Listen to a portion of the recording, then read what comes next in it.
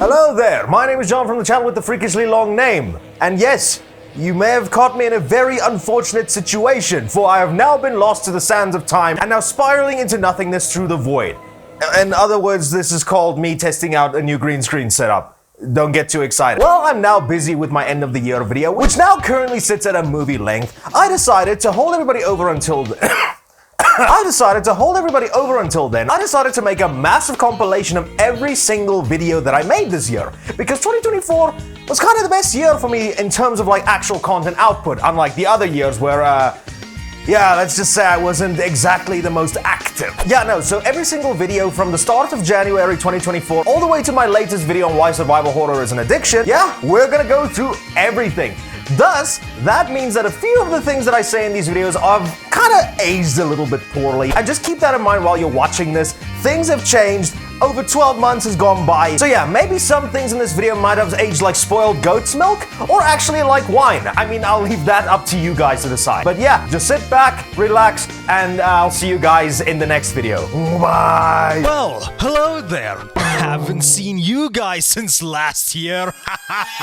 And as we all know, 2023 was probably one of the best years for gaming. We got two of the best remakes in horrors, reminders that PCs aren't always the best places to play certain games, a reminder that Call of Duty should be a dead and buried franchise, and furries got ripped big time. But as per usual, we've got an assload of indie games as well that just sweep throughout the year. We got games like Cocoon, Dave the Diver, Pizza Tower, and all that kind of stuff. But at the end of the year, something was released into the world that absolutely soloed everything that came out before it. And that game is Lethal Company. Now, this is one of those games that just came out. I had never heard a single thing about it and only just saw bits and pieces of it while scrolling through Twitter. It wasn't until one of my best buddies, the Big Forcely, gifted it to me that I finally decided, you know what, fuck it, let's see what all this is about.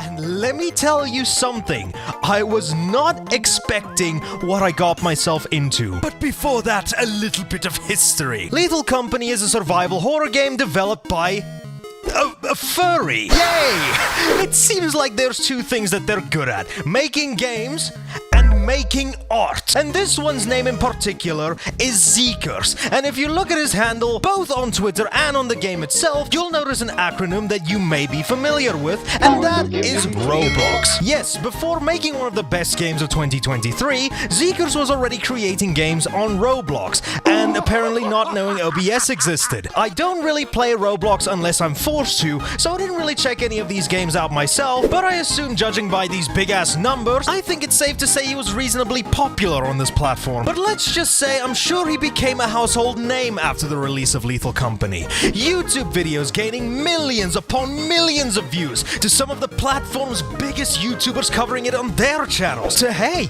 even one of my buddy Scrake's doing a deep dive on the lore of the game, which I voiced in, by the way, and I was apparently compared to AI, and I still don't know how I should feel about that, to even being so popular that it outsold the latest Call of Duty. I do think it's safe to say that this game isn't going anywhere anytime soon.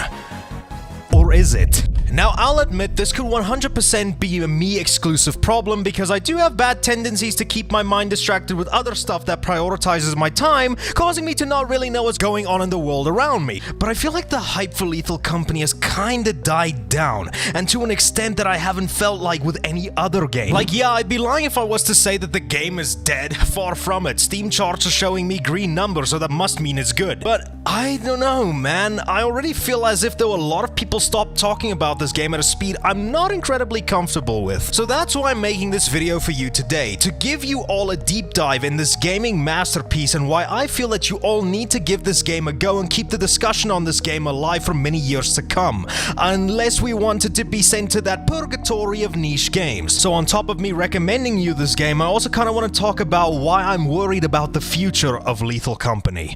So for those of you that for some reason does not know, Lethal Company is a horror game. Could have probably fooled me.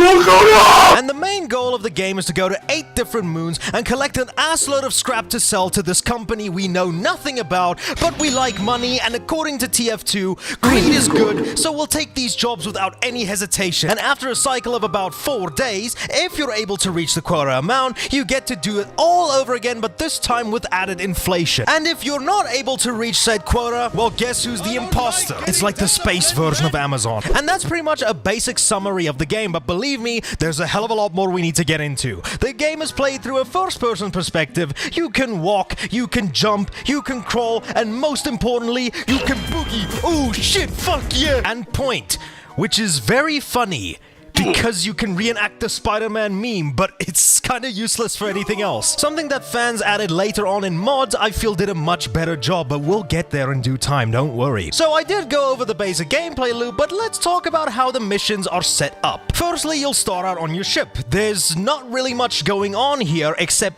being able to switch off the lights, because the lighting engine is really good and Zeekers wanted you to know that. And the PC, which I'm pretty sure must give a bunch of IT nerds from the late 60s a hard-on from its retro design. And from here, you're able to select which moon you want to go to, buy equipment ranging from useful stuff to useless shit. And you're also able to do some cool stuff that I'll get to a little bit later. So from the get-go, we have access to 8 different moons, each of which having their own distinct layouts as well as their own biomes to give them that little extra dash of variety. Sadly though, a lot of these biomes are reused in some instances, but these were made by just one wolf, so cut him some slack. He has yet to learn the way.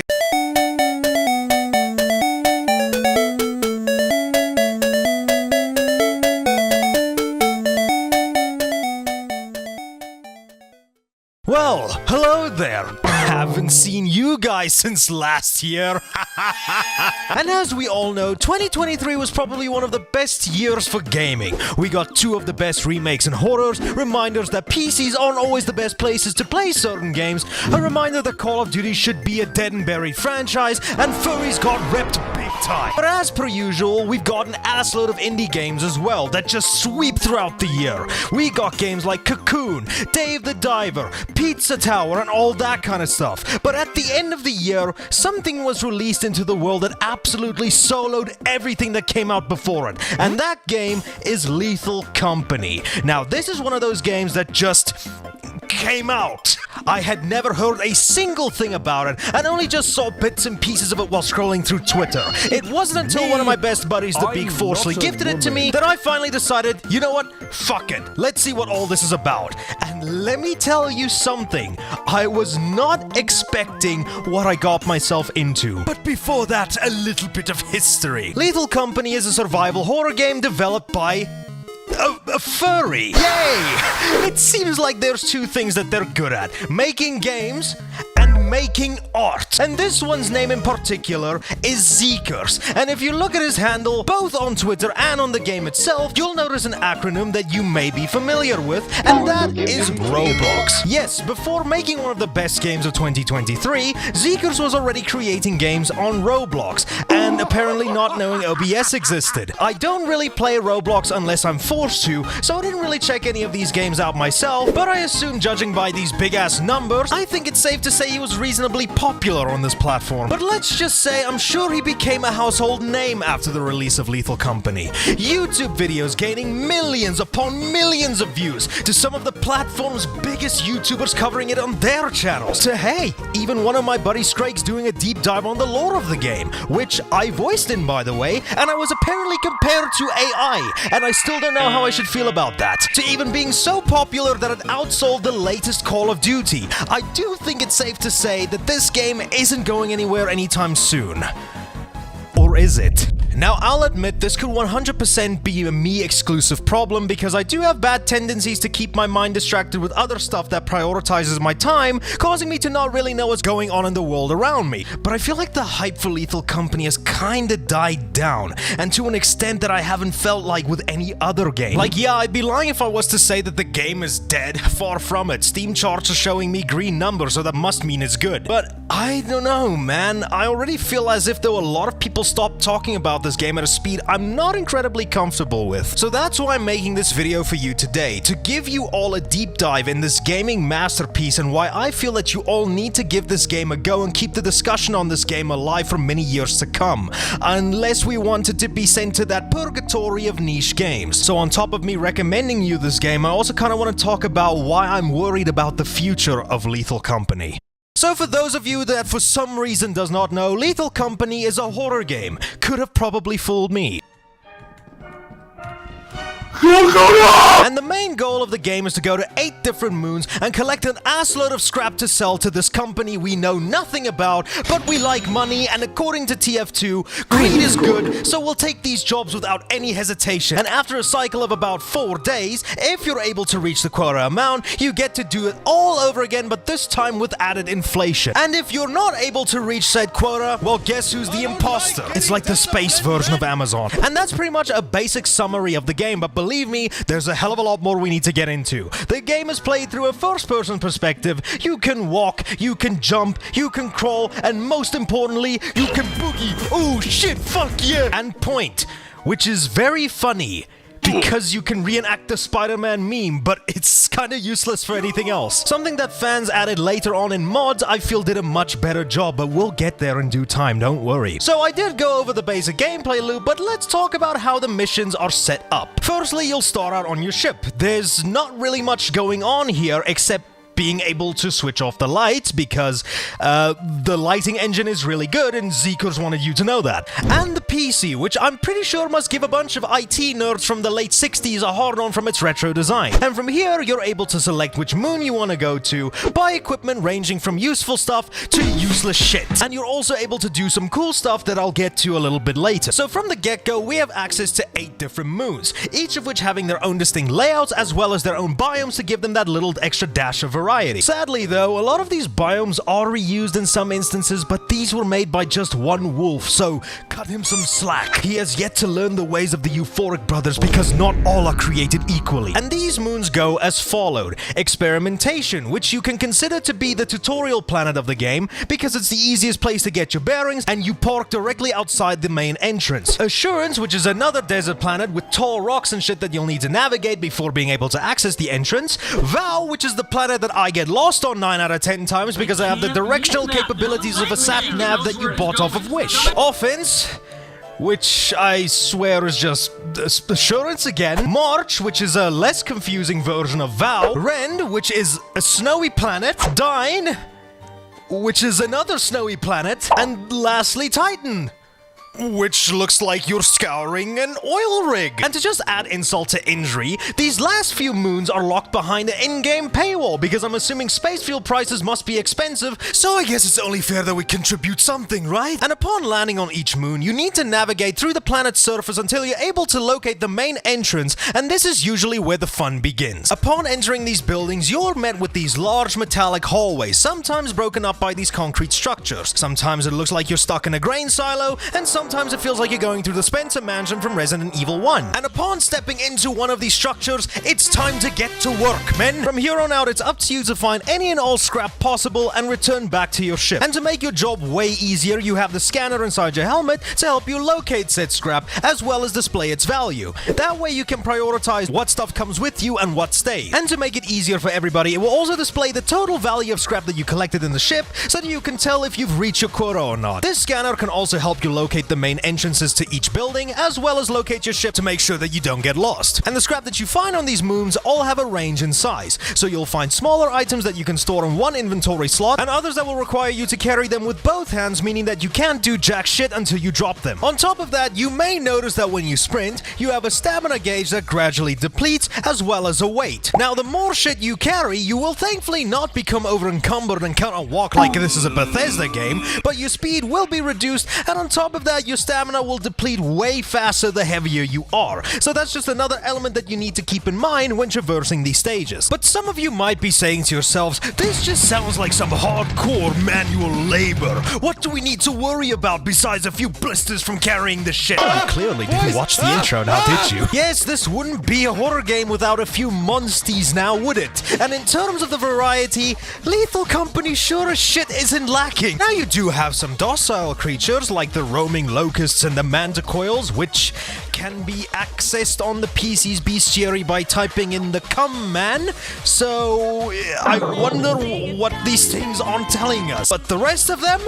They can just piss off. So let's go down the list, shall we? Firstly, we have the baboon hawk. I don't see the resemblance to either one of these animals. We have the snare fleas, which apparently thinks consent is optional, as it wraps itself around you and your buddy's head until you take it out with a melee weapon, or just take the easy way out. We have a spore lizard, which I just like to call my widow friend, because look at him, he's so cute! And he must love you too, because when you get too close, he inks! A blob, which is a blob! I'm sure someone finds that hot. We have Alma Wade, a spider, the weeping angels, music boxes with legs that turns into sand. Fuck me, man, we are not lacking in any monster variety. And there's even a few more on here that I haven't even seen or know that they existed. Like this nutcracker with a shotgun and a mask, which I wear with the smile of hours at a time. But we're not done, because we have a few of my favorites here. So as followed, you have the eyeless dogs. They are dogs with no eyes, if you couldn't tell. That will have no issue killing you the second that you utter as much as a whisper, which from first-hand experience I can tell happened. They all shut up. The circuit bees, which are the funniest enemies in my opinion to take on. Run to the ship! They are on my ass! And if you're also able to grab their hive, that gives you another massive payoff. Or it could be the death of you and your entire team if you fuck up. Wait, fucking close this thing before they leave. Wait. No, open! Open! What do you mean open for what?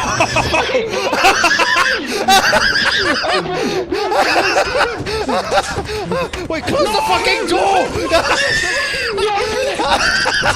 Open! The Thumper, which isn't the Bambi character. Or maybe he is and he just survived Chernobyl. The Force Guardians, which are these hulking titans that are into Vor. The Earth Leviathan, which is a giant worm that really loves Vor. So much so that fuck just eating you, it's got a much bigger appetite. The Loot Bug, which is the happiest enemy out of everybody, because I mean, just listen to him. And the easiest to kill. And probably the most iconic monster in this entire game, the Bracken. This white-eyed scaly fuck is probably gonna be the cause of the most amount of scares in this entire game. You see, much like the Weeping Angels enemy I mentioned for a brief second, the Bracken is the total opposite of them. The little shit will first sneak up behind you like an incel seeing a woman for the first time, but when you lay eyes on the thing for the first time, it pisses off for a brief moment to another part of the map. And the play with him is to just not stare at him for too long, unless you like acting like an owl without the neck flexibility. And then when that happens, you'll be taken into the back rooms, where it'll be up to you or your teammate to retrieve whoever got killed. Or just leave them like the good friend that you are. But even with these monsters, you're still far from done. Because even the moons have a vendetta against you. Because you see, there's a whole bunch of weather conditions that can also affect whichever moon you go to. These can include eclipses, which doubles the amount of enemies, to fog, which makes you think you stumbled into Silent Hill. Hell, sometimes you can fall victim to the power of Zeus. Why my Xbox? Ow! To heavy rain and floods that can cause huge bodies of water that can drown you, or cause quicksand to smother you if you're not able to get out on time. And speaking of time, there's also a time limit. When that clock strikes midnight, like it or not, that ship is leaving you and your entire crew behind. And certain enemies, like the eyeless dogs as well as the Force Guardians, only show up past 5 PM. So it's always a good idea to keep an eye out on what time it is. So needless to say, there is a lot of things that you need to keep track of. And it could be a little bit of a pain in the ass if you're not even able to tell the signs of what might be around you. But it's not to say that the game is entirely impossible, because sometimes they'll give you a few signs to let you know what's ahead, like for example the backrooms area that lets you know that a Bracken is in the stage, to some of the spider webs in the hallways, to the loud thumping of footsteps that do not belong to your teammates. These are just some of the things that gives you a little bit of a hint and let you know what you're dealing with, but a lot of the times you're just gonna run into some of these things without any warning, and that is exactly what I love about this game. And that is the unpredictability of each of these encounters. That's also helped on by the fact that each of these stages are procedurally generated, meaning that there is never going to be a chance you're going to get the same environment twice. To help give a little bit of an explanation as to what I mean by this, a thing that I really don't like in horror games are telegraphed scares or just giving a massive reveal to whatever's going to be pursuing you. Like, let's take Resident Evil 2 and its remake for instance, if I need a simple example. Like in the original, when you see the liquor for the first time. In the original PS1 release, there's this huge cutscene that plays beforehand showing you how the thing looks, what it's capable of, for example, it being able to climb on different surfaces and its long tongue, which already kind of prepares you for the fight ahead of time, but in the remake, nah. Fuck you, you'll fight now. And that's what I love about Lethal Company's enemies. You're just randomly gonna be playing, see this thing come out of the darkness, and then you'll need to make a split decision on the fly to see how you can escape the thing. Hell, the only way you'll be able to know anything about these enemies is if you were able to remember to scan the thing before booking it out of there, so you can read up about what they are on the bestiary. So that's just all the dangers that the game has to offer as well as its core mechanics. But let's talk a little bit about the more shallow things, you know? Like, let's talk about the game's visuals. Since this was made on the Unity engine and only made by one person, don't expect Call of Duty levels of fidelity over here. Nah, just made the graphics look 10 times worse and then outsell that franchise. This game's graphics is nothing to write home about, but that doesn't mean that there's no charm to be found here. The game is cel-shaded, giving it a very cartoony look from the monsters and the crew members. Everything in this game is heavily saturated, making colors pop, as well as making darker areas near impossible to navigate without a light source. And for how good the visuals work for the type of game that this is, that wouldn't mean jack shit if there wasn't some good sound added to this game. And let me tell you, in the sound department, this is probably the best game to utilize it, and that creates one of the most immersive atmospheres I've ever played in any game. From the hum buzz of your ship to the dead silence of the outside of each moon, only broken by the sounds of the manticoils, bees, and locusts, to the desolate, metallic-y, echoey noises that come from the inside of each building. Fucking hell, dude, it's just amazing. And that also extends to the actual horror when an enemy starts chasing you, when something just pierces through the silence at a moment's notice, and then all that silence is just replaced by the sounds of doors opening and closing, and your footsteps doubling as you try to run away from whatever's chasing you. Now, another thing that I need to mention with the sound being absolutely phenomenal also extends to the game's in-game voice chat. You simply can't truly experience Lethal Company with friends in your little dinky 5-member Discord channel. In order to fully get immersed into the universe, you need to use the in-game chat. From how everything just sounds normal when you're next to each other, to how it sounds when you chat to your buddies over the walkie-talkie, to the echoes of the hallways in the building, it's just amazing. Also amplified by the fact that the voices just get quieter and quieter the further away you move from each other, meaning that you can't always keep tabs on your buddies at all times by just listening to them, as they may never answer again, or maybe, unfortunately, the last thing that you'll hear from them are the screams of terror when something finally catches up to them. Oh, yeah, and sometimes it could just be this.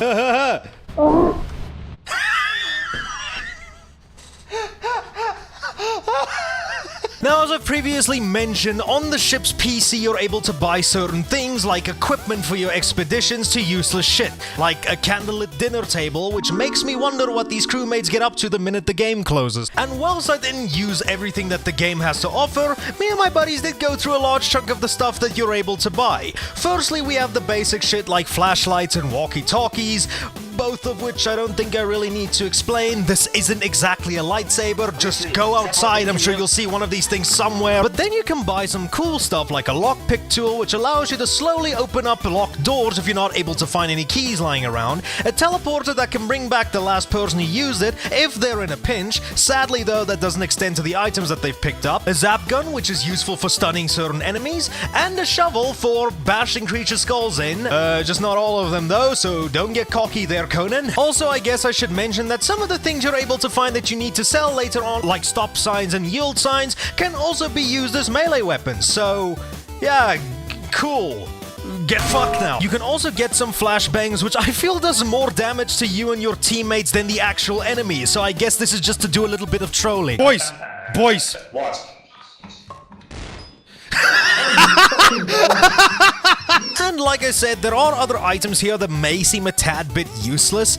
It's just more to liven up the ship a little bit, but some of them do have interesting benefits that you wouldn't really think about, like using the boombox as a distraction with its funky tunes, or using the loud horn to signal your colleagues as to where the ship is, or to use a war cry for a morale boost, but that one doesn't always work all the time. 2, an extension ladder for if you really liked Death Stranding. But all in all, we never really found any need for any of these items aside from the walkie walkie-talkie and the flashlight, because the most important tool in the whole game is without a doubt the ship's PC. Now, aside from using it to buy things and to get you from moon to moon, the computer has another mode to it, where you're able to view the other players in your team as well as the layout of the current map, both inside and outside. And on this map, you're able to locate items that pop up as these little diamonds on screen, locate other enemies that show up as these red circles, and what I personally think is the coolest thing, interact with certain items inside each building. Now, another threat that I forgot to mention is that there's a bunch of man-made shit inside each building. The two of which I'm aware of are the mines, which can easily be jumped over, and the turrets that are still alive and kicking, and if it catches you, well, let's just say that makes one of you. And on top of that, you may also see in your playthrough all these different doors in some hallways, some of them being open and some of them being closed. And by typing in the codes that are found on these doors into the PC, you're able to actually unlock them or lock them as you please. And on top of that, you're able to disable the turrets for a set amount of time. This makes having someone on PC duty an absolute must if you want to do shit efficiently. It's a hell of a lot better than being stuck in the van in Phasmo, if that's what you're wondering. And probably the most important thing about all of this is that you can always use your walkie-talkie to help give real-time information to your team members, and that is so cool. Also, there is some lore shit that you can pick up to read about on the ship later, but watch Shrakes' video instead. So once all of that's said and done, once you've overcome every single obstacle, once you've collected every piece of scrap you're able to, you have got one last stop to make before you reach the deadline of your quota, the company building. So once you land here, you just plop all the shit that you want to sell over here, ring the bell to have Captain Hook take all the stuff. There's also something for those that like hentai in here too. And then the cycle repeats itself the next day, with a fuck ton more you're going to need to sell, and that's the entire gameplay loop of Lethal Company. Man, this game is just fucking awesome.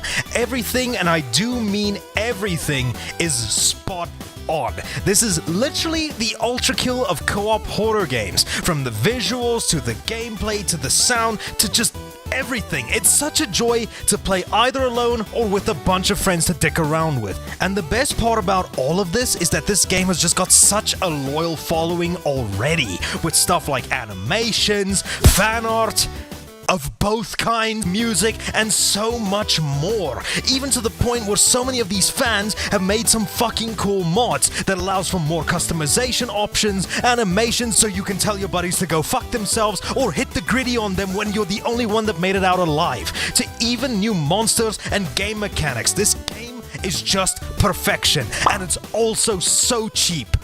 But that's also why I'm kinda worried about it at the same time. Fall Guys, Among Us, Phasmophobia, and BattleBit Remastered.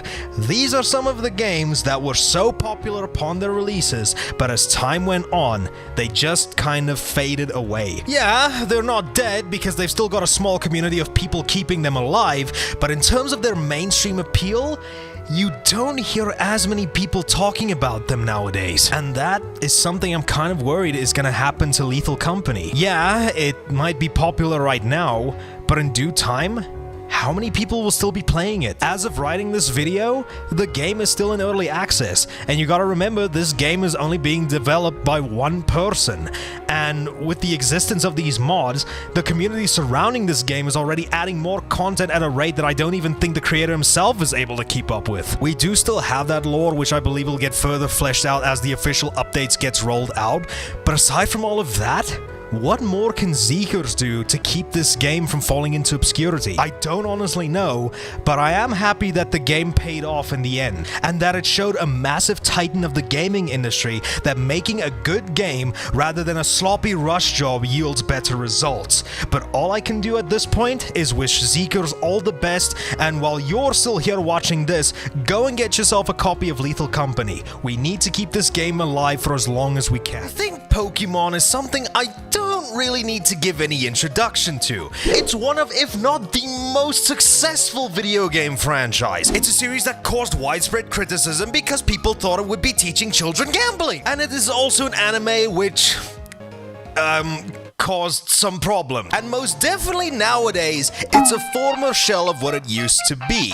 At least that's what people keep telling me. Hey, my name is John, also known as the Proteus Hater. And me personally, I've never really been one to play the games with the mons in them. I don't really own anything of any Nintendo consoles aside from a Wii, so the only experiences I've had with Pokemon was this game called Battle Revolution, which from what I've been able to piece together myself, it's just basically a prettier version of the stadium games on N64, and the only other games I've ever played were through morally questionable means. I mean, I liked what I played, but I've never really been a humongous fan. But then again, I've only ever really put in an hour into these games, so I guess I didn't really give it enough of my time to grip me. I forgot, games only tend to get better after 40 hours anyway. But now where I got most of my Pokemon experience was through the card game and the anime, both of which I've completely forgotten everything about aside from nowadays watching YouTubers covering the card game and seeing James being based. Let's blow those whining women back to the Dark Ages right where they belong!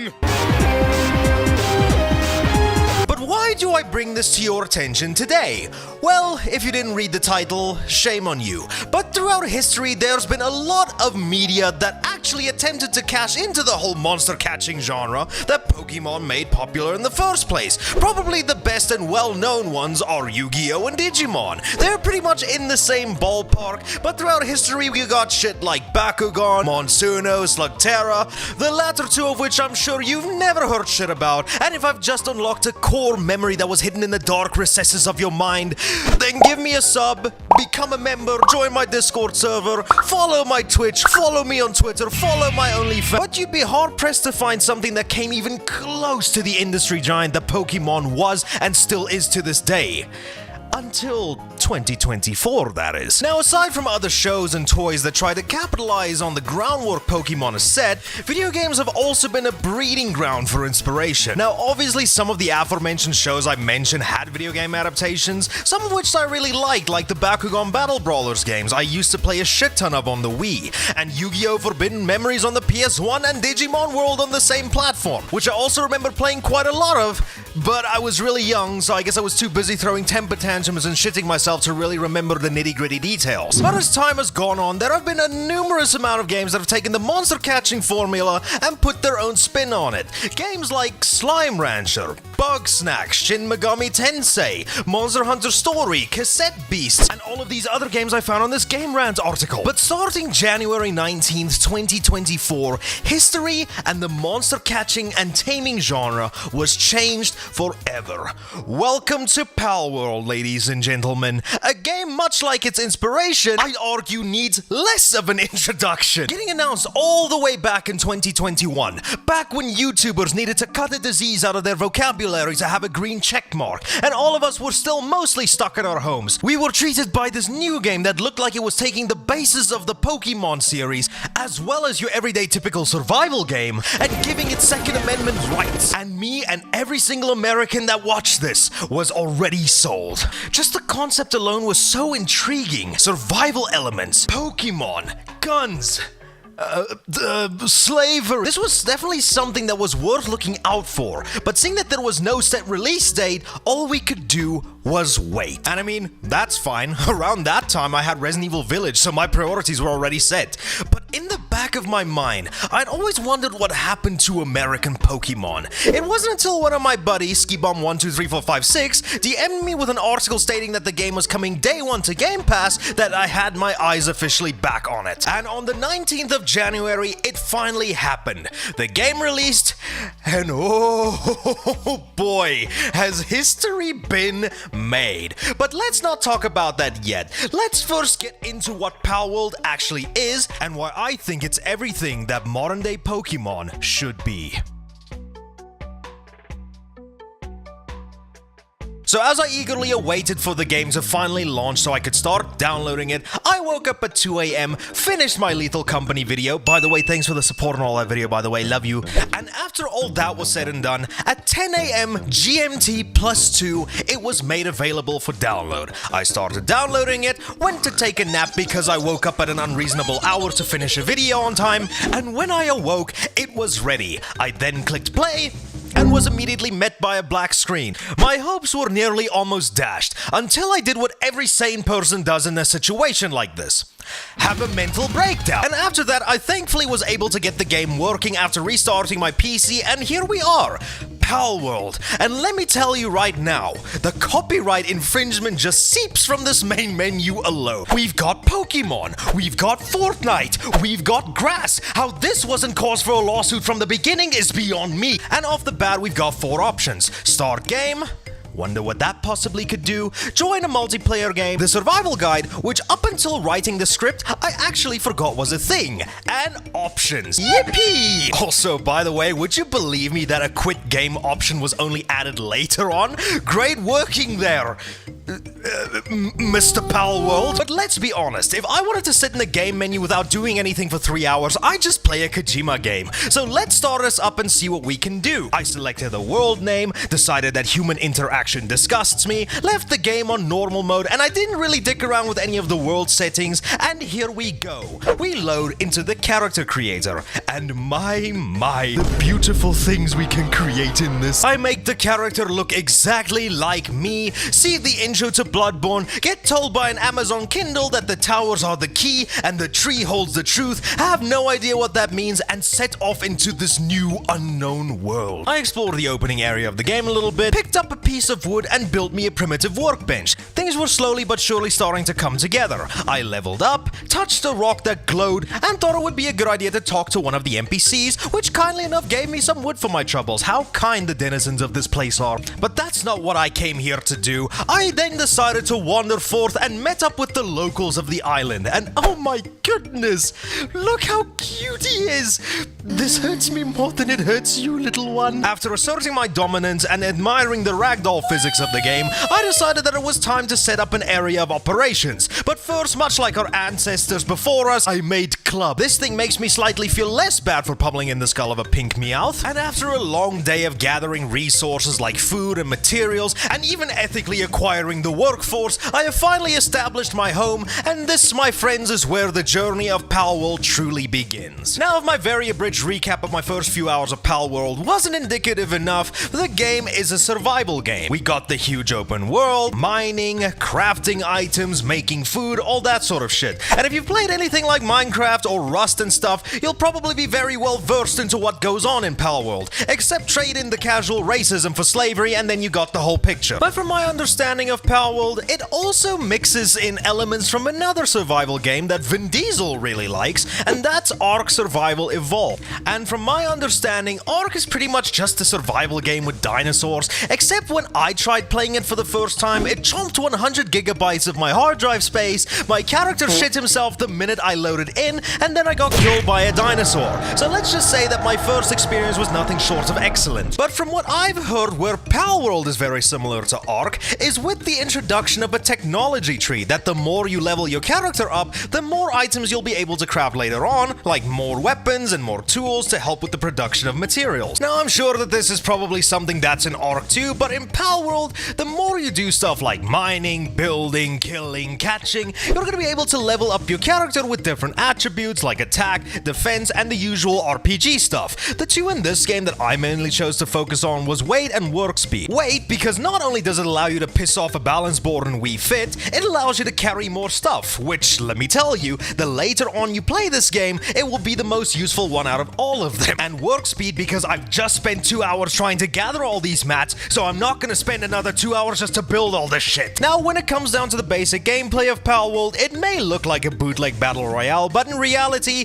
I don't think Pokemon are the only people that should be suing. The game's combat and exploration are essentially an amalgamation of Legend of Zelda Breath of the Wild and Dark Souls. Breath of the Wild because it's got a huge open world you're freely allowed to explore with close to zero restrictions, and Dark Souls because there's a stamina bar and dodge rolling. And I guess if you want to have a little bit more of a specific comparison, I think this game could be compared closer to Elden Ring in that case, because hell, the pals you're later able to fight even have similar music. And oh yeah, I think it's about time I mentioned the pals, shouldn't I? It's not like it's the game's namesake or anything. Throughout your journey, you're gonna be coming across a fuck ton of different pals. All of them can range from cute to more cute. But don't let those looks deceive you. They'll turn you into a husk in the blink of an eye. And these pals serve a bunch of different things. They can help you craft WMDs at your base. They can help you cook food, work the mines, and help commit deforestation. And what each pal is good for is going to be made available to you in your pal decks,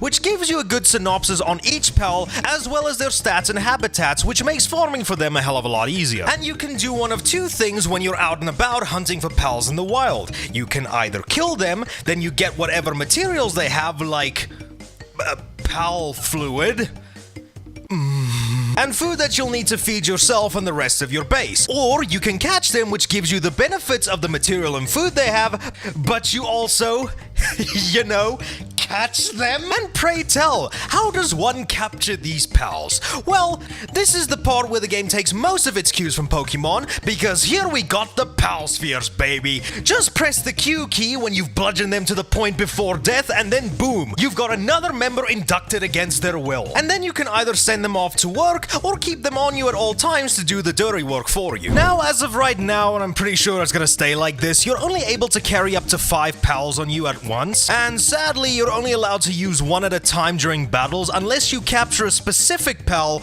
but I'm not telling you which one it is on this video. I'm not a tutorial channel. And as you can expect, they'll automatically enter combat and help you out with any enemy, and on top of that, the pals that you have with you can also assist you in gathering resources around the world when you're not at your base. Like my Digitoys, for example, that I use to help me mine for ore. He's pretty shit at his job, but at least it's a morale boost for me. Now, another thing you can do with your equipped pals are utilize special moves with them, whether it be something for combat like a special ability, or something that helps speed up the flow of moving around the world, like creating mounts that you can craft for certain pals for either land or air travel. And for some of them, you're even able to do some really cool stuff, like with the Fox Sparks, for example, you can actually equip a harness to it and use it as a makeshift flamethrower, and this Coco from Foster's Home knockoff that can shit explosive eggs. I find it quite amusing. I did a giggle. So that adds a little bit of a strategic layer for what pals you want to take with you, not only for combat, but also for resource gathering, and to make exploration less of a hassle. Now yes, I did mention that you can enter combat with your pals, but you don't really have much of a say in what they do, except for the frequency at which they attack, and that kinda sucks a little bit, but they get the job done at the end of the day, and if they're at a high enough level, this isn't usually a problem. But as for your character, unlike most protagonists in these kinds of games and shows, your character doesn't pussy out on combat and gets right in the action. I mean, my character did just casually beat a sheep and cat to death with his bare fists, and much like Jason Brody from Far Cry 3, that was just the spark of the bloodlust. Your character can equip a whole bunch of different weapons, ranging from melee stuff like your spears, which he can't actually throw for some reason. Listen, I think copying Rust wouldn't have gotten you into more trouble than you already are, to a baseball bat. Shame there's no spikes in the game, because I would have loved to do a little Negan cosplay, to later on being able to craft ranged weapons like bows and crossbows with different stats like fire and poison, to the thing we were all waiting for, the fucking guns. Starting all the way from a dinky little musket to ending off with the damn rocket launcher, the latter of which I have still yet to unlock for myself, so subscribe to this lovely person right here. They touched way less grass than I to achieve this. And weapons don't just extend to your character. No way, once you craft yourself a pal bench, you can give some of your pals some firearms of their own, like giving a monkey an assault rifle, which we all know is just the greatest idea. And I guess the best way to describe the gunplay, firstly, if you've played Fortnite, then you've played this. Just point, aim, and shoot.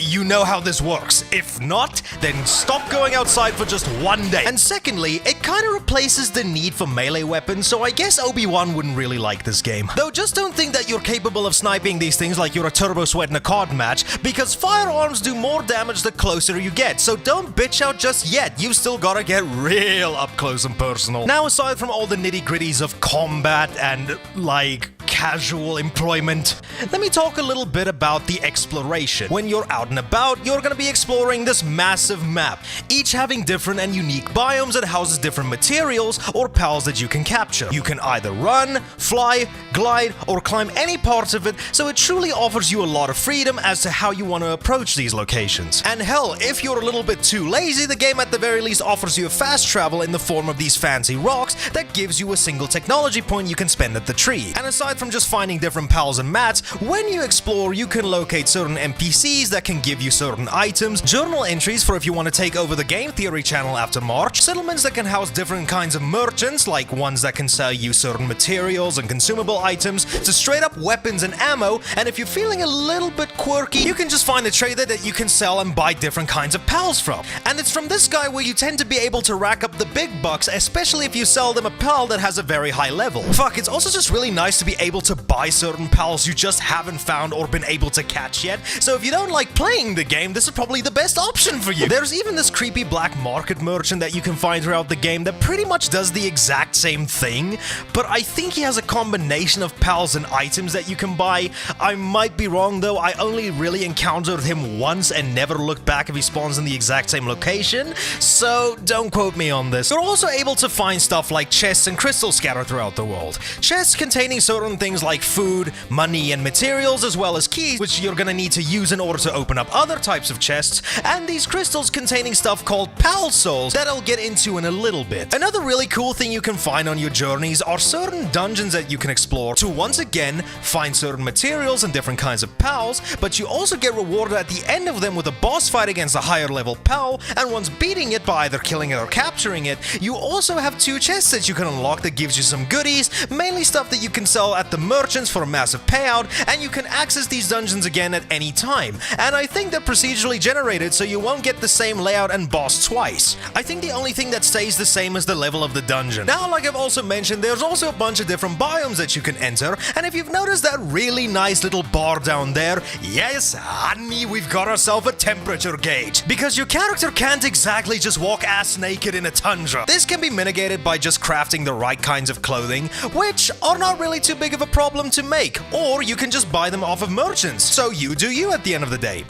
Or you can just die from frostbite, who's stopping you? Also, sometimes you can run into some not friendly human characters holding up these poor little pals in cages, so that means that they need to die, obviously. Oh, and fun fact, you can catch them too, and apparently in this world, that counts as being inhumane, but this doesn't. And while you're just busy running around doing dungeon runs like a little goblin and killing off the human populace of the island, another thing that you'll notice on the map are these specific pals dotted all over the place. These are the bosses of the game. Do they contain any plot significance? Not sure. They're just bosses, so you either need to A, capture them, B, not capture them, and upon beating them you get yourself a shit ton of XP, as well as an ancient technology point that I will get into right now. So I've described quite a lot about the world and what you're able to do and find in it, but I'm starting to feel a little homesick, so let me talk about the one place you'll unquestionably be spending most of your time in, and that is your little sweatshop. I mean your little humble abode. Where here,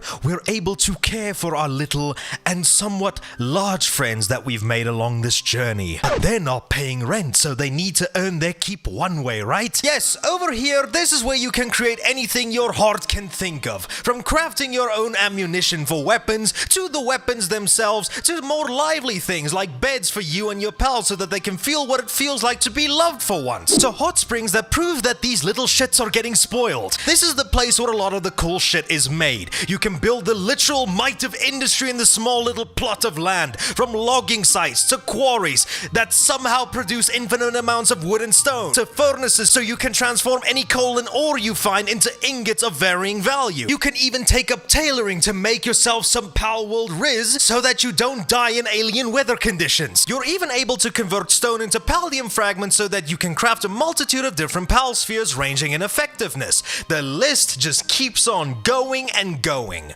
Or should I say, the technology tree just keeps going down.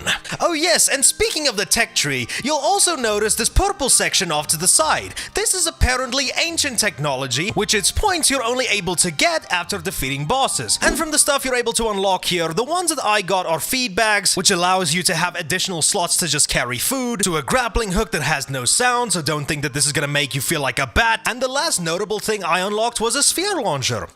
which sucks. Oh, and you're also able to get this PAL distiller that if you fuse a bunch of the same PALs into it at once, you can create a higher level version of that PAL. And as you can imagine, with all the shit that you're able to do at your base, how does one keep tabs on everyone? Well, keeping tabs on them comes in the form of this little menu at the top right of the screen that displays the current status of the working PAL from when they're in good condition to when they're depressed or incapacitated. And for the life of me, some of the status effects that your pals can get shocked with makes absolutely no sense to me. I've got this one that tells me that one of my pals are feeling down because of poor working conditions. My brother, we live on a plot of land and I built you a fucking bed and a hot spring and I provide you your damn food by slaughtering your own kind. So please tell me, what of this place does not meet your standards? And sometimes I have no idea how to treat some of these effects. What do I do if someone is feeling neglect? There's a feature in this game that allows you to pet your pals, which proves that you still have some humanity left in you. But does this actually do anything? I've petted a depressed pal constantly, and that did nothing. So who's actually neglecting you? Is there a workplace affair that I'm not aware of? But aside from some of those, I've really not noticed anything these supposed debuffs really cause that hinder your production. So I guess they're just a little bit attention hungry. But as I've mentioned, sometimes pals can get incapacitated. I assume workplace injuries aren't a foreign concept in this game. And once that happens, you're going to need to take them to the heart and soul of your base. The very thing we've crafted to claim this land as our own, the PAL box. And in here you can do quite a bunch of things. The main thing that you're going to be using this thing for is assign pals to the base so that they can do certain jobs. I should mention though, earlier I did say pals have certain stats. Well, that extends not only to their overall gamey stats, but also to what they'll be specializing in at the base. These can be handiwork, where pals will help you build and make things faster, watering, which... well, take a guess. Logging, which produces more wood, and yeah, you get the idea. And you can see all of that in the PAL box. It's also here where you're able to assign what pals to take along with you, and an important thing that I need to mention that will relieve a lot of you is that pals don't really die. The ones you caught, anyway. I don't know what happens to these ones, but in order to revive them, you just need to drop them in the PAL box for 10 minutes, and then they'll be good to serve you for another day. The production cycle truly never ends. It's also here from the PAL box where you can fast travel to different areas on the map, and in the PAL box is probably the only real place where you can get listed objectives for the game. And what I mean by that is that you're actually able to level up your base here. Now, in order to do that, you're gonna need to do some specific tasks from this list. But once you do them, your reward mainly just comes from the fact that you're able to add more pals to work in the base so that they can help speed up production. Now, on a little bit of a side note, I have managed to do this myself, but I'm not sure when this is made available to you, but at a certain level for your base, you're able to add another base. I'm not really sure how many you can add, but it's kind of useful, like maybe to use the second base exclusively for wood and stone and that kind of stuff. But to me personally, that's just another form of micromanaging I'm not really all that well equipped to deal with at this point, so in all honesty, I might just scrap my second base and send every worker there back to the job. It also gives me two things to worry about at the same time, because it would not be a survival game unless at some point you get fucking raided. Yes, at certain points on your stay on the island, you'll just be minding your own business and then either mercs, PETA, or other wild pals will just come storming to your base. To my knowledge, because I got my ass handed to me quite a few times after raids, they only just really break your shit and kill you and your pals, but they don't really do much other than that. I don't think they steal anything, so they just seem to be more of an annoyance if you lose. But they can give you some really handy stuff for if you win. Hell, if you get attacked by wild pals, you might be able to catch a few for yourself, so there's always a benefit if you're well prepared for shit to go down. Oh yeah, and I just realized this as I was busy recording. You can also incubate eggs so you can hatch new pals. So I just forgot about it because I've stopped using it later in the game. The one and only last thing I can really think of off the top of my head that I still need to mention is that you can build the statue of power thing that just looks like Lucario, okay? His name in-game is Anubis, but I don't give a shit, that is Lucario, so I'll just be calling him that from now on. Now, upon crafting a Lucario statue, you're able to do one of two things. Either buff your character's capturing abilities, and also buff your currently equipped pals from stuff like their health to their work speed, etc. Now, to upgrade both of these things, you need to collect the following. For your character, you need to find these things called Liftmonk effigies. Collecting these will increase your capture power, and the higher level the capturing power needs to be, well, then you can bet your ass you're gonna be needing needing to collect a hell of a lot more effigies. Thankfully, they emit this very eye-catching glow, so you'll always be able to tell where they are at a distance. And to increase PAL stats, you're just gonna need to explore till you find these crystals lying around the place that contain PAL souls. And once you reach a certain level in the PAL stats, you're gonna have to be looking for other types of PAL souls scattered throughout the map, either purple or yellow. Another thing that I forgot to mention during the exploration thing is that you can sometimes come across these trees that contains different kinds of fruit that you're able to feed to your pals, which give them different abilities, some of which can give a pal an ability from a different kind of element. And these different kinds of abilities can be set in the party menu. Or if exploration isn't your kind of thing, the economy always thrives in this game. But from all of that, I'm pretty sure that that is every single thing that there is to know about Palworld so far. But however, there is one last thing that I need to bring up, and that are the tower boss fights. You see, during your ventures, you'll stumble across these towers, the one that you've seen in the game's title screen. Here, you'll fight what I guess is this game's equivalent to gym leaders. So far, I've only encountered 2 of them, and where one I was able to beat, the other one I got my ass stomped in hard by, so take that information as you will. But in killing them, it gets you the most XP and the most ancient technology points, so it's definitely worth the effort. Plus that, you get probably what's the only other time in this game that has cutscenes outside of the intro, so that's pretty cool. Must mean the animator's rent was due. Now that is pretty much everything so far in Palworld. I'll need to say this now, since this game still is in early access, this isn't really a review, and on top of everything I played, I don't even think I've experienced half of the stuff you're able to do in this game. So I just want to let you know what you're gonna get yourself into if you choose to get this game right now. Now, since I've kind of glossed over this a little bit, let's talk about the pros and cons of the game. I think just for the sake of getting things over with, I'm gonna talk about the cons real quick. For starters, that stupid Black's launch screen. I was under the impression I wasn't even gonna be able to play the game, which nearly made me cry, but it worked out, so now I'm happy. Secondly, the game at certain points really doesn't feel all that optimized. Now, I do understand since I was playing this on PC, this has probably got 100% everything to do with my hardware, but from time to time, the game does tend to chug quite a bit. And in a lot of these cases, it mainly happened at my base because it looks like an overcrowded prison, and sometimes the game does tend to drop a few frames when you're out and about in the world, so I really don't know what could be causing this. Other times, the game has a tad bit of a funky launch from time to time,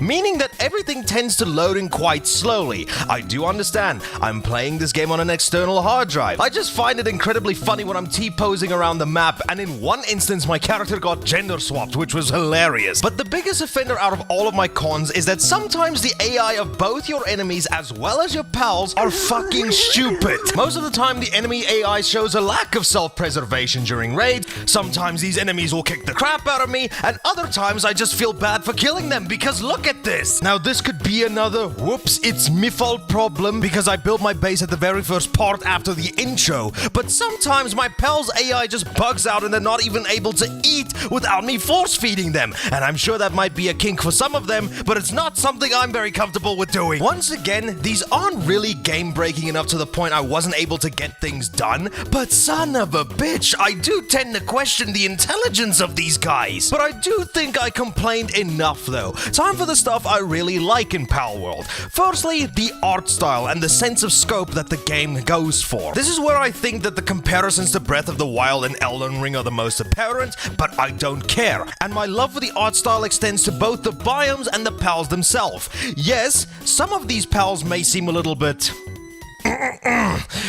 derivative, but at the very least they're recognizable, and you'll need to desensitize yourself pretty hard to not feel bad for ending them if you don't catch them. The map itself is extremely massive, and each biome has its own distinct theme that makes it unique to explore. And that sense of discovery when you find a small settlement or a dungeon by just exploring is so satisfying. Also satisfying is the combat. Whilst melee combat really does take a backseat once you get proper firearms, the gunplay is still really solid, and it's just awesome to plan out a battle against a higher level pal, knowing when it's safe to fire, keep your distance, and let your pal do most of the dirty work. And that intense feeling when you land a pal sphere on it, and you just watch that gauge go up and hear that little jingle go off when you finally caught the thing. The progression and the push for it really feels good as well, because everything you do gives you and your pals XP. Obviously doing things like catching pals will give you more, but at the end of the day, you're still gaining XP, meaning that you are working more and more to that level to so you can craft the next big item you've been eyeing the whole time. And honestly, there's just so much content in this game that you'll be busy long after booting this thing up.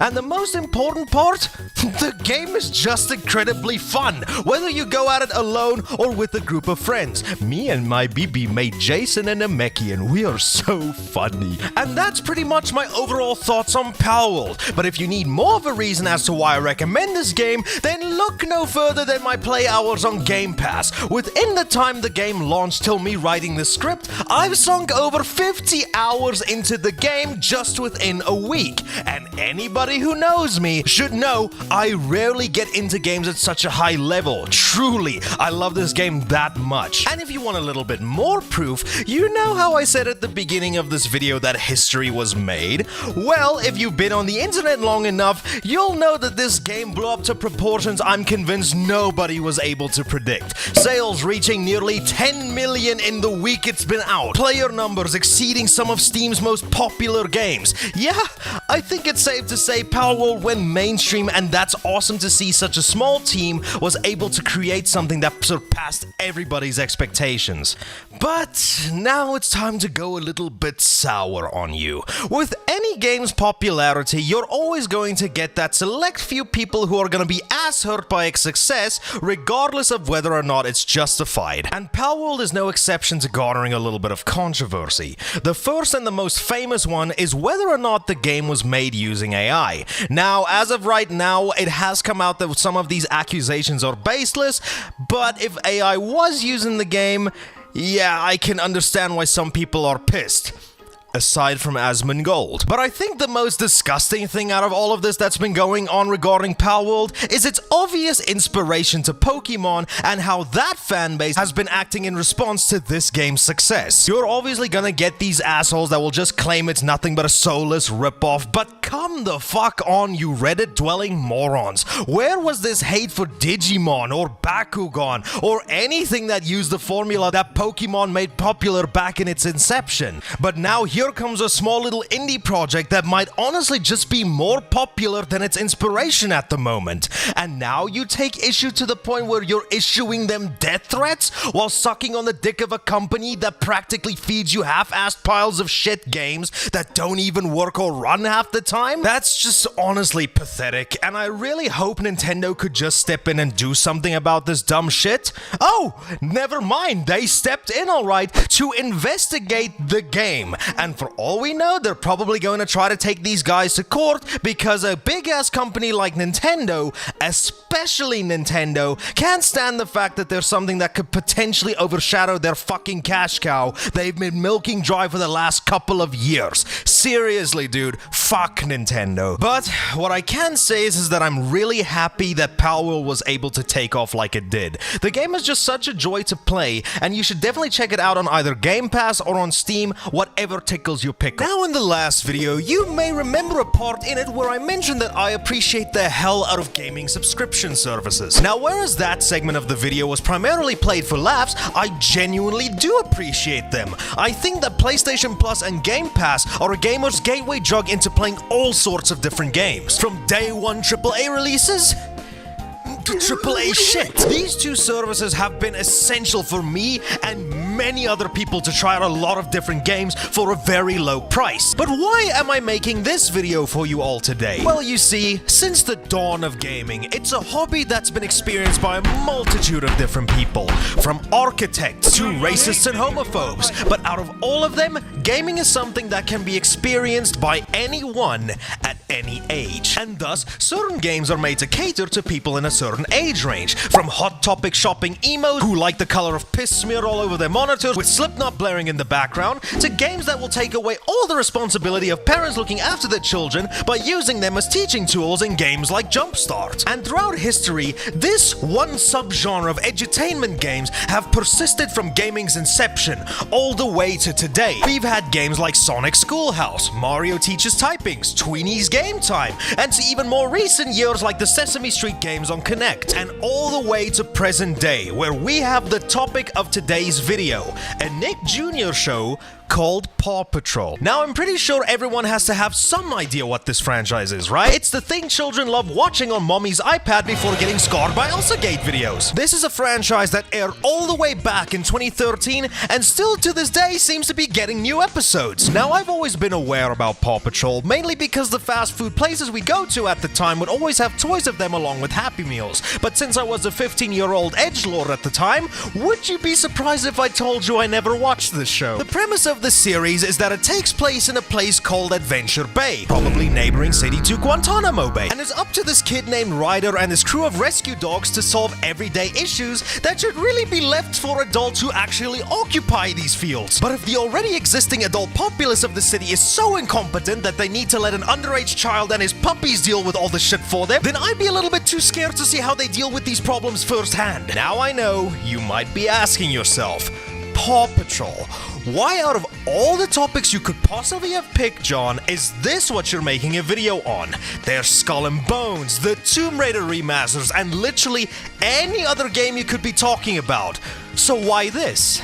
Well then, this is where I go back to around 2022, and this is why I bring up Game Pass and PS Plus. I was just casually scrolling around trying to look for a game to play. Maybe on Game Pass I could replay some of the Halo games, or maybe even Doom Eternal. Maybe I could try to get into something new, like trying out the Ori games for the first time, or just go out of my way to look for something obscure. But as I kept scrolling, I would find them staring at me. And especially nowadays, seeing Paw Patrol sandwiched between games like Ninja Gaiden, Palworld, Payday 3, and Persona 3 Reload, these games stick out like sore thumbs. Or sometimes, maybe I want to go on to PS Plus and try out some of their quote-unquote exclusives, like the Final Fantasy VII Remake, Days Gone, or Spider-Man Miles Morales. Maybe PS Plus is something that Game Pass doesn't.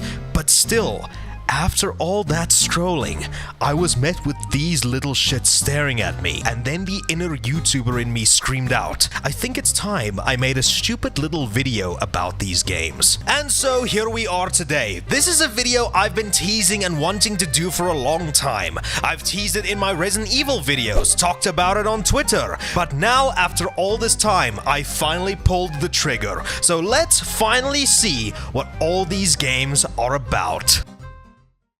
But before I decided to fully commit to playing all of these games, I kinda needed a palate cleanser just to know what I was getting myself into. So I watched a few clips of the show, as well as a few minutes of the first movie. And yes, I can confirm, this is definitely a kids show. Performances are about what you'd expect, loud and high-pitched enough to the point where it's like the vocal equivalent to key jangling. So much color that at points it might feel like you're watching an acid trip. An animation that it looks like it's got 20% more of the budget than the original Beast Wars Transformers. It's pretty much like any other 3D kids show, even like the stuff that I watched back in the day. Though this will never come anywhere near to something like Mickey Mouse Clubhouse. It's always a pleasure to hear how Mickey refers to putting a toaster in a bathtub. That's a surprise tool that can help us later. The movie fared a little bit better though. Animation quality really amped up because of the higher budget, and it had some catchy tunes to it. And I think that this movie has one of the coldest threats I think I've ever heard in any form of media. Maybe you should just pick that up and put it in the trash.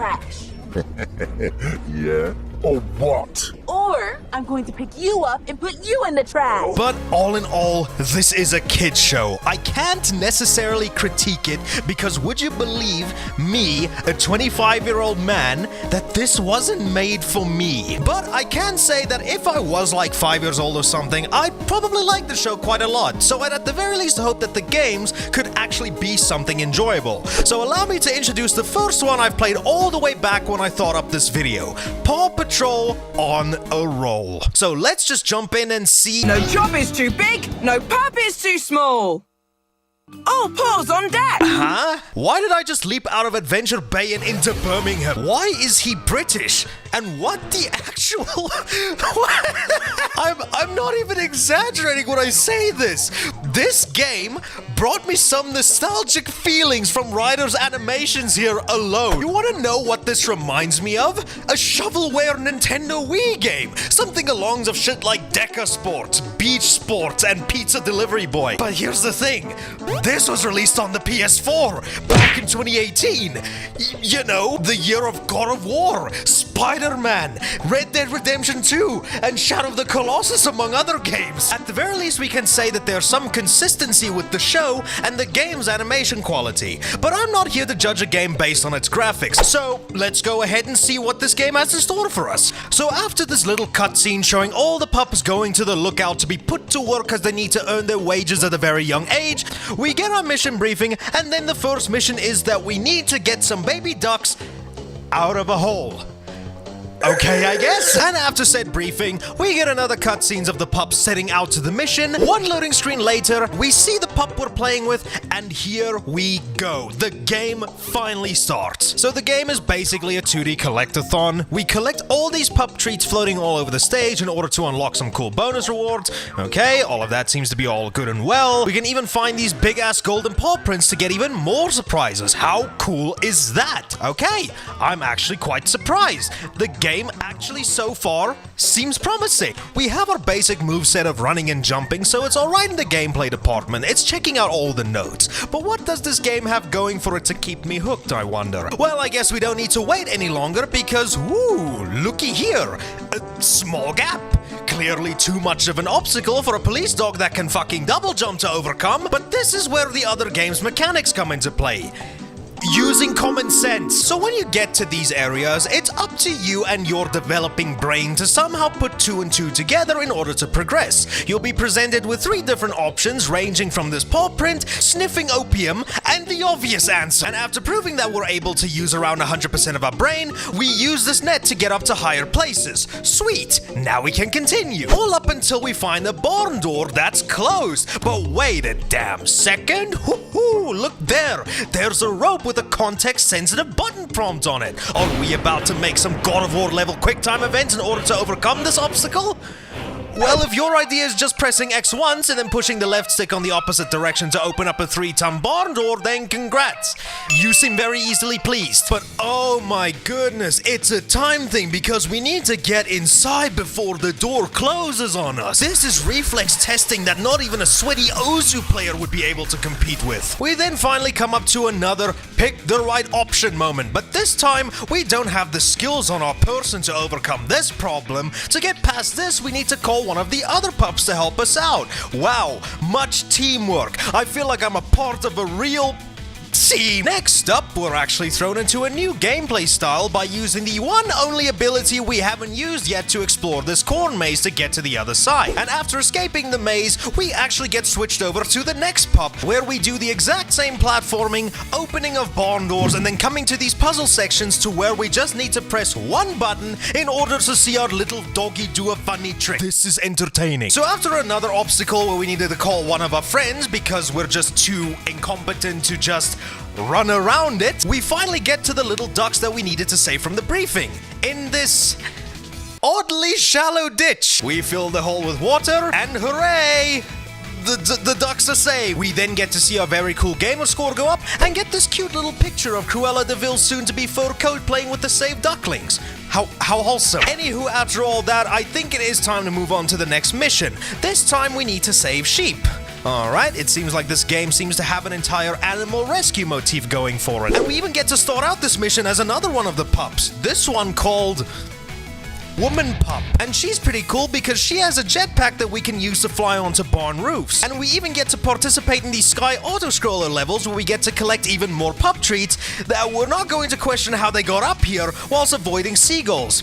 And yeah, that's pretty much most of the interesting changes in gameplay I was able to note. The rest of the game is just this pretty basic 2D collectathon platformer with the occasional breaks in gameplay to make sure that your child is cognitively functional by asking them to choose the right answer when prompted. It's quite simple. But I would say that this game is pretty inoffensive if I'm being completely honest here. Yes, the monotony of doing the exact same thing over and over again was causing me to get ever so closer to finding the cure to insomnia, but I'd have to say I've genuinely played worse games before. But there was something I was rather curious about. You see, what I tend to do whenever I make videos is I go onto websites like howlongtobeat.com to see how long a certain game is going to take me to get through, just so I can schedule it around my work and life stuff. And seeing that I still had other games in the series I needed to take a look at, I was naturally curious to see how much of my time was going to be spent. 4 fucking hours? Are you on something? I was about to pass out after 20 minutes because of the samey mission structure.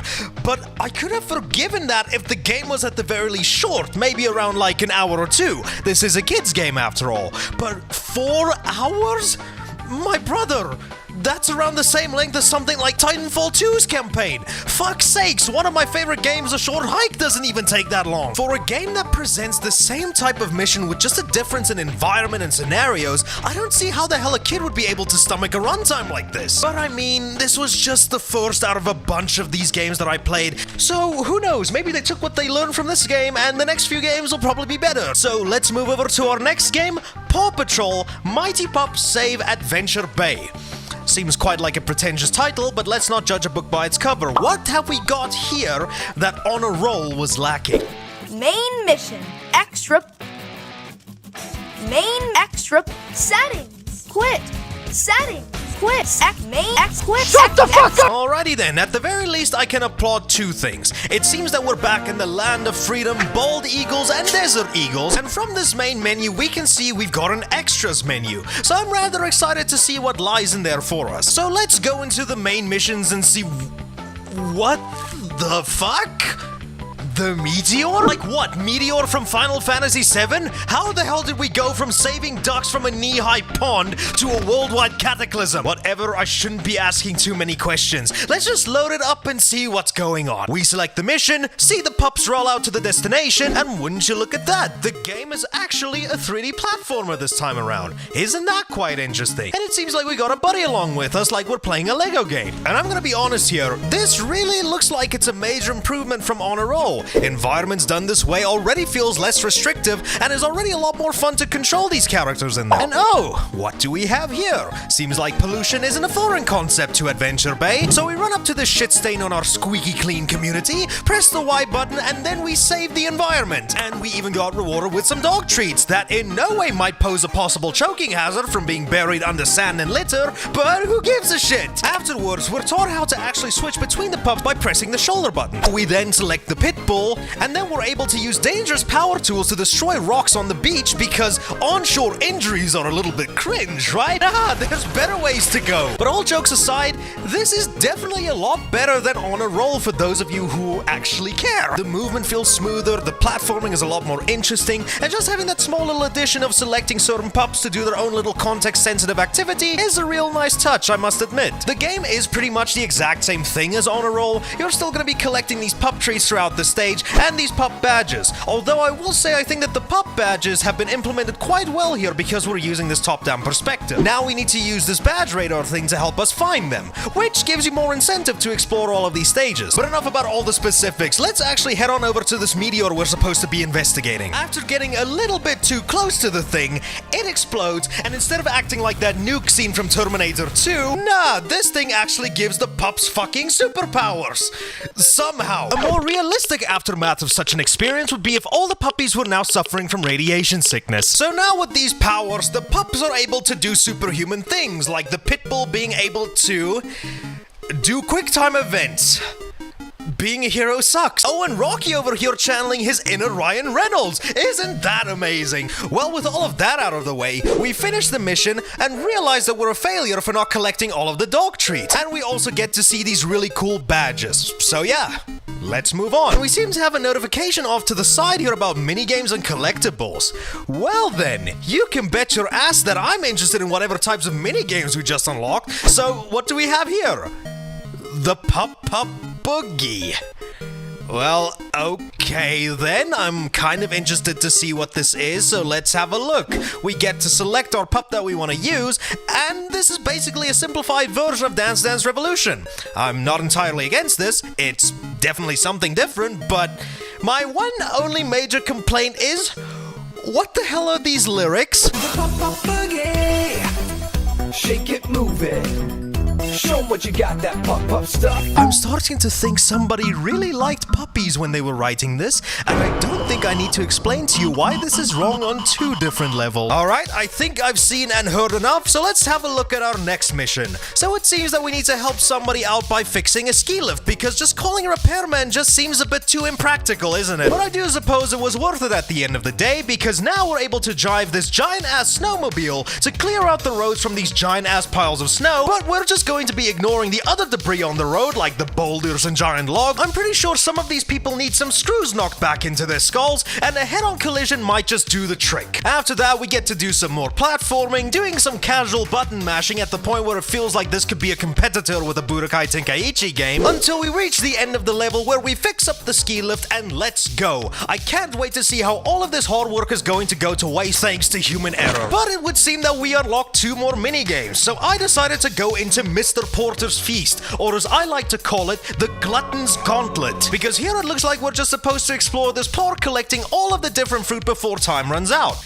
I guess it's great because it focuses on the game's strength, being its platforming, but we've got a main game to complete. And main game complete I actually did this time around, because the game's runtime was about 1.5 hours, which I think is way more forgiving on my sanity. Well, I mean, the rest of the missions weren't anything really too special. We've done a little bit of casual plant watering, did the exact same sky mission from Honor Roll, only with it now being the exact same thing as the snowmobile mission, channeled our inner Tom Holland by scaling up this cliffside, which I'd say was just a non-maze version from that segment from Honor Roll, fixed a bone fracture like I was playing a kid-friendly version of Trauma Center on the Wii, explore ancient ruins because this game had to remind me that I needed to finish the Tomb Raider Remasters, but here I am making this video, explore the inside of a volcano where I'm pretty sure I can hear a BSAA agent punching a boulder not too far from here, and then we get to the final level where we need to escort civilians to safety after the main villain of this game attacks the city hall with a giant robot. An ordinary Sunday for this place, I'm sure. And once saving all the citizens and completing a series of QuickTime events, that's the end of the game.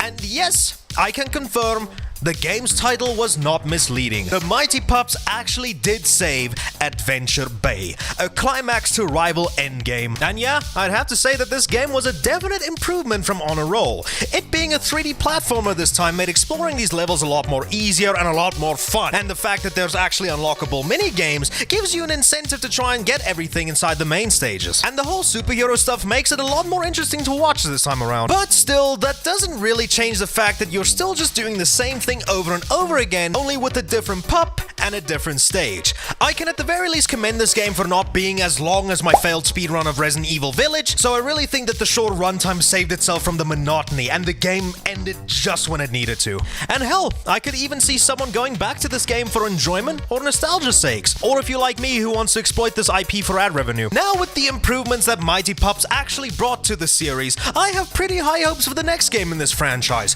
Paw Patrol the Movie, Adventure City Calls. That's right, everybody, we got ourselves a movie tie-in game this time around. And as we've learned from history, movie tie-in games could be a definitive hit or miss. So could Paw Patrol's movie tie-in prove itself to be the X-Men Origins Wolverine of the franchise, or the Dennis the Menace? Well, already loading up, I can definitely say that Ryder looks a little different. The rest of the pups, they look fine though. It's like someone actually finally figured out how to do fur textures for the first time. And the game itself probably has the best visual polish out of all of them. The lighting looks really nice, the colors are nice and eye-catching, and there's actually a lot more stuff visually going on in the stages to make the city feel a lot more lifelike. Like actually seeing civilians talking to each other in the background, to the streets actually having traffic on them, which stops for you every single time you cross the road. It just feels like a more lifelike world, which I have to applaud. But this is where my praise kinda ends, because this game is pretty much a repeat of Mighty Pups. I understand that this news may be too much to bear for some of you, but don't worry, the torture won't go on for too long, I promise. You still have the same 3D collectathon platforming from before, you still have these vehicle sections where you need to avoid obstacles like this is Temple Run, you still have the minigames that you need to do in order to put an end to the chaos that the civilians somehow found themselves in. Hell, you even still have the same Pup Pup Boogie minigame from before, only now this time, the lyrics are gone. Does this mean that they were self-aware? Why would that be the only thing that they omitted from the sequel? But the game's biggest flop, in my opinion, is that every single part of the game takes place in identical locations. You got the city streets, back alleys, the rooftops, construction sites, and all of that. So yeah, it takes place in different areas around the city to try and make it have a little bit more variety, but I sadly don't think that this can come anywhere close to a beach, a ski resort inside a fucking volcano. The graphics might look a hell of a lot better, but damn, is this a missed opportunity. I think the only interesting switch in visuals and gameplay is when you're going underwater, which makes me think that these pups are at risk of contracting cholera, but they remind me of a scaled-down version of the swimming stages from Crash 3, so that was actually really cool. But other than that, everything about this game is pretty much the same as it was in Mighty Pups. At least the game was still around an hour and a half like the last game, so at the very least it ended before I could start questioning my life choices. But with all of that being said, this finally brings us to the final game of today's video. Now, before I go into this, I want to add that yes, I'm aware that there are still probably a ton of these games floating around. Hell, I even wanted to request a review code for what was at the time the latest game, Paw Patrol World. But then I realized that the devs might not actually like me shitting on a game primarily centered towards children, so I decided against that idea. So with that, here's our final game for today, Paw Patrol Grand Prix. Because as we all know, if anything gets popular with kids and is a successful franchise, whether it be an obese Chris Pratt or a blue hedgehog that supplies his fandom with art that by no means will get this video demonetized, there will be a racing game based around it. And Paw Patrol is not an exception to this rule. And what can I say? This game is actually good. In fact, it's the best game out of every single game I took a look at today. By no means is it really a tough or innovative game for its genre, but everything just works here. The racetracks are nice and varied, the vehicles, whilst being a lot more slower than your normal car racing game, actually don't feel that bad to control. There's items here that you can use to disrupt other players, there's boost pads that make you go like 1 mile faster, and as annoying as this was to me, the characters actually have shit to say during the races, even though a lot of the time it's just the same shit on repeat, because I'm sure that that won't get old in the ears of a child. But for me, at nights I can still hear the screams. Hell, characters even have their own special moves after collecting a certain amount of dog treats. This game isn't that bad. Hell, I'd even go as far to say that it's a great time. Now, this obviously won't be my very first choice if I invite a few friends over to play a racing game, hell no. But for what it actually is, this game isn't all that bad. And I think I might actually know why that is. Because this game was made as a game first, and not some learning tool to teach kids easy shit like in the previous games. I would say that this is a great entry-level game for kids who find the idea of playing shit like Mario Kart or Crash Team Racing too intimidating. So, this is probably the best way I could have ended off this video. And since I need an arbitrary reason to extend this video's runtime, I guess you're all wondering how I'd rank these games. Well then, I guess in the top tier I'd say Grand Prix is the best because it seems like somebody realized that not all kids are complete lanky box watchers and might actually want to appreciate a good game every once in a while. Second place would have to go to Mighty Pups because of how it innovated the Paw Patrol platforming subgenre. Third place would have to go to Adventure City, a definite letdown in an oversaturated world of movie tie-in games, and last place would go to Paw Patrol on a Roll, definitely a game that was the first of its kind, but nothing can justify that runtime. Even Call of Duty campaigns are shorter than that. I find it incredibly funny how this is the second time in a row I'm taking a look at a video game that got inspired off of a Nintendo property. Last time we took a look at Palworld, a game that took its inspiration and then expanded upon it to the point where it's arguably more mainstream now than the series that inspired it. Or it's because Lavander is canonically horny, so who really knows? And now this time we're taking a look at a game that takes a lot of its inspiration from the only Nintendo license where you can hurl abuse to random strangers online, and that game is Splatoon. Now once again, as I've mentioned in the last video, I don't really own any Nintendo consoles besides the console where its controller looks like it can be used for play in 2 different ways. But I am quite aware about the Splatoon franchise, both from watching videos about all 3 games as well as the fan base that proves that we just can't leave things be now, can we? But much like how Palworld is the opportunity for everyone else outside of the Nintendo sphere to get in on the whole monster catching and taming genre, today's game is also aiming for the same thing, except this time it's only for people who own PlayStation consoles. So they're being a little bit stingy, the selfish pricks. This is Foam Stars, ladies and gentlemen, a game much like its inspiration ditches the idea of the Second Amendment and switches that over to foam guns. that shoots foam. And that apparently kills people. Look, I do know that if shampoo foam gets in your eyes, the feeling is not very pleasant, but for goodness sakes, it's not going to cause a fatality. But from the looks of the trailer, yeah, for sure I can guarantee this thing is going to be replacing Subway Surfers at the bottom of TikTok compilations. It's got so many bright lights and eye-catching colors. It's definitely got the style and concept down. But can the game hold its own against its competition? Well, then we won't have to wait long, because as I'm writing the script, the game has just come out. I put close to an hour into the game, and I promptly deleted it after I spent all that time. And if that's not enough to tell you how this game is already, then I'm not sure what better hints I can give you. But this isn't one of my YouTube shorts, no. I actually like making ad revenue, so sit down and let me tell you why I think that PlayStation's Splatoon clone is awful. So firstly, I would like to say that I appreciate game subscription services, because it saved me a couple of bucks from needing to pay for shit I never wanted. So with that, thanks PS Plus, you truly remind me where my hard-earned money goes. But I'm not here to complain about my blatant mismanagement of funds. Let's actually get started. We see who's to blame. Select a language, only one of which I can speak properly. Select an area for matchmaking and... oh?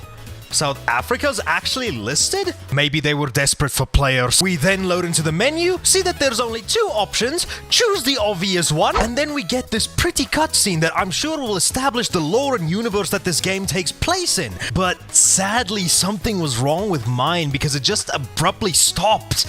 Not sure what happened there. And yippee! We loaded in! We get taught by this lovely chap over here all the essentials of playing a shooter, like... aiming, walking, shooting, bubbles of cum, using special abilities to kill off the Lambells from Palworld, and making a mountain of cum to climb up the wall. We then wield our inner Kelly Slater and ride down this mountain of population pudding, and guess what?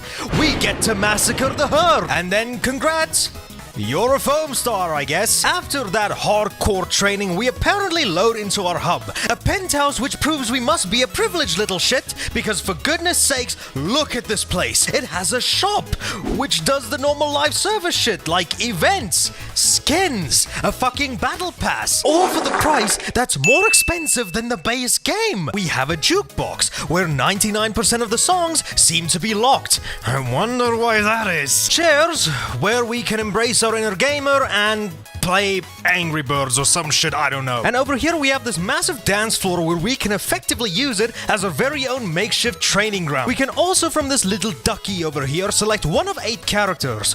Or should I say 6, because the other 2 need to be unlocked first. Because I'm definitely going to be playing this game long enough to do that. And as you can expect, each character has their own special abilities and their own kind of weapon. So I'm just going to let you play this for yourself, and then you tell me what works for you. They all do the same act of spewing assorted medicine that can end the life of another being around the map, so in all honesty, for me personally, it's just a preference thing. Well, I think I've dilly-dallied in the hub for long enough, and I do think it's now time that we actually try getting into a match. So off the bat, we have 3 modes. Smash the Star, which sounds very non-consensual. Private Party, abbreviated to PP, and the text is highlighted yellow, so I'm assuming that this was a self-aware decision. And finally, Rubber Duck Party, which is locked, because we need to have an active player base for our game to sell, so why not force them into the grind? So I selected Smash the Star, and then the wait began. And oh boy, did the wait begin, and did it struggle to end. Actually, that was a lie. The game itself gave up after 5 minutes. Now, okay, I understand. I'm probably the only guy in South Africa that actually knew about this game's existence. So, let me just change my region real quick to our neighbors up above, the UK. So, alright, let's try this again. And let's fucking go. We got ourselves into a match, and... oh, the game just kinda gave up. I'm getting severe flashbacks to RE-verse now that I think about it. Well, you know, this game is new and all, so maybe people are just still waiting to actually get on. So, while I'm at it, I see there's a mission option here, so I'd at the very least hope that this is a single-player component, right? And yeah, it seems like it is, and... what the hell am I looking at? And more importantly, what am I listening to? Breaking news. The Bubble Energy Cores located in the Bubbleski suburb of Bath, Vegas are currently under attack. We have a live feed. Oh my! Look at those bubble beasties! A massive swarm of wild beasties is bearing down on the energy cores. This is a very serious situation. The energy cores contain bubble energy stored at extremely high pressure. Huh? I don't believe it. Was this AI generated? So, the basic summary of the plot of this game is that apparently these bubble beasties are trying to take over the world, and this lamb over here is the evil mastermind? Is this a Cult of the Lamb crossover? So I guess it's time for us, the Foam Stars, to put an end to their adorable tyranny. What a plot, and certainly what a presentation. This feels like I'm watching a Flash animation from the early 2000s. It's very well illustrated for sure, but I feel like I could make this in After Effects if I really tried hard enough. Where'd the budget go from that eye-catching reveal trailer? You know what, maybe I'm just being too harsh. The game is more focused on its multiplayer component, so let's just load ourselves in the first mission and... This is, Tower Defense Mode, where you just keep shooting at these beasties until the game decides to end.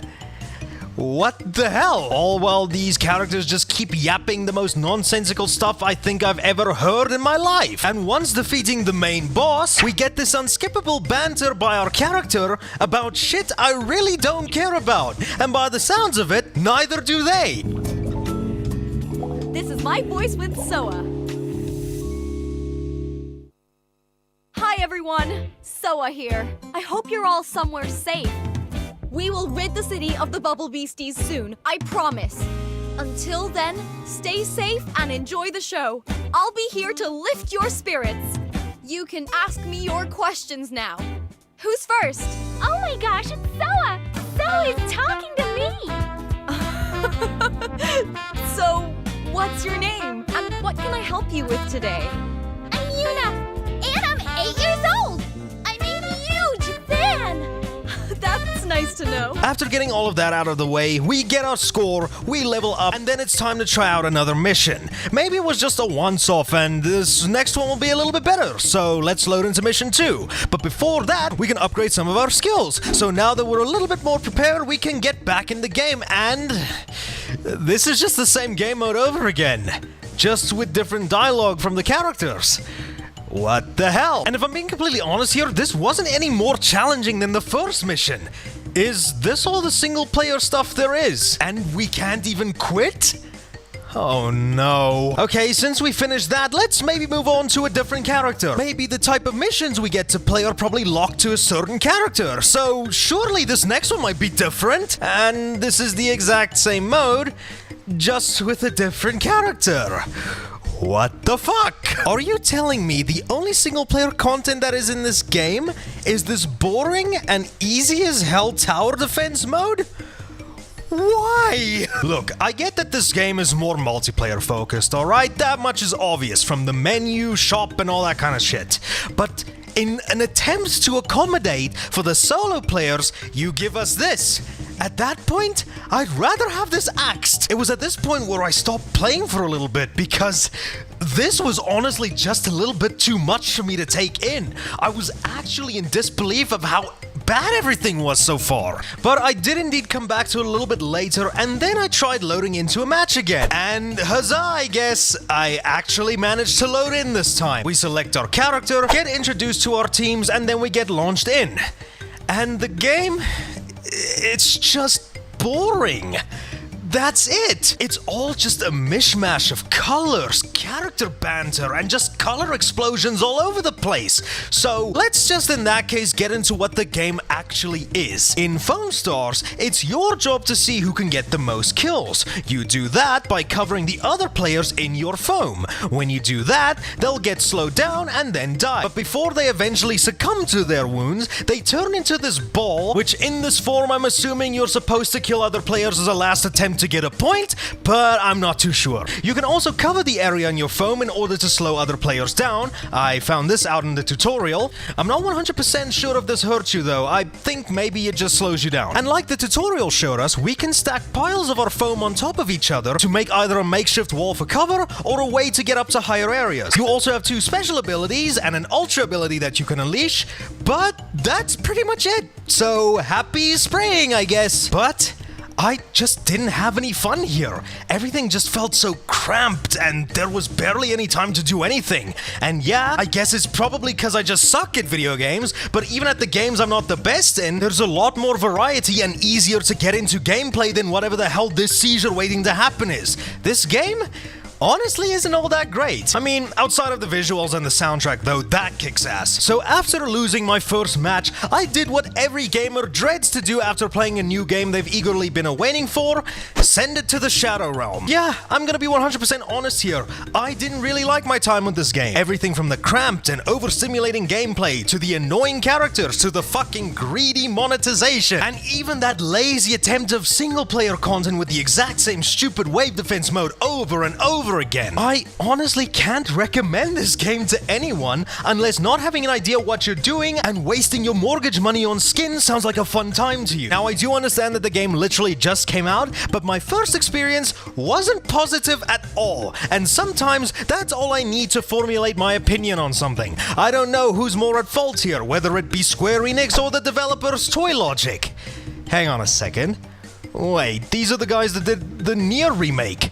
What the hell? No, it's definitely Square's fault. It seems like they've got bad tendencies taking talented development studios and making them make half-ass shitty live service games. I guess Babylon's Fall wasn't a good enough example for them. But yeah, I don't really recommend this game as of right now. Maybe it gets better down the line, but from past experiences with games like these, expect a Twitter apologies in the coming days. Come on. I find it quite impressive how 2024 has just been blessing us with nothing short of peak. For those who actually remember that it came out, we got one of the first Prince of Persia games since 2010 that people really seem to like, to the one survival game that Pokémon ripped off, to remasters of some of the best PS1 games ever made that makes you explore more than just one type of pyramid. And even with more stuff still to come, like the remasters of Star Wars Battlefront 1 and 2, and even fucking Epic Mickey. It's safe to say that 2024 is the 2023 sequel we desperately needed. But there is one game much like Palworld, released not too long ago,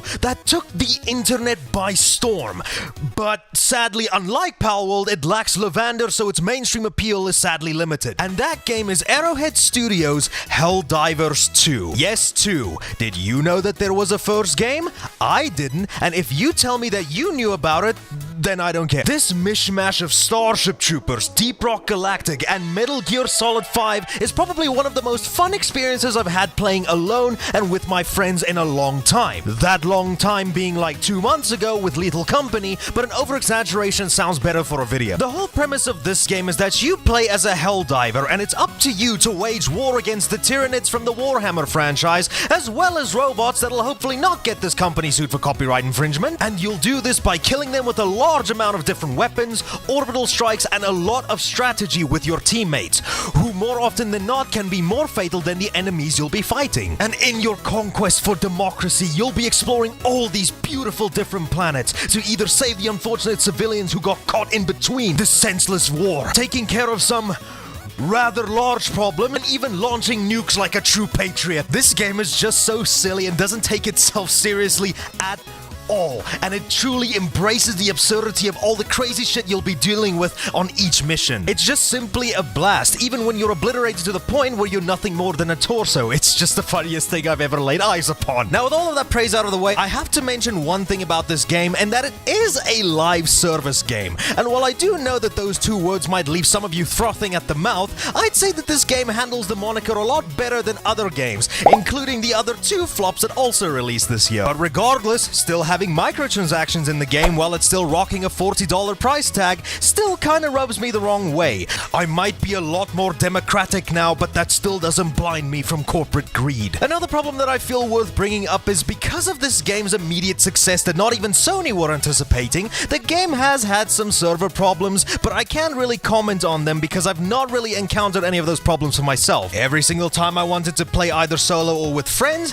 everything just worked. But this is something worth noting. The only major problem I've been facing was the fact that a few times when the action ramped up and by just exploring the maps, the game did tend to chug quite a little bit, but I'm more than willing enough to admit that this is probably more on my side since I am playing this game on PC. It wasn't really distracting enough to the point where it destroyed the experience for me personally. It is kind of what I expected based on all the shit that happens on screen. But besides a few of those gripes, there's really nothing more that I can complain about. The gameplay is smooth and responsive, the guns are just a blast to use, and seeing how it cuts down enemies and your teammates is just so visceral. I love it. And a personal thing that I really appreciate is how tense everything can get and how immersive some of the game's mechanics are. Like, in order to launch the nuke, you need to first go through all these different steps, like inputting the launch codes and coordinates, to things like needing to input a fighting game's move list just to revive your buddies or to call down resupplies and stuff like that. It's just so awesome and truly makes this game stand out on its own against other games like this. So with all of that being said, I just want to say that yeah, I can see why this game took off the way it did, and it's a definite recommendation from me, and I'll be sure to cover this game in a longer video when I get the time because there is a lot more that I want to go into. I just really wanted to talk about this game real quick and give you my thoughts on it. 2024 has barely existed for 2 months, and already it's proving itself to be an absolute peak year for gaming. We have the return of the one series that Assassin's Creed offed. We have a game by the same devs that made one of Capcom's greatest and most remembered games. We've got the best AI-generated game with the horny lizard in it of all time, and we've got some remasters of some of the best PlayStation 1 games of all time, where the woman has the tit shape of a Toblerone. And like I've previously mentioned in this last video, this year we're still getting remakes of games like Dark Forces and Battlefront 1 and 2, and we're even getting a remake of a Wii game of a public domain mouse that has a paintbrush. Hell, even at the end of February, we're still going to be getting the sequel to the only franchise that Square Enix still gives a shit about. But the topic of today's video is something far different. A game, much like Palworld, just took the internet by storm, spawned a shit ton of memes, most of which are a fun laugh for some and a horrifying memory for others. A game that does particular tropes much better than the games it was inspired by, and is a game that had a first installment that you'd be lying to me if you said you played it, except for a select few. And that game is Helldivers 2. Now, like I've mentioned in this little preview-ish video, this amalgamation of Starship Troopers, Deep Rock Galactic, and Metal Gear Solid 5 is unquestionably one of the best games of 2024, and is the reasons that games like Foam Stars, Suicide Squad Kill the Justice League, and Skull and Bones are gonna be sending out the oh-so-popular the game didn't meet our financial expectation. And that's with good reason. This game is just an absolute blast, plain and simple. But let me not waste your time any longer, because viewer retention rate is important for a YouTube video. So let's just jump straight in and let me explain to you why Helldivers 2 is better than your favorite game. It's a sad thing I had to admit to as well, unfortunately. Sorry, Undertale, you're not democratic enough for me. Now, before I start, I do actually want to take a look at the original game for a bit. Helldivers 1 is just a top-down game where you and up to 4 friends land on these planets, killing off a bunch of enemies while completing objectives. So I'm just gonna go off on a whim and say here that everything in Helldivers 2 is directly lifted from this game, except now we're rocking that good old-fashioned third-person shooter angle, baby. The best way to view all the chaos and bloodshed, in my opinion. Now, upon researching the first game for this video, I'll have to admit this looks like it could be a fun time. It reminds me a lot of Killzone Liberation, actually. A game that, surprisingly enough, I thought was actually a lot better than the mainline shooter games. So, who knows, maybe I'll have to take a look at this game in the future. If you guys want me to, then you better fucking subscribe. From a popularity standpoint, I'd say that this is one of those games that sadly got overshadowed by a lot more other games that came out that year. I mean, this was 2015 after all. We were kind of spoiled for choice with games like Batman Arkham Knight, Metal Gear Solid 5, Undertale, The Witcher 3, and Hatred. And by looking at some reviews and some threads by players at the time, it seems like this game was genuinely fondly remembered, and it would seem by only the blessing of the public publisher PlayStation, a whopping 9 years later it was time to revisit this underappreciated gem for a new generation and a new interpretation of what made this formula so beloved back then. But before I actually finally dive in and do my part, I would like to preface something real quick. I've only put in a total of 16 hours in the game, 15 more hours more than Foam Stars, and from everything I've played, I still think that there is a shit ton of stuff that I haven't even seen or experienced yet, so don't take this as a review. You'll be disappointed otherwise. I'm just here to tell you why this game is amazing and why you need to check it out. But at the end of the day, you're all adults, make with your money as you see fit. You can happily buy Suicide Squad if this doesn't look up your alley. I can't blame you for your poor taste. But with all of that out of the way, let's finally jump into the game. We first get to see a laggy PlayStation Studios logo, see the people who we have to thank for this game, and get put into the language select that has the funny text-to-speech person. Portuguese BR. English US. Espanol Latino America. Who we're only going to hear in this section of the game and nowhere else. So I question, why the hell is this here in the first place? And finally, after completing all of that, we get the game's title screen. It's just a picture. A very nice illustrated picture that no doubt show the absolute carnage you and your friends are about to take part in, but it's just so funny to be prepared to go into these chaotic battles, and the first things we're met with is text-to-speech Daniel and a 4K quality wallpaper you found off of DeviantArt. But I digress. After that, we finally get our very first cutscene in the game. A very patriotic public service announcement by the Super Earth Ministry of Truth. We get to see the planet of Super Earth, see this absolute utopia of a society, and we see a wife and child get brutally murdered by a giant insect. All while we get to see the traumatized father scream in a funny way. Sweet liberty! No! No joke, I absolutely pissed myself laughing after hearing this, and this pissing extends all the way to every other part of the game. This game wouldn't know how to take itself seriously even if George Lucas wrote it. It's so up its own ass with all this talk of democracy, freedom, liberty, and all kinds of stuff that makes this game feel like an American's wet dream. And I even find it more funny because the devs of this game are Swedish, so do with that information as you will. This is by no means a complaint, I should mention. With the antics you'll be getting yourself into when shit hits the fan in the main game, this game not taking itself seriously is probably one of the best decisions they could have ever made. In any case, after the intro, we get to see that one PC boot up screen from the Tanker chapter in Metal Gear Solid 2, and then the tutorial starts. Hell yes, I'm Mr. Helldiver, and I'm ready to do my part in democracy. So after fiddling around with the game settings a little bit, I finally get to start. We have the map that gives us the lay of the land as well as our current objective. And yeah, you're going to be seeing me looking like a moron in these first few seconds, standing around like I'm waiting for a bus on a slow day, because of one major reason. My screen looks like this. Look at the size of these fucking things. Would you be surprised that I had to use my actual OBS recording screen to like see what I was doing? Thank you so much, game. I always wanted to where you have placed on the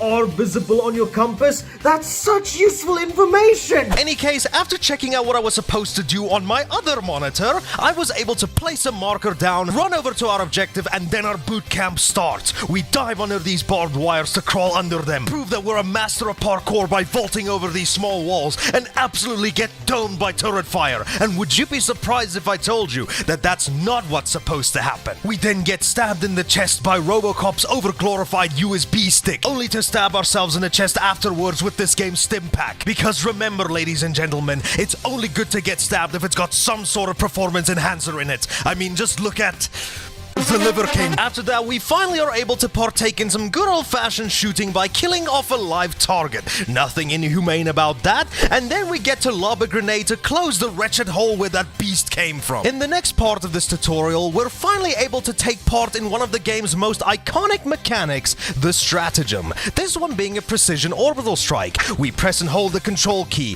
play Friday Night Funkin', lob that beacon, and get blown back by the force of the blast. Moving on from that, after witnessing having our cardboard brother-in-arms absolutely get eviscerated. Instead of developing symptoms of PTSD after witnessing such a tragic event, we're actually able to call him back using the reinforcement stratagem, and then we can live happily ever after. After one last challenge where we need to destroy all of our enemies and then plant and salute this flag to liberate this area, we finally don our cape and become an official Helldiver. And this is where the tutorial ends. We run up to our ship, get launched into this never-ending war, and then with that, we get our title screen, Helldivers 2, and it's accompanied with this game's amazing theme song.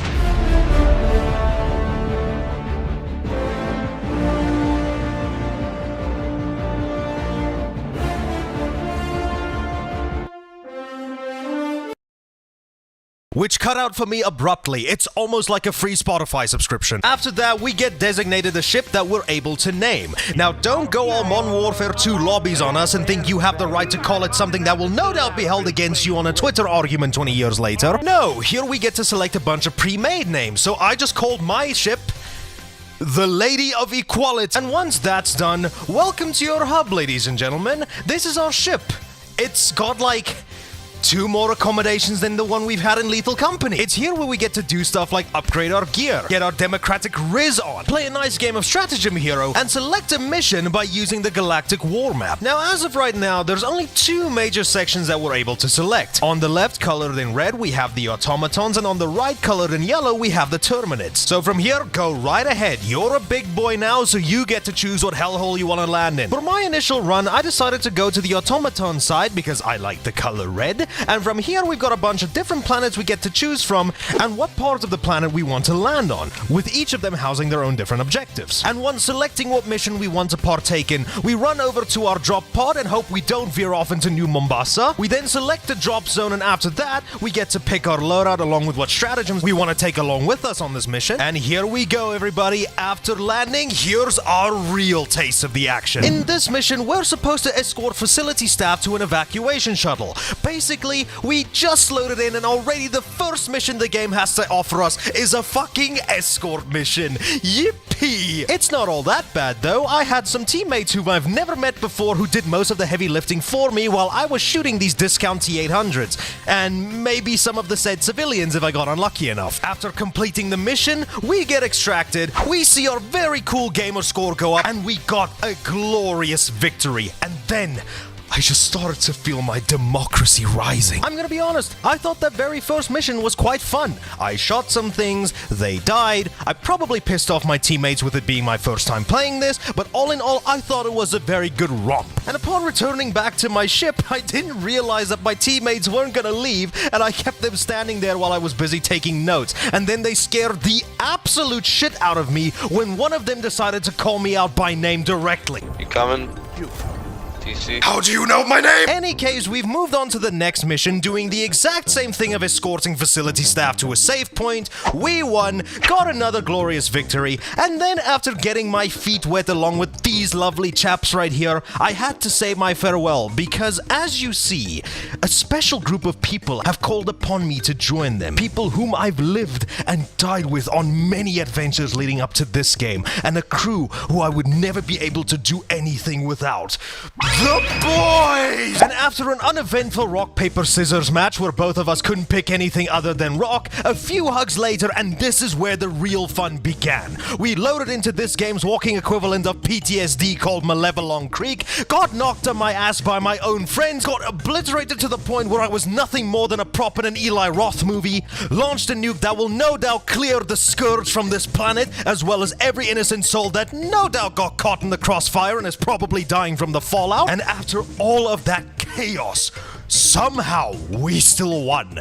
Now, I've spent enough time talking about my experience of playing Helldivers 2, but now for those of you who are a little bit uneducated about what happens in this game, allow me to explain. So if you weren't able to tell, this game is essentially a combination of a co-op horde shooter and an extraction shooter. You choose one of the many planets this game has to offer, each of them housing a different section that hosts a bunch of different objectives, like the aforementioned civilian escort mission or launching the nuke. But there's quite a lot more, like carrying a super SSD that no doubt contains all the contents of Fur Affinity stored on it, and then we need to bring it to a new spot to, I guess, upload those files for personal use, to missions where we need to locate ore veins for mining, I suppose, to just some good old-fashioned eradication of the enemy. There's a lot of good variety in the types of mission that this game offers, and it keeps them from growing stale. And to help with that, some of the missions that you need to do are sectioned off into different parts, like for example, my favorite mission where we need to launch the nuke. You see, in order to complete the target objective, you'll first need to locate the thing's launch codes by finding it on a different location on the map. You then need to run back to where the terminal is to start the launch process.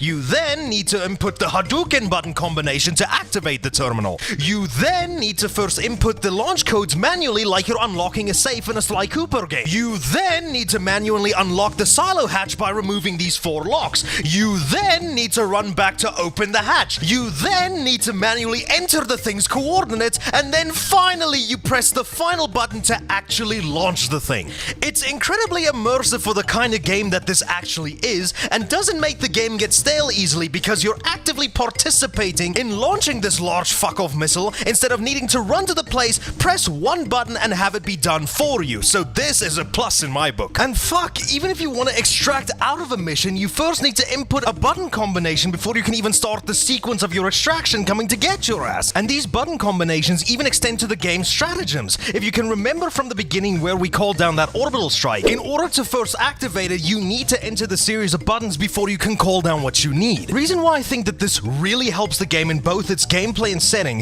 is that shit can go down extremely quickly, and needing to first go through this entire song and dance actually increases the tension because you can't just press one button and have the game do everything for you. And by fumbling these combos for either your stratagems or your objectives, this can cost you precious seconds of your time, or it could be the cause of your death. So I really hope that you're good at this kind of stuff. Now that I've talked about the missions, let's talk about how each of them are laid out and structured. So upon landing in your not ODST pod, you have this gigantic open map to explore, and let me tell you, this is a breathtaking game. I'm glad that PlayStation budget went into creating what is probably the best looking of these kinds of games. From just the pure graphical fidelity to its atmosphere, every single environment nails this, whether you're walking through the sunny, rainy and reddish fields of the final scene from The Last Jedi to this thick fog being illuminated by the sun that makes everything look like the apocalypse. It's just so pretty. It's even dynamic too. You may launch into an area that originally starts out pretty foggy, but after a while it'll clear up, making everything a lot easier to see. It's little details like these that make these areas worth exploring to see what else they were able to cram in here to make these planets feel more lived in. Any case, enough of the shallow things. Let's get back to the missions. Upon arriving in your pod, you get to explore the maps at your leisure and approach these objectives in any way you see fit. You want to take a slow commando-like approach? Go right ahead. You want to bombard the area that it ends up looking like the set of a Michael Bay movie? Go right ahead. Each of these places are your sandbox, and you can play with them however you see fit. And it's genuinely awesome to have all these options at your disposal. Also, on some of these planets, aside from just doing your main objectives, you're also able to do a set of side objectives, like destroying research bases with a hell bomb, which I would advise not being in the blast radius of, unless you just duck behind a knee-high wall, then, I mean, go nuts, to destroying enemy outposts and so on. Also scattered throughout the map, you'll also notice these red areas as well. These are basically like enemy hot zones, and the larger the radius, well, I don't think you need me to explain that. But these areas house spawners that you need to destroy to gain some extra experience, these being manufacturing facilities for the automatons and nests for the terminids. And you can just do this by simply chucking a grenade down the hatch and watch that beautiful mission complete text show up on screen. There's also what this game refers to as minor places of interest, which are just some scattered goodies throughout the maps, like samples, which I'll get into later, to stuff like ammo and weapons, and this can also extend to vaults, which offer you even more loot. And once you're done with all the objectives and extract out of your mission, you're presented with the results screen, which will show you your main missions that you completed, the optional objectives, how many of your crew actually got extracted, the amount of nests and outposts you destroyed, and the amount of time remaining for each mission. So that's pretty much the gameplay loop of Helldivers 2. But enough talk about the missions themselves, let's get into how you're actually going to be completing each mission. Well, like this, obviously. Helldivers 2 is a third-person shooter. I think that much was probably obvious enough. But how this game controls and plays is probably one of the smoothest controlling third-person shooters I've played in years. The best game I can compare this to is 2015's Metal Gear Solid 5. And why is that, you may ask? Well, you pretty much have the full moveset available to you from that game. You can run, you can sprint, sprint, you can crouch walk, and you can go prone to crawl along the ground to help you either stay out of sight or to also steady your aim. Oh, and you can also dive, but you don't need to worry about that, it's not that important. And the way how this game handles its weapons, I once again think was absolute genius. Because you see, the game breaks weapons into 3 classes: your primary, secondary, and special weapons. And each of these guns can be divided into a weight class. And the weight of a weapon will dictate how your aim is going to get affected. Because when you start going into ADS, you'll notice that besides your crosshair, there's this little circle bobbing all over the screen. This is actually where your character is aiming. And based on what weapon you're using, this circle is going to take a hell of a lot longer to center itself so you can line up a proper shot. Meaning that you can't just carry a 10-ton rocket launcher and think you're going to be able to snipe someone from across the map spinning like you're a mid-2010s MLG player. No, you're just going to have to wait and plan out where it's the most important to whip out your heavier weapons to deal with the oncoming threat. And once again, this is one of the bigger reasons why I love the level of immersion that this game goes for. You can even extend this level of immersion by making your character go into first person to make your shots easier. But you still need to deal with the whole weight thing, only this time you can only use your gun scope and model as an indicator. Now that's not to say you can't go all gung-ho and spray bullets around the place like you're a young Sylvester Stallone. If you're able to track where that circle goes, you can still land some nifty shots on the enemies before the thing's even centered itself, which is fucking awesome. Another thing that I find really cool that may be a turn-off for some people is that the game has friendly fire turned on at all times. Meaning that if you're a little bit too reckless, that could mean the end of you and your teammate, which makes it incredibly important for you to plan out each attack so that you can minimize the amount of casualties for each mission. But it is still funny as fuck to screw over your teammates from time to time. And the only other thing I can say I personally have an issue with in terms of the gameplay is when you're using your grenades and calling down your orbital strikes. They both use the exact same crosshair and circle layout like your normal weapons do, so that does tend to make aiming with them a little bit too difficult sometimes, especially when you're trying to destroy some of those facilities manufacturing the automatons. But then again, when it comes down to how the game was designed, I do think that this was intentional. Now I've mentioned these things for long enough now, so let's finally start talking about them. The stratagems. Yes, probably the most iconic thing in not only the game you've never heard of, but also in this game. These things are some of, if not one of the most important things you'll be going to need in order to finish missions. You see, when it comes down to using stratagems, they mainly consist of the following: orbital strikes that can range from various things to carpet bombs to precision airstrike to a giant piss stream that'll lay waste to whatever it touches, and even a mini nuke for when you're really fed up with the enemies. They can also range from sentry guns that can give you and your team a little bit of support when things just get a little bit too hectic, and they can also be stuff like equipment, like calling down a resupply pod to stock you up with ammo and stims, to other things like your special weapons, to backpacks that can resupply you on the go, or to other things like this little drone that can help you take care of enemies. But the most important stratagem out of all of them has got to be the SOS and reinforcement stratagem. And this is one of the reasons why I personally think that you'll need to go into each of these missions with a plan, because when you die, that doesn't mean game over for you. When you or a teammate dies, you can use the reinforce stratagem to call them back. But here's the problem. You only have so many times that you're able to reinforce someone. And this also can go for certain stratagems as well, and certain stratagems even have a cooldown so you can't just spam them whenever you want. So always keep that in mind. Now as for the SOS beacon you can throw down, this is where the game's massive multiplayer component comes into play. Because when you use said SOS beacon, other people who are also playing the game can receive it and help you out. I've personally not used this all that much aside from maybe like once, but it's a great way to show how this game's community is so connected to each other. Because you see, this is an intergalactic war taking place, and every person who's playing the game takes place in it. Every mission that someone partakes in will be made visible to you on the map, and you can join them as you wish.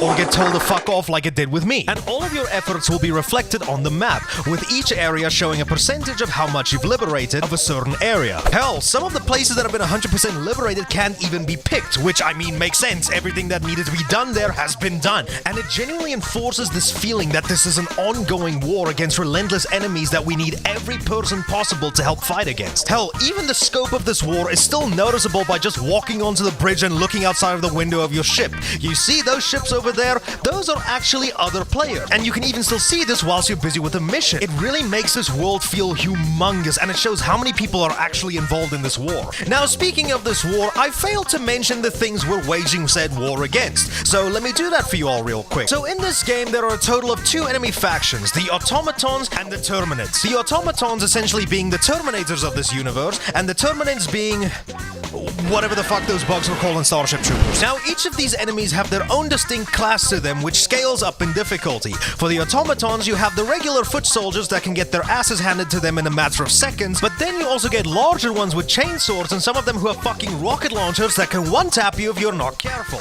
You also have some of them that can only be attacked by shooting them in certain weak spots, like this one whose tiny little head is still exposed, meaning that I hope that you can aim worth a damn. And these that pilot these knockoff AT-STs, which can only be destroyed by killing the pilot. You even go all the way up to these massive hulks that have weak spots on their back, so you're gonna need to use a little bit of teamwork to deal with them. And even sometimes, somehow, they even have the fucking Shagohod on their side. But this was relatively rare, so I only think it shows up during certain difficulties. On the Terminate side of things, you have these little and slightly larger shits that can swarm you, to these larger ones that can get a little bit too quirky when they see you, so much so to the point that they ink. And lastly, the Chargers, which can piss right off. They have this exterior shells which makes them bulletproof, so you need to attack their weak spots. But they move so fucking fast and can blur your vision when they hit you, it makes them so much fucking harder to fight than it really needs to be. So the basic gist of how to explain why each of these enemies are hard to fight in their own right is that the automatons rely on tech and weapons to shoot back at you, making them incredibly deadly at range, and the Terminates are just little shits that'll swarm you and tear you limb from limb if you're not able to get away on time. Fucking hell, sometimes even the planets that they inhabit have a thing against you,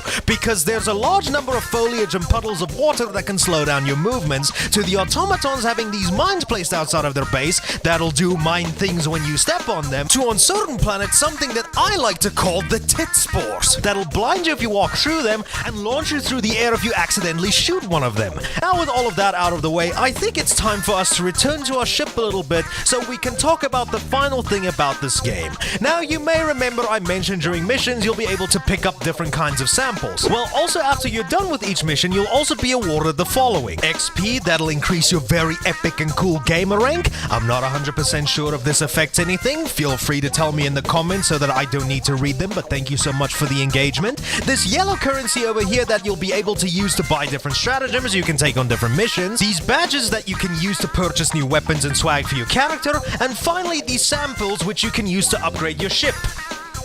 I don't know what this does. But hold on a second, you may have noticed something that might actually shake you to your core. Because where you buy the skins as well as the new weapons are done in the Battle Pass screen, baby. Because guess what? Helldivers 2 is a live service game. And you know what that means, right? Premium in-game currency! That's right, if you want to look like a cyborg Tusken Raider, then why not spend some of your hard-earned money to buy this helmet after already spending $40 on the base game, because that's just fucking perfect. But if I'm being completely honest here, this game handles its moniker really well. Much like something like Fortnite, I genuinely think that this game implements its live service better than most. Hell, the most expensive thing that you can buy in the currency store is literally just $20. Now, in contrast to something like Foam Stars I took a look at a while ago, some of the skins prices alone in that game are literally twice the price of the actual game. And like a good live service game, you can still earn premium currency in the normal battle pass,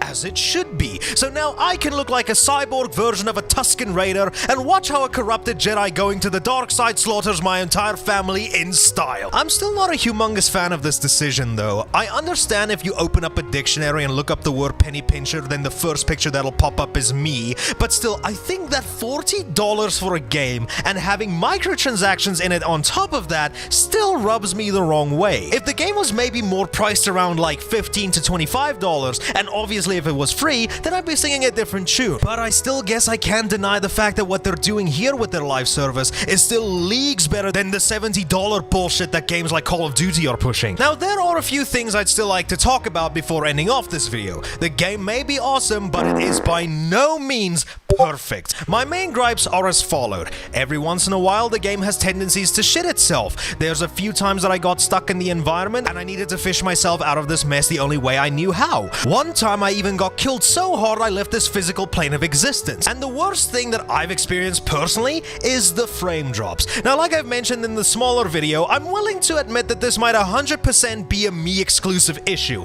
If you want to confirm that, here's my PC specs on screen for you to read up and see if this is the case. It's not always always like that though. Sometimes the game ran extremely smoothly for me, but then in random moments the game will just shit itself and drop down to like 30 FPS and sometimes lower. But I want to say that this isn't surprising to me. Yeah, it's kind of annoying that it happens, but A, do you see how pretty this game looks? I'm starting to feel like I should be surprised that the game even starts for me sometimes because of how good it looks, and B, the obvious. So much shit happens on screen at once, it's a little bit unfair to expect that this game is 100% gonna remain stable. Hell, I've even had some of my buddies tell me, who have got stronger PCs than me by the way, that the game also had some pretty funky frame drops for them as well, so hopefully this will be able to get patched out somewhere in the future. Only other thing I feel that's worth noting that I've actually never experienced before is that the game was notorious for having a shit ton of server issues upon its launch. So much so to the point where Sony was telling people to just flat out not buy the game until the server issues were fixed. From my knowledge though, these issues mainly happened because Sony wasn't expecting just how successful this game was going to turn out to be. So while they can be faulted for having such low expectations on a project that they themselves funded, I mean, you also gotta kind of remember that the first Helldivers flew under the radar, right? So you can't really blame them that much. Anywho, I never really encountered any of these server issues personally, aside from maybe a few instances when the game told me to piss off when I wanted to join someone else's game, and the last few games I've played had a bunch of my buddies disconnecting randomly, but for me personally, I never had any issues, so I can't really talk on this myself. But now, with that entire 30-minute discussion out of the way, this game is a 100% recommendation from me. Everything about this game, aside from the problems I just talked about, is just pure awesomeness, from the great graphics and gameplay to the absolute chaos you can cause on each mission. It's just so much fun, and that's really the best way I can describe Helldivers 2.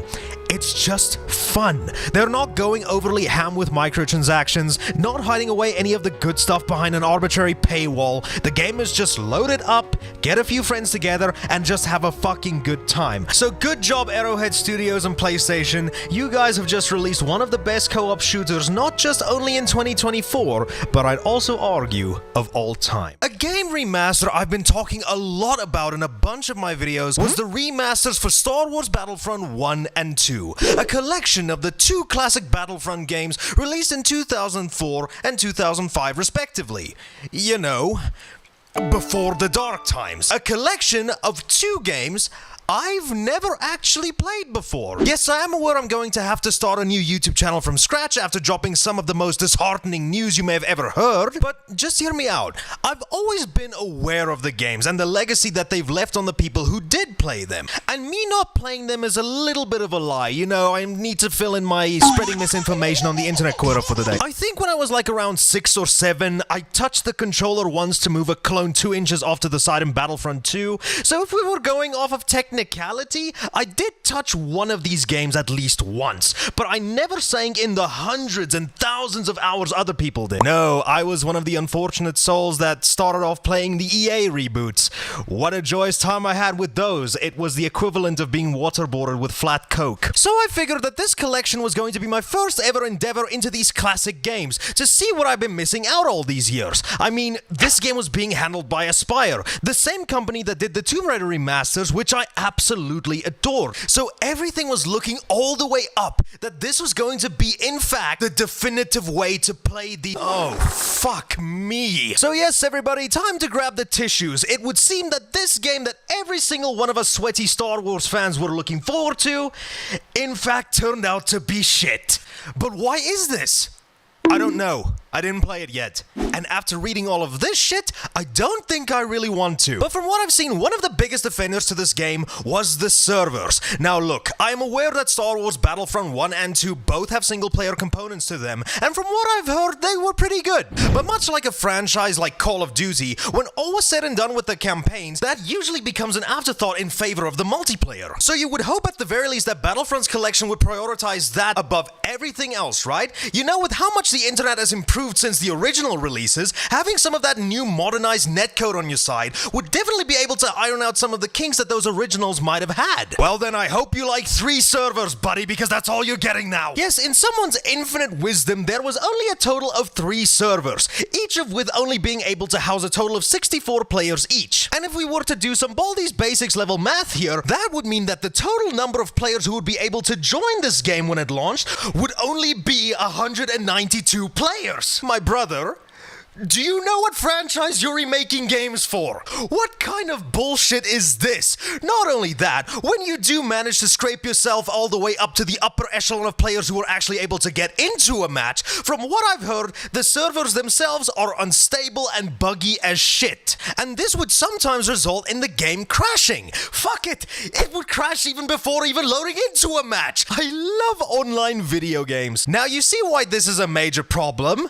Well, besides the obvious of, you know, not being able to play the fucking game, is that unlike something like Helldivers 2 that had a tremendous amount of server issues upon its launch, that was mainly because of the fact that Sony and the devs themselves were not expecting how massive that game was going to turn out to be. But on this side, these are two of the most iconic multiplayer Star Wars games ever released. That was no doubt gonna sell a shit ton of copies upon its launch. And if it's a shit show to even get into the game's main selling point, well then, why would I bother buying this? Also, from what I've seen on videos, there's no crossplay.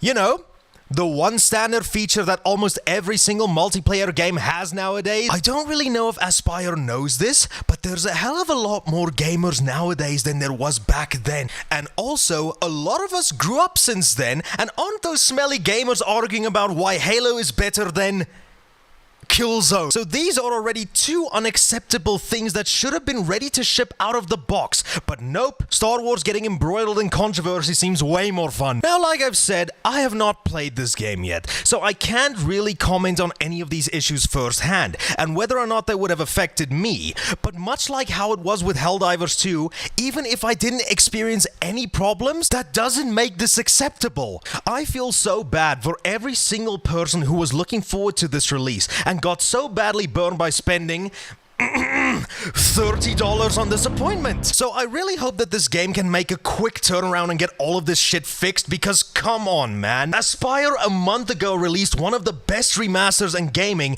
and now they come along with this shit. Gaming is truly dead. But anywho, I just wanted to make this small little video to let you guys in on this entire situation, as well as to potentially warn some of you if you were thinking about picking this game up. Hell, if you guys want me to, I'll even get the game so I can do a more in-depth video on it and see if I can get some of the first-hand experience in the misery. But you'll have to become a member or join my Patreon to do that. Hey guys, welcome back to my tube channel, and today I'm gonna bring you my top best video because I like to video number 10.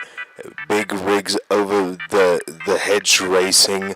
Number 9, Jake Long is a dragon. Number 8, Henry Cavill the 64th. Number 7, Sonic Hedge 6. Number 6, Rouge the Bat. Number 5, Mini Lad. Number 4, Toyota. Number 3, Yesterday. Number 2, Counter-Strike. And my number 1 favorite video, T-Mobile. Now, as I'm pretty sure we all know, whenever something tastes the slightest bit of success in any form of media, there's always going to be something that attempts to emulate said success. We've mostly seen it this year with games such as Palworld, which was a phenomenal survival game that took inspiration from Pokémon and made fans' wet dreams come true. Then, we've also had some games like Foam Stars, which was essentially Square Enix and Sony's attempt to cash in on the success of Nintendo's Splatoon franchise. But this game was feces. Now, whereas those games took inspiration from the premise of two large franchises, the game we're going to be taking a look at today decided to size down a little bit and took some cues from the little guy, you know? And that game is Content Warning. And what I mean by that is that Content Warning takes clear inspiration from 2023's massive indie hit, Lethal Company. So much so that even Zeekers himself was shouting the game out on Twitter, which is quite wholesome. I love it when indie devs stick up for one another. It reminds me that not all furries are bad. And much like Lethal Company, this is yet another game that seemingly took the internet by storm. So let's talk about why that is. Content Warning is an indie survival horror game that was released literally on April Fool's, and unlike most things that happen on that day, I can say without a doubt that we didn't get fucked over by this product. And this game was developed by Skog, Zorro, Wynel, the Pet Hem, and Philip. With this being their first game, with the popularity that this game literally gained in this short amount of time, I'm sure this must have stroked their egos just a tiny bit. Now, the best way that I can describe this game is by taking credit from this Steam review right here. It's Lethal Company if you were Logan Paul. And with such a description, I'm pretty sure you know what you're gonna get yourself into. Because this game is essentially emulating the day-to-day life of being a YouTuber. And being one myself, I can confirm that this is the kind of stuff that I need to deal with on a daily basis. The primary goal of this is to go down to what this game refers to as the old world, film all sorts of spooky shit, or just you and your friends digging around, return back to your very adorable looking YouTuber house, upload the video, and watch the cloud just flow right in. Alongside with an unrealistic level of ad revenue.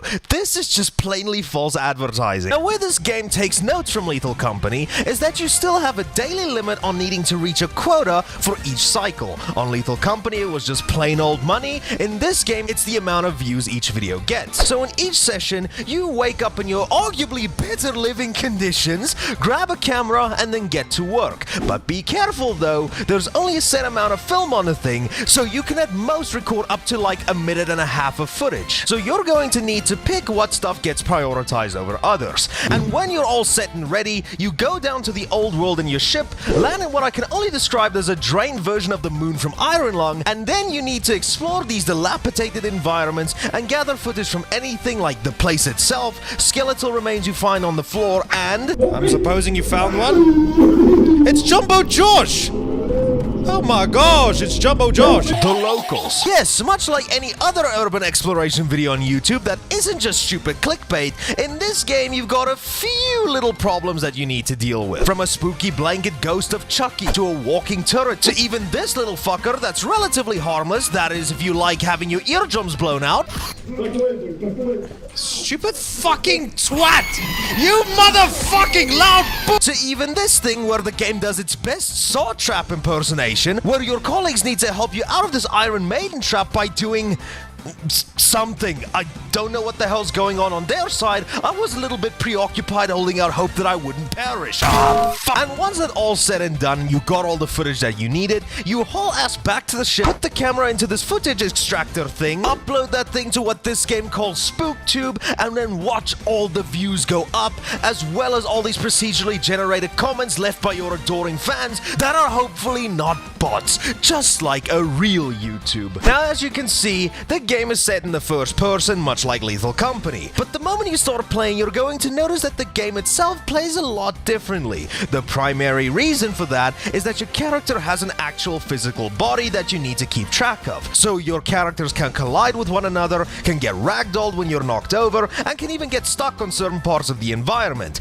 This 9 times out of 10 isn't really an issue. I personally think it adds to the game's charm because much like Lethal Company, when shit hits the fan, it's usually a blast whenever you and your friends lose their shit and just start scrambling all over the place trying to find a way out of the stage. And to add to said panic and scrambling, this game's atmosphere is also just as good as Lethal Company's, from its simplistic visuals once again, and its excellent sound design. Now, a thing that is very important to mention is just like Lethal Company, this game needs to be played using the game's in-game sound, because once again, it's reactive to where your friends are, reacts on depending which environment you're in, and could even be enhanced by using certain gadgets in the game like a reporter or a boom mic. And this is also extremely important because this game records the entire session. Yeah, that's right. When you and your friends are busy dicking around, talking normally, or running in fear from whatever's chasing you, everything is gonna get picked up and played back to you on your video. And that adds just so much to the fun factor of the game. And that makes it hurt so damn much whenever you and your friends all die or lose the camera, because that's not just an expensive piece of kit you just lost there, it's your memories. Now, based on the kind of game this is, it's not 100% perfect. Maybe major objective issues is once again the game's physics. When too much shit happens, or if you are just in the wrong place at the wrong time, this can cause you to lose some of your precious gear, and sometimes that can cause you to get stuck. Other times I think that the game's audio mixing is just kind of shit, mainly whenever you add in the reporter or boom mic to the picture, because there's not really a smooth transition that lets you know when you're positioned just right with the stuff, and this just ends up causing the other player or monster's volume to spike and blow out your eardrums, and that's just annoying. And these last few complaints are just really me being bitchy because I can't be satisfied with what I already have, just like a Nintendo-loving Reddit user. Firstly, I just really wish there wasn't a cap on the recording length. I understand they probably gotta limit you somewhere, right? And I'm sure there's like a server thing that needs to process all the recordings together at once, but come on.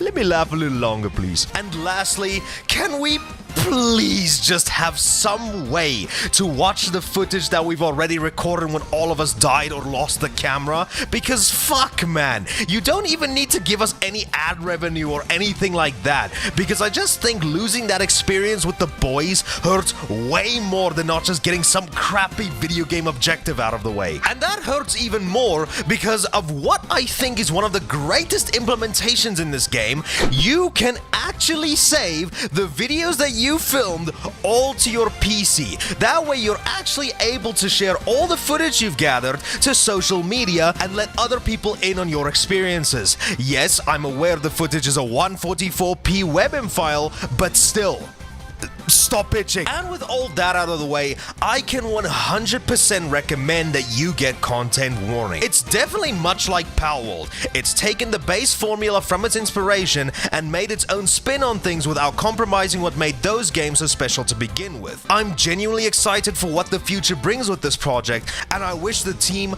all the best of luck going forward. You can currently pick this game up for $8 on Steam. Now, it's not often that I've played any games that got progressively worse and worse the more I've played them, but in today's case, it's literally the most blatant example of something like that. Now, a very long time ago, I made a series of videos on the then upcoming third installment to a beloved franchise, Payday 3.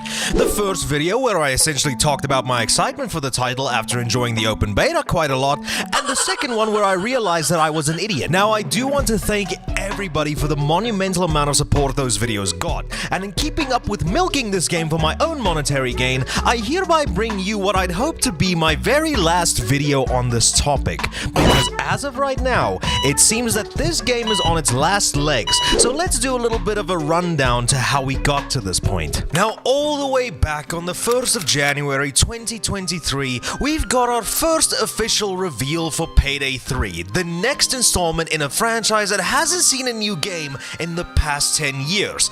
Yeah, that's right, Payday 2 released all the way back in 2013, if you can believe it. Feel old yet? I don't, because I never played this. But obviously fans who played the previous games were through the roof with excitement. I mean, who wouldn't be? Game franchises like this that didn't get a brand new entry in the past decade would unquestionably be a welcome return for fans who were just left wanting more. And for those people, I can at least say, at the time, I was extremely happy for them. Me being a person who has a laundry list of games that I wish got sequels can only cry from envy. But as time marched forward and we got even more trailers showing off the game, is it safe to say that skepticism for people who were initially looking forward to this release was starting to rise, with every gameplay trailer releasing just practically showing us a by-the-books first-person shooter with graphics that wouldn't be able to pass for an early PS4 or Xbox One launch title, despite us already being well into the 9th generation of video game consoles at this point. This wasn't really looking all too hot. Now, as for me, where was I when all this hype for Payday 3 was simultaneously rising and falling? I was pretty much in my bubble of not caring. Yeah, I was happy for fans who got a new game in this franchise, but I myself have at the time never touched a single one of these games. My only exposure to this franchise was through watching retrospective videos on them, seeing them used in memes, and hearing some of the awesome soundtracks. But for me personally, I didn't really have any hype going into this game. The only thing on me and my friends' minds at the time when looking into this game is that we thought it'd be a fun little time waster. waster that we didn't need to spend a single penny on, and that was pretty much it. Now, jumping a little forward in time here, on the 8th to the 11th of September 2023, Payday 3 got an open beta for people to play, just so we can get our feet wet with the product and potentially give feedback to the developers of anything needed fixing. And I was one of those people who actually did play the beta, and if you remember from my initial video, I actually had a lot of fun with it. Aside from things like performance issues, the gameplay not being all too special, and the graphics making me think someone ripped the biggest ass that this place looks so polluted, I actually genuinely had a lot of fun. But now we finally move over to September 18th, and the game finally got released onto the world. And let's just say, the cracks immediately started to form when people started playing it. But first, let me give you a little recap of the game. So in Payday 3, you take on a series of missions along with 3 other friends to get as much cash as possible when you make your escape. You have 2 primary ways you can engage with these missions, either being a solid snake or a big boss. And once you pick the right option, you'll need to deal with the guards of the place, to the police, to the SWAT, and even these Left 4 Dead style special enemies who are gonna try to make your totally ethical financial gain a pain in the nuts. And once completing the mission by escaping via whatever getaway vehicle seems the most convenient for the stage, you get to see the amount of money you stole, see your epic gamer level go up, and then wonder what mischievous deeds you can cause on the next mission. And that's pretty much it.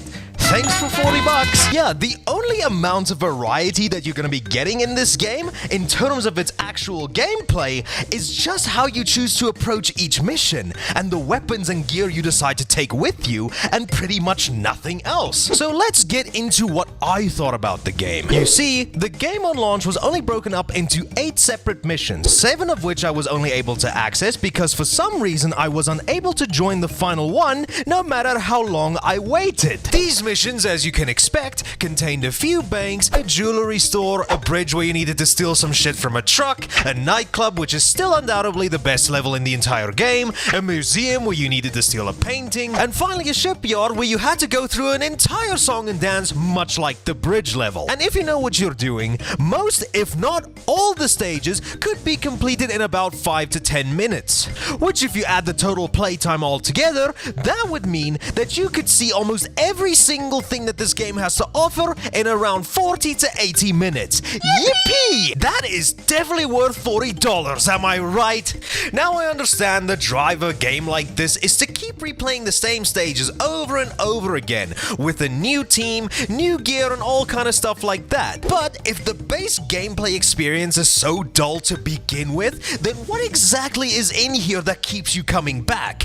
At most, each mission really has the potential to be played twice, either the good way or the stealth way. And in order to unlock some more gear like weapons, you need to do an unreasonable amount of grinding just to get some of them. So would you want to go into these missions with just the stock assault rifle that gets the job done no problem, or do you want to go into a mission with a slightly different assault rifle that you spend 50 hours grinding for, only for it to do the exact same thing of killing people?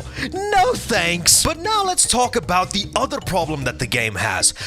Graphics look like shit. I think I already drove that point home, but from the time that the beta released to the official 1.0 release, nothing was really fixed. The game still ran like shit, you could still glitch through NPCs and teammates and see their inside, which makes me think someone at the dev team is really into vor. And if you were to play the game alone, a point I want to emphasize a little bit later on, the AI teammates are useless. And not just them, the actual police force and special enemies are a bunch of morons too. So when it comes to your partners, you're just gonna need to do everything yourself, which makes missions take ages to beat. And when it comes to the enemies, they're just mindless drones waiting to get mowed down because they lack the basic skill of self-preservation. And when it comes to the more beefier ones, they are just bullet sponges that can soak up a ton of damage, so it just becomes tedious to fight them. And all in all, the game is just boring, the missions aren't interesting, the gameplay doesn't really do anything to stand out from anything else aside from a few bells and whistles. It's just so dull and repetitive. I can't understand how the hell people thought that this was acceptable to ship. But that doesn't even begin to scratch the surface of the controversy that was growing for this game. Because you see, when the game officially launched, the game was plagued by a shit ton of server issues. People just had to sit and wait in these boring ass lobbies just so that they were able to get a match going either with randoms or even with their own friends that were in the same region as them. So the problem even gets emphasized if you decided to buy the game on something like Steam. You know, maybe just trying to spend a good night with the boys, having a laugh and stuff like that. You would be stuck in these fucking lobbies to the point where you wouldn't even be eligible for a refund anymore. And coupling that issue with something I alluded to earlier in this video, there wasn't even a single player option added to this game. Yeah, that's right. Even if you just wanted to play the game solo, for whatever reason, you're just not able to do that. And that might honestly explain why the bot AI we do have access to is so incompetent. Because I'm pretty sure that these bots were just coded to be placeholders until an actual player came in to take their place. Now for me personally, I never really had any issues with the servers. I did have issues getting people into my lobbies though, but by the time that all that got sorted out, everything launched and started without a hitch. But moving that to one side, how the hell was I able to get into lobbies with bots? Obviously, this game does have a single-player component to it in some degree, but in order to access it, you have to have some stroke of luck and still need to be online in order to do so. So, why? And with all of these issues I just mentioned, it goes without saying, fans were pissed. People went online to voice their frustrations. YouTube video after YouTube video talking about how terrible the game is, and news articles about its disastrous launch swept the internet. And it even saw a spike in the player base again for Payday 2, the game that a lot of people would still say to this day is the best in the series. And that finally brings us to today. The day that I'm writing the script is on the 4th of April 2024. The game has been out for some time now, and it's completely slipped my mind for the most part. I think I said everything that I needed to in my last video. But all of that changed when my best buddy The Beak sent me this one link.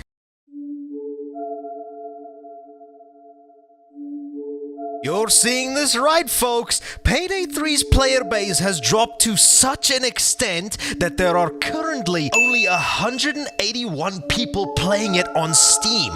That is an insane drop-off in players, and this being a large AAA game with a ton of budget and marketing put into it, being obliterated by games like Palworld, Lethal Company, Helldivers 2, and even now the newly released content warning, this is just embarrassing. I think it's safe to say that this long-awaited sequel is officially dead.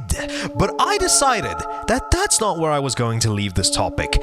Oh no, for as you can see, I'm what some people would call a moron. So what I wanted to do is to see how badly this game went to shit and what actually changed since I finished my last video on it all that time ago. But things certainly have changed since then, so allow me to fill you in on what's happened since then. I turned 25 years old, I started going bald, and the most integral thing I've done to help my channel out, I made terrible spending decisions. Yes, within that time, I decided to go out and buy me a Series S and a fat VCR. I did this primarily because I don't really like playing games on my PC, and this just takes so much strain off of it and makes me feel more at ease when I'm streaming and recording videos. So, I would just like to give a massive thank you to everybody. I say this because without everyone's support watching these videos, it's mainly thanks to you guys that I'm able to invest into stuff like this so I can keep making content for everybody. So do yourselves all a favor and pat yourselves on the back. You've earned it. I would do that myself, but that would mean I know where you live. And of course, since this is a next-gen system, what better place to revisit this game on and maybe get a fresh new perspective on what's different? The graphics still look like shit, you can still partake in VOR, but at the very least I can say that the game runs at a consistent 60 FPS, so it's got the PC beat by 1 point. But out of my entire 2 hours I spent playing this game, nothing changed. Missions are exactly the same as they were at launch, AI enemies are still a bunch of buffoons, and since the player base is smaller than the population of a small village, I was stuck with bots for the entirety of my revisit. The entire game is exactly the same.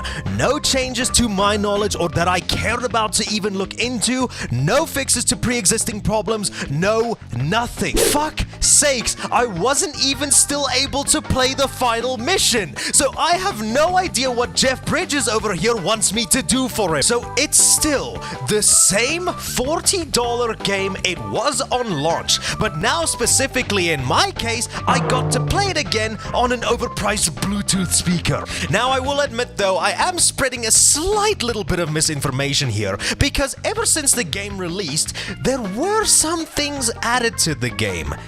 2 legacy missions, and 1 DLC mission. And you can bet your ass I'm not gonna be spending a single dime on this game. Fuck that. But I did, however, check out the 2 legacy missions, and yeah, they both suck. I was so bored out of my fucking mind when going back through all these base game missions again that by the time I decided to play the new legacy missions, when I got to the briefing screen and hearing that the guy talking to us was a proper South African and even said the word cockspul, which if Duolingo didn't teach you enough, it literally means a shit ton, I didn't even crack a smile. This game will literally do that to you. It will make you hate your own people. And the missions themselves are nothing too special. One of them you're infiltrating a train yard to do something. I don't know. I didn't finish it. Because you want to know why? You get spotted.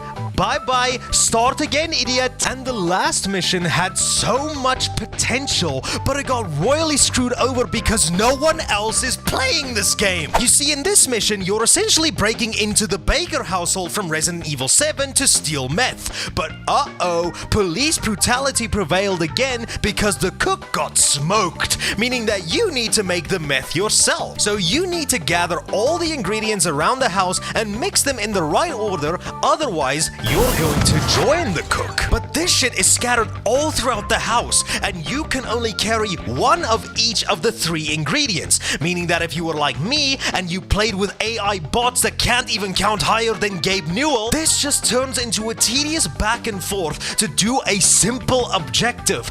And to add to this mess, the cops can turn off the lab, which adds an extra point to my piss-off scale. This game, man, how did you go from a fun heist game in 2011 to the biggest and most beloved game in your franchise to this? Well, I don't know. I do believe that I did see an article talking about this game either A, being rushed, and B, the dev studio was working on the crunch time, but I can't find that article anymore. So take that information with a grain of salt. But judging with how the game turned out, it would seem to me that that might be the case. But what I do know is that you should not even come anywhere near this game or put any of your time or your money into it. And since a majority of the player base is left, I think it's safe to say that Payday 3 is officially dead.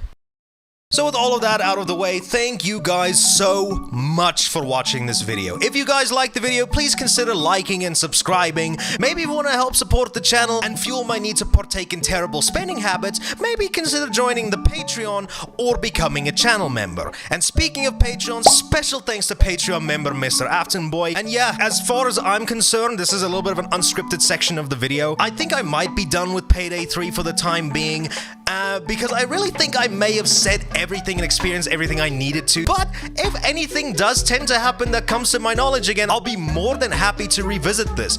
But there are other games that we need to take a look at. And who knows? Maybe I'll finally be able to take a look at the prior 2 games in this franchise. Only time will tell, I guess. Star Wars. What the hell went wrong? Now look, we all know what Star Wars is, right? It's the franchise that skyrocketed the amount of nerds to unfathomable numbers. It's a franchise where people hit each other with glow sticks. It's a franchise where one of the scenes in the movies translated to German might be a little bit too on the nose. And it's a franchise that went to shit in recent years. Now, this genuinely hurts for me personally, as I'm sure it does for a lot of people, because I am a massive Star Wars fan. I watched all the movies, even the ones that don't exist. I read up on each piece of lore I found interesting, watched an assload of theory videos, and most importantly, played a shit ton of the games. Yes, all the way back in the day playing the Phantom Menace on my family's old crappy PC, to nowadays where I try to make it an annual tradition to finish Jedi Fallen Order. I've experienced most of the interactive media that the series has to offer. Except for a few that would probably qualify me to be placed on a hit list. And the topic of today's video is quite an interesting case, because these are games that you're able to play right now for free, but they're games that I don't think will ever become official. But the strange thing is that these were based off of an official Star Wars adaptation. Now, with a media giant such as Star Wars, I don't think it takes a rocket scientist to know that it's something that'll spin off into all different sorts of media. We of course have the movies, we have the TV shows, both CG and more recently live action. We obviously have the video games spanning all sorts of different genres, but then we also have a gamer's biggest fear: books. Yes, this is also a pretty no-shit situation, but Star Wars has also got a shit ton of books under its belt, none of which I read because I can't read. But what I find quite interesting about these books is that, from my knowledge, a large majority of them are categorized under something called Star Wars Legends.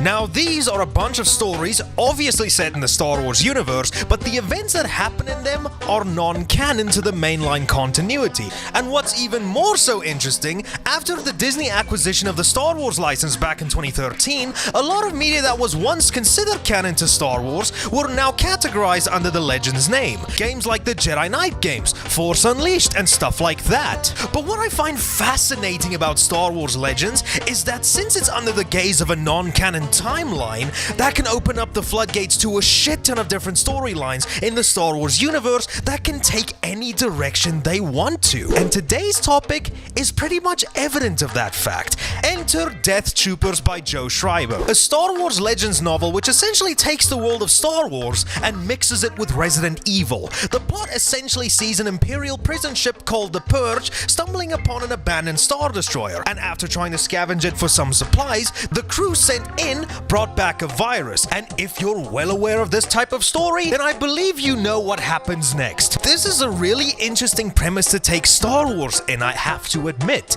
I have heard some people say, though, that zombies and shit like that wouldn't make sense in the world of Star Wars, but to that, I have to say, you're a moron. We're talking about a franchise where people kill each other with glow sticks, old fucks that can shoot lightning out of their fingertips, and Jar Jar Binks, but you draw the line at space zombies. But another thing that I find quite interesting is the fact that this novel was released all the way back in 2009, and I've never heard anything about it until a few days ago. You see, when I'm done with my day, I turn everything off, get comfy in bed, and browse around the net for like an hour before going to sleep. And besides watching videos on YouTube and watching brain rot on Twitter, a lot of my time is spent reading up on news articles and Wikipedia pages. And on this fateful evening, I stumble upon this news article right here by Games Radar. Star Wars horror game pits stormtroopers against the zombie virus in an unofficial adaptation of an official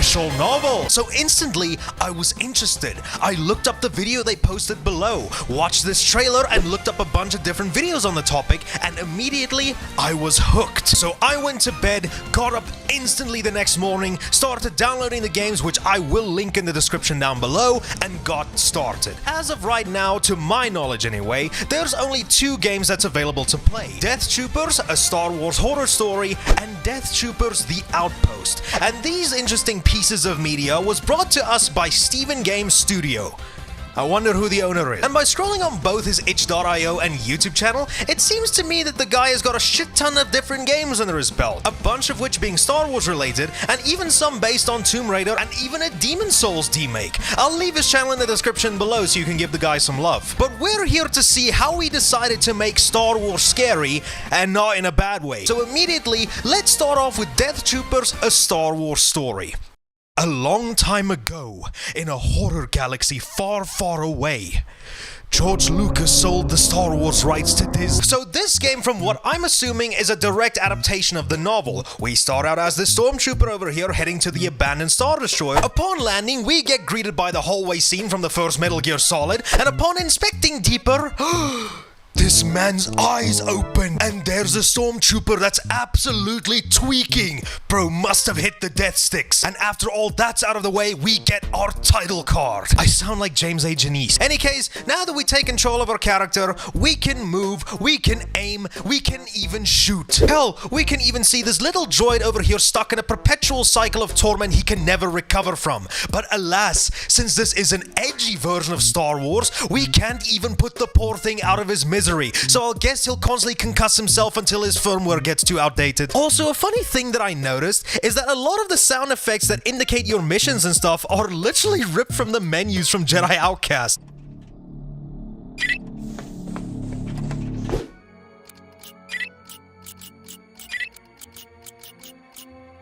This man has amazing taste. And after walking even further, we see a not-so-friendly face standing off in the distance, and then the real game starts. We need to survive for around 5 minutes, and that's it. Good luck! So the game is essentially an amalgamation of Resident Evil and Call of Duty Zombies. We have a total of 5 minutes to survive, and that's pretty much the whole gist of the game. We have unlimited ammo in our blaster, but it can overheat, costing us precious moments we could be using that plasma to add to our body count. And yeah, don't fuck up, I guess. Which I did twice. So for what this is, I'm actually surprised how polished the game is. This is running on Unreal Engine 5, and yet not once did I notice any frame drops, and everything looks really damn good. Yeah, okay, the animations are a tad wonky for the enemies, and sometimes the ragdoll can get caught on one another, making the stormtroopers look like a monster from the forest, but again, for a one-man game and a proof of concept, this isn't really all that bad. Any case, after surviving the 5 minutes, we're treated to another cutscene of our character thinking that escape is nearby, but oopsie daisy, we're unfortunately standing in a hallway and Darth Vader seems pretty pissed. So if you've watched the ending of Rogue One, you know where this is going. And yeah, we get turned into Darth Maul, and that's the game done. Truly a Disney ending of all time. Once again, I need to stress that for a one-man project, this game was surprisingly fun. Despite the game having some polish issues, which you really can't blame this guy on, this game serves as a really damn good proof of concept of what a Star Wars themed horror game could potentially look like. Not just like in the vein of something like Resident Evil, but more so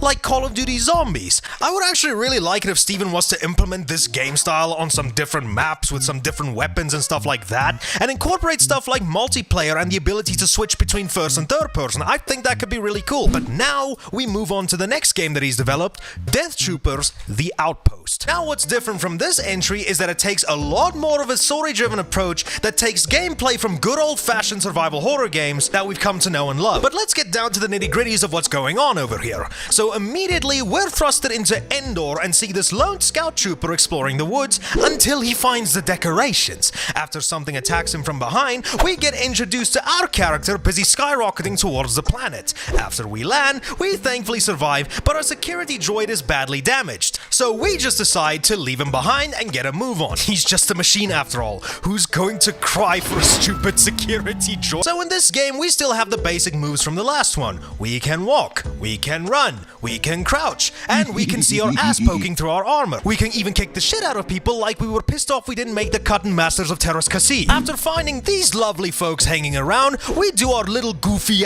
Pink Panther tiptoe, see that Ewoks are actually little demons, and witness one of our brothers in arms find out that they're now owned by Disney. But since this is a zombie horror game, would you be surprised that he's not dead? Any case, after we're done watching all these cutscenes, we can finally get into some combat, and this is where I say that the game takes a more proper survival horror feeling, because now we have the ability to pick up weapons and ammo to take on the threat, meaning that we can't just rely on an overheating blaster like in the last game. Oh no, sadly we're going to need to make every single shot count here, and when it comes down to the gunplay, it gets the job done. You aim, you shoot, you kill, and then the cycle repeats itself. So upon reaching the so-called outpost, we need to first find the passcode by going over here to this downed ATST and then going back. At least they got the backtracking down. Once we're inside the outpost, we get the shit scared out of us, causing us to drop our pistol, meaning that we need to do this entire section unarmed. No worries though, nothing much really happens here. We just need to turn a valve to bypass some steam, typical survival horror stuff. We then easily pass one of our undead brothers and move over to the next section where we can grab ourselves an E11 blaster. While we're stuck in here, we need to look for a way to call for help, and upon finding the room we need to do to complete that objective, we get this lovely message right here that tells us we're fucked. I found a connection. It's a base on Kefber, one of the moons nearby. There's a lot of interference.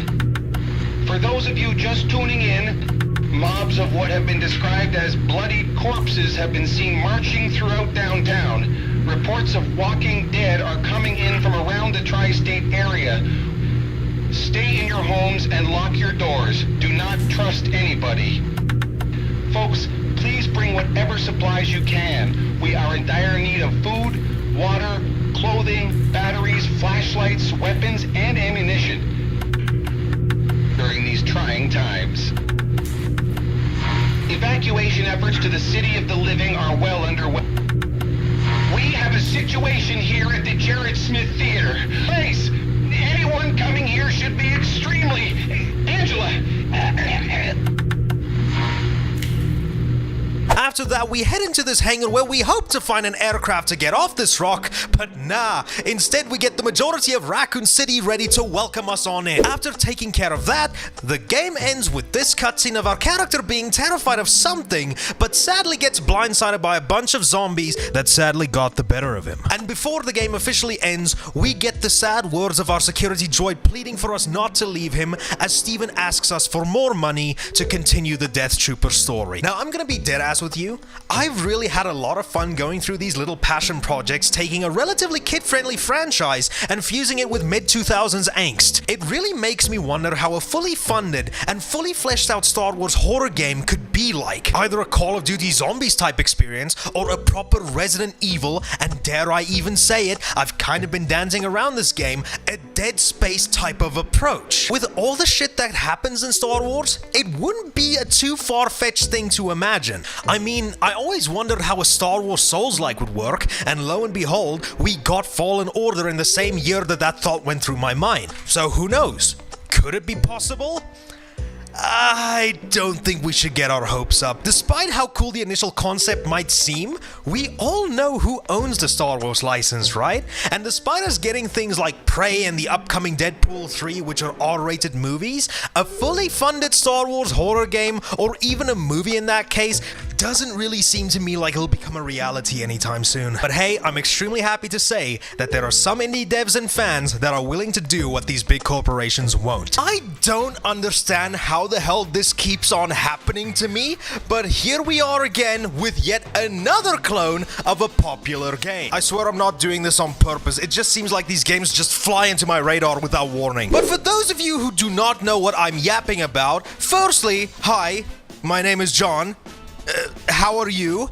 Make sure you wipe your feet before coming in. And secondly, this is around the 4th time in 2024 alone that I've covered a clone of a popular game. For the sake of arbitrarily increasing this video's runtime, for the sake of satiating my greedy desire for ad revenue, allow me to explain yet again. In January, there was Palworld, a clone of Pokémon. Then in February, there was Foam Stars, a game based on Splatoon. Then at the very least I was safe in March, but on the 1st of April, there was a clone of Lethal Company called Content Warning. And the topic of today's video we're going to be taking a look at is another clone, only this time around it's based off of the gaming industry's biggest cash cow, Call of Duty. And then later this week is the Souls-like game about a crab. So let's add that to the list of clones I might cover on this channel, because this is apparently my life now. But pray tell, John, what is this game that's attempting to rival the popularity of a game where you can play as Alucard from Hellsing and then also kill people while rocking a Nicki Minaj skin? Well then, I'm glad you asked, because the topic of today's video is XDefiant. a Ubisoft original. And yes, you read that right. This is a Ubisoft game, the company that has spit some fire facts not too long ago. Now, to give you a little bit of backstory, this is one of those games that I've heard so damn much about, but it wasn't until the 19th of April that I've actually played the game for myself, thanks to them launching a playtest server until the 21st. But this game has been in and out of my radar for much longer than that. From what I've researched, the game started development in 2021 and was formerly known as Tom Clancy's XDefiant. So this was going to be another game under the Tom Clancy name, like Splinter Cell, Rainbow Six, and Ghost Recon. But for whatever reason, they decided to drop the Tom Clancy name from this game. Any case, ever since this game's first reveal, it was pretty evident that the game was attempting to cash in on the popularity of Call of Duty. And like I said, this game kind of kept slipping in and out of my mind for the most part. It's one of those games I always knew about, but never really looked much into. And whenever I heard anything about it, I was always like, oh yeah, that game exists, or wait, did the game actually come out? But all of that changed on the 18th of April when I saw that they were hosting an open playtest for everybody to join. So I finally decided that this was my time to see what this game was all about. And after around 5 hours of playing this playtest, I was actually surprised with how much fun I was having. But despite all of that, I do actually worry a lot about this game's future because of one major reason. So sit back, relax, and let me tell you why Ubisoft's Call of Duty clone has a serious problem. So on the 19th of April 2024, I have awoken from my slumber, and seeing that I was very much interested in giving XDefiant a go, I booted up my Series S and started downloading the thing. After it was finished downloading, I eagerly took a break from work to see if I can get a few rounds in before continuing, only to be met with, oh, matchmaking goes live at 10 AM PT on April 19th, meaning that that was around 7 PM my time, which was a little bit annoying, but it's okay. I'm used to Ubisoft disappointing me. So after a long 7-hour wait, I hopped back on and decided to head on over to the practice range to see what we were in for. But before all of that, I would like to preface something here real quick. You may have noticed that I said that I got this game on the Xbox Series S. And for those of you who noticed, you're probably wondering, John, you are a PC. Why not play this game on the 592 frames per second machine, where you can get the better graphics, get the more precise aim, and mods? Well, I have one simple answer for that. Fuck Ubisoft Connect. Yes, as much as I prefer playing shooters on my PC, I am really not in the mood to add yet another launcher to said PC. Steam and Epic are more than enough for me. It's why consoles are endlessly superior. Any case, moving on over to the practice range, we have an awful lot of Easter eggs. I mean, what the hell is this supposed to be? We have television screens showcasing stuff like Assassin's Creed, Watch Dogs Legions. We have an assload of statues of the best video game characters. There's even a few parts in here that I like to call the graveyard. Because I mean, we have a TV showing off Splinter Cell. We have cards from the one game that Ubisoft just yoinked out of people's libraries because fuck them. And, oh no, man, no! What the hell? No! Why you gotta do my boy Rayman dirty like this? Why is he stuffed all the way back here where only the elite would be able to find him? It's bad enough that we didn't get a game of him in the last decade, but come on, this is plainly just disrespectful. Hashtag dicks out for Rayman. Any case, what we're able to do here is go through a Titanfall-esque shooting gallery to see how many targets we can hit and finish within the fastest time. There's also a firing range where you can fire down the range. And behind Rayman's tomb, there's apparently a room for abilities and ultras, but it's boarded off, so we can't go in there. Maybe when the full game releases, who knows? Well, okay, now that I feel comfortable enough to say that I qualified to be drafted as a Navy SEAL, I feel like we can start off with playing a match. I head over into Unranked because they do not believe in my gaming abilities, select a game mode, and then we wait. Ah, yes. Modern multiplayer gaming. Stuck in a lobby where the only people left we can talk to other voices. This was already not looking very promising, I have to say. I was stuck in these lobbies for almost around 10 minutes, and to my knowledge, I wasn't able to switch regions or anything like that to see whether or not I could improve my chances of loading into a game. So after waiting for what felt like an eternity, or 15 minutes in TikTok user metrics, Everyone got loaded in, the map loaded in, and here we go. We select our faction and loadout, and now the action can start. So what exactly are we doing in this game? Well, if you couldn't tell, this is a COD clone. Thanks for coming by. You can sprint, you can slide, you can shoot. What more do you want me to say? Have you played a first-person shooter in the last 17 years? Well then, you should feel right at home with XDefiant. Although this game has got some unique features in it, and that brings me to another thing that confuses me, yet intrigues me. You see, in this game you have a set of abilities and ultimates that are locked behind the faction that you choose. And what I find interesting about the game's factions is that all of them are based on already existing Ubisoft properties. You have the Cleaners from The Division, you have the Phantoms from Ghost Recon, you have the Libertad from Far Cry 6, you have Echelon from Splinter Cell, and lastly you have DedSec from Watch Dogs. Depending on which faction you use, you'll have access to certain abilities and ultimates, but what I don't get, why the Ubisoft licenses? And why bring them into your PvP shooter game that's meant to rival Call of Duty? And from my knowledge, these are just the factions that are found within these games. The characters in these factions, to my knowledge, are completely original to this game.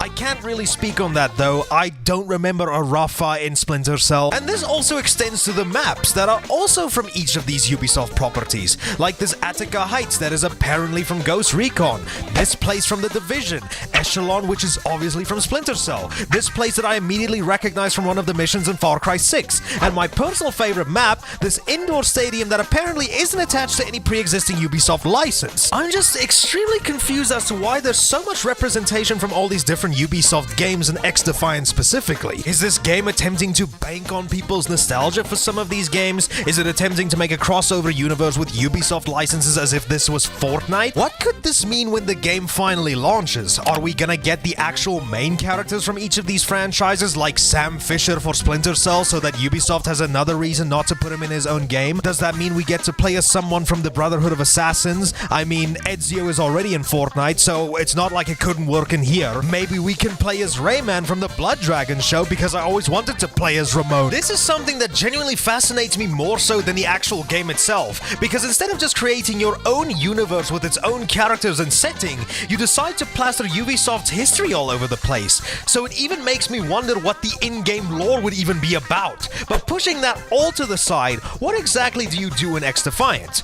Well, like I've previously mentioned, this is a first-person shooter that is very much one-to-one with Call of Duty, except now with the addition of factions, you have an ultimate ability as well as a special ability that you can activate to give you and your team a certain advantage, like my personal favorites being from Echelon, where you can either have a stealth camouflage which hides you from enemies, or even have a sonar that can reveal enemy locations through walls and on the maps. The ultimate just feels a little bit weird though. It's supposed to show the location of every enemy on the map regardless of distance, but I don't know if this is supposed to be how it works. Your character just puts on their trifocal goggles for like 3 seconds and then takes it off without any fanfare, and then I lose track of everyone on the map anyway. So I don't know if it's bugged or if I was just messing up, but we'll have to see later down the line when the game gets released. I did try out the other factions though, but I didn't really stick with them for too long. The Cleaners have this firebomb ability that I've never been able to use effectively. The Phantom seems to specify in defense because they have access to these shields. The Libertad can actually heal themselves, which is pretty awesome, and DedSec just scrolls on Instagram Reels, so I have no idea what this is supposed to do other than to induce ADHD. So I stuck with Echelon for a majority of my playtime. That is, until for whatever reason they just seemed to vanish when I was streaming this game, which I thought actually kind of made sense. Ubisoft does just tend to take things without hesitation, so I guess that also extends to the characters in their own video games. So aside from the gameplay, what is there actually to experience during this playtest? Well, in this build of the game, there was a total of 5 game modes: Domination, Hotshot, Occupy, Escort, and Zone Control. Domination, where you have to see who can capture and take control of these 3 zones. Hotshot essentially being kill confirmed from Call of Duty, where after you kill a character, you can only score by picking up their bounty. Occupy, which is the same concept as Domination, except only this time, there's only one capture zone, but it now switches location on the map after a set amount of time. Escort, which you need to transfer a payload. No, fuck that. And Zone Control, which I didn't even bother looking into, because it's just another fucking zone control game mode. So that makes up at least 3 out of the 5 different game modes. Nothing wrong with that for people who enjoy this kind of gameplay style, but it's not really my kind of thing. I'm more like a run and gun kind of guy, so I stuck to Hotshot for around 95% of my playthrough. Now I understand I've just been kind of making fun of the gameplay, saying that it's mostly a one-to-one emulation of the Call of Duty formula, and I'm not lying, because I don't like spreading misinformation on the internet, but that's not necessarily a bad thing. The gameplay is smooth and responsive. Each and every single one of these guns feel powerful, and it's satisfying to nail the opposition with them. And a thing that I'm extremely grateful for, despite all the super abilities, which makes you feel like you're playing a hero shooter, is that all the weapons you can use are based on real guns, and not some stupid cringe futuristic shit. So you get your MP5s, your M4A1s, you know, the works. And a thing that I actually tinkered around with was the customization of these weapons. It really took me back to older games like Black Ops 2 and the OG Modern Warfare games, so I approve of this feature. In terms of the game's actual presentation, the game runs incredibly smoothly on the Series S, where I've not experienced a single frame drop during my entire 5-hour playthrough, and the game looks pretty damn good as well. Maybe not as good as other big-budget Ubisoft games, or hell, even current Call of Duty games, but for a small little project, it gets the job done.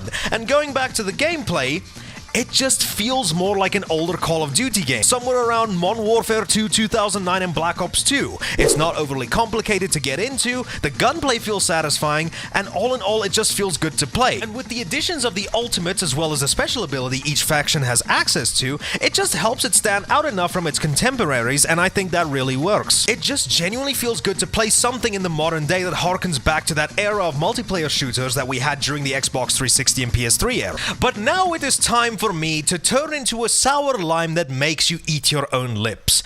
I need to clarify though that this could be a playtest exclusive problem, but if it's not, then this game might have some serious trouble when it comes down to how this game will perform once it officially launches. Now remember how I kept saying that I've sunken in around 5 hours into this playtest?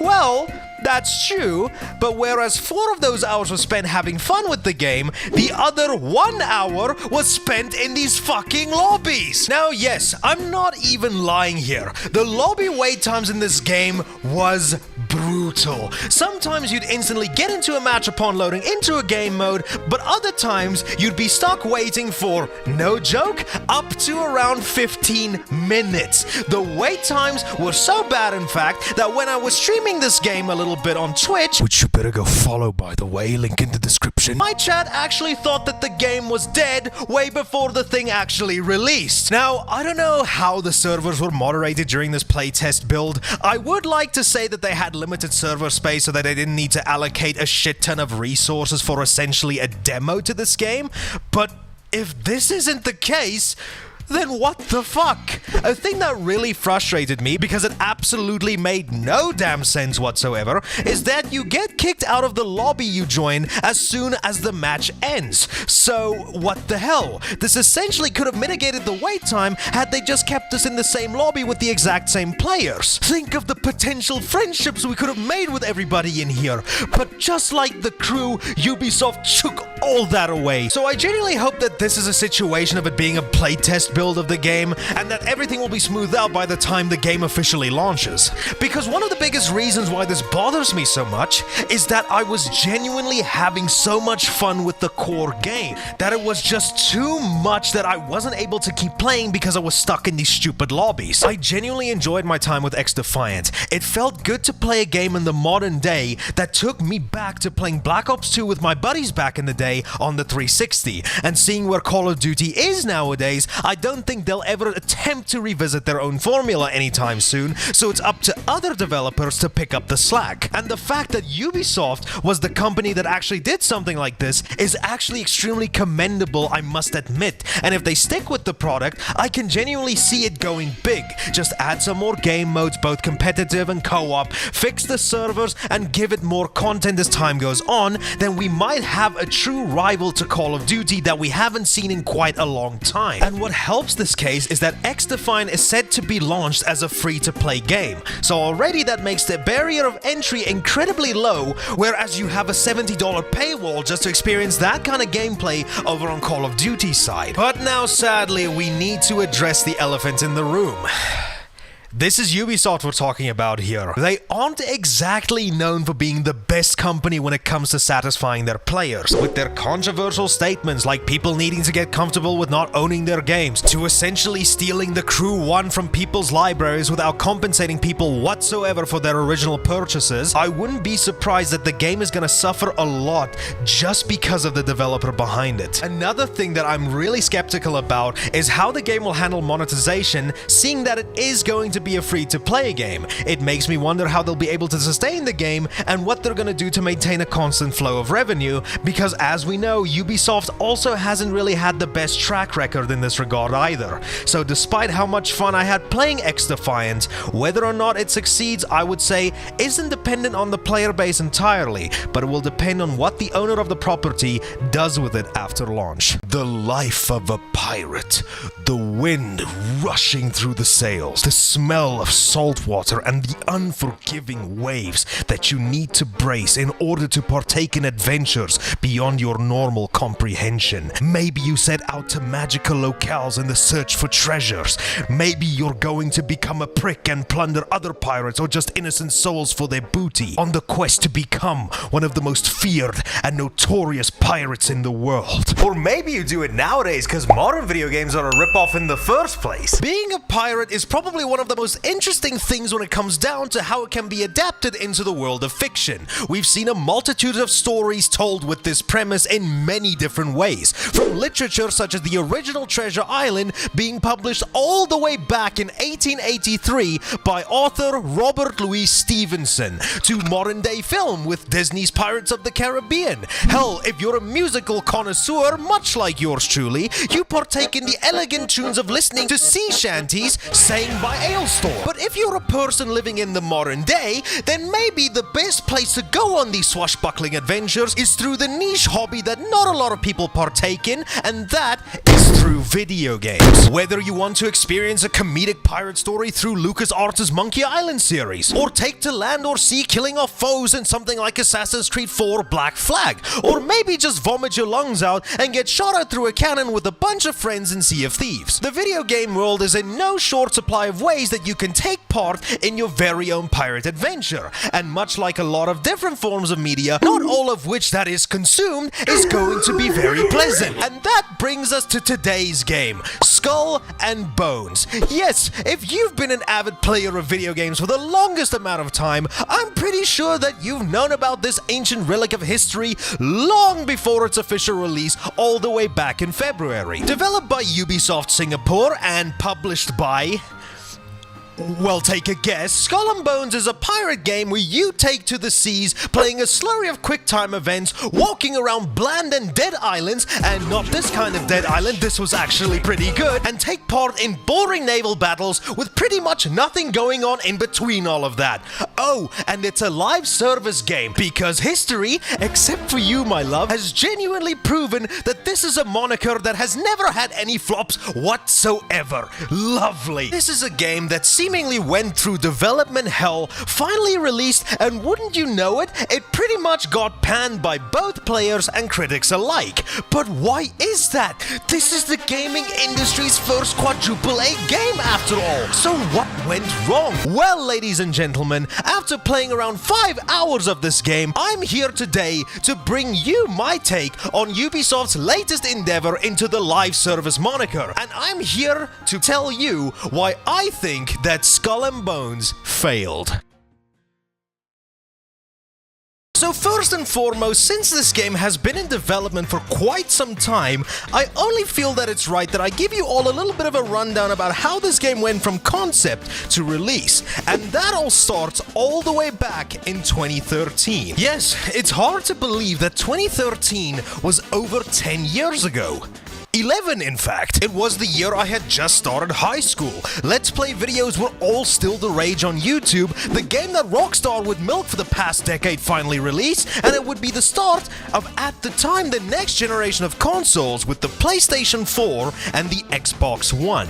But despite the release of the new hardware, this was still around the time the Xbox 360 and PlayStation 3 were still going strong, with games like the Tomb Raider reboot, The Last of Us, Metal Gear Rising, and all sorts of different games. games. But one game that made the jump to the next generation of consoles, but was still very much at home with the last gen, was hailed as one of the best games that released that year, and is held in high regard as one of the best games in its franchise, and that was Assassin's Creed 4 Black Flag. Yes, this fourth installment in the Assassin's Creed franchise is what me and many people would consider to be the best games in the entire series. It gave us one of the most beloved protagonists since Ezio and Edward Kenway. It perfected the parkour and combat style that Assassin's Creed was best known for, and aside from us just being able to explore these massive islands with tons of different stuff to collect in them, and just take in their amazing architecture and atmosphere and beauty that Ubisoft was no doubt the kings for at this point with Assassin's Creed, but now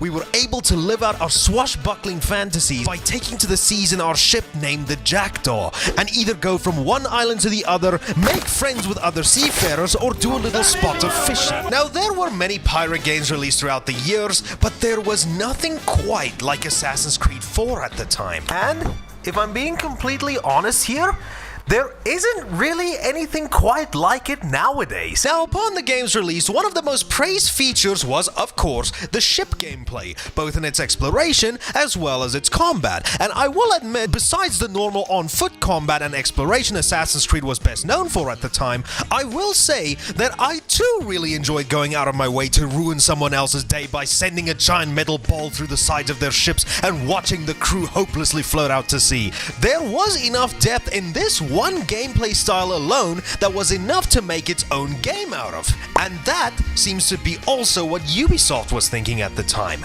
Enter the earliest phases of Skull and Bones development, a game that originally was just meant to be an expansion to Assassin's Creed 4, but then later wanted to be turned into its own MMO entity known as Black Flag Infinite, and then later it was decided to make the game into its own IP. According to Wikipedia, the reasoning behind it spinning off into its own intellectual property away from the Assassin's Creed brand was because of the game's technology becoming too outdated.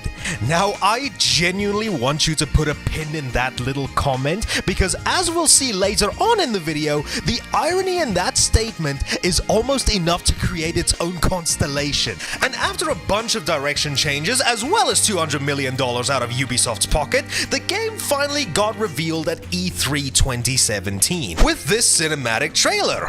And yeah, it looks like a pirate game. There's water, there's ships, there's a woman apparently drowning, and the cameraman doesn't seem all too interested in helping her. There's cannons firing, and then there's a skull and crossbones with the game's name on a flag. Skull and Bones. Yippee, I guess. Looking at this trailer in hindsight, I guess around the time this was enough to get people hyped, a brand new pirate multiplayer game by the same developers that brought us Assassin's Creed Black Flag 4 years ago. I mean, what could possibly go wrong? And hey, as much as I'm making fun of the cinematic trailer, at the very least Ubisoft showed off the gameplay of the game, and yeah, it looks like what people were wanting. It's the exact same naval combat we've come to know and love, except it's just now placed in a multiplayer setting. The graphics looked beautiful, everything in terms of its presentation and gameplay was on par from what we come to expect from Ubisoft, and the game itself genuinely looked pretty fun. And judging on what people had to say about the game after being able to play it during E3, it seemed that people genuinely had a positive experience. It started to seem that everything was looking up for the spiritual successor to one of 2013's best games. And the game was slated for a release date in 2018, but then, as we all know, that wouldn't end up being the case. The game was then delayed to 2019, and then even later to 2020. Everyone's favorite year. And according to Wikipedia, on a call with investors in October of 2019, the game was confirmed to have been delayed even further back to 2021 or 2022. And as we all know, when a game gets pushed back so many times, usually something behind the scenes was going on, and it would seem that this was the case. Apparently, in 2020, it was revealed that a new vision for the game had emerged, which was a result of the numerous delays. Whatever the hell hell said vision was can only be speculated at this point, but I have a few theories that I like to bring up. I need to take over the mantle from MatPat somehow, right? Now, to get the obvious out of the way, since this vision, like they were visited by some sort of force ghost, came to them around 2020, it's here where I think the choice was made to take the game from your bog standard PvP game to the live service moniker that we know it now for today. And thanks to the success of live service games at the time, like Fortnite, Apex Legends, and I don't know, fucking Marvel's Avengers, I think that those games were partially influential to what direction Skull and Bones will be heading into in the future. And also, since this happened in 2020, this was also around the time that the PlayStation 5 and Xbox Series X and S was released, so maybe they saw much higher potential for the game with the newly released hardware, and were probably now more able to deliver a better experience with the more powerful consoles they now had access to. Now, like I said, these are all primarily just theories, but if what I've said is true, and if anyone can confirm this to me, then I find it quite funny how one of those decisions with the newer hardware would be beneficial to the game, whereas the choice to make it a live service game would inevitably be detrimental to it. But regardless, in 2021, Ubisoft said, lol, get fucked, we're pushing the game back to 2022 or 2023. They didn't even seem to know themselves, and in 2022, the game was delayed yet again to 2023. And then after releasing a closed beta of the game in August of 2023, at the Game Awards the exact same year, the game finally set the release date to February 16th, 2024, releasing it on the Xbox Series X and S, PlayStation 5, and PC for a whopping $70. Wow. Now, I mean, we've already long since jumped into the realm of modern AAA games costing $70, but for a live service game?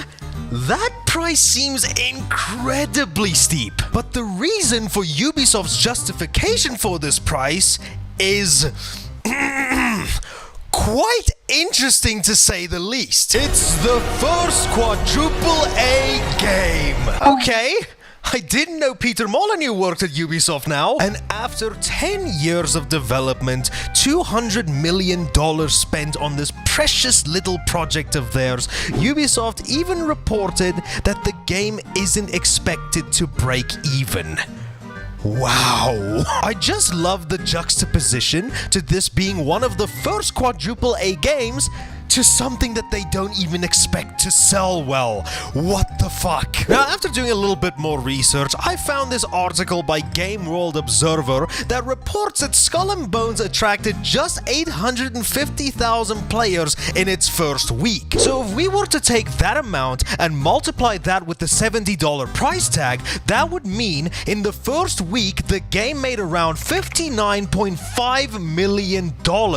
Fuck me. So that's around a $140.5 million loss. And I don't think you need to be a rocket scientist to figure out that this isn't a piss puddle amount of money that this project lost them. Now, this article did come out all the way back in February when the game was still new, so I don't exactly know how the game's doing nowadays, but still, that is one tremendous L for Ubisoft. It even got so bad to the point where they were offering people a close to 10-hour-long trial of the game to see if they couldn't win over some new players. But after the game's release, journalists were not so very nice to the game, YouTubers of all shapes and sizes ripped into the game, and it would seem that alongside games like Payday 3, Suicide Squad Kills the Justice League, and less notably PlayStation's Foam Stars, the choice to stick to the live service moniker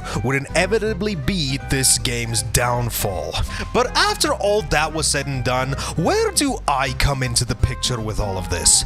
Well, allow me to take you all to the end of April and how I was finally able to give this train wreck a go for myself. Now, much like Payday 3, I was in pretty much the same boat, no pun intended, with Skull and Bones. I was extremely happy for fans of Assassin's Creed 4 who are now able to re-experience all of that sweet naval combat on modern consoles with a bunch of friends. But me, I was never really too into the idea of spending my life savings on a game I was going to probably play for only like a week and never touch again. No, I was too busy playing good games. But after finishing Jedi Survivor, my new favorite Star Wars game by the way, go ahead and play it, it's on Game Pass right now. now, I was curious to read up upon the current controversy happening with Star Wars Outlaws. And I don't know exactly how I ended up getting to this point, but I then read something about Ubisoft Plus. Now, whether or not it was because I saw that Outlaws was coming to the service, or if it was one of those discounts you can get if you were subscribed, but that did instantly catch my attention. For the longest time, I always knew about Ubisoft Plus, but I never really paid it any mind. I mean, I already had PlayStation Plus and Game Pass, so why would I need to add this to the extensive list of services I use when a good amount of Ubisoft games were already available on those services? But it wasn't until I decided to investigate the service and see what I could get that my jaw hit the floor. I was actually able to play Skull and Bones and a plethora of other Ubisoft games I've been interested in just by having this service. So after some careful consideration, I caved in and bought a 1-month subscription to the service. And after playing some actual good games like Avatar: Frontiers of Pandora and Prince of Persia: The Lost Crown, my small YouTuber brain was all set on that sexy hot mess of a quadruple A game. And after putting in around 5 hours of my time, I can say without a doubt, yep, game sucks. But it wouldn't be good for my viewer attention and potential ad revenue if I had only left you with just that little nugget of information, so allow me to share with you my experience on Ubisoft's live service pirate adventure. So after the game finished downloading, I was absolutely through the roof with excitement. Not because I had any high hopes for this game actually being good, but more so because I just wanted to see how bad things could actually get. So after connecting to the game servers, accompanied by this excellent wallpaper engine piece of art, we dick around with the settings, get this pretty intro cinematic that I skipped because I do not give a flying fuck, and then we are finally allowed to set sail in our very own pirate ship, surrounded by people who I think it's safe to say didn't make it. So over here, we're able to get accustomed with our ship as well as the game's controls, and nothing much else. What am I meant to do here? There's no objective marker. I can only really fire at the ships that don't stand a chance of fighting back. So what exactly am I supposed to do in this spot? And no joke, I was dicking around in the waters firing at these wooden carcasses, not having a single clue what to do for close to 5 minutes. What an amazing way to start off your game. Until finally we get attacked by another fleet, so I could finally show off my piracy skills. After another 5 minutes of battling this fleet, not very sure if what I'm doing is really doing anything to them, we finally get bombarded and our ship sank. Sag, I guess. Now, can I just quickly acknowledge the elephant in the room here real quick? What the fuck was that intro? I wasn't so lost in what I was supposed to do in the intro of a video game since the first time I played the Biker Tri-Hump Simulator. This entire opening goes on for close to 10 minutes. The first 5 without nothing happening, and the last 5 having shit going on, but makes it feel like it's just getting dragged out by just having us constantly bombard endless amounts of pirate ships until the game decides that you played enough. That already wasn't a very good sign, but I want you to put a pin in this part of the game because what happens here in this intro will be more relevant much later on. After one loading screen later, we see the wreckage of our ship and our character floating on this wooden plank. We finish creating our character and then we get rescued by these lovely chaps. We then take control of this little ship and take it over to this teensy island over here where we get to see the locals. But now I just want to bring something to your attention here real quick. This game looks like shit. Yes, in performance mode, the game at the very least runs at a consistent 60 frames per second on the Series S where I was playing this. But when you switch that over to graphics mode, you lose the performance and the game itself doesn't really look all that much better anyway. You're still of the same scene on both modes. And yes, there's a slight increase to the quality, but overall, This game doesn't really look good. Fuck, this might have been slightly acceptable had it just been limited to how the NPCs look, because we don't need to give them all that much detail. But look at your main character.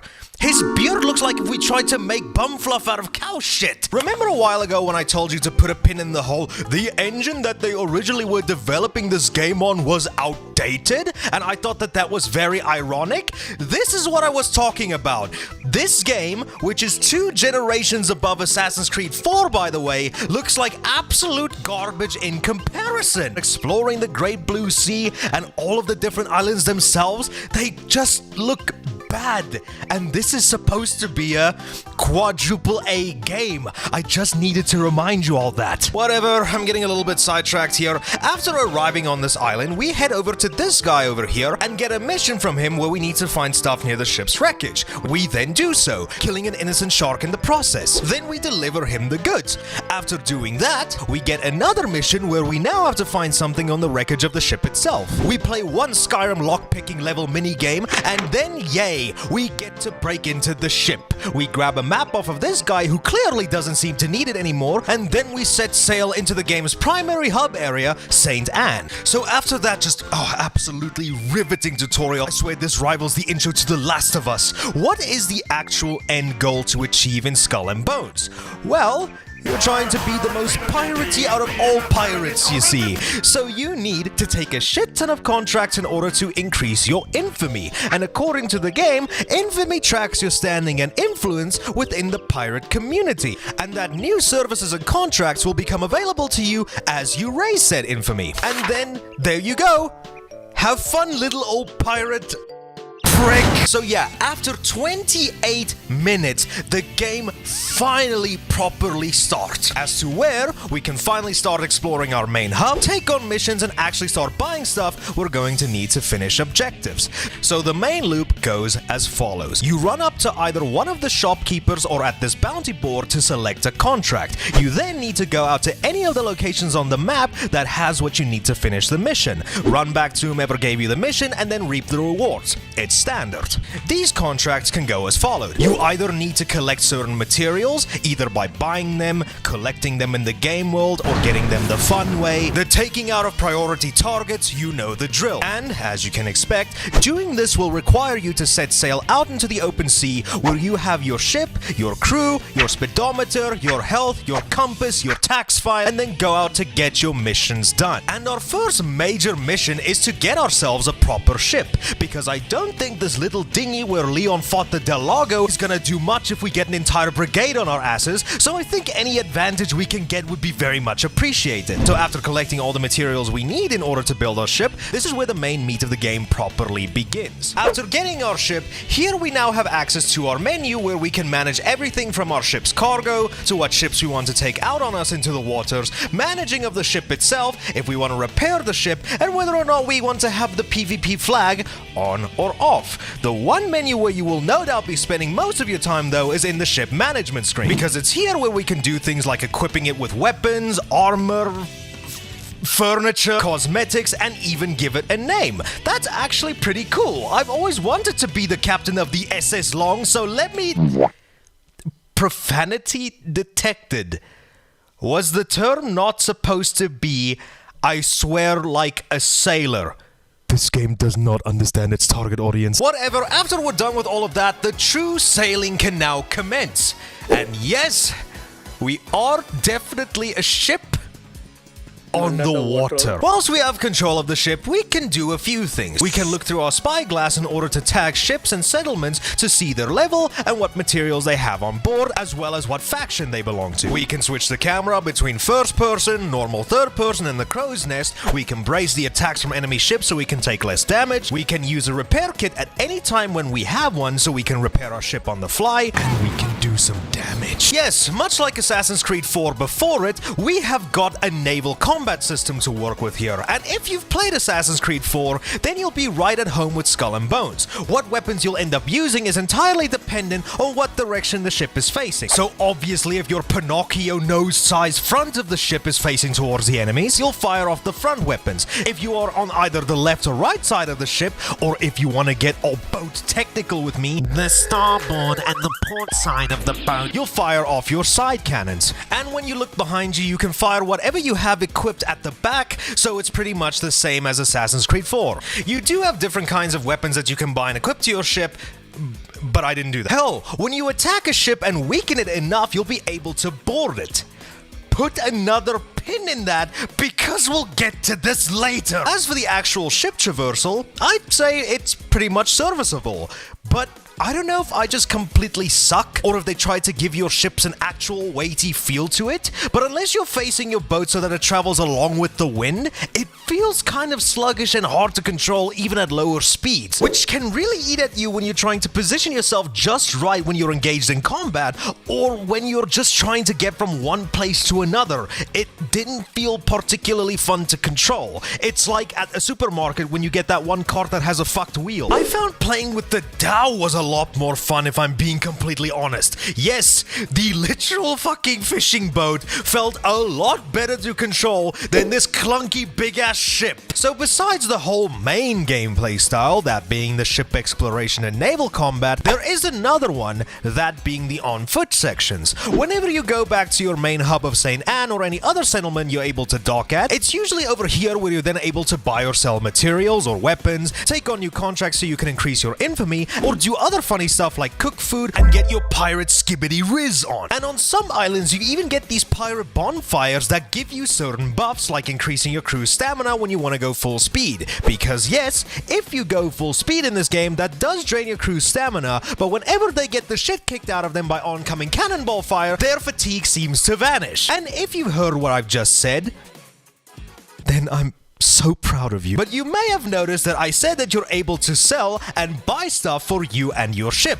And yes, that's because it wouldn't be a live service, I mean a pirate game, if money wasn't involved. And here in Skull and Bones, there's no exception. So within this game, you have two primary forms of currency. You have silver and you have gold. Silver being the currency you'll be rewarded with after completing contracts and selling stuff, and gold essentially being the thing that will cause real-life thievery. But at the very least, gold, to my knowledge, is mainly just spent on cosmetics for you and your ship, so I don't really think that this is something that will extend to you getting extra legendary gear that makes PvP encounters and contracts way easier. But something I'm not a huge fan of in this game is how silver is sometimes handled. So as we all know, or at least I would sure as fuck hope so, because this video has been going on for 30 minutes, Skull and Bones is an open-world pirate game akin to Assassin's Creed 4. So that extends to the fact that the world size is pretty huge, and we aren't exactly flying a NASA X-43 jet, so obviously getting from point A to point B may end up taking some time. So with this being a modern open world game, you'd think that they'd incorporate some sort of fast travel, right? Well then, congrats! You're correct! Except in this case, fast travel costs you some of your precious silver, meaning that if you find the act of traveling the oceans pretty tedious and want to get a move on, then you better fork over a couple of your hard-earned pennies to make the journey just a teensy little bit faster. I'm really sorry if you were saving it for something that would actually make the game more fun, but maybe next time, okay? This is kind of ass for the reasons I just stated, because you were probably just stockpiling all that silver to buy some new weapons and other stuff for your ship and crew, but now you gotta spend it all on traveling from one zone to the next because of how slowly you'll probably end up getting there if you chose to travel normally. And adding insult to injury, if the act of taking your cash if you want to get quickly from one spot to another wasn't already bad enough, you can only fast travel if you're docked at specific settlements where you're able to travel on foot.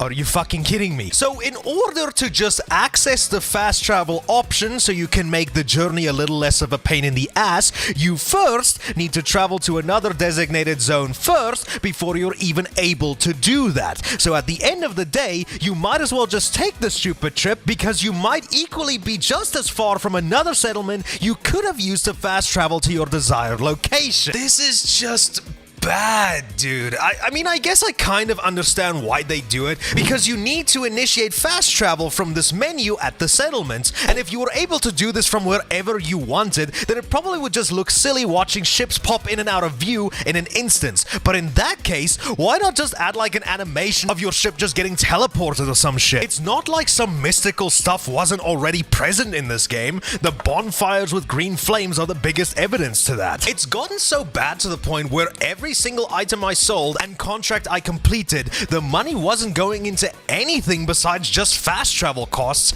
and that's pretty fucking stupid. You know you already messed up big time if the one thing that you're gonna be doing for most of the game gets tedious so quickly, and in order to mitigate that, you first need to cough up some of your cash after you've traveled to an area that took up some of your time anyway. I just don't understand this mindset whatsoever. Oh, and since this is a video game after all, with combat, there is going to be a small chance that you aren't the video game master you think you are, and you will no doubt from time to time get your shit rocked by the enemy, whether they be AI or other players. And get this, when you die, you have two respawn options, either close to where you died, which of course will cost you silver, or at the dock back at St. Anne. And maybe you might think to yourself that dying might actually get you faster to where you want to go with no costs.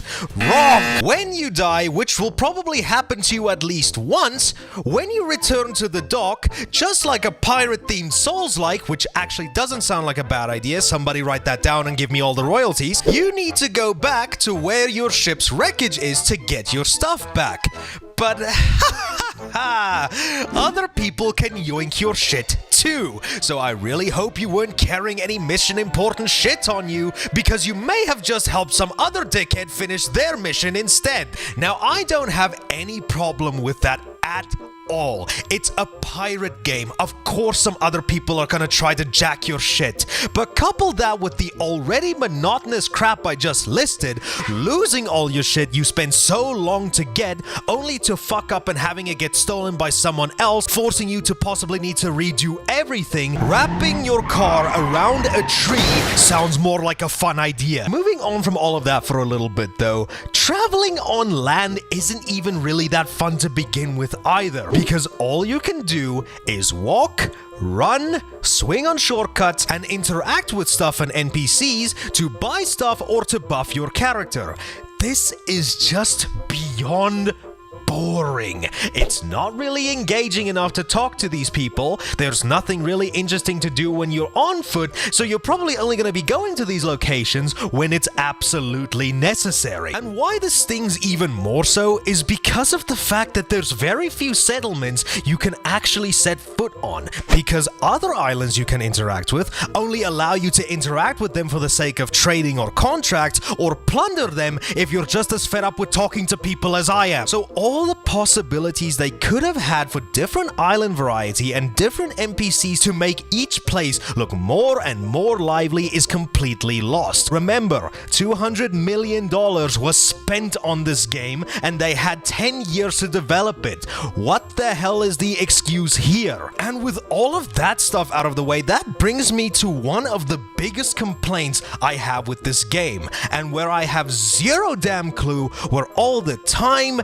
effort, and budget went into this game. The overall game is one of the most boring things I've ever played in my entire life. But the reason why this is the case could have easily been avoided had the game itself just had more time and more effort placed into it.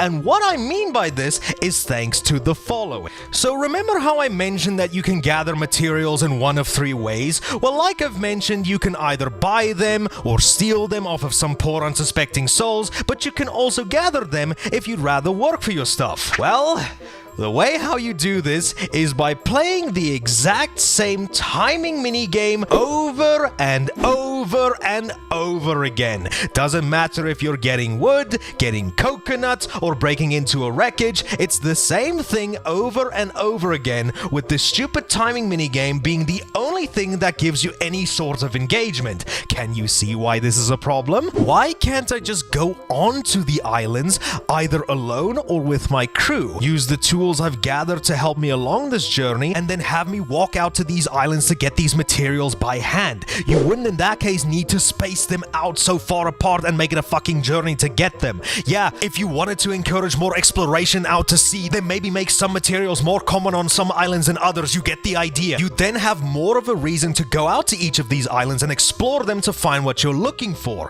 And you know, feel like a pirate exploring these uncharted grounds and see more people like NPCs or other players doing the exact same things that you are. But nope.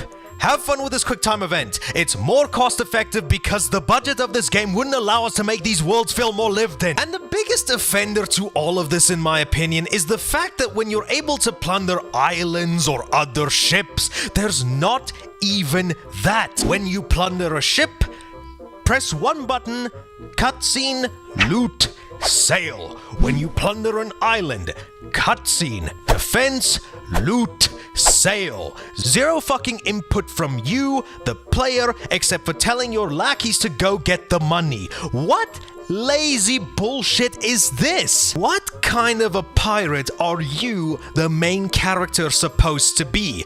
Let me answer that for you real quick. You aren't! And do you want to know what the cherry on top of this absolute joke of a pirate game is? Where all you do is shoot at other hunks of naval wood, walk on islands that have as much depth to them as a fucking kiddie pool, and tap the interaction button to gather literally everything. Do you want to know what is the most fun activity you'll be taking part in this entire pirate game? Fishing. Yes. Fishing. Some of the food and the materials that you're able to gather are from fish, sharks, alligators, and hippos. And in order to do that, you actually need to take your little dhow in order to go out there and spearfish these fuckers into extinction. This was the only time I actually had fun gathering materials. And then in that case, fuck the world of piracy. If it's gonna be this huge of a slog, I'd rather live out the rest of my days as a humble little fisherman, because in this game, it's somehow the most fun thing you're able to do. But alas, since this is a little bitch-made ship, it isn't exactly designed to take on the rougher waters, so you can't even explore the entire map with it, which does make sense and all, but you've essentially taken the one thing that I had a lot of fun with this game and snatched it away like it was the Crew 1 out of people's libraries. I was in genuine disbelief. Even now, while I'm writing this script, I can't even begin to come up with a thought as to what Ubisoft was thinking with this game. This game is the equivalent of a lazy cash grab, but one that had so much potential that the devs just never expanded upon in so many ways that they could have. And after spending 5 hours with this game, it just had no sign of improving because I was just doing the same repetitive mission structure with all the stupid fucking issues I've mentioned over and over again.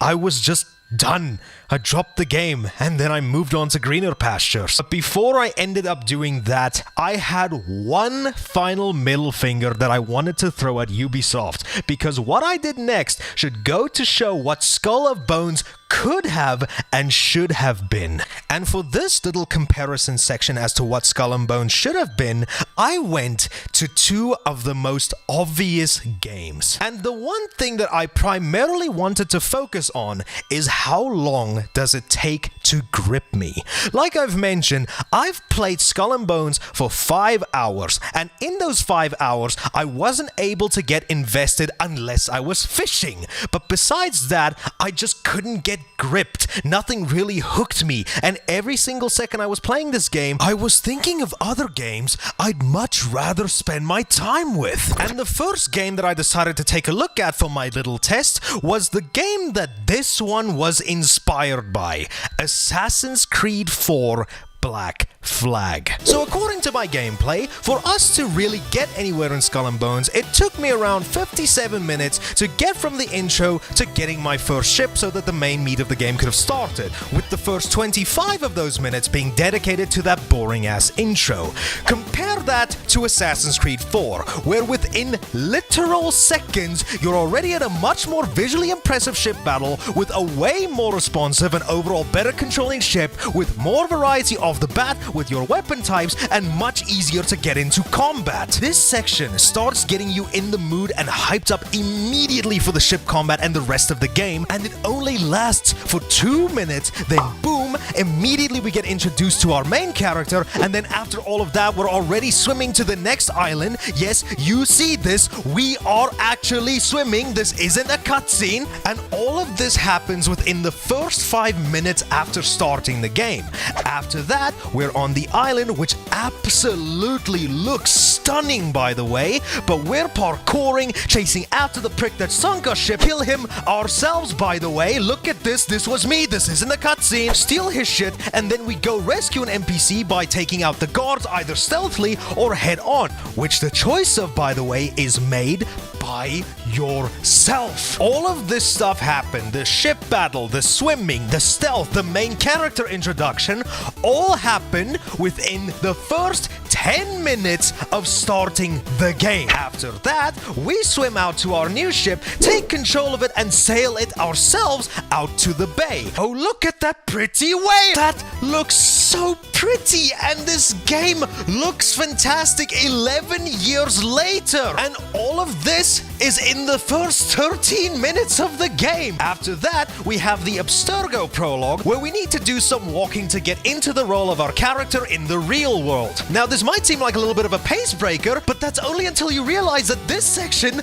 only lasts for 5 minutes, and then we get back into the main game. After all that, we then get acquainted with Havana, see all these NPCs being more lively, the area itself looking so stunning, and actually getting to explore the island and take in its atmosphere, because just look how good this looks. And this is all coming from a game that came out on the Xbox 360 and PlayStation 3, by the way. We then climb a church to get our bearings of the area. We stop a pickpocket, get into a bar fight, tail guards, steal a captain's key to infiltrate a lockup, get into a fight with said guards, shoot mannequins with flintlocks without the thing somehow exploding in our hands because they're flintlocks, stab them because their presence is insulting, and all of that was introduced to us within the first 54 minutes of the game.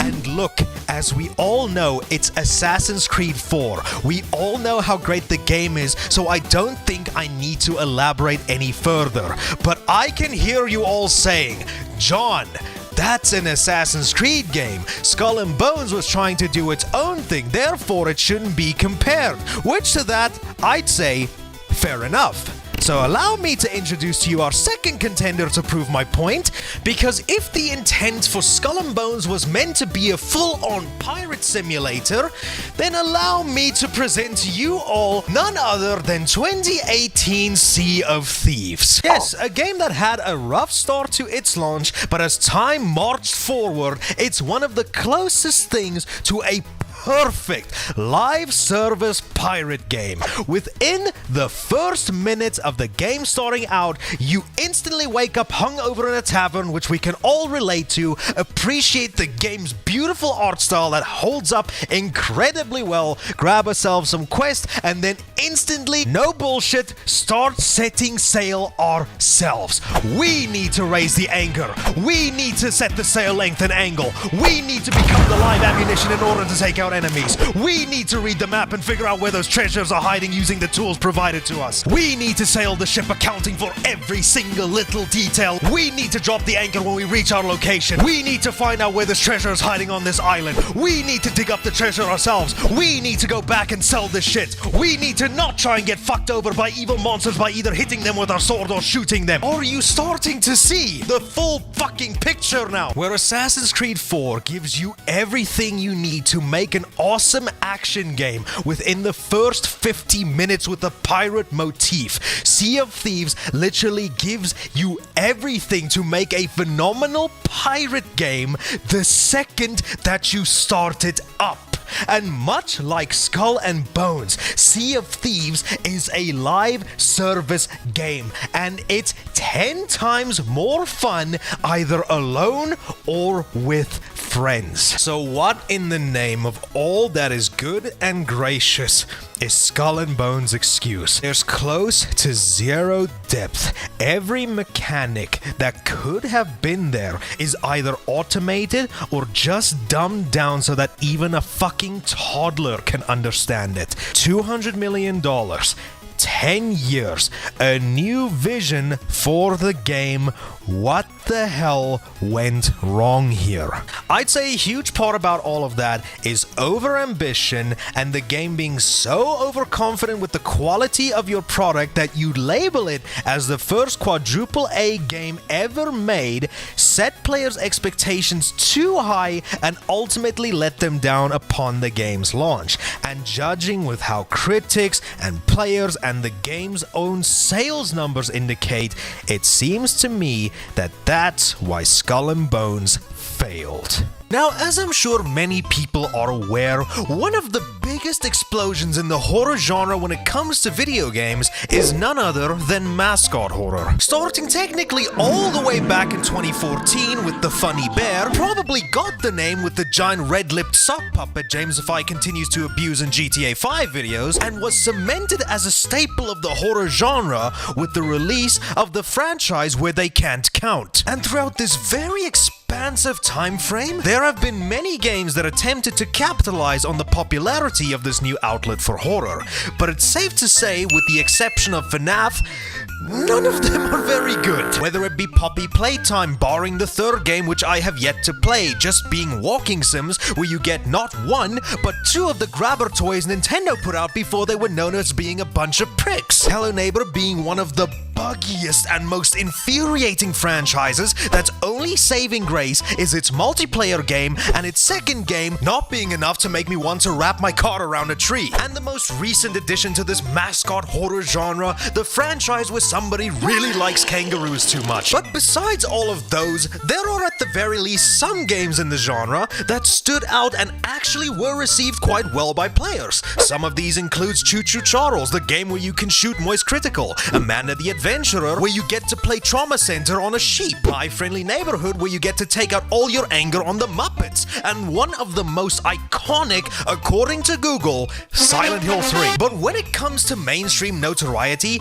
these relatively good Mascot horror games pale in comparison to what Poppy Playtime, Hello Neighbor, and Garden of Banban were able to achieve. Until recently. You see, I'm not really a person that looks into everything that happens in the world of video games. Most of my exposure to anything that happens new in this space is when I catch a tweet about something that interests me, or if I'm looking forward to an event such as the Game Awards, a Nintendo Direct, Summer Games Fest, where me and a bunch of my friends can just sit in a Discord call and either soyjack at the fact that something we've been looking forward to finally gets announced, or marvel in disappointment to how shit the event actually was. I don't really make it a part of my daily schedule to research the newest upcoming releases, but like I've mentioned, sometimes I'll catch a stray tweet, 9 times out of 10 from an indie game that piques my interest and makes me follow the account wanting to see how development goes, or elements from an already pre-existing game being posted, like characters, memes, or things I'm too afraid to show on YouTube but I'll let your mind fill in the blanks. And that brings us to today's game, Indigo Park. Now, if you've been floating around the Mascot horror side of the internet, I don't envy you. I'm sure you've at the very least come across this character, a raccoon named Rambly. And as I've said,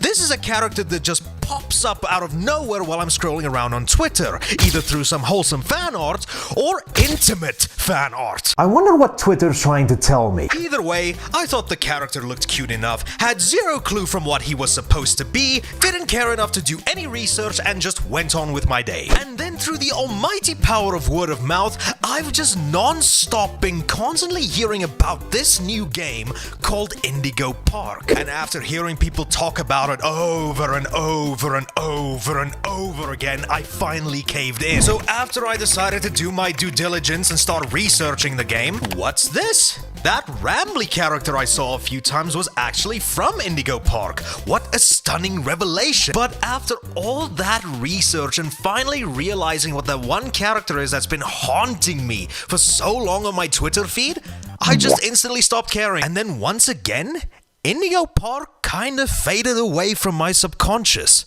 But on one fateful night, he came to me in my dreams. And after all of that, I just decided to look into the game one final time and saw that it was another first-person Mascot horror game. And then the popularity started to kind of make sense to me. But unlike most of these cash-grabby franchises that cause children to put their families into crippling debt, for whatever reason, Indigo Park stood at overwhelmingly positive reviews on Steam.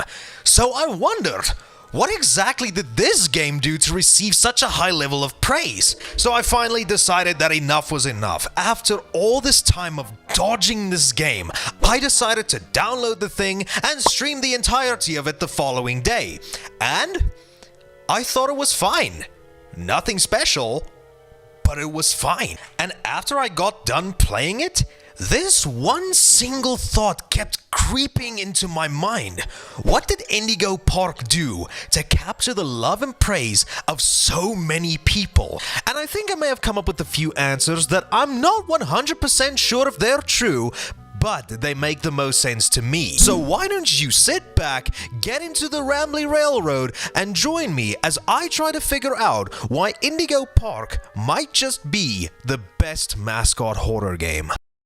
So before we get to theorizing, let's talk about the game real quick. Indigo Park stars you, an urban explorer named Ed, exploring the abandoned theme park to uncover why the place got shut down 8 years prior.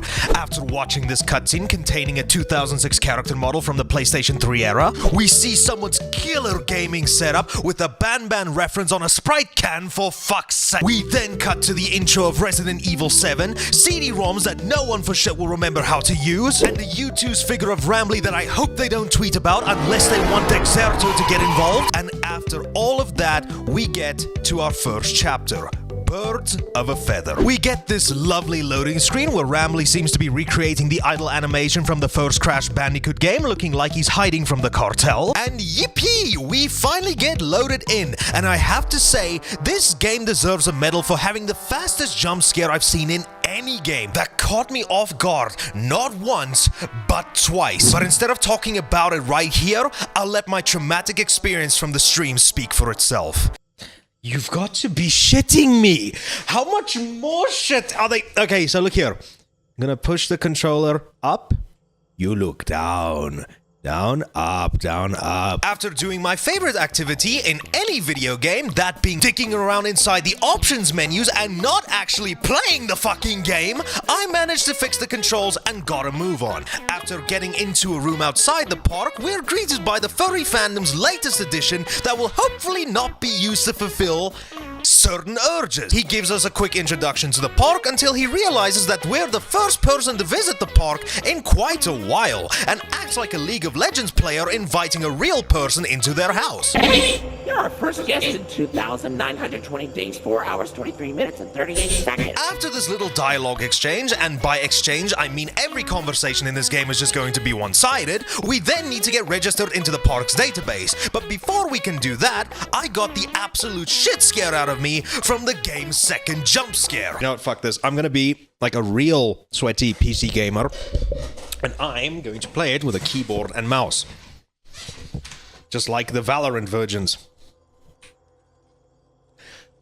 Oh my goodness. Okay, now the mouse is inverted! After being told to piss off to the main gate, we make our way back to it, where Rambly seems to not know what a locked gate looks like and tells us to go fix the thing and treats it like it's some sort of minigame, much like what I'm assuming line goers are told at Disneyland. We fix the generator by replacing one of its gears, flip the switch, steal a bunch of merch that'll probably go for an ass ton on Craigslist, and we make our way back to the main gate. And woohoo! Look at this wondrous place, filled with overgrown vegetation that most likely harbors the spore from The Last of Us. We dick around the main hub for a little bit until Rambly tells us to go to the gift shop in order to acquire a critter cuff, which does sound like some sort of BDSM tool, but hey, I'm not here to judge, but much to my relief, it's just a tool that we can use to access various different locations around the park. After exploring the park a little bit more, we're then tasked to go to Rambly's Railroad so we can get compensated for the poor state that the park is in, which I do not honestly see the problem, but a free ride on Rambley's Railroad seems like it could be a fun pastime, so why not? After we hop aboard the Hogwarts Express, we're then introduced to every one of the other mascots of the park. We have Molly Macaw, who really loves crashing into barns like they're a piece of tinfoil in Roswell back in 1947. We then get introduced to Finley, who's a depressed snake with hoarding issues. We then get... Does that not go hand in hand then? rudely interrupted, so it's up to us to fix the railroad. We then ignore the mascot corpse in the corner of the room, fix the railroad, and then we get to continue our little adventure. Finally, we get to meet the one character who I'm surprised the furries didn't immediately gravitate towards, and that's Lloyd the Lion, that Rambley absolutely despises with every fiber of his being. After that thrilling train ride, we then need to head over to Jetstream Sam's Junction, but alas, the place is locked up, so we need to backtrack to a security office and find a way to gain access. We then head over to an opera house that seems to be themed after Lloyd, and after heading backstage, we're notified by Rambley that he doesn't have eyes back there, and that we need to be careful because our critter cuff can't resuscitate us yet. Very ominous that a piece of paper with an RFID scanner in it would need to perform basic medical operations, but I'm afraid if I ask any questions, they will all yield zero answers, so let's head backstage anyway. As we crawl below some crates, we finally get to see a reject Mufasa outfit attempt to grab us, but it miserably failed. After collecting the key to Jetstream Sam's Junction, we make our way back to exit the opera house, and then get the most obvious jump scare with Lloyd grabbing onto discount Ethan Winter's arm, but then some strange high-pitched noise coming from our critter cuff seems to scare him off. Not sure why that was, but I'm pretty sure that MatPat would be able to formulate a compelling theory as to why that... Any case, after making our way to Jetstream Junction, we now are tasked to head over to Molly's landing pad, but I'm a tad bit fed up by being fucked around by this Indigo trash panda a little bit, so I decide to hell with him and head over to this arcade machine so I can play this little mini game over here, which surprisingly was pretty fun. I love the pixel art, we even get some enemies that we're able to kill, and even a boss fight against a dark version of one of our friends. After we beat the fight, we... Oh, fuck. Well, then I think that's enough playing around. After finally making our way to Molly's landing pad, we are then greeted with the ball pit room from FNAF'S Security Breach, only this time with less ball pit physics. 0 out of 10 game. So our goal in this room here is to solve a puzzle involving these spinning shape blocks by finding out the correct combination to them by looking at these paintings on the wall that gives us the answers. After doing that, we unlock one more door and see that Molly isn't looking all too friendly. So much so that she decided that it would be extremely funny to rip out my throat. Not the warm welcome that I was expecting, but thankfully death in a mascot horror game is not much of a punishment, but a learning experience. So we just load back in and learn from our past mistakes by not letting our esophagus be turned into an external organ. One chase scene later through this kid's restaurant maze that hopefully doesn't have an extremely high mortality rate for 5-year-olds, through these vents that reminds me of another mascot horror game that isn't really that popular, and one final time through the backstage security place. After running into one of the security offices, we get to behold this non-traumatizing sight. Get fucked, bozo! Bitch moron! Yeah, get fucked! After killing off what in actuality I'm just starting to assume was a disgruntled employee in a fursuit that method acted like his character for so long they could no longer distinguish fact from fiction, Rambley over here finally comes clean and tells us, yeah, the park's fucked. I never noticed, but with our help we can actually try and fix the park together. After that, we head to the chapter's final location, the Oceanic Odyssey, see the depressed Sam the Snake from Rayman 2, and then the chapter finally ends with an actually pretty sweet outro song. But before you settle down, you up for a little survey to help us improve the park? Which is just Rambley's way of telling us to stick around for a damn survey. Nah, fuck you, I'm done. So that was the entirety of Indigo Park Chapter 1. And I have to say, it was okay. which is more than I can say for some of its contemporaries. I didn't find the game mind-blowing by any stretch of the imagination because it just kind of falls under the same trappings that most of these games in the genre suffers from. The game is a roughly hour-and-a-half long walking simulator where you walk, solve basic puzzles. In this game's case, it was locating gears in order to fix some machinery, or that block puzzle from before the Molly chase. And speaking of that, the game ending off with the chase sequence that then ends off the chapter. So, why does this game have such high praise from people?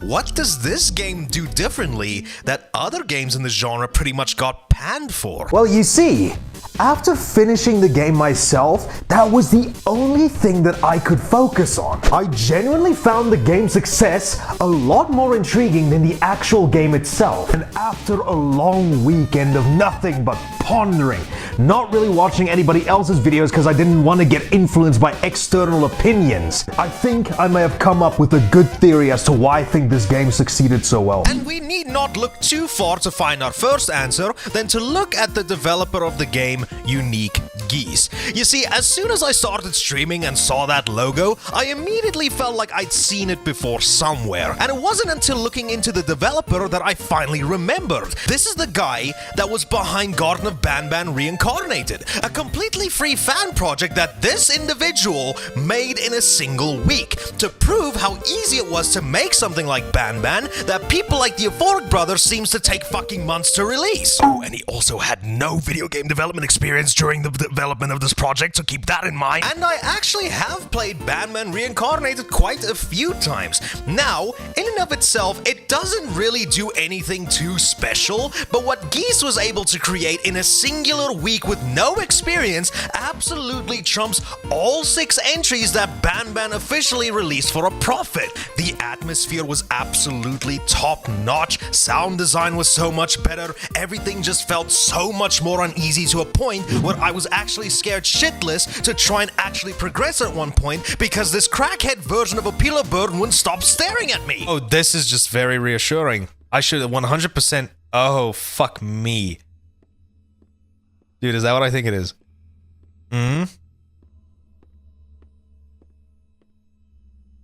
Dude, that is fucking terrifying. I don't think I'm going in there. I don't think I'm going in there. Screw that shit. And yes, while the chase scene and jump scare at the end of the game was a little bit lackluster, I had way more fun playing through this one fan-made game than I had with any of the official Banban games. So having someone with such a large amount of dedication behind a new project in this genre already spelled a massive plus for Indigo Park's success. Another thing that I also think really helped a lot with this game's success is the large amount of charm oozing from each of the characters from both their designs and their personalities, which is something I've noticed a lot of other Mascot horror games actually lack. Like what? In Poppy Playtime we have the blue sock puppet with a vor fetish, a woman sock puppet which mysteriously helps the player character, meaning that they probably have some sort of marital issues, a spooky doll that wouldn't feel out of place in Annabelle, and a spider lady that just spouts the most cringe dialogue in an attempt to sound scary, but in the end it just ends up falling flat. And just as a disclaimer again, like I said at the beginning of the video, I still have yet to play Poppy Playtime Chapter 3, and I've heard nothing but praise for that chapter specifically, but after hearing some of Catnap's dialogue in that game, it all just still sounds so incredibly cringy and can be taken out of context quite easily.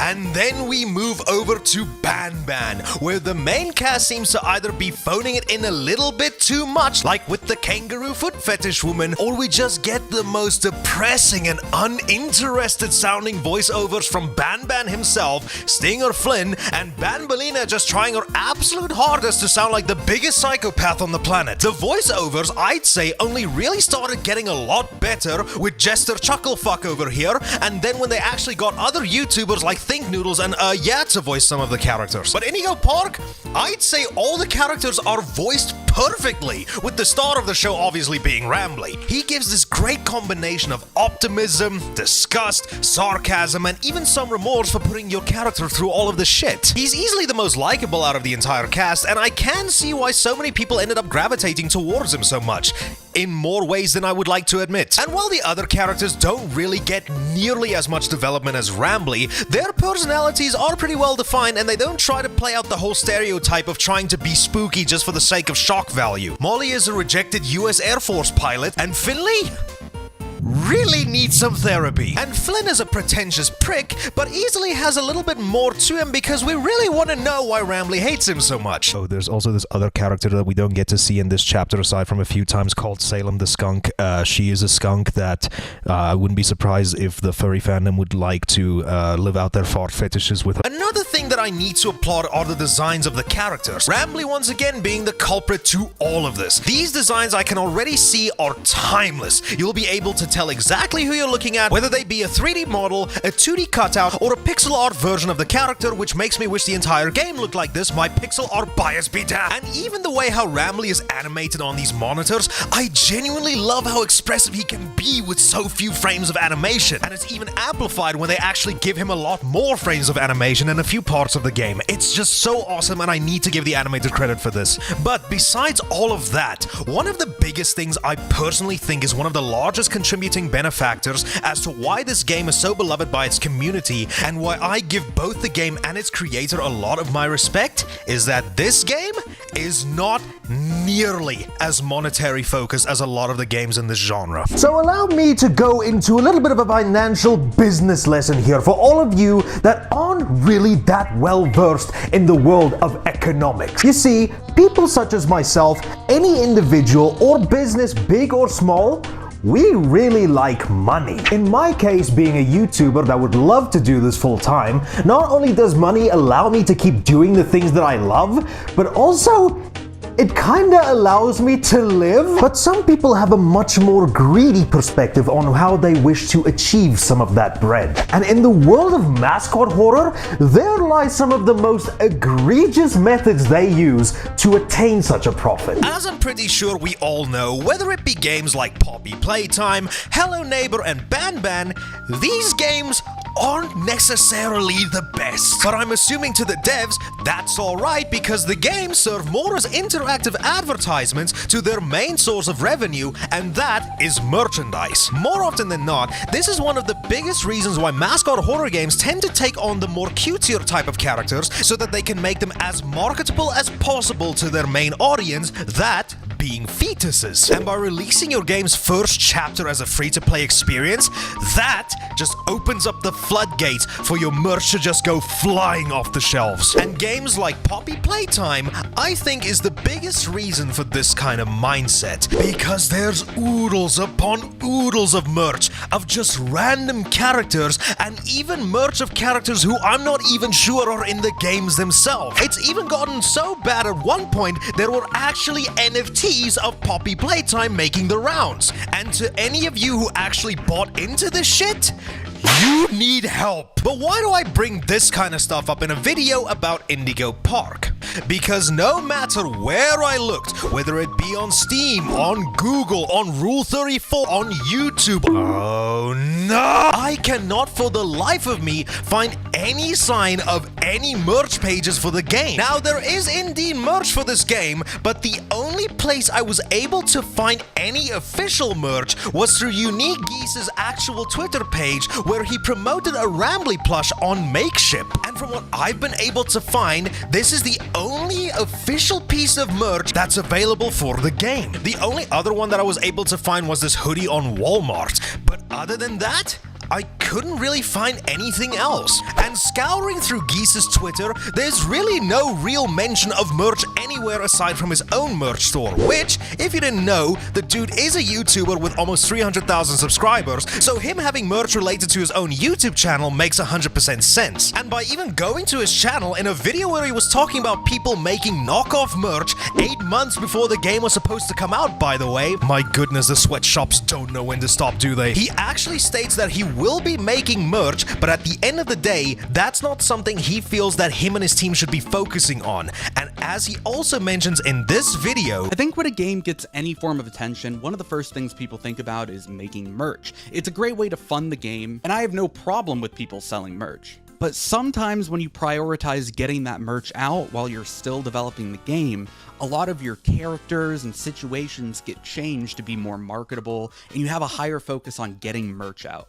And that's not something we want to do. The last thing I want you guys to think of is Indigo Park as a cash grab. This is a passion project that I'm pouring my entire heart into. I'm quite literally like waking up, working on the game, going to class, working on the game. And for that, we've got to give major props to Geese and his team that made this little passion project possible. And that statement alone is enough of an answer to me as to why I personally think that Indigo Park might actually just be the best Mascot horror game. So as I hope everyone should know at this point, optimization is a key part of any video game. It's the thing that allows us to enjoy the game without any hiccups like frame drops, glitches, and whatever happens when you decide to buy the Nintendo Switch version of a game. It allows unnecessary stuff to get ironed out, like assets that aren't really used all that much, to just make the game be able to run on as much hardware as possible. And it's definitely a great way to reduce the file size of a game so that it doesn't hog up all the storage on whatever device you choose to play it on. But wouldn't it be funny if we didn't? Hi, here you guys get a little teensy video from me late at night at 11:30 p.m. wanting to bring to all of your attention a thing that I never thought I would see in my lifetime. A game that exceeds more than 150 gigabytes of storage. And who better to do this than the video game industry's biggest cash cow, Call of Duty. Now, after Xbox's showcase, which was pretty damn awesome I must say, we got a relatively in-depth look at the newest entry into this franchise, that being Black Ops 6. Now, I for one am actually very excited for this game, for completely shallow reasons I need to assure you, but excited nonetheless, because not only will it allow me to continue my yearly tradition of covering every single Call of Duty game's beta when they release, but now with the game coming day one to Game Pass, it'll actually allow me to do a full-on in-depth video on this franchise that I wasn't able to prior, and I'm genuinely grateful that I'm now able to have the opportunity to do something like this. But much like my attempts to edit a video in Premiere Pro, there's always a catch that ends up causing more problems for me. Now, for all of you that aren't really sure what I'm yapping about, allow me to explain. You see, as I was scrolling through Twitter like I normally do, I came across this tweet from an account called Game Pass Tracker announcing that Black Ops 6 comes in a hefty 309.85 gigabytes. I don't really think hefty is the right word here, my friends. That file size feels like it should have 3D schematics for a WMD, not a fucking video game. Now, it's no surprise that nowadays games tend to be fucking massive, especially AAA games, but when it comes to the largest games I've ever had to download, they usually hover around the 80 to 100 gigabytes range, which is already massive enough as it is, but now Call of Duty thought that it'd be hilarious to triple that amount. But I need to ask, what's the reason though? Why is this the game that decides that you have too many other games on your hard drive and need to make space? Is this a situation of poor optimization? Or is the game just that ambitious with what it's trying to achieve that they wanted to spare no expenses when it comes to the visuals and scope? Well, I will admit from the gameplay that they showed us during the Xbox showcase that the game is a graphical marvel. But still, what justifies it being that size when games like Modern Warfare, Cold War and so on only scrape the 100 gigabytes range with all of its content installed? And last time I checked, those games weren't exactly slouches with their visuals either. And I find it funny too that when seeing this, my mind immediately flashed towards another game that's file size seems more justified being that large, that being GTA 6. Now, from the footage we've already seen thanks to its trailer, it's pretty safe to assume that the game is going to be massive, as I'm sure it's probably going to be the biggest game of the decade. But when looking up on what that game's file size is turning out to be, it's estimated that GTA 6 will only be around 200 gigabytes after leaked files ended up being around 80 gigs. Now, that is only speculation, so for all we know, GTA 6 could be double that. But with GTA, that all does make sense, because these are gigantic open world games with a lot of life and detail put into them, so to cram everything this game is trying to have into a 50 gigabyte file size is literally impossible. But with Black Ops, you know, the Call of Duty series, what justifies this game being 100 gigabytes more than GTA 6? They do mention that Black Ops 6 is going to be more open with its missions, so that might be one of the reasons, but I still can't for the life of me see why that would jack up the file size to such a huge degree. And I'm pretty sure we all know that the campaign is pretty much gonna probably be around 5 to 6 hours, so if they decided to go apeshit with the fidelity of the assets for such a short runtime so they can have the most cinematic experience ever, then I do think that would be a pretty fucking stupid idea. Another theory that I have is that this is going to be the file size for every single game mode, including the campaign, those being multiplayer and zombies. But still, what would justify those game modes files being that large? If we also take into accountability that we will possibly be able to download each mode separately to save up on space for the stuff we don't care about, that would mean that both multiplayer and zombies would still end up costing you around 100 gigabytes of space, so that doesn't really help all that much either,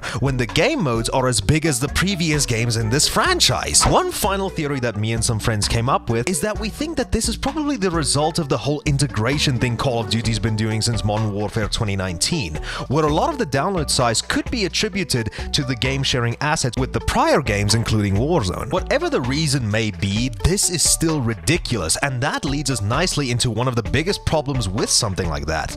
You do realize that a lot of people might have a few issues when they want to get this game, right? What I mean by that is me, and I'm sure countless amounts of people, don't really have infinite space on their hard drives or SSDs. I mean, for me personally, I only have a 500 gigabyte SSD and a 4 terabyte external hard drive, and most of that is mainly to store games where an SSD isn't really a requirement, and I use my hard drive mainly for recording videos and storing video assets for work, and I only use my SSD to store all of my software on, and that already takes up around 300 gigabytes anyway. I guess you could say that I possibly could store it on my hard drive, but would the game really be optimized to run on an HDD? It probably could, because somehow this game is still launching on last-gen systems, but for the best gaming experience, wouldn't you want to have it on your SSD? And let's say I decided, okay, screw it, I'm gonna load it onto one of my consoles. That would mean I probably need to clear out a lot of my games that I'm currently busy with just to get Black Ops 6 on there. And since I'm a Series S owner that still has the vanilla storage, that would probably mean that Black Ops 6 would be the only game I'd be able to fit on there, because wouldn't you be surprised if I told you that I really do not think I want to expand my storage just to play one single game? And I'm gonna be honest, this is just fucking ridiculous. Whatever the reason might be behind the game having such a high file size is beyond me, and I really hope that this is just an error that Treyarch is able to iron out before the game launches, because for goodness sakes, I'm not even really in the mood to find out how long this thing's gonna download with my internet speed. So add that to the list of issues that this game is going to face if you decide to start downloading it on day one. Now, if you've known me for a long while now, then that's interesting. Because I don't know you. Then you should know that one of my favorite games of all time is Ultra Kill, a game that I'd argue is nothing short of a masterpiece, because no matter how hard I try, I for the life of me cannot think of a single bad thing to say about this game. Everything about this game, from the movement, the combat, the weapons, the visual, the music, I'd say are nothing short of perfection. I won't go too in depth on why that is here, because I already made a full video on Ultra Kill 2 years ago, and it's okay if you don't know about it. I think that video is quite niche. So you may be wondering to yourself, why out of seemingly nowhere am I returning to the game after all this time? Well, firstly, my rent is due, and secondly, after that video came out, a lot of the comments either would tell me certain things like, now time to P-rank everything or to face off against this Minos Prime. And since I was and still am a little bitch boy, I decided to yield and just say, nah dude, ain't happening. But clearly, since we're here now, something must have changed in the time since that video, right? Well, you'd be correct. I became a father. My best buddy, the Beak, is why. Now, to give you a little bit of context on why that is, he really got into Ultra Kill. So much so, he did what I thought would be impossible, and that was to P-rank every level. And since he's such a lovely friend, he held me at gunpoint and told me to do the same. And son of a bitch, I actually did. Somehow, I practically feel like I mastered Ultra Instinct and managed to P-rank every single stage in the prologue and in Act 1. But now you see, since I was able to do all of that, I couldn't just stop and smell the roses after achieving such a monumental accomplishment. No, there was one more challenge that I needed to face to actually prove myself worthy of all I achieved up until now. And his name echoed not only in that video's comment section, but in my mind for days and days after I finished it. Minos Prime. And let me tell you, everything I've done up until this battle was the equivalent of a tutorial in a Paw Patrol game, because Minos Prime is without question one of, if not the hardest boss fight I've ever faced in any video game I've ever played. But simultaneously, it's one of the greatest as well. But before we get into all of that, here's the intro.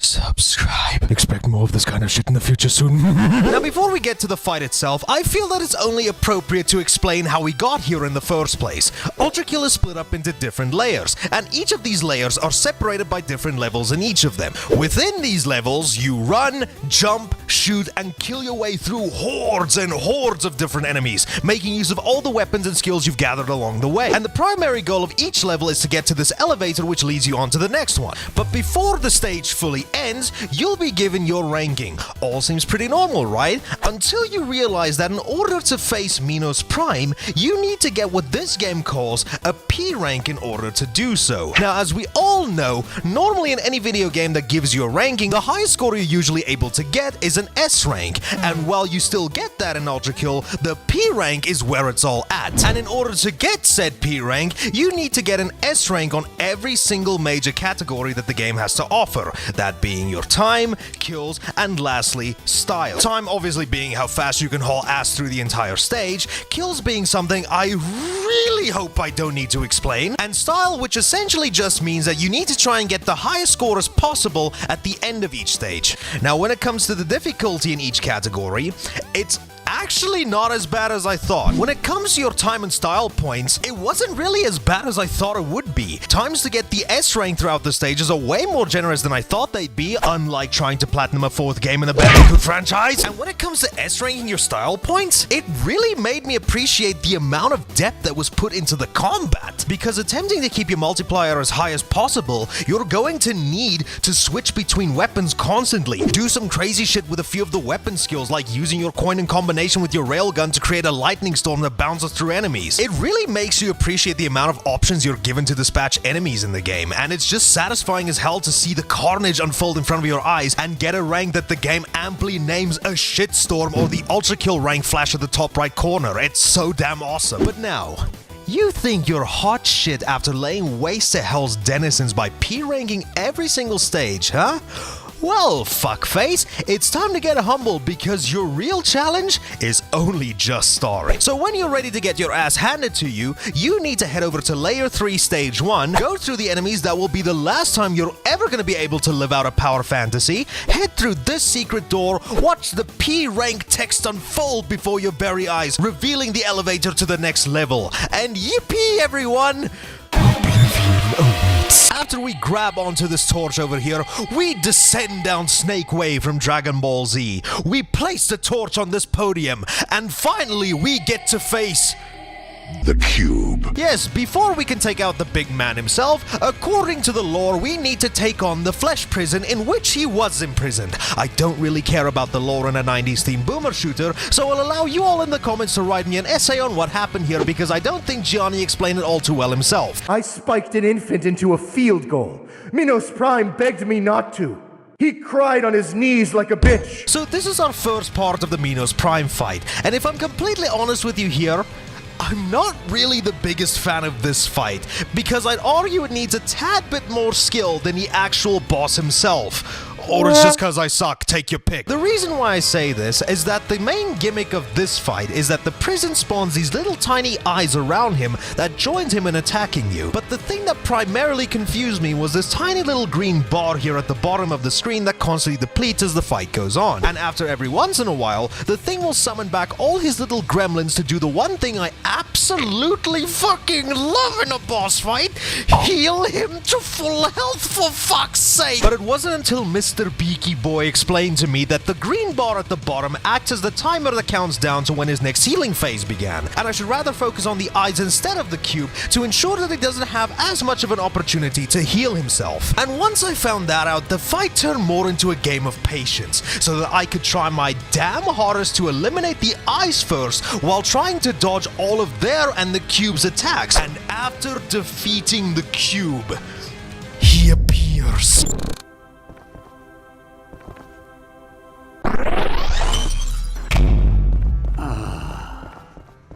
Free at last.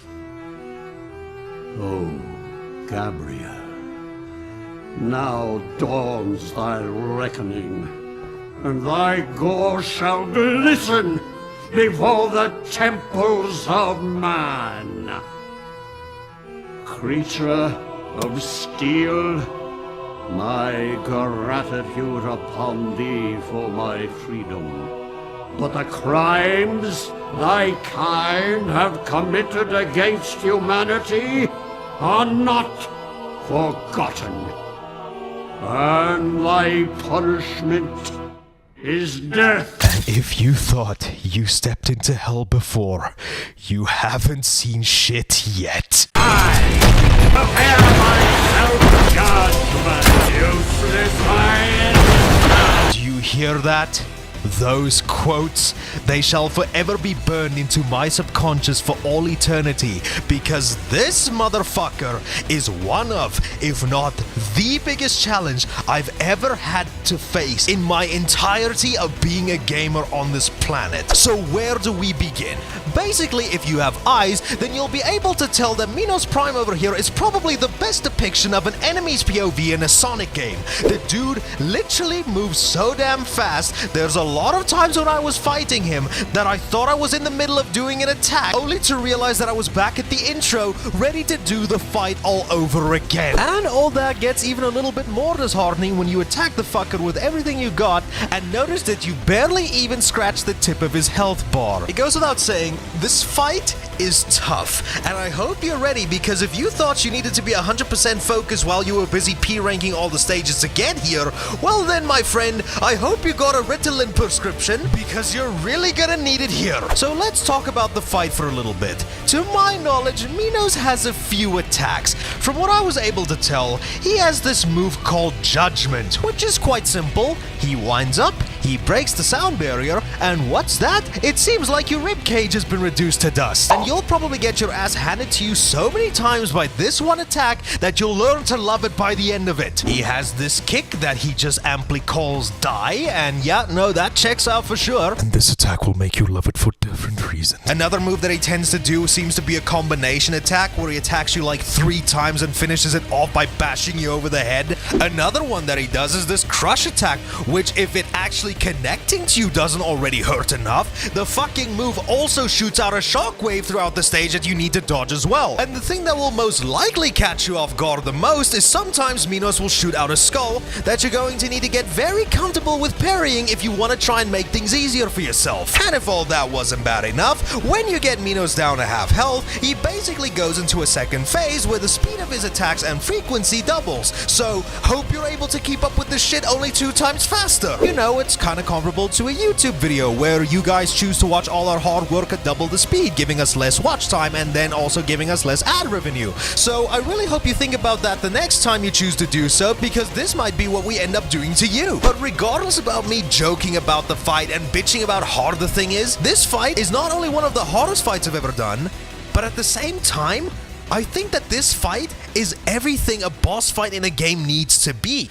So allow me to explain. Firstly, this is a no bullshit, no gimmick, proper one-on-one battle. No intermission where an ass ton of goons spawn, no pauses for any stupid reason, just pure adrenaline-fueled action. And son of a bitch, that just gets you so hyped to get your ass kicked even more. And all this even extends to the stage. Yes, it looks like you're fighting in the camera POV during a colonoscopy, but besides that, this is a large, open, rounded arena with nothing getting in the way of the fight, so all you need to focus on is your enemy and nothing else, which I think is just perfect. Also, to really help you out during this fight, Minos will also yell out what attacks he does, so that gives you more than enough time to actually anticipate and get ready to counterattack if possible. And besides just the design of the boss's attacks in the arena you fight him in, the difficulty of the fight makes you need to use every single little thing you've learned in the game. Because if you think you're gonna be like me and 2-Pump-Chump the guy with the green shotgun, well, I hope you like smashing your keyboard through a monitor like an average Valorant player,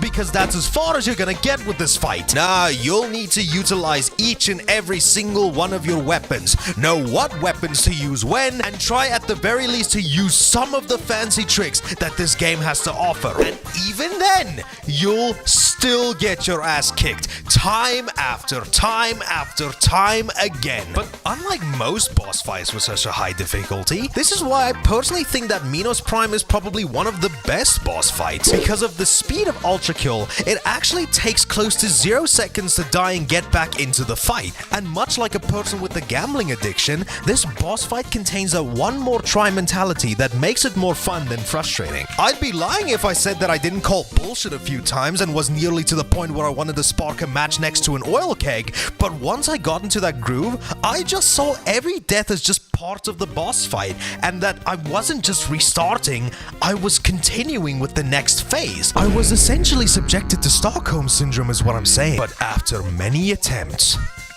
and 4.5 hours later, I finally managed to do it. And the level of accomplishment that I felt roared throughout the cosmos, and my neighbors probably hate me now. So I just want to end off this video by saying, thank you to everybody who pushed me to do this. Thank you to the Beak for not just helping me with all the P ranks and through the fight itself, but for also being my emotional support. I really need therapy. But yeah, I 100% recommend that you guys go out of your way and try to do this boss fight yourselves. I think you might just appreciate Ultra Kill a ton more if you do so. But as I'm sure we all know, this journey is far from over yet. Because like Yoda once said, there is another. A visitor.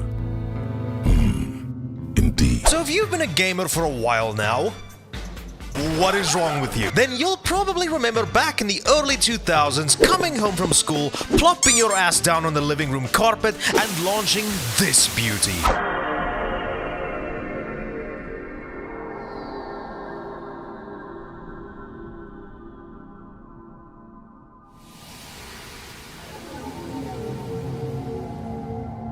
Oh no, fuck, not that! Yes, I don't need to sit here and bore you with a 10-hour-long video essay on what this console is and what it did for not only Sony but for the gaming industry as a whole. I don't need to go into a massive tangent on why it had one of the best launch lineups, how this console is the console that birthed many beloved franchises, some of which are still going strong to this day. Yes, I'm willingly going to skip over every single nitty-gritty detail about this console so I can just get to the point of this video, because I value your time. But the topic of today's video is quite an interesting one. As we know, since 2022, Sony finally launched its competitor to Xbox Game Pass, and that being the new PlayStation Plus. And I'm aware a lot of people give this service a lot of shit, but for me personally, I actually really like PlayStation Plus. It was my way of experiencing a lot of PlayStation's exclusives I always wanted to try out, along with a few games that Xbox Game Pass doesn't have. But where the criticisms start making a little bit more sense to me is the way how Sony handles games from their previous generations on here. Because along with the launch of the service, you could also play a select few PlayStation 1 and PSP games on the service, provided you forked over some of your hard-earned money to subscribe to PlayStation Deluxe, which, okay, that's kinda bullshit when you consider that Game Pass has a bunch of 360 and OG Xbox games on there for no additional charge. But we'll get into that topic another day. Any case, as of recently, PlayStation has decided to expand the library of compatible games to the service to include some PS2 games, with more of them coming in the future. Now, I'm quite aware that this is a topic that I'm very late to, but I don't care. I wanted to take a little bit of a look at how Sony deals with including their greatest console onto their service, and to do that, allow allow me to boot up my PS4 and take a look at the available games we can download and play. So to properly get started with these comparisons, I only feel that it's appropriate to compare some of the already existing PS2 games that are already available for the PS4. The three that I own personally are Red Faction 1 and 2 and Metal Slug Anthology, but there are a hell of a lot more than that, with a bunch of Rockstar's games, Jak and Daxter, and some Star Wars games, just to name a few. But for me personally, I only took a look at Red Faction and Metal Slug to see how PS2 games were handled before the service. And from all my time playing these games to get footage for this video, as well as just in my spare time, these are basically, to my knowledge, just by-the-book upscale ports. Everything pretty much remaining untouched from the original PS2 releases, aside from these games now also having trophy support, which is a nice touch for people who are trying to compensate for something. But besides all that, they're great ports, they run fine, they play fine, with maybe a few of them having a little bit of input lag, but other than that, you can have fun with these ports on the PS4 or 5. But now that we got a little palate cleanser in mind to see how it was handled before the launch of the games on the service, it's time to see how the new games handle themselves, and what better place to start than... So a little history lesson for you here real quick. I don't know how obvious I've been making it on this channel that I am a massive Star Wars fan, but out of all of the games I've played set in this universe, this is the one game that I never really even knew existed. Yeah, you can put me on the council and not grant me the rank of master, because I guess me not knowing that this game existed makes me deserve it. But before I get into the game itself, allow me to actually talk about what these new PS2 games contain now that they're being placed on PS Plus. Well, firstly, they'll happily give you a warning before each game launches to tell you just to not play video games. And secondly, much like the PS1 games that are available on the service, the PS2 games contain almost one-to-one the exact same features. You'll get stuff like visual presets that give you different filters, modern essentially just boosting the game's saturation so it can look like a clickbait commentary channel thumbnail, and the classic and modern arcade settings just giving you the CRT filter plastered all over the screen, because who misses the day when the whole fucking screen looked like it was part of an analog horror creepypasta? But unlike the PS1 emulated games, this time we don't really get to customize each game's aspect ratio. Each one will be set to whatever the game chooses. Moving on from that, we're still able to create save states at any point of the games that we're playing and load back to them whenever we want. And after that, you also get to customize your controller layout, and you can change each game's region to either NTSC or PAL. Now, the final thing that I've noticed that PS1 emulated games on the service don't have is this enhancements panel, which confused me a little bit, because what kind of enhancements could this give us that we already didn't have? But by hovering over it, we get this option to select yes or no, and this description over here stating that the enhancements may alter the experience of the original game. So I was extremely curious, but I ultimately had to do a facepalm, because enhancements is just basically the rewind feature that was already available by default on the PS1 and PSP games. And to my knowledge, that's pretty much all the stuff I was able to notice in terms of features if you choose to play these PS2 games. But I also feel that it's important to mention that I am playing all of these games on the PS4. So if there's any more features and extra little knickknacks available on the PS5, then feel free to let me know in the comments below, because I don't really feel like buying a console that has no games in order to do my own research. In any case, with all of that out of the way, let's actually get back to the game. So Star Wars The Clone Wars is a mostly vehicle combat game set during the events of Episode 2, and this game was actually developed by Pandemic Studios. And for those of you who are wondering, no, it wasn't the studio founded during COVID. It's actually the studio that is best known for creating the beloved Battlefront games, and not the recently released ports that made you want to turn to the dark side. And basically, this game was sort of the building blocks to what eventually would become the Battlefront games. So this is at the very least a cool little piece of history for those of you who are into that stuff. But when it comes down to the actual game, I didn't really like this one all that much. Everything about the game, though, I will have to say is pretty faithful to the source material, that being that there's a lot of sand. In this game, you take control of vehicles like these tanks, these aerial sections where you get to fly around in these ships, and the best part out of this entire game, these on-foot sections where you get to control a Jedi with arthritis. And in each of these missions, you need to traverse these massive maps, collecting health pickups and weapon power-ups, and destroying an ass ton of vehicles in order to finish your objectives, which also includes includes you needing to blow something up. Now, if that isn't enough cause for Michael Bay to be signed to direct a Star Wars film in the future, then I don't know what is. And it pretty much goes the exact same for the airborne sections, except for the obvious fact that there seems to be no more ground below us, so I really hope vertigo doesn't start to set in. But to me personally, my favorite part of the entire experience was actually taking control of Mace Windu on death sticks and actually controlling him as we destroy an ass ton of droids and Geonosians. And judging by this gameplay and how Mace looks like he's trying to battle enemies while he's having a seizure, I find it fascinating how we were able to participate in this war to begin with. Now, the reason I say I didn't really like this game all too much isn't because the game is bad necessarily, it's just because I'm not the biggest fan of the whole vehicle-centric gameplay. And in their attempts to spice things up with the on-foot sections, yeah, you don't need me to tell you why this is bad. And that wouldn't be such a humongous issue if the game had some more variety in the objectives. But from what I've played and looked up on YouTube, it seems like they just repeat the whole exact destroy everything on each level until we tell you to piss off to a new planet to do exactly the same thing all over again. I'd still at the very least highly recommend you try the game out though, because maybe there's something in it that you see that I don't. And I'd at the very least 100% recommend it if you want to see where the blueprint for the Battlefront games were laid out. But for me personally, I'm just gonna have it sit here on my PS4 as a nice little novelty to remind us of where Star Wars games were at the time. So, with that out of the way, let's move over to our next game.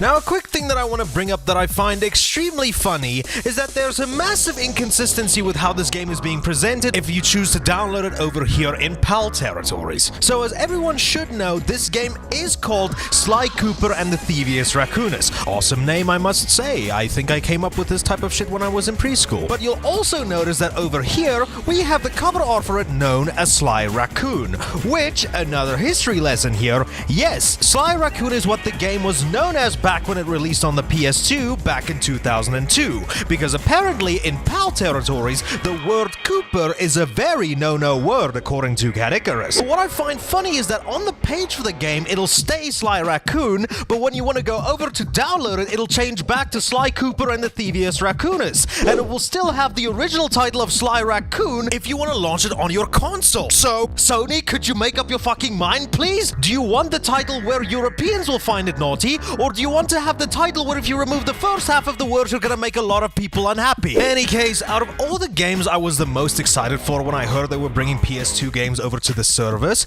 was this game and the next game on the list, because I absolutely loved the first Sly Cooper game. I played and beaten it on the PS3 collection, so much so that this was one of the first few games I actually managed to platinum on that system. And while that version wasn't the one ported to current gen systems, it's still the exact same game I played and loved all the way back when I first originally played it in high school. So basically, if you know what Sly Cooper is, then we can be friends. This was the first successful franchise developed by Sucker Punch Studio, a company that's now best known for the game where a Japanese man brutally slaughters Mongolians. And these are primarily stealth platform games that are probably best known in the second game onwards to have gigantic maps you're able to explore and complete missions that have you sneaking and exploring around to get your missions done. But in the first game, there was none of that. You first get your prologue mission, select a hub area that you want to go to from your van, and then from this hub area you can select whatever mission you'd like to do, and the goal is to reach the end of them in order to collect whatever MacGuffin you need to in order to get to the main boss. In the first Sly game, there's not really a giant open map for you to explore, and you don't really have a health bar, only a certain amount of hit points which you can increase by grabbing onto these horseshoes. And the stealth is more of an implied thing, because yes, you do have stealth elements in the game, but it's more just mainly the game's way of giving you a more hazardous obstacle to overcome if you fuck up, which I do think is fair. But only now, if you choose to play it on the PS4, the rewind feature kind of negates the need for skill, because now you can just go back to the point before you messed up, so no harm, no foul. But all jokes aside, this game, as well as the rest of the series, is fucking awesome. I won't go into too much depth in this video, because I do want to make a video on the Sly games at some point, so until then, play this for now, and hopefully the other games get added too. So, what do we have next?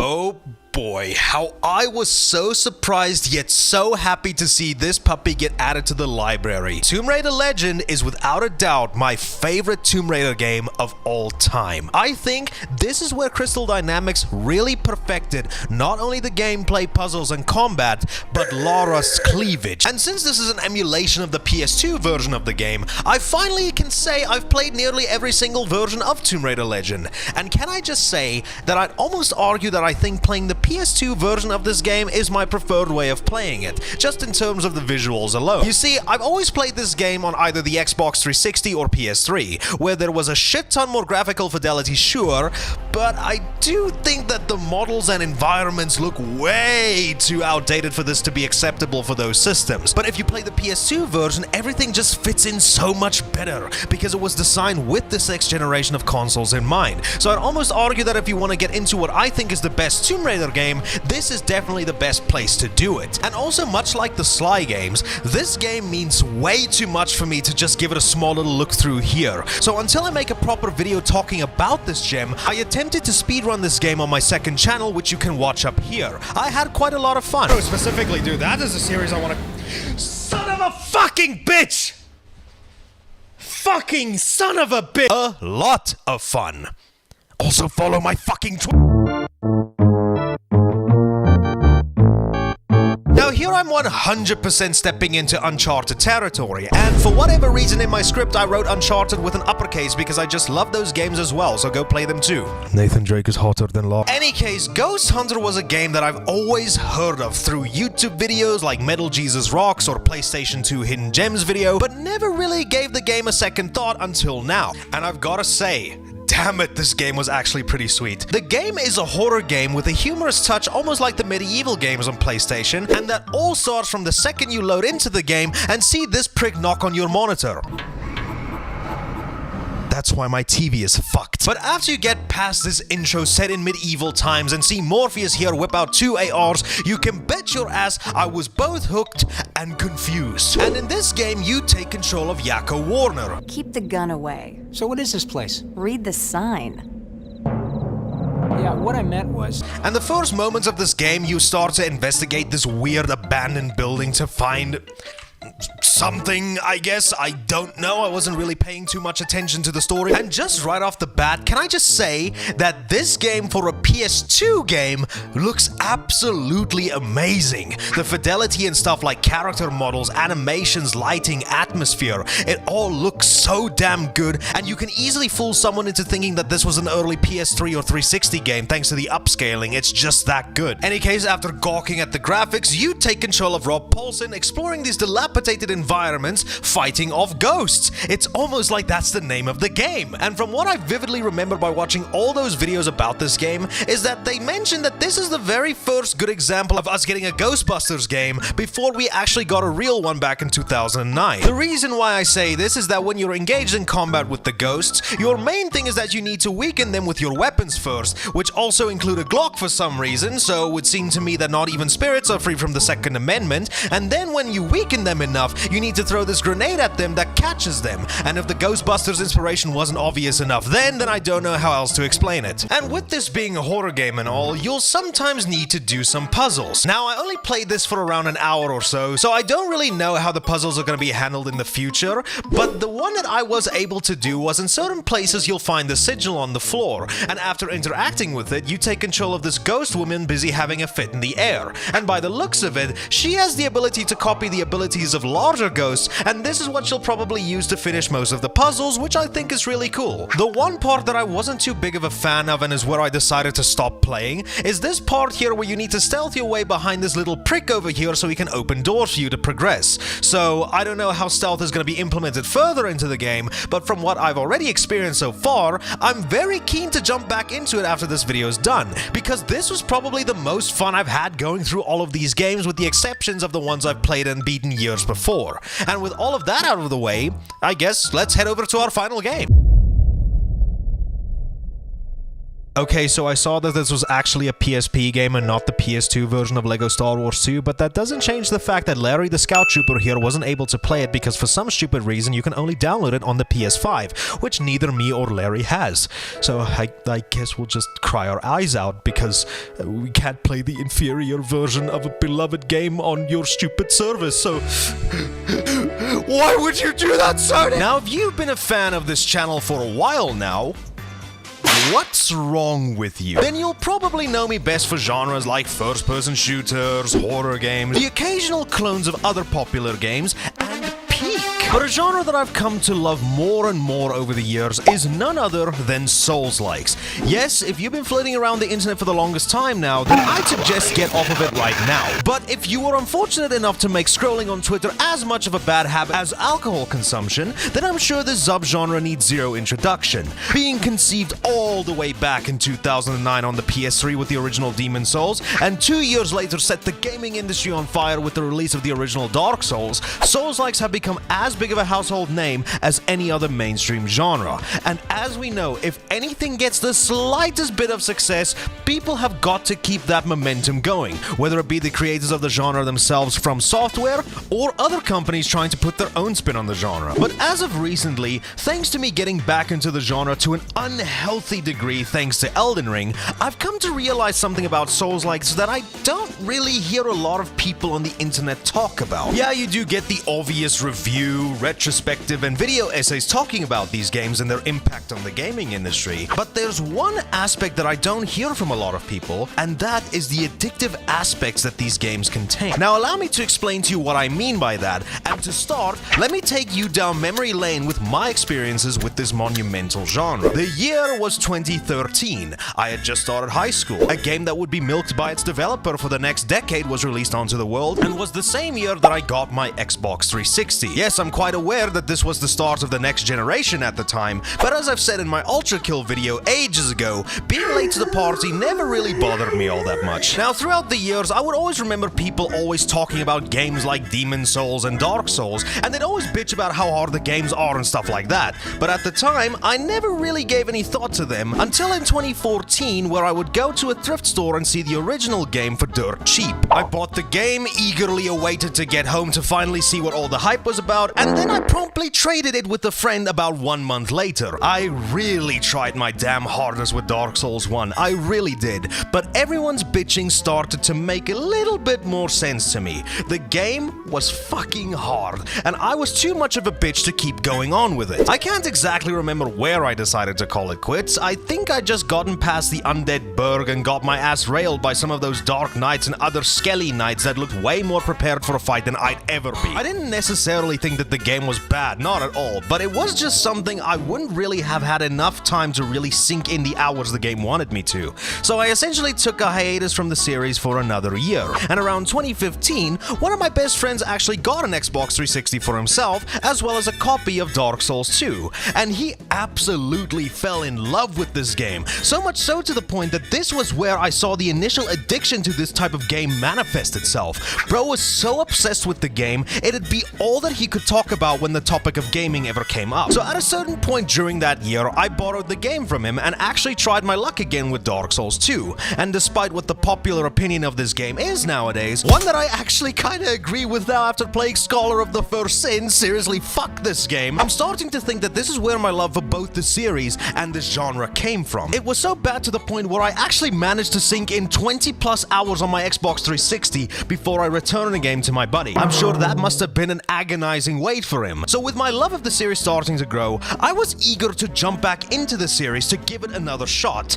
But alas, being a broke fuck high school student, I couldn't really jump back into the franchise until around 2018 when I just started college. It was then where I finally got back into the franchise, but funnily enough, not the OG Dark Souls, but with the PS3 exclusive Demon's Souls. Since this was around the time I really started to appreciate older games and wanted to learn more about the history of them, this was sure as fuck a real treat to jump into, especially more so nowadays since I've learned that the original Demon's Souls on PS3 is quite the collector's item. So that finally means I can start acting like a rich prick on the internet. So I'll be sure to start rocking the bald head, sunglasses, and hardcore misogyny when I sell this game for $2 billion in the next 6 years. But any case, upon playing Demon's Souls, I just fell in love with it instantly. It didn't matter that this was the first game in this genre. I'd still argue that this game aged like a fine wine, despite the fact that we now currently have a remake on the console with no games. And despite later on owning copies of both Dark Souls 1 and 2 for my PS3, I'd still argue that to this day,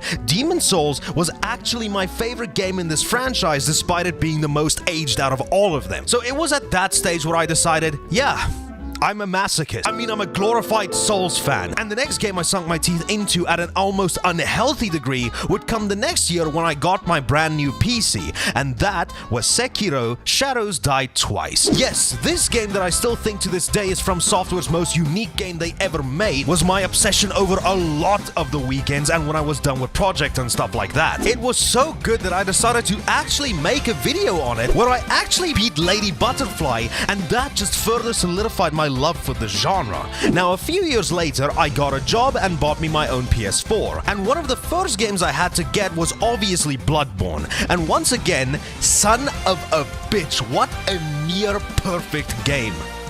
It's not perfect though, because I keep getting my ass kicked and I'm a salty fuck, but damn it, man. It felt that with every game that From Software released, I just kept falling more and more and more in love with the genre that they've created. And all of that love for the genre came to a boiling point this year when the unthinkable happened. There we go! NG+1 finished! That's my new game +1 done! There we go, perfect. Godslain, Elden Remembrance. Yippee! Yippee! You see, despite how big of a fan of this franchise I am, I never really beat a single one. Life just got too busy for me, and I had so many other games that I needed to play and beat that I just never got back around to playing any more Souls games. So I'd probably always leave them after playing around 20 to 30 hours. But all that changed when From Software released probably what is considered to be one of their greatest creations yet. Yes, I'm sure that Elden Ring needs zero introduction. It's the game that pissed off game devs. It's the game that ruined Horizon Forbidden West not once, but twice. And most importantly, it's the game that perfected and launched the genre into the stratosphere so much that it was able to create its own constellation. This game is one of my favorite games of all time, and what cemented that feeling even more is that this was the very first Souls game created by From Software that I ever finished. I damn nearly cried when I finished the game, not just because I'm a little sensitive prick, but because the ending of the game is one of the most beautiful experiences I think I've ever had while playing a game. And it was thanks to this game that I think the addiction hit me really fucking hard. I am currently going through every single game on the From Software's catalog. I just want more and more of that excellent combat, exploration, and controller-shattering difficulty. I just wanted to keep learning more and more about each game's lore and learn different things like farming locations, speedrun tactics, and all of that kind of shit. Souls-like have become sort of a drug that I just needed more and more of to get a fix. Not enough to the point where I need to enter rehab yet, but enough to the point where I'm busy neglecting other games in favor of experiencing more and more of what FromSoft created 15 years ago. And then that's why I decided to make this video. Not only to milk the viewers for more and more ad revenue that'll probably continue to feed my addiction, but to further look into why I think that Souls-like have such an addictive nature to them. And in order to do that, I've broken this video into 6 different sections. So why not sit back, grab onto your Estus flasks as I take a deep plunge in trying to explain to you something I like to call the Souls-like addiction.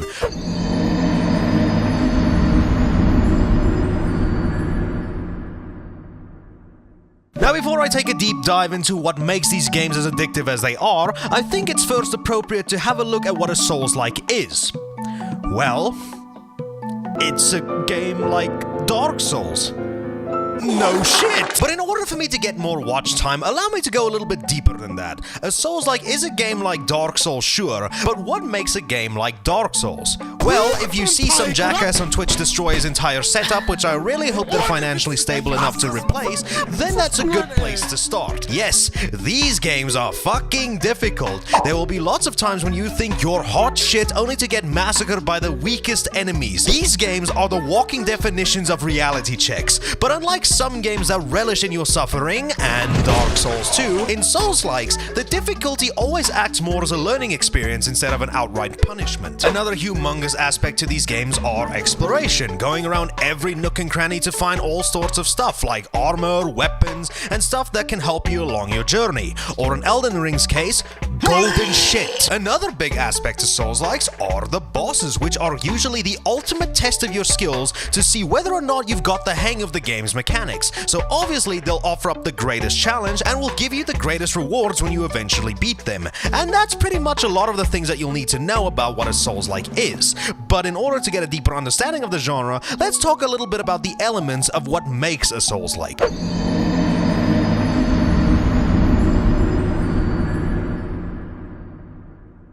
Now in Souls-like, there's a shit ton of different elements that make up the whole experience. We've already talked about the difficulty, exploration, bosses, and stuff like that, but what elements do each of these games contain to make up the gameplay experience? Well, what I mean by elements of a Souls-like, that primarily stems from the game's mechanics. You see, in a Souls-like, you have a health bar, you know, the thing that you'll see depleted more times in one playthrough than you'll find change on the sidewalk, and also a stamina bar, which will be the thing that separates Olympic sprinters to people with asthma. Every single thing that you do in these games takes stamina, so that adds a layer of strategy to every single thing that you do, and that includes attacking, sprinting, jumping, all that stuff that you were effortlessly able to do in other games now becomes a choice that you need to make in these games. Also in some of these games, like Elden Ring and Dark Souls, you even now have this FP gauge that, alongside destroying your stamina, is also a gauge that allows you to do cooler shit that can really wreck your enemies when you execute them correctly, like weapon arts in Dark Souls 3 and the Ashes of War in Elden Ring. And adding to the things that you need to be keeping an eye out for, another massive aspect towards these games are your healing items. Because you see, this isn't Call of Duty where you can survive a shot to your frontal lobe by just taking cover behind a knee-high wall. No, in a Souls-like, you're going to need to treat this red bar up here like a sun that you really don't like. Because when it starts running low, you better learn to give it all of your attention, because it's going to be the difference between you wrecking your enemy shit or landing on Twitch fails if you fuck up. Yes, in a Souls-like, whether it be your Estus flasks in Dark Souls, or your insulin shots in Bloodborne, or your healing gourds in Sekiro, these things will literally be your lifesavers when things start to get a little bit too hairy. And it adds just another layer of thought and strategy to each combat encounter, because these aren't really the speediest ways to regain your lost health. So you're going to heavily need to consider when the safest time would be to try and heal. Especially in older games like in Dark Souls 1 and 2, where your character seems to be a damn lightweight and can't balance, walk, and drink at the same time. Now, after every combat encounter that you're going to face, that brings us to another element of a Souls-like, and that's the currency you gain whenever you successfully massacre a bunch of enemies. Whether it be souls, echoes, or runes, these are going to be one of, if not the most important things that you're going to need throughout your entire journey, because souls are the thing that not only lets you buy stuff like weapons, armor, and different types of gear, but it's also going to be the one thing that allows your character to level up whatever traits you want. Like, do you want to be a Hogwarts student reject taking out enemies with all sorts of different magic shit? Or do you want to play these games the right way? That also opens up a lot of player freedom and expression, because you can literally play these games in whatever way you see fit. And throughout exploring these stages and beating bosses, you're even able to acquire stuff that allows you to obtain even more of this currency, so you'll be rolling in the dough and higher levels in no time if you try hard enough. But alas, since this is a Souls-like, it can't ever be that simple now, can it? Because these kinds of games, whatever amount of money you pick up, the moment that you die, then oopsie daisy, looks like all of them are gone. But don't panic or hurl your favorite slur to the enemies just yet. These games are villains and not monsters, because you at the very least are able to return to the place where you died in order to get back your lost money. Think of it as like being blackout drunk and you forgot your wallet at a dodgy pub. You've only got a certain amount of time before all your valuable possessions look very appealing to someone else. And in order to make sure that you don't need to worry about losing all your stuff because of bullshit or carelessness, a Souls-like at the very least offers you salvation in various chunks and yet another iconic element to the genre, and that is your bonfires. Now, whether you light said bonfire or light tiny blue candles or sit in front of a statue or do something that gamers normally never do, and that's to touch grass, a Souls-like will offer you various different safe spots that allow you to level up your character character, refill your healing item, or transport to other save points like Majula in Dark Souls 2 or the Hunter's Dream in Bloodborne, that both contain characters that level you up if you aren't able to do that at the bonfire. These little teeny specks of hope gives you a humongous rush of relief whenever you find one, because you at the very least know you now have a breather before you continue with the rest of your journey. And these things also act as checkpoints, so at the very least that if you fuck up later down the line, you won't have to travel all too far. Now those, to my knowledge, are some of the most important elements to take into consideration when going into a Souls-like, but none of these elements will work nearly as well without another huge aspect to these games.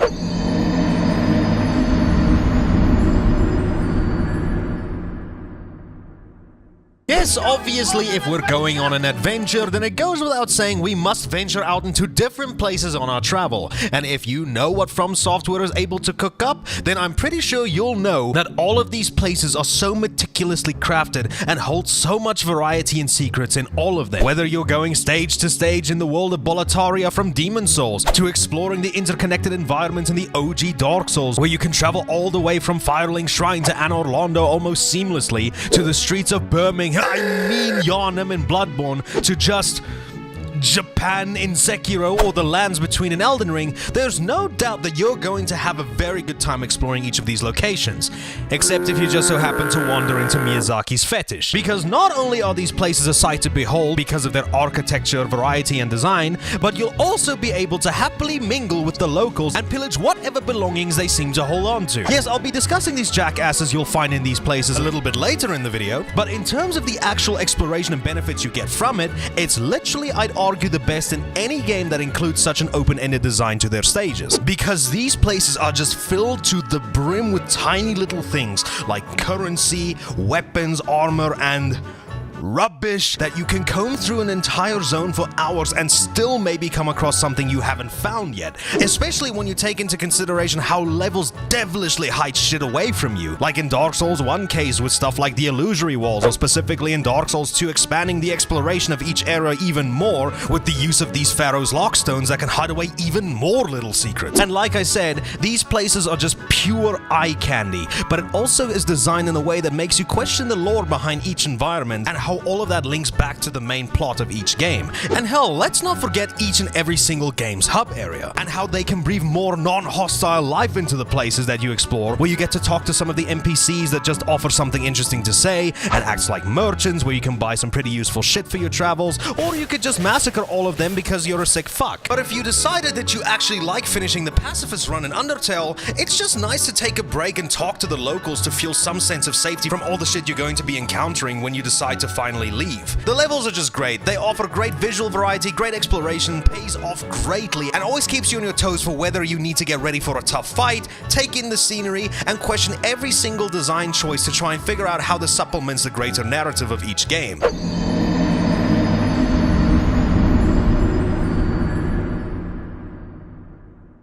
Now, if you're aware of any Souls-like, well then I sure as fuck hope so, because you've been watching a video about them for the past 20 minutes. Then you'll know that these games probably offer what I consider one of the best, if not the best combat systems you'll ever experience in not just an action RPG, but in gaming period. So as I've already discussed before, Dark Souls takes a more slower and methodical approach to each combat encounter. If you think you're just gonna Virgil each of these fuckers the first time you meet them, then I'm sorry, you're gonna be seeing these two words pop up on screen more often than you'll be able to find a match on Tinder. When it comes to Souls-like combat, the games want you to strike a perfect balance between offense and defense. The best way I can describe how combat works in these kinds of games takes me back to how I described it my first time playing the original game almost a decade ago. The enemies have equal enough of a chance to kill you as you do to them. Doesn't matter if it's the first area grunts or a late area boss, you're going to need to take caution whenever you go into these places, because one wrong move and you're pretty much fucked and a few souls short. But don't worry, because as I've mentioned in the beginning of the video, these games allow for a lot of player expression. The combat options that you have also perfectly complements the type of combat style that you want to go for. Now, I've made fun of you being a Hufflepuff reject if you go for magic and called you right if you do literally anything else, but it goes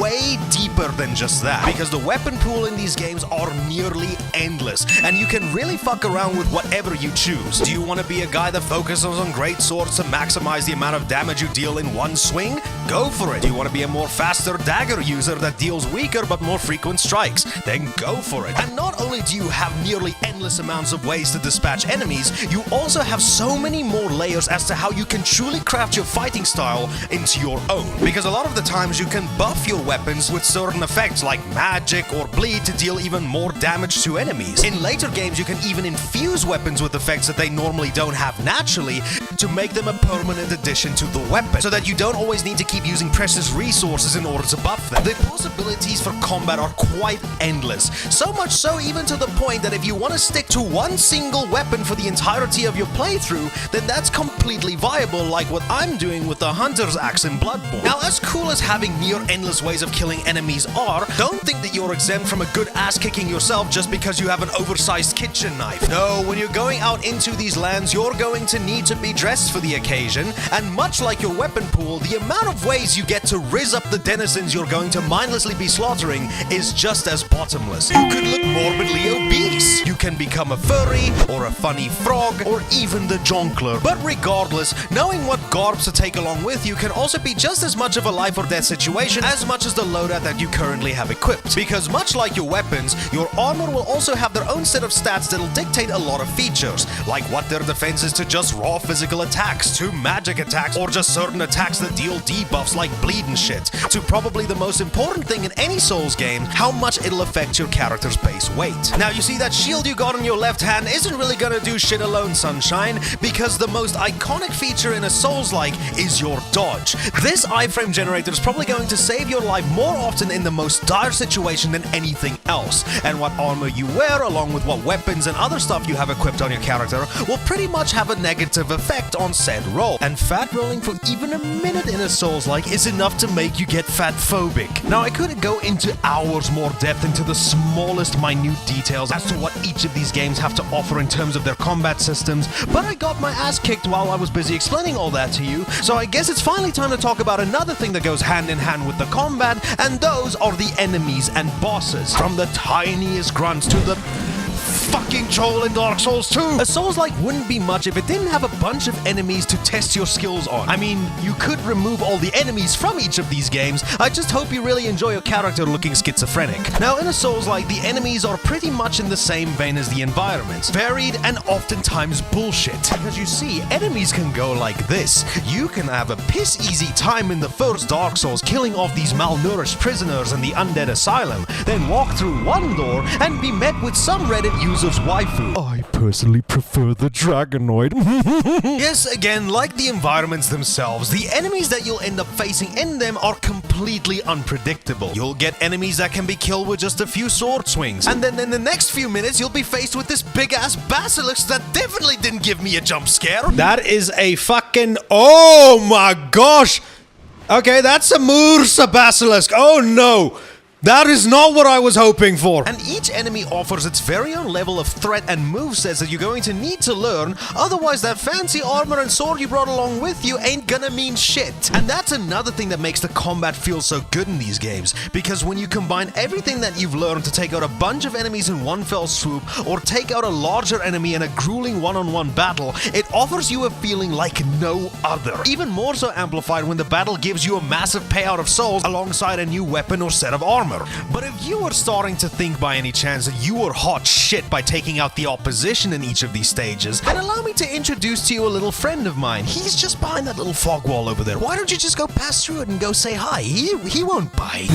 Yes, the peak moment in any Souls-like is none other than the boss fight. These hulking titans to skilled warriors to...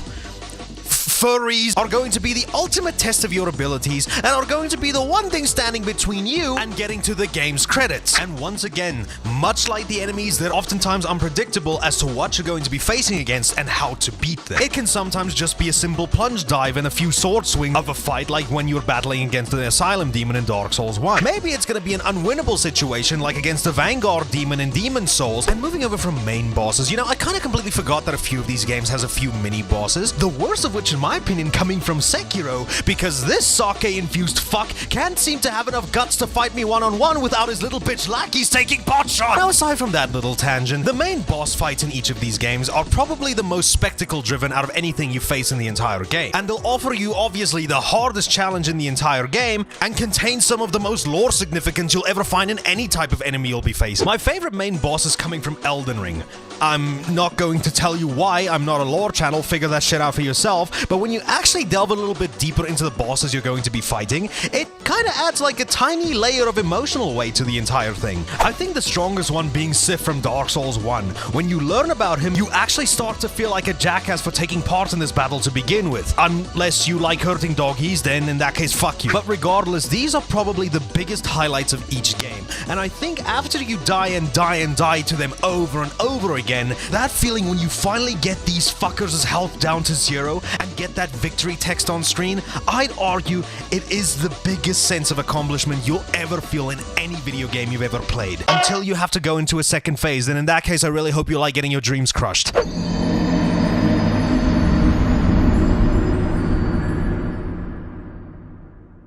Now with all of that out of the way, I think it's time that we start wrapping this video up a little bit, eh? And actually talk about why these games are so addicting. But before all that, I kind of want to talk about the Souls-like genre in general, and how it's probably one of the most versatile genres ever to be conceived in modern gaming. And to best illustrate all of that, I think it's time we shift focus from the series that started it all, and start showing a little bit of love to the other people who gave this formula a shot. Except you fucking suck. Yes, I think the best way how you're able to show how versatile this genre is and what it can actually do that not even the original devs themselves have ever thought of, it's best to look at the smaller guys in the industry. To games that attempt to mimic the formula to a T in games like Lords of the Fallen 2014 and 2023, to a cutesy platformer in this year's Another Crab's Treasure, to 2D side-scrollers like Salt and Sanctuary, Blasphemous and Moonscars, to games that take the genre into new heights in games like The Surge 1 and 2, Code Vein and Lies of P, to even having its gameplay style being adapted into the universe of a beloved franchise in games like Jedi Fallen Order and Jedi Survivor. These games are proof of how much potential this genre actually has,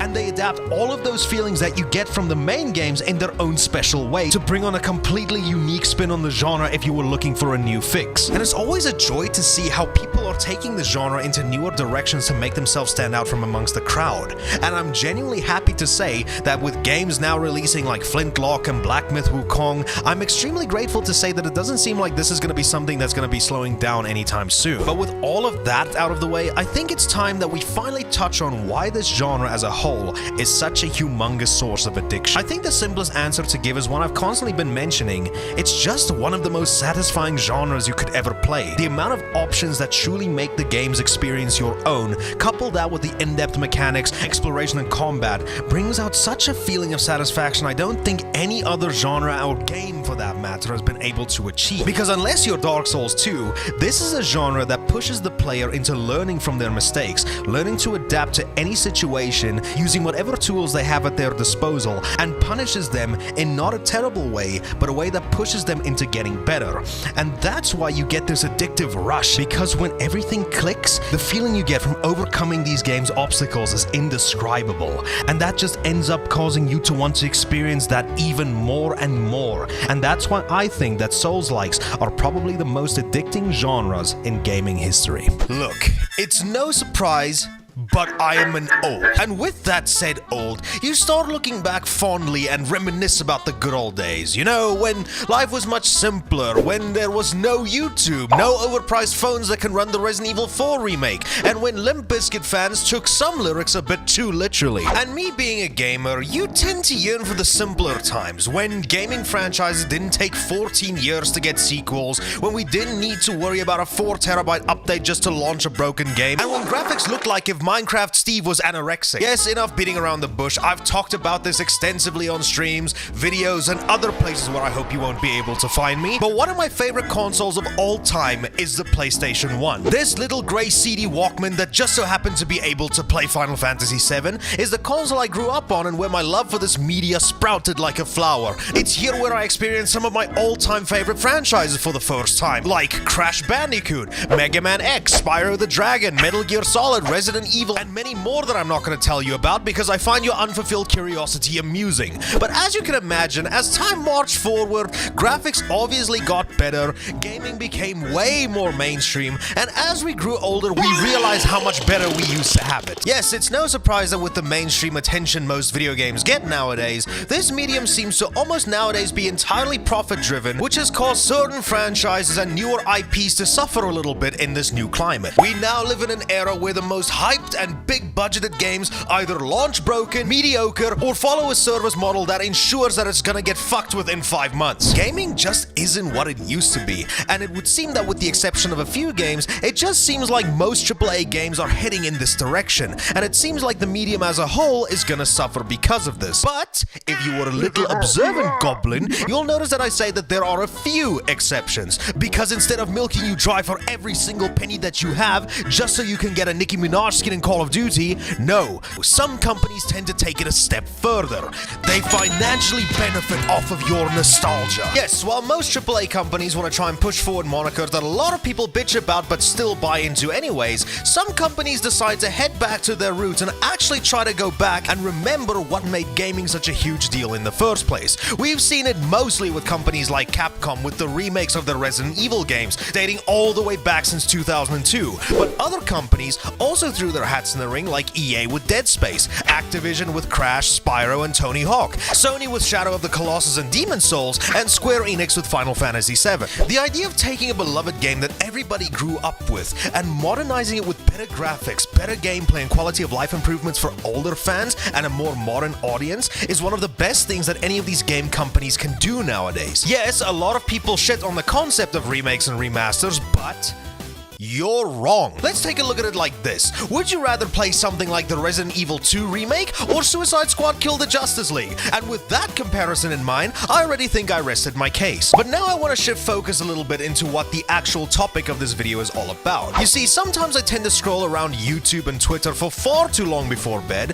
which probably is ruining both my eyesight and my sleep schedule. But sometimes I'll just randomly fall into a rabbit hole of different videos and binge them for hours at a time. My favorite ones personally are to watch 12-hour-long videos about every single game on a certain console, because I clearly have way too much time on my hands. But the one I've fallen into this time was both the inspiration of this video and a type of goldmine that I don't understand why companies haven't tried to jump onto yet. And what is that, you might ask? Well then, instead of remaking classic games for modern audiences, why not make a modern game for classic audiences? Yes, ladies and gentlemen, I'm talking about the good old-fashioned demake. In a world where a lot of the best games nowadays take on the appearance of something that came out years prior, why not take already existing games and do the exact same thing with them? And that brings us to a topic that I've been pretty passionate about and is my current obsession when it comes down to gaming. Now, for those of you who don't know, even though I just explained it, the idea of a demake is to take a game that is more modern in nature and downscale it to the point where it takes on the appearance and gameplay of something that came out years prior. A game, to give you a basic example of this, is something like Cuphead. Whereas we now live in an era where 3D animation is pretty much the norm, for better or for worse, instead, Cuphead decides to take on an art style that harkens back to rubber hose cartoons of the 1930s. Another great example of this is another indie hit, Faith the Unholy Trinity. Instead of having RTX level graphics that'll make whatever system you play it on sound like it's capable of completing a moon landing, instead, this game looks like something you'd play back in the days on the Atari 2600 or the Amstrad CPC. But since those games are original IPs, instead, what was to happen if we took Elden Ring and made it look like Resident Evil 1?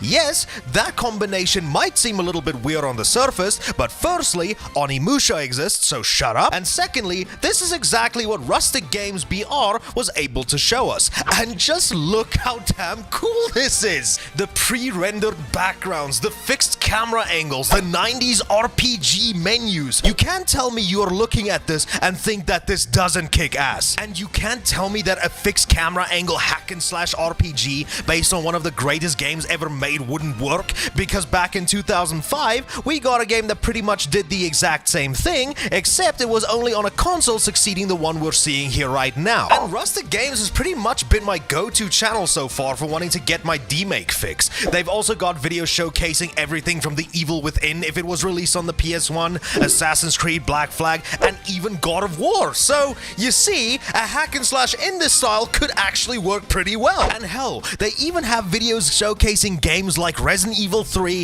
and 4's remake and Resident Evil 7 and make them look like if they were released back on the PS1. You just try telling me that you're a Resident Evil fan and that you didn't want to try and explore the Baker household with this old retro look. Legit, if Capcom was to release this right now, that'd be an easy few bucks out of my wallet. Hell, it doesn't even stop there. They even adapted Resident Evil 8 to play like Resident Evil Survivor. Not the best game to take inspiration from, but just come on, look how cool this looks. And with light guns making such a comeback in recent years thanks to companies like Sinden, this would be such a fucking cool way to experience Resident Evil Village if you just wanted to look at a pixelated Lamey Dimitrescu's ass. My favorite video by Rustic by far has got to be the PS1 Dead Space demake, because since Dead Space already was inspired by Resident Evil, primarily Resident Evil 4, have you ever wondered how it would look if it had just come out a decade prior? Fixed camera angles, check. Pre-rendered backgrounds, check. Tank controls, hesitance, check. Tense as fuck old school survival horror combat with the aesthetic to boot, fucking check. EA, how the hell haven't you thought about doing something like this? But Rustic isn't the only channel that showcases what these modern titles would look like if it came out during an era where going into the internet would cause you trauma and hearing loss. For the longest time, one of my favorite channels was 98 Demake, a person who hasn't sadly uploaded in 2 years, but showed us what games like Uncharted would look like on the PS1, Dead Rising, Bioshock, Hitman, Assassin's Creed, Manhunt, Minecraft, and games like that. Hell, they even sweetened the deal by making actual CD cases for the games. And as a person who played the fuck out of this console when I was younger, I can say that I just got the nostalgic tingles looking at these games despite them not actually existing. Hell, it doesn't even really stop at PS1. 98 Demake also has videos showcasing what games like Fallout New Vegas, Minecraft, and Cuphead would look like if they had been released on the original Game Boy. And whilst this wasn't a console that I grew up on, man, I would play the shit out of these games if I had the opportunity. Another channel that you may recognize more is Hulopi. I hope I pronounced that right. Now, you may know him for the RTX Morshu meme, which I will admit I had an unhealthy obsession with back in 2021, but he also has different stuff like Resident Evil 8 on the PS1, Halo if it was released on the N64, Death Stranding on the PS1, and even does some of his own skits using the PS1 style, and even makes skits with already existing PS1 characters like Crash and peak PS1 modeling. Another channel that I've recently found is 64bits, and this has become one of my favorites. They have videos showcasing stuff like if Helldivers 2 and Elden Ring were released on the SNES, Skyrim as one of those shitty little Tiger electronic handhelds, God of War 2018 reimagined as a turn-based PS1 RPG in the same vein as Capcom Suikoden, and even if Palworld was released on the DS. Now, there's a lot of channels that showcase different demakes, but I'm not gonna go through all of them here, so I'll link some of the ones that I found in the description below, so go ahead and give them some love. But one of the most saddening parts about watching these videos are that they're fake. Fake as in the games that they're demaking you can't actually play, which kinda makes me a sad little long. But you gotta still give these guys credit. They've got the talent. I just wish that someone would pick these up and turn them into full games, because fucking hell, I'd buy them. But fear not, there are a select few people who actually did go the extra mile to make some of these demakes actual games that you can play, like Dead Space by Fraser Brumley, which, okay, it isn't like the one we've seen before where it looked like old school RE, but still, seeing Isaac the Necromorphs and the Ishimura with a PS1 coat of paint is something I think is worth giving a go. Or BioEvil 4 by Overpromised, which, you guessed it, is a demake of Resident Evil 4, but now in the style of a side-scrolling shooter akin to Contra. Hell, here's some Resident Evil lore for you. Remember how Resident Evil 1 was supposed to have a version on the Game Boy Color? Just now say to hell with the colors and just release a version of it on the original Game Boy, and that's what JJ 1992 was able to do. Or, probably the most famous out of all of these demakes, Bloodborne PSX. This is actually one that I've played before and I thought it was damn fun. Firstly, the fact that the game can run at 60 FPS, whereas the original game actually struggles to do that, makes this demake a worthwhile enough experience already. But I'll also say that everything I'd say was pretty much faithfully adapted from the main game. But just being able to see Yharnam in the same way we saw another PS1 game, Nightmare Creatures, it's just a simple joy to just take a stroll and imagine what it would have been like had this game launched back in the day, and how the industry would have been today if that was the case. So now, moving on from all of that, as I'm sure if you've read the title, you're probably asking yourself the same question. Why the hell haven't these companies looked at these tiny little projects and thought, we could actually do that? It's a fucking goldmine that retro game fans like me would pay thousands for. Okay, maybe not that much, we still have rent to pay, but still, take a game you've already made, put it through a hydraulic press, and the deed is done. Now, obviously, I think one of the biggest factors is that the industry wants to move forward with graphics and gameplay to bring stuff more up to date. Because, let's be real, I and many others are just a small minority of people who actually are interested in little projects like these. And also, let's 100% be honest, if companies did end up only making demakes like these and people eat that shit up without hesitation, we may head into a new era where we only would see games looking like they came out in the 90s, thus causing companies to never innovate with ever-improving technology. But still, a demake of something every once in a while, I don't really think that would hurt all too much. Hell, why not look at some of these YouTubers and just hire them as like an entirely separate division exclusive for demaking your games? That way, you can also create careers for people who put their hearts and souls into creating these little passion projects for both the love of your IPs and retro gaming as a whole. I actually think that there's a market here, and I can tell you right now, if Capcom was simultaneously going to release both a remake and a demake of a title of theirs, me and many other people would 100% be on board. So, who knows? If any companies happen to see this, maybe try taking what I said to heart. I think a lot of people would appreciate the extra mile if they could relive their childhoods again, but only this time in the opposite of a remake. Now, I don't really feel the need to repeat myself, because as I'm sure if you've been watching my channel for a while now, then you know I bring up one particular point when it comes to any game that tasted the slightest bit of success. And that is that either the company itself or anybody else wants to capitalize on said success. But one aspect I never really mentioned on when discussing that topic were spin-offs. Yes, in a lot of franchises' case, games that originally were under the umbrella of one genre tended to want to branch out and explore new ventures to hopefully reach a wider audience that perhaps wasn't all too interested in the original genre said IP originated from. And while some of these ventures were met with great success,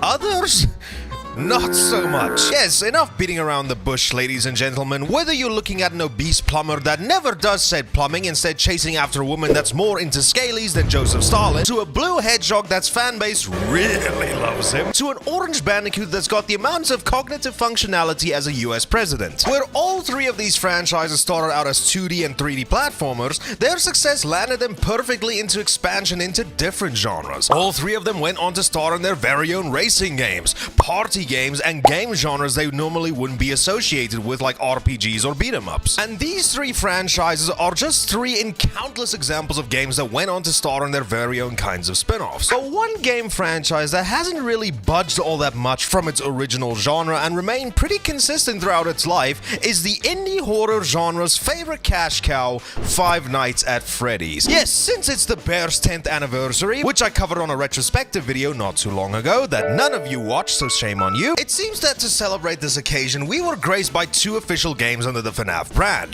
the first of which being Five Nights at Freddy's Into the Pit, an adaptation of a pretty beloved book in the franchise, and one that I beat recently. Thanks so much to T-Pain Cat for the review code. And also alongside that game, a demo for an upcoming racing game called 5 Laps at Freddy's. Now, why this game is confusing to me is, well, the obvious, as well as the fact that we all know FNAF is probably one of, if not the biggest face in indie horror, and horror in general. But with a franchise as large as this, I'm genuinely surprised it took over a decade to get an official spin-off title like this. I mean, of course there were fan-made games, and Scott did create FNAF World, which was probably the first time this series branched off into a completely different genre, and I guess Pizzeria Sim counts too, but that game was still primarily a horror game. But a racing game containing all the beloved characters we've all grown to know and love, and happily piss ourselves when they decide to speak at an unreasonably high decibel, seemed like it would be a no-brainer. But let's do a little bit of a sidetrack here for a second. Hey, almost like when a car veers off the racetrack. I am so funny with my puns, I should start a YouTube channel. A little thing that I tend to do before I take a crack at playing a video game or making a video on said game is sometimes I tend to do a little bit of research. The thing a lot of us hated doing in school, but is a damn near necessity if you don't want to look like an ass on the internet. Not that I've succeeded at avoiding such scrutiny. But regardless, before I wanted to start playing, I wanted to know what I was getting myself into. And what I was met with was...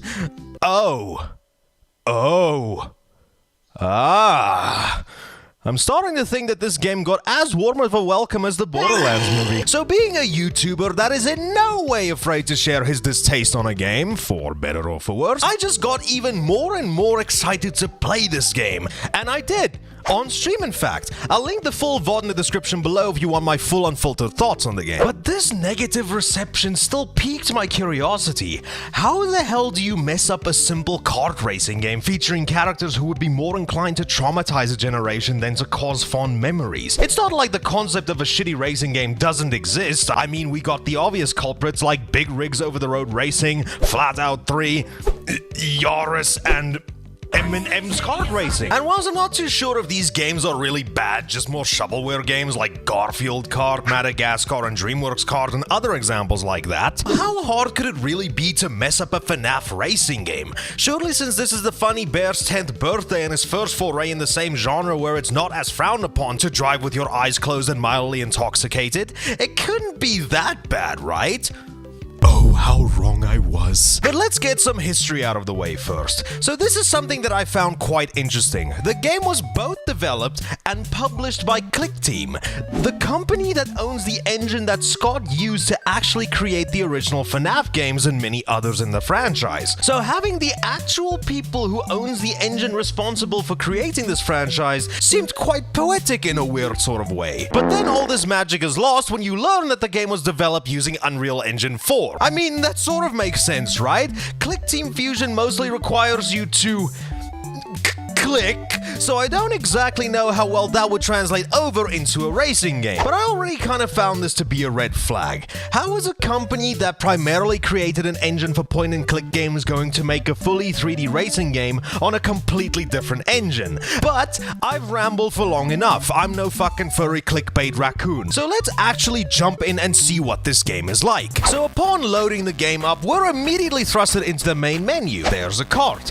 There's the game's title. There's the same hilltops from Fortnite, and there's a garage that I hope you aren't wandering in the dead of night because you might be met with a good Birmingham welcome. Here are our three options, only two of which are going to be useful, that being New Game and the Exit Game button. And here are our two disclaimers that tell us we shouldn't be too harsh on their game because it isn't done yet. You sure came to the wrong channel, my friend. Ooh. But in any case, let's click on New Game and see what lies beyond the outside of this fine motor establishment. So upon clicking New Game, we get immediately thrusted into the character select screen, where we're met with these cute yet uncanny versions of Freddy Fazbear and the rest of the gang, in this weird, chibi yet not so chibi art style. Regardless, Freddy looking all perked up and happy to see us and giving us the tip of the hat like he's about to tie us to cinder blocks and drop us into the Marianas Trench.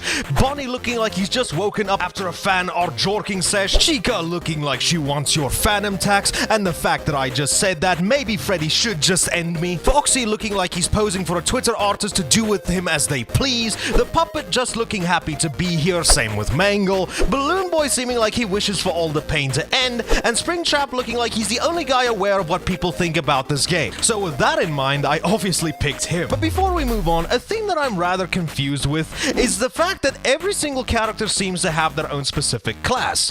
What this class means exactly, I have absolutely no idea. Does it mean their speed, handling, likelihood to murder a child? I'm not too sure.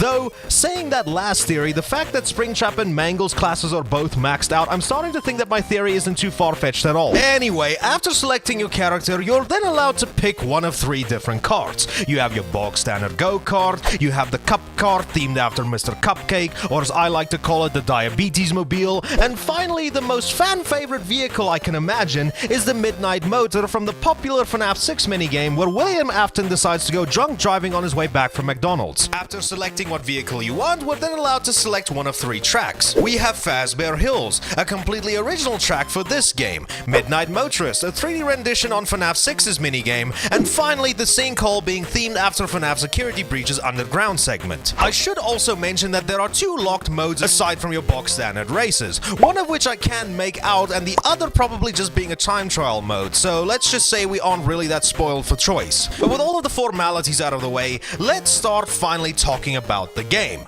We get our swooping flyby shots of the track we're about to race on, see all the other racers on the track, hear V1 Ultra Kill countdown, and then the race finally starts. And at first glance, what the flying fuck are these controls? Yes, now I'm pretty sure Click Team must be situated somewhere in Europe because these are some foreign controls if I've ever seen any. So let's get a load of this because this game's control scheme basically writes the jokes for themselves. So to accelerate, you need to press left trigger. Reversing and braking is the left bumper. Drift for whatever reason is on the right trigger. And at the very least, they got the boost button right. I don't know who the hell thought that this would be a good control scheme for a racing game when a million other games got it down almost 3 decades ago. But whatever. I fixed the controls to my liking and then I was somewhat able to play. I say somewhat because I feel like I'm driving a car that's busy being pushed back by a bulldozer with how heavy everything feels, and when I veer off track, I might as well have gotten myself stuck in cement because it took forever to get out. But before I go on further with my complaints, what is the goal in FNAF? Well, if you've actually played a racing game, then good for you, you can leave now. But yeah, that's basically it. You go throughout all these different tracks trying to get into first place. That's pretty much it. But seeing that this is a kart racing game, it's a little bit more interesting than the games where you race in cars neither me or you will be able to afford in our lifetime. Because scattered throughout the maps, you can get a bunch of different power-ups that can either be used offensively or defensively. Namely, in this game's case, the ones that I found anyway, Mr. Cupcake, which acts like a mushroom in Mario Kart, giving you a boost of speed, a rocket that acts like what I'm assuming is the red shells from Mario Kart where it homes onto other enemies, a bomb that causes AoE damage to yourself or anybody else that's caught in its vicinity, a laser gun which is the green shell variant in this game, being a laser bolt that ricochets off different surfaces until it hits its desired target, a magnet that I assume makes you appreciate the art that went into it because I sure as hell couldn't find out what this thing did, fries which are not only a health hazard if you consume too much, but in this game's case acts like a banana peel with you slipping on its grease. A mirror that covers you in a bunch of glass shards, so I'm assuming that this acts both as an offensive and defensive shield. And lastly, what I thought was the tablet from the first FNAF game, but I was extremely mistaken. Fake fan, I realize. But this is actually the shutter door from the first FNAF game, which blocks the road and causes you and other vehicles to crash if you collide into it. Other than those power-ups, there are also these 2 pickups that you can also get your hands on, one of which increases the size of your boost gauge, and the other one I'm gonna assume acts like the Wumpa Fruit in CTR, just increasing your car's base speed, though I'm not too sure about that. When it comes to your actual character control here, you're able to do the basics of any other kart racing game. You can accelerate, you can brake, you can drift, you can jump, you know, the basics. And in this game specifically, you also have access to a boost at all times that you can fill up by completing successful drifts or running through these panels that recharge the gauge. And that's pretty much the basics of what this game has. Now you might be wondering to yourself, well, that just sounds like any other kart racing game on the market, so what does this game do to help it stand out from amongst the crowd? Well, 2 things actually. It remembers what franchise it's from. Oh no, I've done shitted myself. And takes inspiration from a game you wouldn't expect, and that being Sonic 06. That being that the game doesn't work.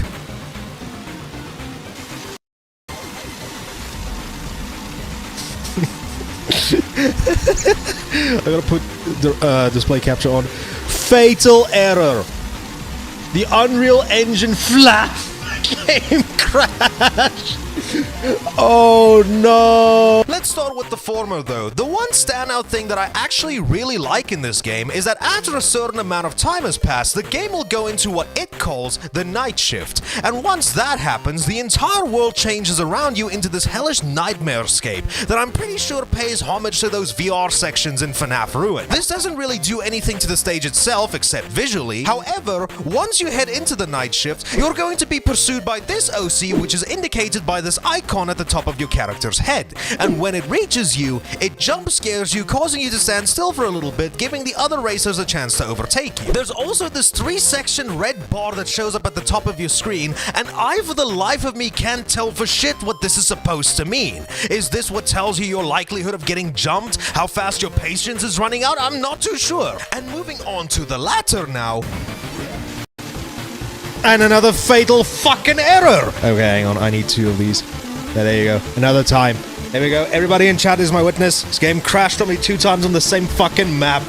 Awesome. Yes, after just starting to play the game, I can already start to see where other YouTubers were coming from when they said that this game is glitchy and unplayable. While saying the game is unplayable is definitely stretching it a little bit, I'll explain why later, your cards just feel so heavy and unnatural to control. And one of the major reasons for this is that your card is just a little bit too responsive. When you hit the brake, you'll come into almost an immediate standstill, like you actually care not to hit a deer in the middle of the road. And when it comes to drifting, which is the primary thing that you're going to need to use in order to turn corners way easier and to build up your boost gauge, holding that drift in for too long or pushing too far on the control stick will cause you to make a damn U-turn, screwing yourself over like a motherfucker. And if the cards themselves aren't handling like shit, whenever you do stuff you're not supposed to do, that being going off track or colliding with any part of said track, you're almost extremely likely to come to a fucking stop when you go off the road, or you'll be so magnetized to whatever part of the wall you hit, you can practically sign up for a divorce by the time you get unstuck. This shit happened to me way more times than I'm comfortable to admit, and I needed to restart entire races just to get my bearings and try to get used to the game's controls.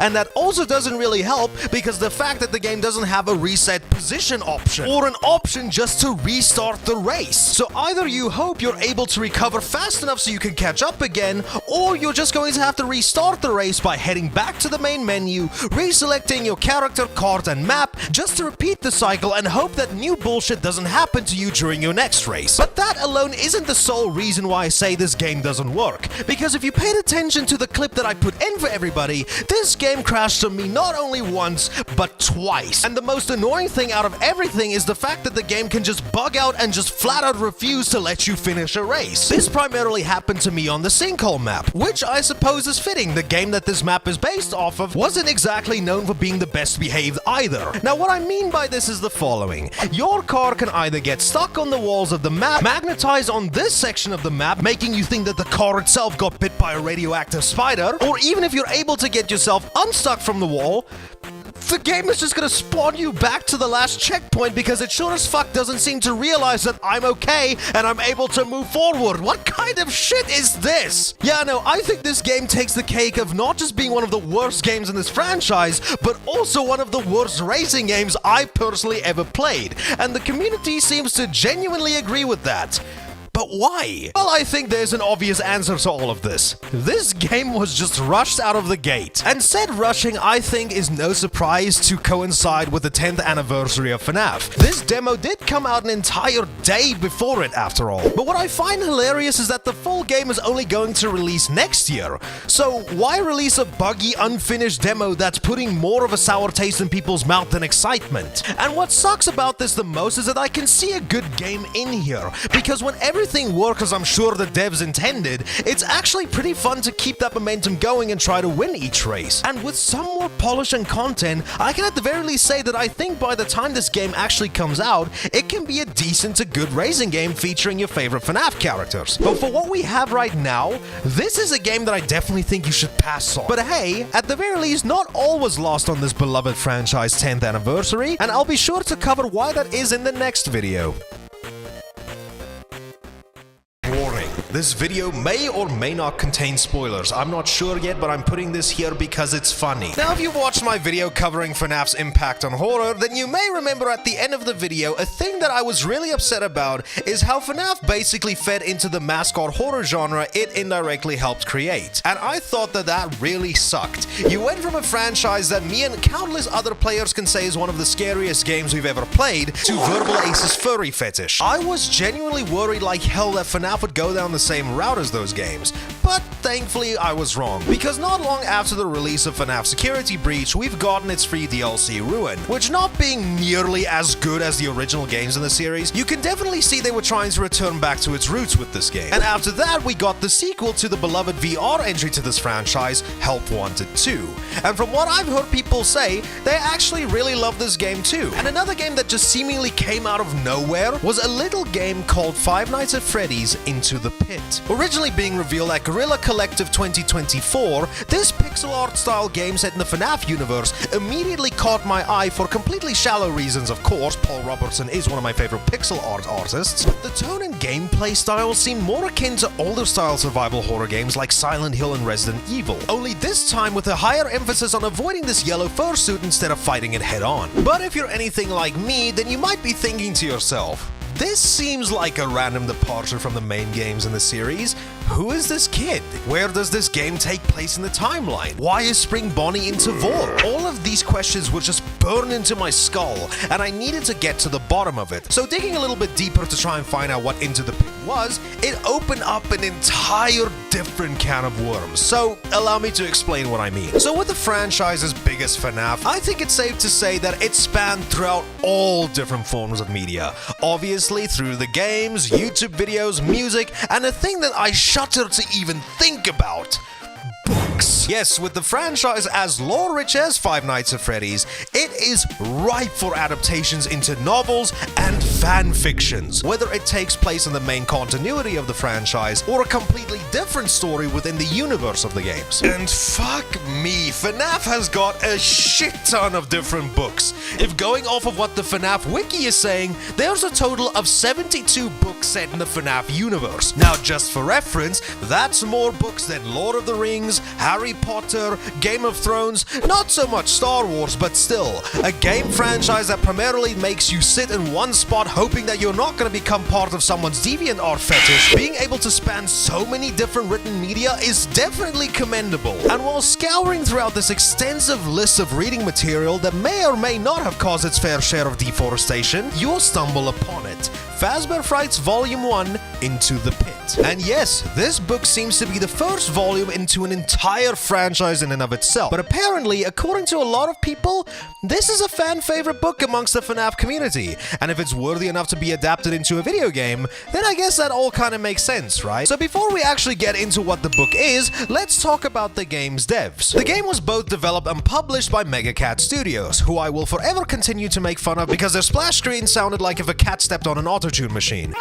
But regardless, these guys were responsible for making a shit ton of games, most of which I've never heard of before, but looking on their website, they at least made 2 licensed games, being from Monopoly and Power Rangers respectively. And they've worked with some pretty massive names like Razer, Sanrio, Mattel, Hasbro, Dell, Nickelodeon, Head Up Games, and Universal. So these guys definitely have a track record. And looking at those 2 licensed games that they made, looking at some of their original works, like this one here, Sacred Line 1, it seems like they do have an affinity for some unique art styles in their games, and it seems like they've dipped into the realm of horror before. So I at the very least think that this game was in good hands. And hey, judging on what a lot of creators of the platform have to say about it, I'd say that they did a pretty damn good job. But we're not here to give them ad revenue. No, you clicked on this video to hear my thoughts. So let me not waste any more of your time, and let's take a plunge into the ball pit so I can tell you why I think FNAF Into the Pit is amazing. Now for this video, I think I want to try something different for once. I already gave you a spoiler warning at the beginning of the video, so if you don't want to watch the story, skip to this timestamp or click off the video now so that I don't end up ruining anything for you. But if you do that, Please don't. I'll be lonely. Don't leave me with these guys. But any case, yes, this will be the very first official, freakishly long plot summary. I don't really tend to do that for a lot of these games because generally I don't care, but since this game is based off of a book, I think nailing the story is going to be one of the most important things. So here we go. The game starts with you, a boy named Oswald, busy living out his dreams of becoming a Twitter artist by drawing characters who we should be very familiar with at this point. But for Oswald, they don't seem to have any correlations to the characters that we love, and the kid wishes that something interesting would happen for a change. His dad calls him down as it's time for them to go somewhere, and in the car, he and his dad share a little exchange talking about the destination his dad is taking him to, as well as some insight into the family and the place where they live. Apparently, Oswald lives in a shithole, a town that's pretty much gone into a downward spiral ever since its mill closed down. Oswald's family seems to be one of those that got hit the hardest by this because they can barely scrape by with what they make. Oswald's dad works part-time at a store hoping to make it full-time, and his mother works long hours as a nurse at the hospital, meaning that Oswald barely ever gets to see her. Oswald wonders why they just can't move away, but it would seem the reason behind this being that his grandmother is extremely frail, so that's not an option, suggesting that they should put her in bubble wrap. His dad jokingly scoffs this off with a laugh. Perhaps this child is unaware of the process of airlifting. Any case, during summer vacation, since the family isn't really capable of affording to go on one, Oswald's dad drops him off at a place called Jeff's Pizza, because the pizza there is pretty cheap and it's a place for Oswald to hang out until his dad comes to fetch him. But apparently Jeff's Pizza is just as big of a shithole as the rest of the town, but it's probably the only place that Oswald can really hang out. Upon getting dropped off at the place, some time passes where Oswald's dad is late picking him up for what seems to be a few times up until this point. After hearing about a secret ball pit in the pizzeria, Oswald chooses to investigate. After finding it, Oswald thinks it's a good idea to prank his dad by hiding in the pit as to teach him a lesson for leaving him in such a creepy place like this. After jumping into the ball pit that is probably filled to the brim with dust and rat shit, once he decides to come up for air, he's met with a surprisingly full room of kids celebrating and playing. Obviously being confused by this, Oswald chooses to investigate further. After leaving the room, we get to see a pretty enhanced and full pizzeria, and moving to the right of the place we get to see the cast of characters that we're oh so familiar with, but Oswald has no idea of, aside from them looking like characters he drew in his sketchbook. Moving throughout the pizzeria, we meet these two kids called Mike and Chip, kids who Oswald ends up making friends with, but not without the overwhelming sense of confusion. After a game of skee ball with Mike and Chip, the first of which I lost because fuck pixel physics, the kids then decide to play a game of tag, another game of which I miserably failed, because I guess all of the pizza Oswald's been munching is starting to have an impact on his running. After that, the kids then decide to play a game of hide and seek, and after Oswald finds the stupidest fucking place to hide, I'm pretty sure he hasn't seen what happens when you die in the first FNAF game. After Mike finds Chip and leaves the room, the power cuts and then we see our first proper look at Spring Bonnie, as we need to hold our breath to make sure the little shit doesn't find us. After he leaves, all hell breaks loose. The pizzeria erupts into chaos, filled with screams of terror from both adults and children. Oswald decides to investigate to make sure Mike and Chip are alright, and during the panic he sees the animatronics from earlier seem a lot less friendly than when we first arrived. And then after exploring and finding an unlocked door, there he is.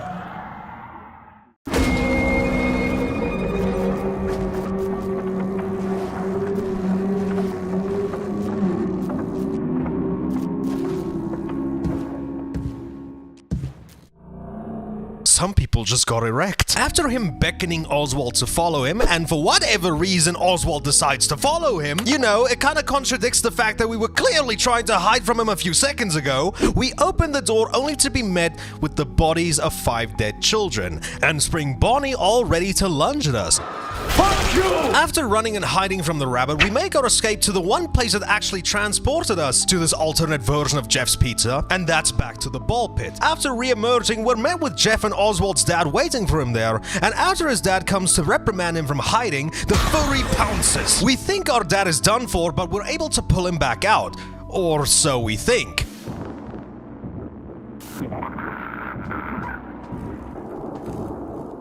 Yeah, in reality, for whatever reason, the rabbit was able to possess Oswald's father, but only he seems to realize it. After the rabbit drives Oswald home, it's here where we need to sneak around the house in order to call Oswald's mother, so she can come and see what's up with his dad. After doing so, and his mom returning home to see that Oswald's dad is completely fine to her, but clearly we and Oswald can see that's definitely not the case, after that we effectively properly start the game. So before I continue onwards with the plot, let's talk a little bit about the entire gameplay loop of Into the Pit. Now, true to the series' namesake, the game takes place over a series of 5 nights, but also 5 days. Ooh, I don't think you expected that, right? Sadly, I don't think that name would have rolled off the tongue quite so nicely. And during these daytime sections, this is where the game primarily decides to flesh out more of the game's world to give you some breathing room before you decide to tackle the nights. And once nighttime hits, much like how nights are handled in Dying Light, this is where shit officially hits the fan. Nights can primarily be broken down into 2 primary sections.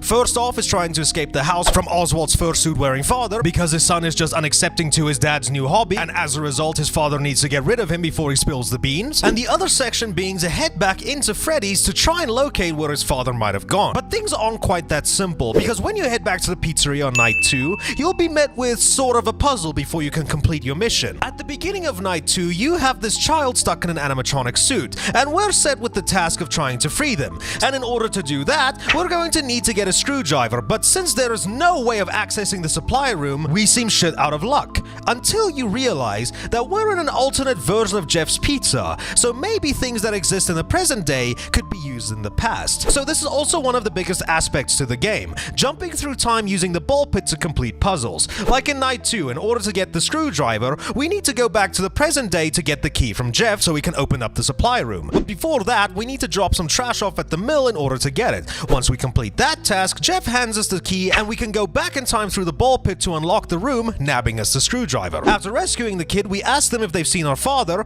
they say no, and just as the conversation ends, Rule 34's second favorite rabbit pops out and we need to escape using the ball pit to end the night. And that's pretty much the entire gameplay loop of Into the Pit. We start out during the daytime so we can get more of the world and characters fleshed out, only for nighttime to fall where we need to escape the house first through ever-changing means, and then head back to the pizzeria to try and gather more clues as to where Oswald's dad is and to save whatever child got themselves into whatever mess the game chose for them. But as you can see, this is a horror game after all, so just running around stage to stage completing puzzles isn't always going to be the name of the game. For you see, while you're safe during the daytime, free to explore areas and interact with NPCs to your heart's content, at night, this is where a lot more of the game's horror elements gets introduced. Firstly, the whole goal is to not get grabbed by your vor-loving father, so in order to do this, you're going to need to avoid him at all costs. And how you do this is by simply listening carefully during the nights, because you'll hear all sorts of different stuff like doors opening, footsteps, you know, all sorts of shit like that. But when you accidentally fuck up and he sees you, this is where you need to start acting like you're the biggest Sonic fan and book your ass out of there as quickly as possible. But don't think that just running from room to room is going to be enough to get your ass away from the rabbit. No, you're going to need to find a place to hide, each of which comes with its own different mini-game that you're going to need to complete in order to successfully avoid capture. Like climbing into a closet, you need to shift yourself from the rabbit's view so you don't get seen. If you hide in chests, you need to swat away spiders, same if you hide in a vent. And if for whatever reason you think it's actually a good idea to hide from your pursuer in the same thing that gives you a game over screen in previous games, you just need to hold your breath until this prick decides he's seen enough. One of the most unreliable hiding places though are under tables, because unless you were able to hide underneath them while the rabbit was like 2 rooms behind you, more often than not, this hiding spot is just more of a way for you to stun the guy, giving you a huge burst of speed so you can book it to a better hiding spot. But hiding under the tables tends to come with a huge caveat. After you complete Jeff's quest, if sending a 6th grader out to an abandoned mill in a shithole town all on his own seemed like a tad bit cruel, he at the very least gives you a flashlight for your troubles. This is where one of the game's primary sources of survival horror comes into the picture. You see, at random points during the night at the pizzeria, the lights will just randomly shut off, forcing you to need to restart them at the breaker box over here. And in these moments, you're going to need to use your flashlight in order to light your way. Or if you actually know what the layout of the place is, this flashlight is going to mean as much to you as a contestant in a Mr. Beast video. But you're going to need to use the flashlight in order to stun the rabbit when you hide under the tables, because this is the only way you're going to be able to stun him when things go to shit. But why this doesn't always work is that in order to keep your flashlight on, you're going to need to look both during the past and present for batteries, because if you don't have any when he decides to look under the table,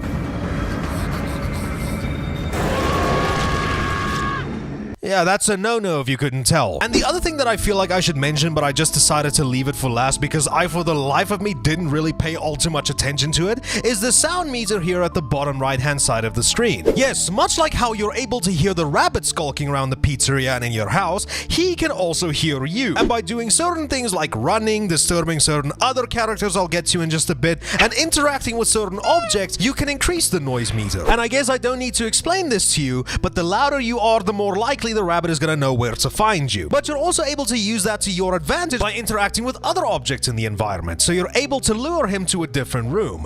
But this aspect kind of feels a little bit undercooked, because I was sprinting all over the place and that didn't really seem to do all that much to create enough noise that would cause the rabbit to find me. But if you've also paid attention to what I just said, you'll also notice that I mentioned you can also raise the noise meter by disturbing other characters. Yes, as the nights progress, you're going to run into the other animatronics during the night, all of which you're going to need to first get by through completing a puzzle. And all of them seem to be more of a threat in concept only. Chica just basically acts like a loud bitch, luring the rabbit to wherever you are, Bonnie being the only other threat aside from the rabbit that can kill you if you fuck up his minigame when you get caught by him, and Freddy...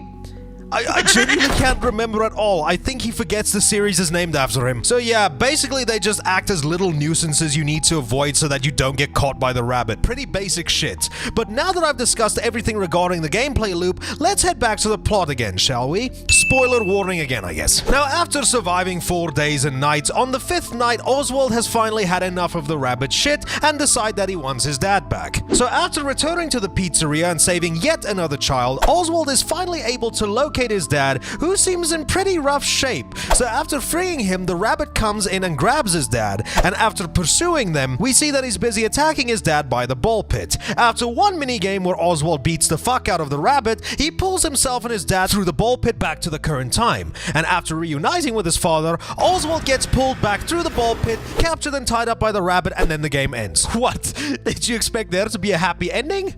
Well, you'd be right. Much like any other good horror game, FNAF Into the Pit contains a bunch of alternate endings. The one that I originally got being, I'd assume, either the second or first bad ending, because there's even an ending where you can run through the entrance during the night and you can just say to hell with your dad and just leave. I even got an achievement for that, ain't I special? But there are 3 other endings you're able to get, only one of which I was able to achieve, being the good ending, where you make it out with your dad and he decides it's probably for the best that you guys move from the shithole, much to the inconvenience of their grandmother. But also getting this ending makes the goat of the game, Jeff, get killed by the rabbit. And then a true ending which is more in line with the book, where both Oswald and his dad being reunited, but Oswald actually being grateful for what he has and just wants to enjoy the time he has with his dad, despite the circumstances that they live in. And another bad ending where Oswald himself gets infected. Now, I didn't get that ending or the true ending because just like any good old-fashioned FNAF game, you're going to need to complete a shit ton of mini-games and phone a hidden number in order to get it. And maybe I will do that during a live stream, but for now I've got so much other shit that I need to do, so I'm happy I was at the very least able to get 3 different endings. So with all of that stuff out of the way, I think it's time that I give you my very epic review of the game, so let's talk about all the positives and negatives. Now, as the title of this video might have given away, there's definitely a lot more positive than negative I have to say about this game, so let me get those out of the way real quick. Firstly, and this might be personal bias, but this is my video, so shut the hell up, I absolutely love the pixel art style of the game. Everything is just so stylized, it's going to ensure that this game is going to stand a test of time for many years to come. And even things like the menus being in more of a sketchbook style perfectly contrasts with the visuals of the main game. And couple that with the animations from when you get bored and also the few cutscenes that the game has where you just get to see events taking place from Oswald's eyes, it's just fucking 6 stars, man. I love it. Secondly, I just really love the way how the game expands the world outside of the main horror events from the game. It's just nice to see, you know, a world outside of the pizzeria, see other characters that have their own unique things to say, and also follow a main character that's plot just isn't fully cemented with Freddy Fazbear, and we actually get to see how his life is, his personality, his relationships with other characters in school and with his own family. There's a lot more depth here, and it's pretty damn good to follow along with an actual simple story, rather than the jumbled clusterfuck that the franchise's overall content continuity is nowadays. Another thing that I absolutely adore is how they pretty much nailed the atmosphere that the original games had. When you're inside your house or at the pizzeria, you hear nothing except your character and the pursuer's footsteps, the buzz from whatever lights are still on, and all sorts of other different ambient noises. And not only that, when the game's music really picks up when you're in a chase scene, it's literally akin to games like Silent Hill, where someone just went to town on FL Studio while at a construction site. It's amazing. And there's also some auditory mindfuckery that's also included to fuck with the player. Like the ones that I noticed the most is just a baby crying.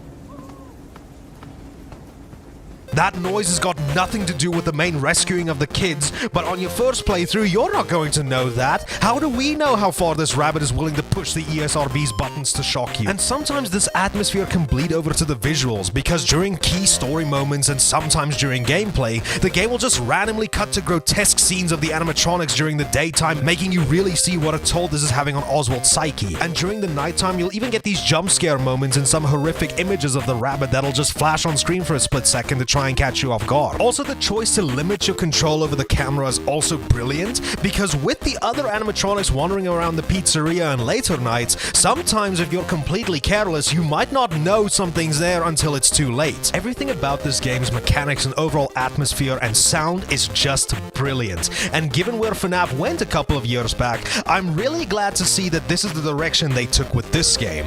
But now, with all of the positives out of the way, time to farm hate views. Now, for as much praise as I give this game, I do feel that certain things that got introduced into the game that seemed like it'd play a pretty huge part in it is just completely undercooked, like the noise meter as well as the flashlight. Never during my entire playthrough have I ever made enough noise unless I used one of the noise makers in the game. Have I ever caused enough myself to get me into deep shit that caused me to try and be extra quiet. And the flashlight just became more of a defensive tool, because when you know what the layout of each room is, then there's no real point in trying to illuminate your surroundings. Another thing that I really fucking hated in this game is how stingy some checkpoints ended up being. I noticed this mostly at the end of the game and when I tried replaying the game on a higher difficulty.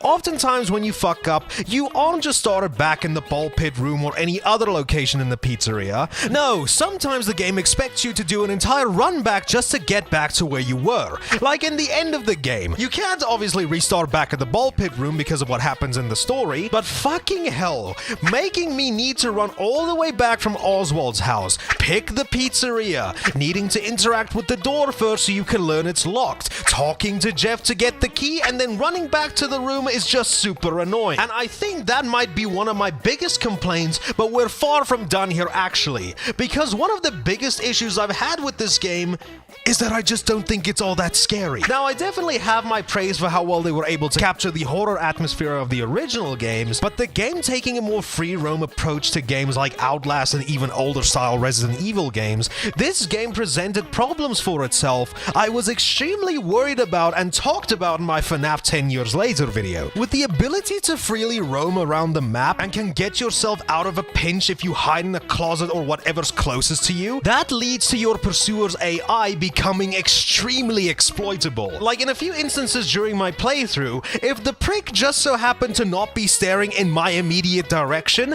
I could just follow him without him realizing I was there. So who's actually chasing who now, you pro? But aside from all those gripes that in all honesty could just be a me exclusive problem, the game just does everything else way too good for those things to be a major turnoff for me. So I gotta say, I 100% recommend that you go out and give Five Nights at Freddy's Into the Pit a go. And I gotta congratulate this seemingly random studio for pulling off something so well on their first go with this franchise. And hey, since this game was so good and it's based off of a series of books, why not let us see what Mega Cat can cook up with in the future by adapting some of the other entries in this series. But until we get to see that, try not to get bored. I think it's safe to say, as time marches forward, we all get old. Yes, ladies and gentlemen, if you're an old fuck like me, you'll know that time is just something that refuses to slow down. Some things might just seem like yesterday, when in reality that thing that you fondly remember turns out to have happened over a decade ago, making you wonder what the hell you've been doing with your entire life. And hopefully that segues us nicely into the topic of today's video, because in order to get a greater understanding of how precious time actually is, we need to take our clocks and turn them all the way back to 2014. It was the first year of the 8th generation of consoles, when memes still looked like this, Ubisoft's biggest falsely advertised game released, and was the year of a particular character who only by me showing you this silhouette should spark fond memories in the mind of anybody that sees it. Yes, can you fucking believe it, ladies and gentlemen? On this day or the day after, depending on when it would be the best time to upload this video to appease my corporate overlord, Five Nights at Freddy's was released a whopping 10 years ago. It literally just seems like yesterday when Let's Player after Let's Player after Let's Player was covering this game. MatPat wasn't close to retiring at all, and the lore wasn't convoluted enough yet to cause Kojima to bust a nut. It's insane to think that this little point-and-click horror game where a bunch of PNGs and GIFs jump scare you with loud noises left such a humongous impact. And that actually got me thinking. Yeah, in a way, Five Nights at Freddy's had a humongous impact on both horror gaming as well as pop culture. And since this is the funny bear's 10th birthday, the perfect age where certain YouTubers will start taking notice, I think it's time for us to take a stroll back through memory lane and talk about the impact that Five Nights at Freddy's had on gaming 10 years later. But before all of that, here's an intro.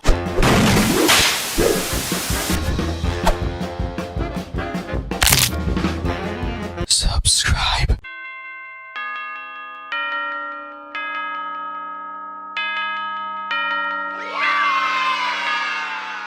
Now, I'm sure everybody should probably know the humble beginnings to this furry bait animatronic, but since I'm a YouTuber who likes milking people of all their watch time like Cell's first appearance in Dragon Ball Z, I think it's only appropriate to see how such a small project that would inevitably have such a large impact got its start. And in order to do that, we need to talk about one man. Scott Cawthon. Besides being the one to tell MatPat none of his theories were right, he started off his game development career by developing games to an audience primarily outside of what we know him for today. Early games of his dating all the way back to 2012, and this includes stuff like Pilgrim's Progress and The Desolate Hope. And whilst these two projects were generally well received, in Scott's own words, they weren't enough to financially support his family. 1 year later, Scott submitted another game that I think you'll be a little bit more familiar with to Steam Greenlight, and that was Chipper & Sons Lumber Company, a resource management game with characters that would spark nightmares into the most battle-hardened soldiers. So much so to the point that I think this is what the game was the most notable for. I myself have never really played this game, and I'm not really sure if I want to. Not just because I'm already a little bitch from playing his later games, but I'm just not the biggest fan of resource collecting games. The only exception to this rule I have is stuff like Minecraft and on the occasion Rust, if I want to be called a good slur every once in a while. And I'm not entirely sure what the game's overall reception was back then when it launched, but if going off from what I've read on Wikipedia, I don't really think reception was all too positive, and reading further on what said reception did to Scott's mental health, it sure seemed to take a toll on the guy. But after taking Chipper & Sons' criticism to heart, Scott decided to steer his new game in a different direction, and on the 15th of June 2014, we got our first sneak peek at gaming history.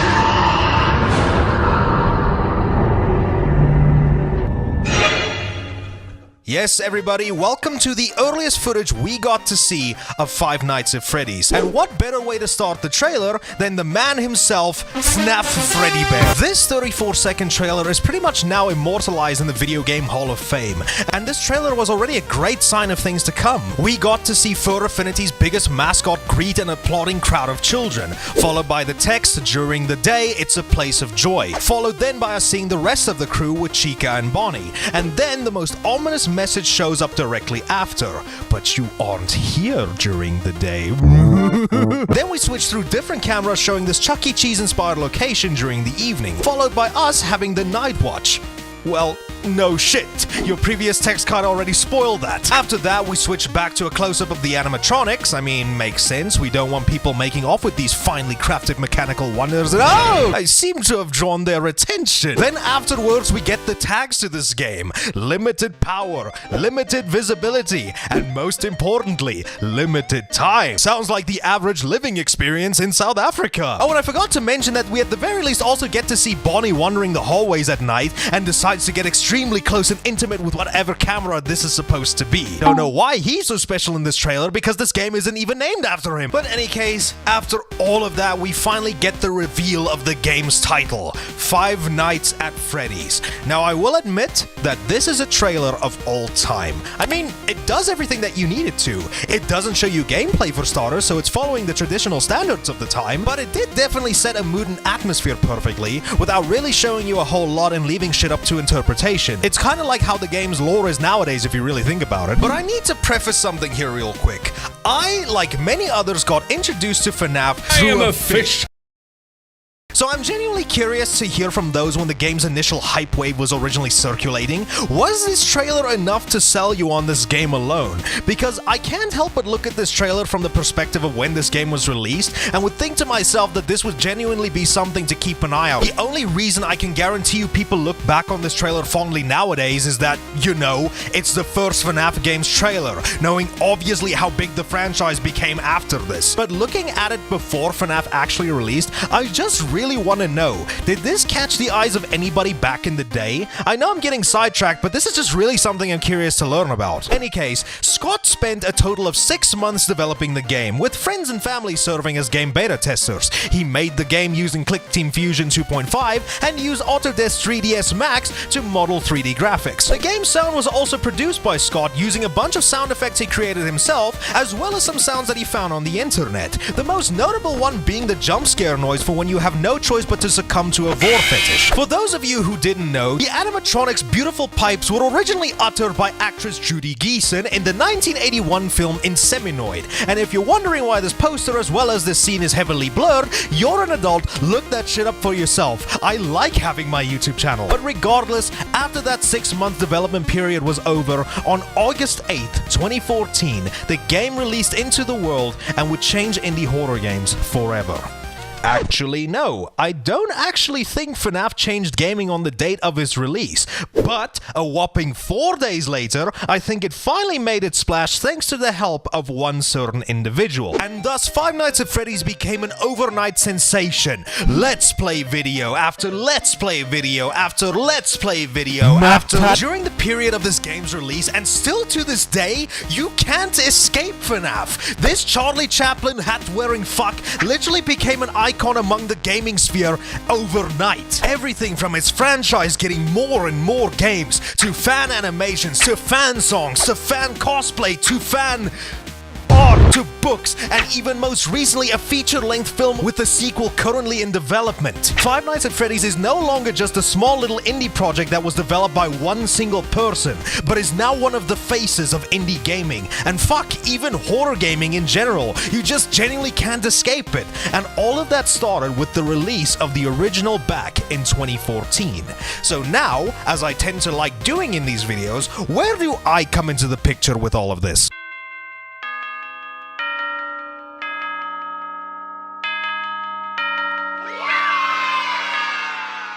Now I realize that I've spoken a lot about my personal history with a lot of games, almost at a point where if I yapped long enough, I might accidentally end up doxing myself. But would you believe me that I didn't really experience Five Nights at Freddy's for myself until an entire year later, and even when I did, it wasn't even with the first game in the franchise. Now I understand I might have yapped some blasphemy to everybody right now, but it's the truth. So allow me to explain to you where I was during that time.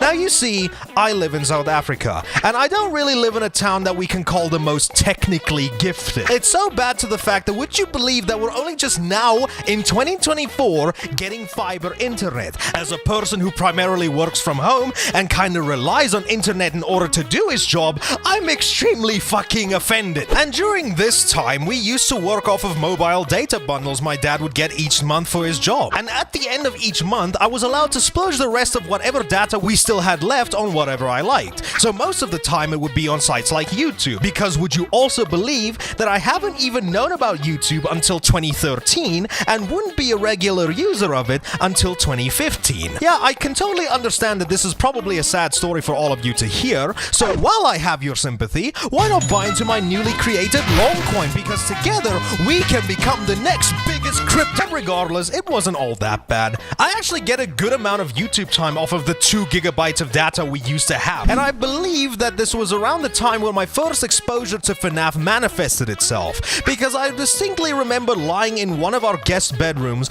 on my phone using some of that data and coming across Markiplier's video and just seeing that all caps title, warning, scariest game in years, I was instantly hooked. But here's another sidetrack for everybody. Now you see, around this time, I was probably like around 15 years old, and I thought during this time, I was pretty hot shit. I'd already played all of the at the time scariest games like Resident Evil, Condemned Criminal Origins, and Alien Isolation, and I didn't really think any of them were all that scary despite the popular opinion of them around the time. So a game where you get primarily jump scared by disgruntled employees in fursuits seemed like only something that pussies would be scared of, right? But little did I know that the only pussy in this situation was me and I Mr. am a Fish.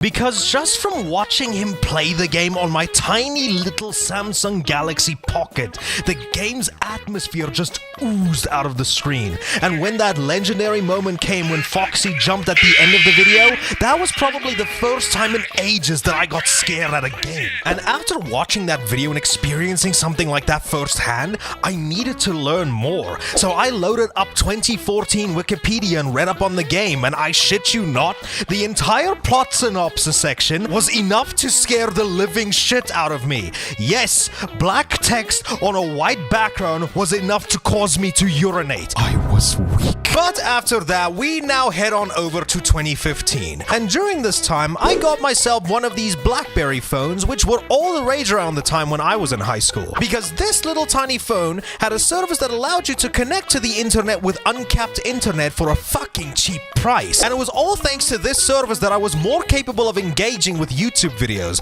And like most people during my age, I was stuck non-stop watching FNAF videos, whether it be the king himself Markiplier, to Jacksepticeye, to PewDiePie, to even these pricks who wanted to copyright a word. But still, despite how invested I was in the series, I was still yet to play a single one of them. And then not too long afterwards, Scott would release the third game in the franchise, and this would be the one where I finally popped my FNAF cherry. And unlike most people going through an experience like that, I can at the very least say I didn't regret it. Or maybe I actually did. But oh my goodness, I fucking loved the third game. Everything from its creepy atmosphere to the micromanagement to not let your schizophrenic machinations scare the living shit out of you. It was all just so damn good. And FNAF 3 still to this day remains one of my favorite games in the franchise. And not too long after my experience with the third game, in the same year, one of my buddies actually got the second game on his laptop, and we played a little bit of it at my house over the weekend. And once we got our shit rocked the second night, and probably also soiled our clean pants, I can distinctly remember him packing up to leave for home, and me practically begging him to stay because I was terrified of being left alone after what we just played. Yes, keep all of that in mind. I'm a little bitch when it comes to FNAF, but let me get my head sawed off in the evil within, I refuse to flinch. And we also pretty much had a blast with the second game. I think out of the entire series, it's definitely the hardest one, but fuck, I still think that it did every single thing that it needed to, and it was a damn good time. And with the second and third games coming out so close to one another, with a fourth one following pretty soon, it's just safe to say that the FNAF hype was just never done. But still, I had yet to play the original game, and this is where my memory gets a little bit too fuzzy. I actually can't remember when I ended up playing the first game. Did I play it before the fourth game, or did I play it afterwards? That entire part of my FNAF journey is just bare buried somewhere in the dark recesses of my mind, never to be found again. I do recall playing it though, and that it was the first one in the entire franchise that I ever beat, alongside the third game. Yes, 2 I still have to beat, 4 I can go my entire life without beating for fear of losing said life, and the rest for equally John's little bitch boy reasons. And now I think about it, except for Security Breach, I just genuinely keep getting too busy to finish it. But that's enough reminiscing for now, because after all of this yapping, I finally get to talk about the actual game. So you know, let's just jump back to 2014 and see what made FNAF become such an industry icon in the first place.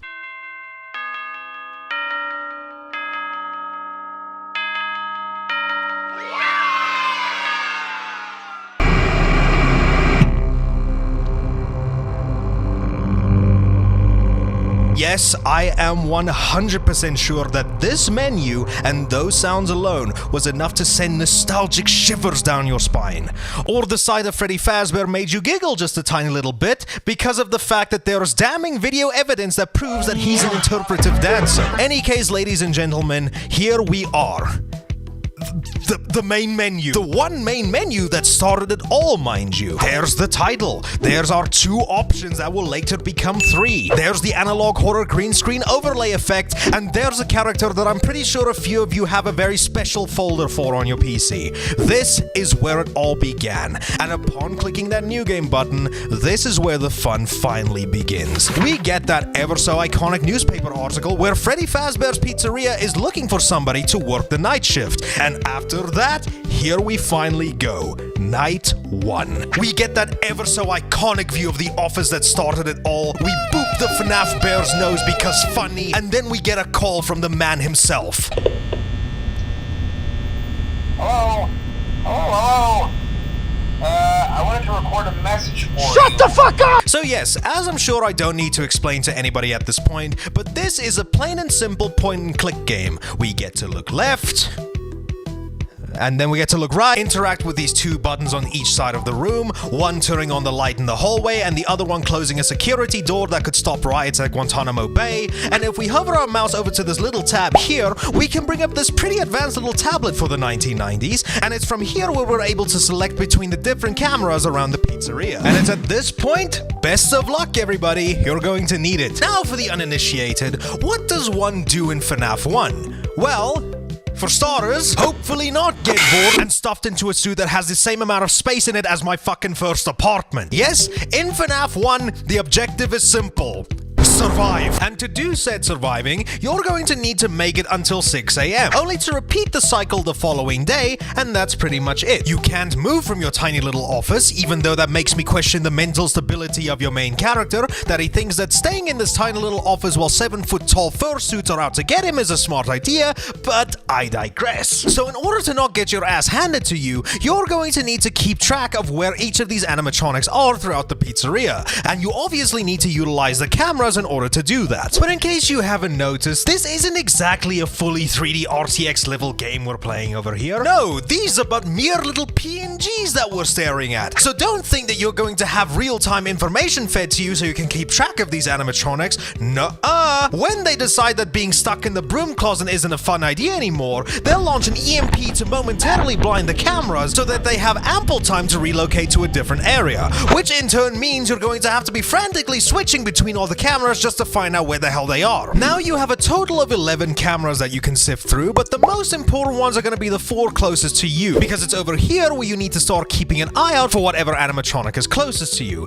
because if they get too close, yeah, no, you're gonna need to be as quick on your mouse to close that fucking door like you're a CSGO esports player. Now I know what some of you might be thinking to yourselves, okay, why can't I just keep the doors closed throughout the entire night? It just seems like that's the safest thing to do. Well then, you would be correct in that assumption, but since this is a horror game, things can't ever be that simple, now can it? Because as you can see here at the bottom left hand of your screen, you have 2 bars, one that shows how much power you have left, and another one that shows the amount of power you're currently using. Now if you're a horror connoisseur like yours truly, then I'm pretty sure that I don't need to explain, but for the filthy casuals out there, every single thing that you do consumes power. Using the cameras, turning on the hallway lights, closing the door, leaving the fucking fan on on your desk, you know, you get the picture. Meaning that sure, you can leave the doors closed throughout the entire night, but would you have enough power to last you for the full 6 hours?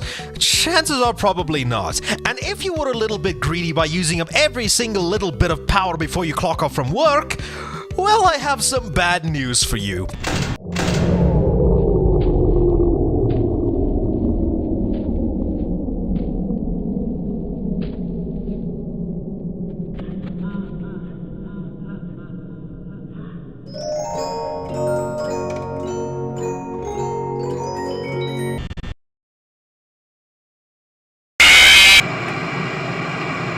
Could you tell that that's not what's supposed to happen? Yes, enough dilly-dallying. Let me go into a bit more detail as to what goes on in FNAF. Each night starts at midnight, and the goal is to make it all the way to 6 AM. And within that time, you need to keep an eye out for one of the 4 animatronics, namely Bonnie, Chica, Freddy, and Foxy. You already know who they are. Each of them behave in their own different ways. Bonnie will wander around the pizzeria and will normally approach from the left-hand side of the screen, and Chica will do the exact same thing, but will always show up on the right-hand side of the screen. Freddy does whatever the fuck he feels like, and Foxy is a little prick. Now, I should clarify that the footage that you're seeing here is from my playthrough I recorded for this video, and for a majority of it, I didn't really get an encounter from Foxy once. Reason for that being is because if you know how to cheese this game, it can get quite fucking easy. But how Foxy usually acts is like so. Foxy's main area is on Cam 1C at Pirate Cove. First off, the curtains will remain closed so that you can't see him. Then as the night progresses, he'll start making his presence known,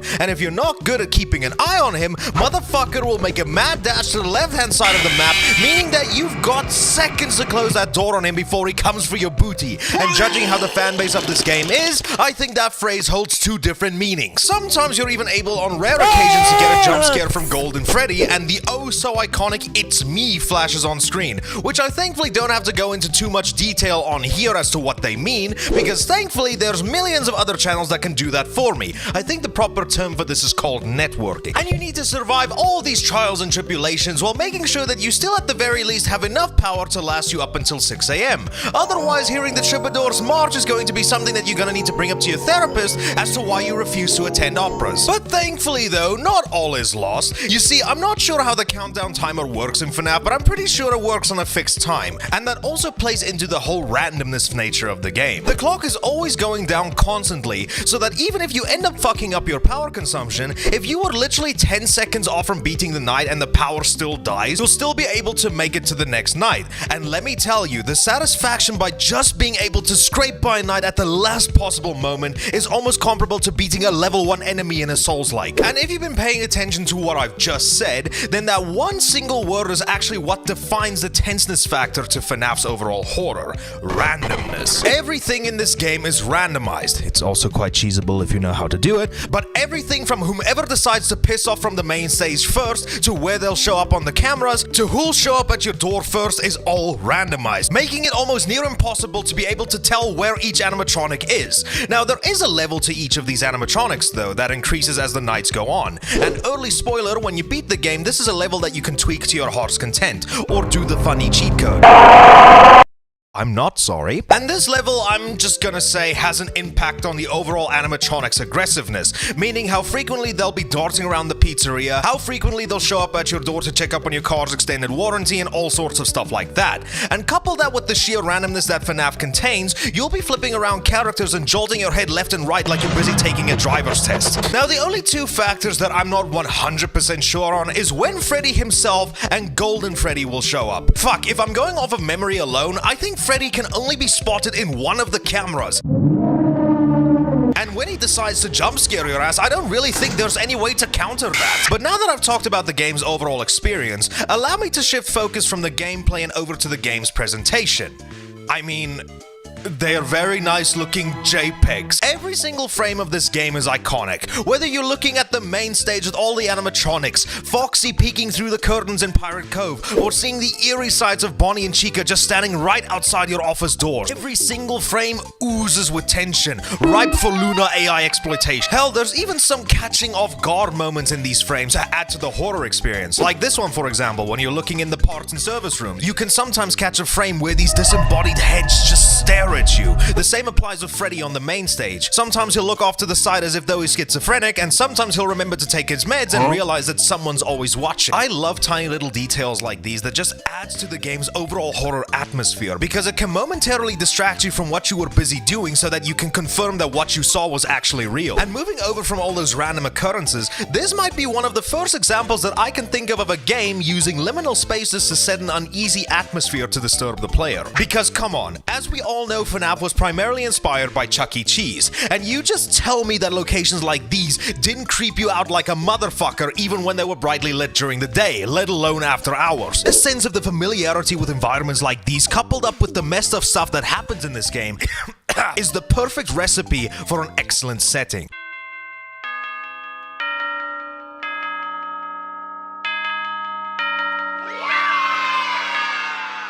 Now, as a game that came out in 2014, FNAF 1 does kind of have a few rough edges if you just want to play the game vanilla nowadays. For starters, you guys have been seeing the game properly stretched to a full screen resolution, but for me, I was primarily looking at it through OBS like this. Yes, since this was a game that released all the way back in 2014, and it being an indie product, it playing at 1080p around the time isn't really something that should be expected. I mean, the game still played at the proper full screen while I was playing it, so that's a plus at the very least. But that doesn't excuse one of the biggest issues with the game if you choose to play it nowadays. This issue, in fact, caused me a few times to fumble up a night and caused me more unnecessary stress and panic than it should have. You see, the game does play at a full screen resolution of 720p, but the problem with this is that the game isn't locked to an exclusive full screen. What does that mean exactly? Well, if you just choose to go willy-nilly with your mouse, it tends to veer off to the side onto your other monitor if you have one, and if you click off the game, it turns your screen black for a few seconds because you're no doubt playing this on a higher resolution monitor, and it'll take a few seconds for your screen to readjust itself.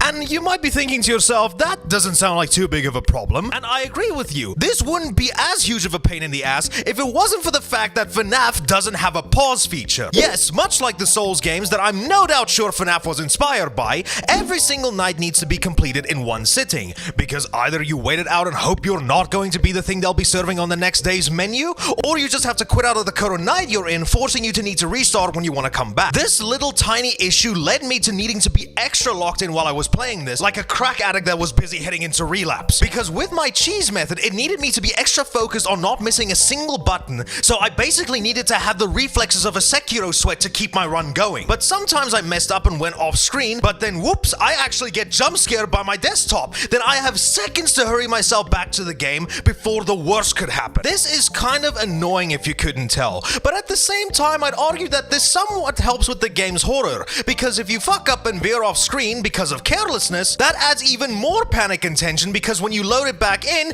you might just accidentally return the moment you get jump scared, probably causing you to commit a little bit of brown or yellow. As for everything else though, I think for what this game is, and for everything that it does with the limitations of the engine that it was released on, I think that this game is one of the examples of a perfect horror game. Everything from its sounds messing with you, like playing Foxy's stupid laugh, the footsteps that for a fact isn't your superglued ass, gives you so much auditory confusion because you don't know what any of them could mean. Do the footsteps mean they're right outside your door, or could that mean they've just moved to another location on the map? Well, you wouldn't be able to know unless you shift focus your cameras and away from your two big ass doors. Also, the whole idea of limiting your item use to a finite amount of energy I also think was a brilliant choice, because every single thing you do requires a level of thought that harkens back to older style of survival horror games where you need to use whatever resources you had sparingly. And even if you're the most efficient with the uses of your doors, camera, that fucking fan that I swear pulls about 45% of the building's power at night, with the absolute randomness and aggressiveness of the animatronics in the following nights, it'll sometimes force you to have to use more resources than you're comfortable with. Like in my case when both Bonnie and Chica showed up at my doors and they wouldn't fuck off, causing me to waste even more of my power,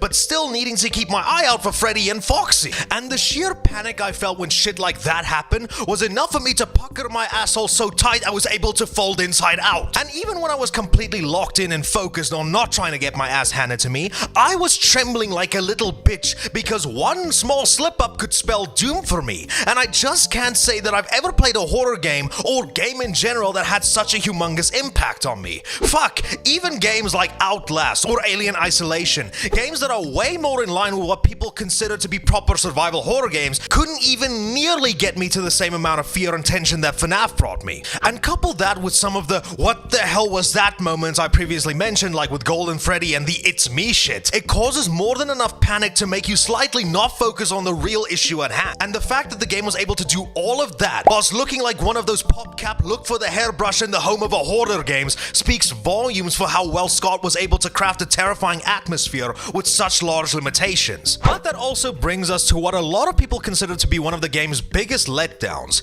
It's just a bunch of PNGs that scream loud noises at you. And yes, you can't really give FNAF all that much praise when the criticism towards the games are pretty valid. Yes, all you're doing is sitting your ass down in one spot, flipping through a bunch of Windows XP wallpapers with the occasional furry .png popping up in them. And if you mess up, a .gif file jumps up at you with an extremely loud .mp3 file. These criticisms are kind of valid, but I think people are missing the entire point when you look at the game through that point of view. Yes, it's not a fully 3D open map you can freely explore and play hide and seek from a bunch of con goers by hiding underneath a table or hiding in a closet. Yes, when you look at a game like that, this game isn't really all that special. But you tell me that if the first FNAF played in the same vein as something like Outlast, do you think that this game would work out nearly as well? Would going through 5 or 6 different nights in the same map with possibly more exploitable AI really hit the same way? I think that kind of novelty would run dry real quick after like the 4th night, and I guarantee that if FNAF went in that direction, it would have quickly aged like a motherfucker, lessening the game's overall impact that it had. Because I feel like if it released in such a state, it would have just been considered a watered down Outlast clone. I think the switch to a more point and click style was the best move, because not only will the gameplay style probably age the best in terms of accessibility, but everything will just age the best in terms of its visuals and atmosphere because of it being a more stylistic choice. And like I've said, some of the flaws that this game still has nowadays causes it to have even more of a fear factor, so I'd almost argue that it aged even better with time. One of the other things I remember hearing about this game that makes total sense to me is that in FNAF, it's not the jump scare itself that scares the shit out of you, but it's the anticipation of it. And I think that's absolutely true. Humanity's biggest fear is the fear of the unknown, and going into this game with the mindset knowing that you're going to get jump scare, knowing that with one wrong move and you're fucked, but not knowing exactly when it's going to happen, is one of the key causes of dread for this game. And this feeling remains consistent with the rest of the games in the franchise, except for you. So since this is a super cool IGN level review part of the video, I 100% can still recommend that you pick up the first FNAF game. It's aged pretty damn well, and if you have 2 monitors, it's even better, because you're gonna have to make sure that you don't accidentally click off of the game, because the next thing you might see when you load back into the game is the same thing a doctor sees when they ask you to say ah. But now that we know what FNAF is and how good the actual game is, it didn't just stop there, because this game sent shockwaves not throughout the gaming industry, but in pop culture in general. And to look at FNAF's initial impact, we need to go to the one place that sparked its mainstream popularity.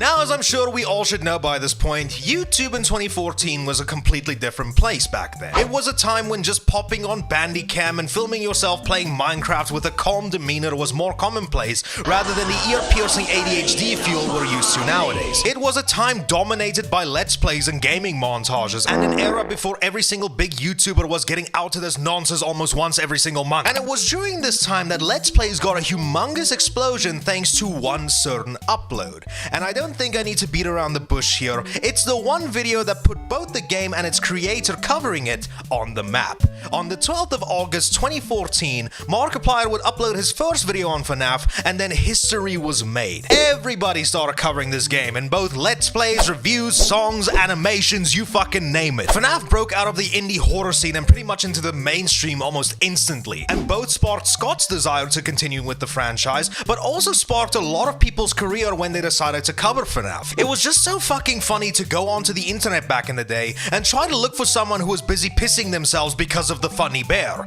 And obviously with such mainstream attention, of course that would almost instantly spell success for your game, because if a YouTuber playing the game got close to like 100 million views on it, what do you think are the chances that at the very least 100,000 people chose to bite the bullet and buy the game for themselves? Either because they wanted something new to satiate their horror fix, they just wanted to see what all the hype was about, or to just make content for themselves, which in turn would expose them and the game they're covering to an even larger audience. And with Scott constantly pumping out sequel after sequel to this mega hit, that ensured both the success of his newly created franchise as well as the people who decided to cover it in their own way. But not only did this game pretty much cement FNAF as a part of gaming history, as I'm sure if you've been watching this channel for a while now, whenever something tastes even the slightest bit of success, especially to the degree that FNAF got, obviously other people would try to take their own spin on what Scott created a decade ago.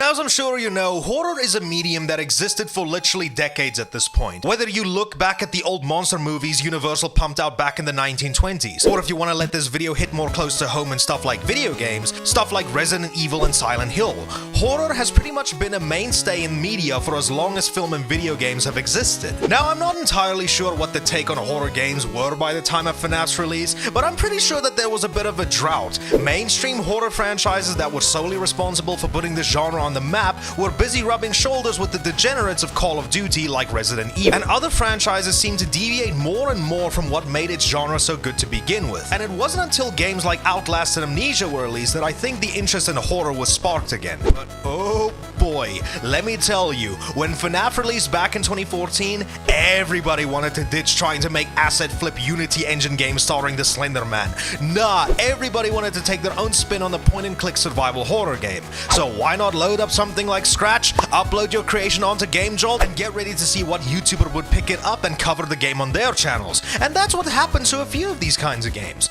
We had games like Five Nights at Wario's, more famously Five Nights at Sonic's, FNAF clones of course featuring the respective Mario and Sonic characters. There was Five Nights at Treasure Island, based on the Abandoned by Disney creepypasta, Five Nights at the Krusty Krab, and many more taking inspiration from FNAF and bunging in characters from already existing franchises. But if getting a cease and desist order from both Disney and Nintendo doesn't sound like a fun time to you, then maybe you can take the FNAF formula and create your very own little universe. And that's what some people did with games like Five Nights at Candy's or One Night at Flumpty's. And hell, these games were so successful that they even spun off into their own franchises. Some people actually went out of their way to try and expand the already established FNAF formula in other ways, most notably with games like The Joy of Creation and Juniors, one of which took the FNAF formula and incorporated elements of free roam into the equation, making it more in line with other horror games that you're probably more familiar with. And Juniors looking like it plays a hell of a lot more into the paranormal aspects of these games. But I'm not going to go into all of these games in this video alone. There's a hell of a lot more YouTubers that are qualified to do that. And not to mention, there's also a fuck ton of these games that both contain content and figures behind them that I'd rather think I'd let Sunny V2 make a video on them. But regardless, if you needed a FNAF fix after playing through every single game in the franchise, somebody out there definitely had you covered. But not only did FNAF inspire so many different games based off of its formula, much like my take on Resident Evil 4 and how that game was indirectly responsible for what caused the franchise to go in a bit of an identity crisis, FNAF would also be the catalyst of a subgenre that I don't think it could ever have predicted, and sadly fell into itself. And I'm sure if you've watched any video on YouTube covering this type of topic, and even on my own channel, then you probably know what two words I'm about to utter.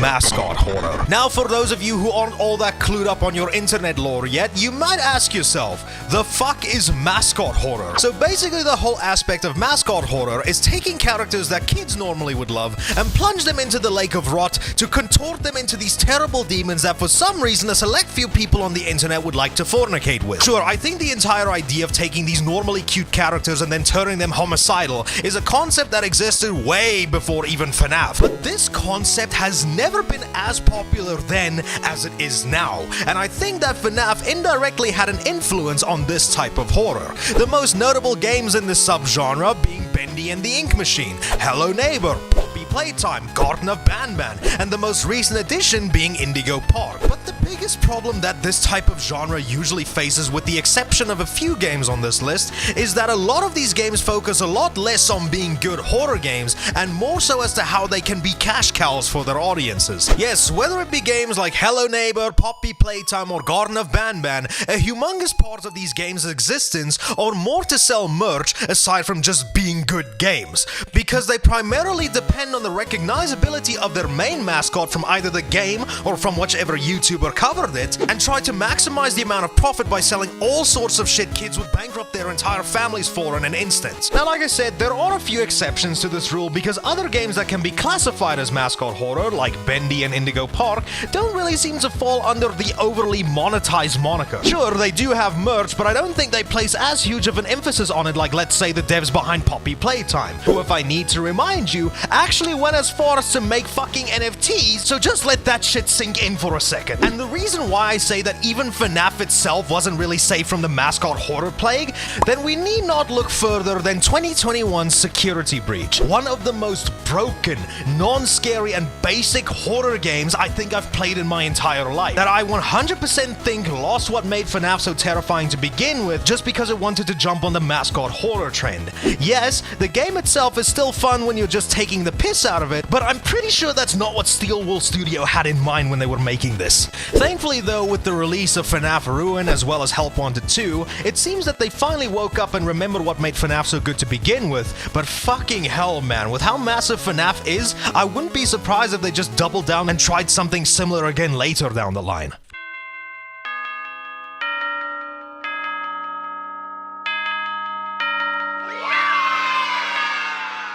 But with all of that out of the way, I think it's time that we start wrapping this video up. Despite all my critiques on where FNAF went in the last part, like how it pretty much fed into the subgenre of mascot horror it indirectly helped create, that still doesn't change the fact that FNAF will go down as one of the most influential, not just indie games, but games in general. And it's safe to say that FNAF left a pretty massive impact on a lot of people, whether or not it just be YouTubers like Markiplier, MatPat, musicians and animators like The Living Tombstone and Pymation. But I think the most important impact that it left was on the fans that to this day still love these games. Everybody is at the very least going to have one fond memory about playing FNAF, whether they were just goofing off with a bunch of buddies or see who was going to piss themselves first when Foxy jumps out at them after seeing him run down the hallway. I'm sure everybody has at least one memory like that of playing FNAF for their first time. And like many games that have left an impact, this is a franchise that just means so much to so many different people. There's a reason people will spend hours upon hours discussing theories with other fans. There's a reason people will spend hours and hours drawing fan art and other kinds of arts of their favorite characters. There's reasons people will go to conventions with the most realistic looking Springtrap cosplay that I don't even think Hollywood would be able to recreate. And speaking of Hollywood, there's a reason that FNAF's mainstream success led to them even making a full feature-length film, because I don't think that besides maybe a game like Minecraft, there's been an indie game that has left such a huge impact on modern-day pop culture like Five Nights at Freddy's. And I guess with more games and more stuff coming out as time moves forward, I don't think that FNAF is going to be losing steam anytime soon. And while it might not be as massive as it was back when it came out, I think it's safe to say that this was the impact left by Five Nights at Freddy's 10 years later. I find it incredibly funny how some things just work out in my favor sometimes, but the topic of today's short video is probably one of the best examples of such an occurrence.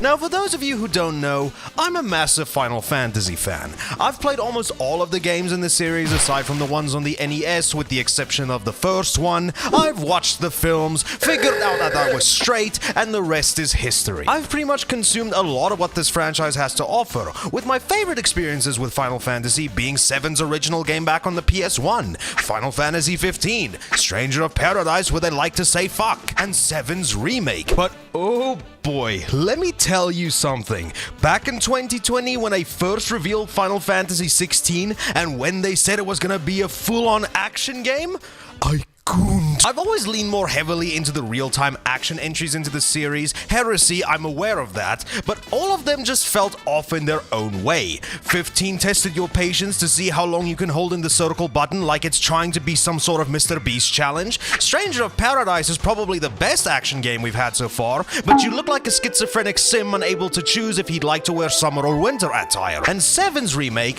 while still being good, leaned a lot more into trying to mix the elements from the turn-based formula with the action combat, leaving things feeling automated sometimes. But 16 wasn't pulling any punches, because this game seeked guidance from the one and only Ryota Suzuki. Now that name might sound familiar to people who've played another franchise that has Crazy Frog as its main character. That's right, Final Fantasy 16 signed on the battle designer from Devil May Cry to help out with the combat with this game. And if you've played any Devil May Cry game, you know it has got one of the best battle systems of any hack-and-slash franchise. And from watching those earlier trailers, you can definitely see the influence. 16 was turning out to become one of my most anticipated games of all time, because mixing the world of Final Fantasy with the combat of Devil May Cry, what could possibly go wrong? And then things did. Unless you bought the console that looks like a George Foreman grill from the year 2950. Yes, much to my utter disappointment, Final Fantasy 16 ended up being a PS5 exclusive, which kinda sucked. But this video title would have been classified as misleading clickbait if something substantial didn't happen, and something thankfully did. As I was scrolling through Twitter, I saw the face of a man with the caption that said that on September 17th, Final Fantasy 16 was going to launch on Steam and that the demo was available. And then I felt it. My virginity was coming back. I immediately then acted like a blue rat with a devoted fan base, downloaded that file, and finally, I was able to play a game that I've been so anxious about trying out for over a year. And in this video, I'm going to share you some of my quick thoughts on the game. So immediately after starting off the game, we are not thrown into the main menu, instead at the shader compilation, because this is a modern PC game after all, and if we don't want our game becoming the next Callisto Protocol, I think that this might be for the best. We then do our fancy menu scrolling because we're not here to actually play the game, just appreciate the UI, and then after what felt like ages, mainly because I was playing on a hard drive, leave me alone, the game finally starts, with the furry that's already got some art design for it, and then my favorite part afterward starts to play in this entire demo. Laggy Phoenixes. After the game finally realizes that this isn't the Panasonic 3DO, we're then thrusted into a freefall section where we get to shoot flames at this DeviantArt OC with this epic score playing in the background. One laggy cutscene later, we then get to see a laggy man. We then get to play some medieval Death Stranding, skip some more cutscenes, see that this game is in the same universe as God of War with Gaia busy swatting a flying rat, realizing that we've been playing this demo for 30 minutes already, and then finally, we get to do some actual combat in a tutorial against what looks like if Chris Hemsworth just got done with a bender. Yes, for a majority of this demo, I wasn't in fact playing Final Fantasy 16, I was playing its bootleg counterpart, Edging Fantasy 16. Now look, I understand I've been trying my hardest to skip cutscenes, running as fast as I can through these beautiful set pieces so I wasn't properly enjoying the game, but I don't care. I came to beat things. And the fact that the game already took 13 minutes and the first time I was actually able to get into the DMC-inspired combat was through a tutorial? My brother, let me free, please. Edging isn't fun. Any case, after finishing the combat tutorial, which really kept on whetting my appetite to actually get into the combat properly, after another 11 minutes and one door pushing QTE later, we finally get a map, select our next location, and then finally, we're making some progress. And yes, ladies and gentlemen, this is where the fun finally began. But yes, I realize I've been skipping over a lot. But let me talk about the actual demo for everybody real quick. Now, for those who don't know, this is the exact same demo that launched on the PS5 last year, and it contains a large amount of missions from the game's first chapter. And if you were able to stomach watching every cutscene and actually appreciating the effort the devs put into crafting this world and its character, then you'd at most get a grand total of 2 hours of game time, which is probably like 2% of the base game. And from what I was able to tell, there's a total of around 7 to 8 sections of gameplay you get to experience in this demo. Firstly, we have the kaiju battle at the beginning, followed by the Death Stranding walking sim section, then the combat tutorial, then a section that caters more to exploration, just taking in the atmosphere of the world and interacting with some NPCs, then the first proper stage of the game, then another combat section where you get to play as the kid that got stabbed in Berserk, then another proper combat section ending with a boss fight against the Dragoon, and then capping all of this demo off is this epic spectacle battle from the beginning of the game, all in its 2 frames per second glory. So you can actually get a lot of meat out of this demo if you choose to actually watch the cutscenes and explore the game's world to the fullest. But as for me, I yearned for combat. So let me actually talk about the one thing I was oh so excited about. Since this is Final Fantasy's first official departure from a full-on RPG, they needed to make sure to compensate the players who fell in love with that style of game from the start. So what do we have here? Well, do you like Devil May Cry? Well then have I got some good news for you, so stop pitching that tent because it's going to be a distraction from you enjoying this game. Yes, if you've played any DMC game, or at the very least Devil May Cry 5, then you'll be more than comfortable jumping into this game. This game contains a mixture of long and close range attack, each mapped to a face button. The X button handles the melee attacks, which is probably the one thing you'll be doing for a majority of the combat. The Y button handles your range attacks, which are infinite, and they can be mixed with your close range attacks to create even more combat variety. You have this nifty ability called Phoenix Shift, which I'm sure the game wanted me to use in multiple ways, but the way how the tutorial explained it to me and how I ended up using it for most of the time was to close in the gap between me and my enemies to continue my ever so cathartic beatdown. You can also jump, which I want you to imagine how that would look because I rarely use it in combat. And then finally a dodge, which if you pull it off correctly, rewards you with something called a precision dodge. And then after that you can do something called a precision counter, and any game that rewards you for perfect dodges is more than enough where I'm actually more confident to explain to a person what those skid marks in my pants are when I take them for dry cleaning. Yeah, let's just say the combat is fucking awesome. I do feel at points it's a bit limiting, but since this is only the first chapter in the game, I'm damn excited to see how it gets expanded during the base game. Other aspects of the combat also takes more inspiration from the series' roots. You have your potions that will buff you or give you your health back, and the most important thing is there is this yellow gauge at the bottom of your enemy's health bar that indicates their stagger, and once you break either half or the full bar, you'll be able to knock the enemy down for a few moments, leaving them open to a vicious beatdown, with the added bonus of you and your allies doing extra damage. Another awesome addition to combat are the cinematic strikes and evades. You press one button, you do massive damage, and evading, it just looks cool for you to force the opponent to respect your personal space. And whilst these do look cool, I don't really like these all too much because I think in terms of the window that you have to perform these things, it's way too generous, and on top of that, I just really like being able to do these kinds of things myself. But hey, at the very least, they do look cool, so that's all that matters. We don't actually want to play the game. And that's pretty much all that I've experienced during the demo, and I had a fucking great time with it. My only few gripes with the game are the fact that there's door-pushing QTEs, and I don't like the spectacle battle at the end of the game because all it was shoot the thing until its health was gone, dodge, and hear a child fucking constantly bitch during it.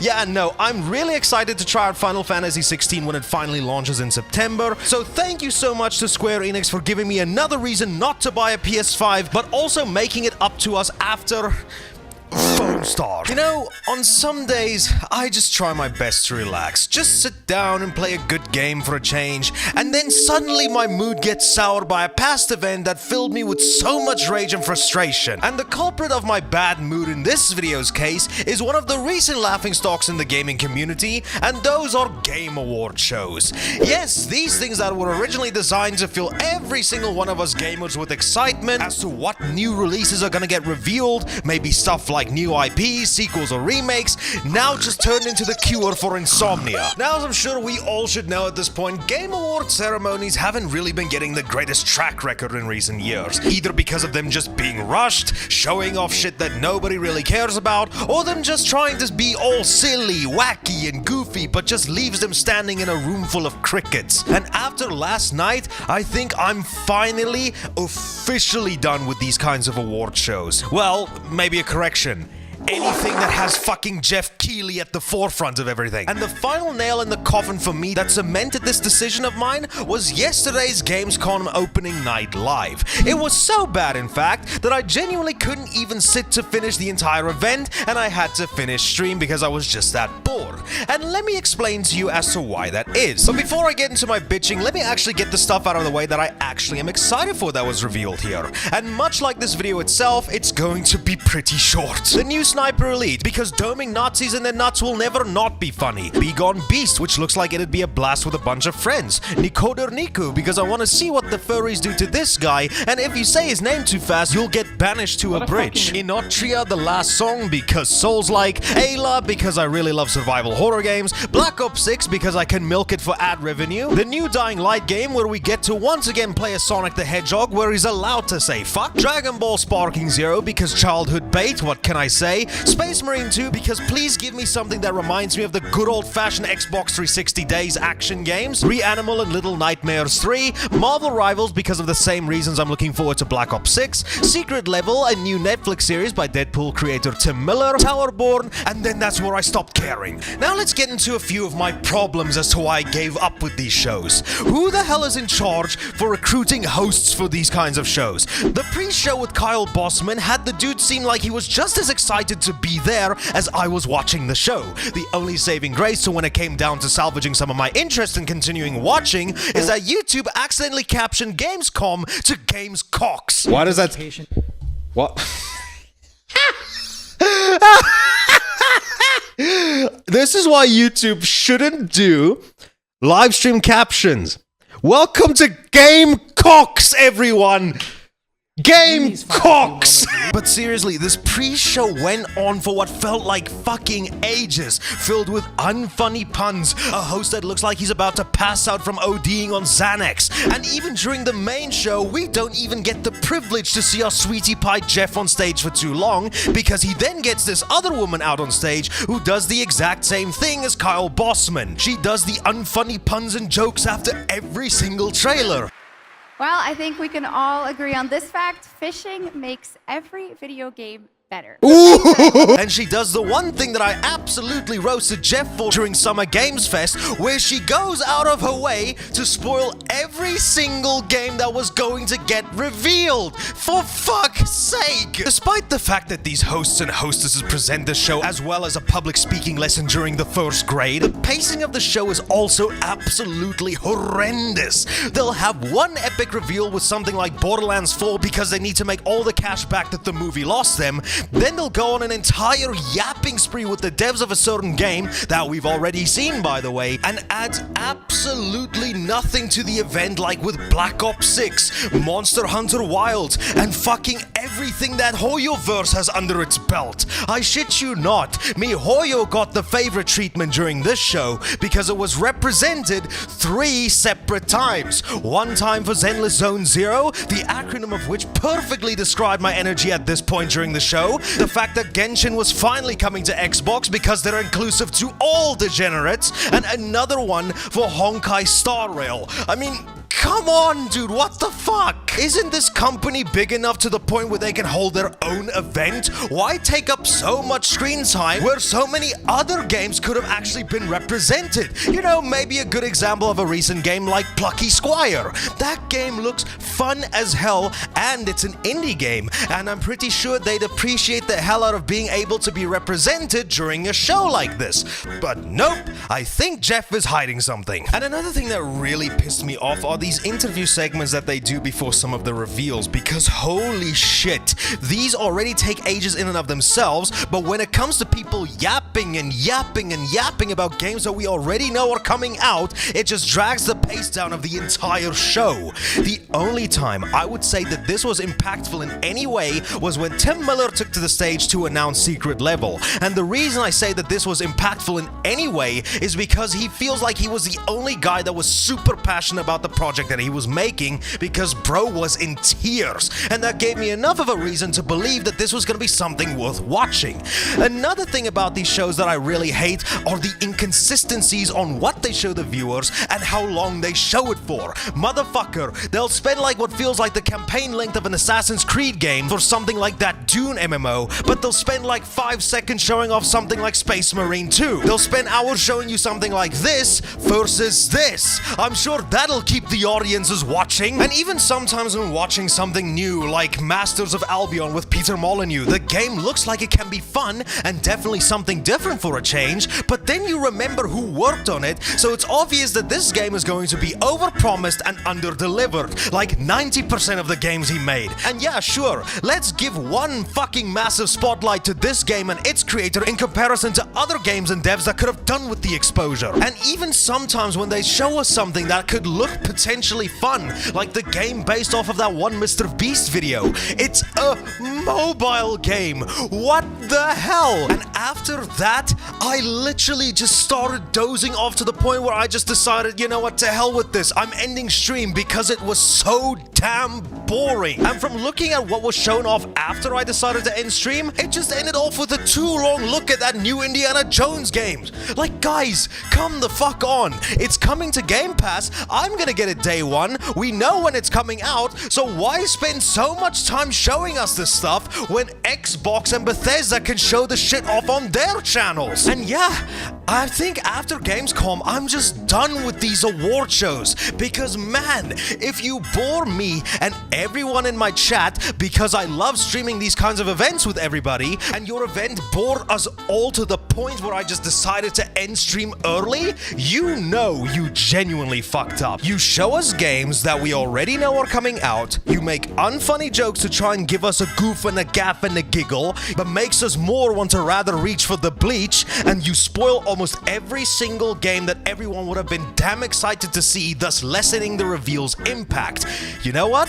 Fuck these kinds of shows. I'll still be watching specific company stuff like a State of Play or Nintendo Direct, but hell, not even those turn out to be the greatest. When the best event this entire year was the Xbox showcase with Phil Spencer being at the forefront, then I just think it's time for Jeff to let somebody else take over the show from now on. You know, last week I decided to take a short break from making videos, and that was really a good idea. I spent some times with friends and family, played some games, and even got some done off of my backlog I've been meaning to get to for ages, even ones I'm not extremely proud of. But like all good things, they must come to an end. And the way how I ended off my break from making videos was heading over to my cows, and let me tell you, this one over here was fresh for milking. Yes, ever since I decided to actually start taking YouTube seriously back in 2022, I decided, since my first proper return to YouTube was a video on the then Call of Duty beta at the time, that every single year when the next entry's beta comes out, I decide to make a dedicated video on it. In 2022, it was for Modern Warfare 2, which I had a lot of fun with. In 2023, it was Modern Warfare 3, a game that proved just how useful the copy and paste keys can be in a work environment.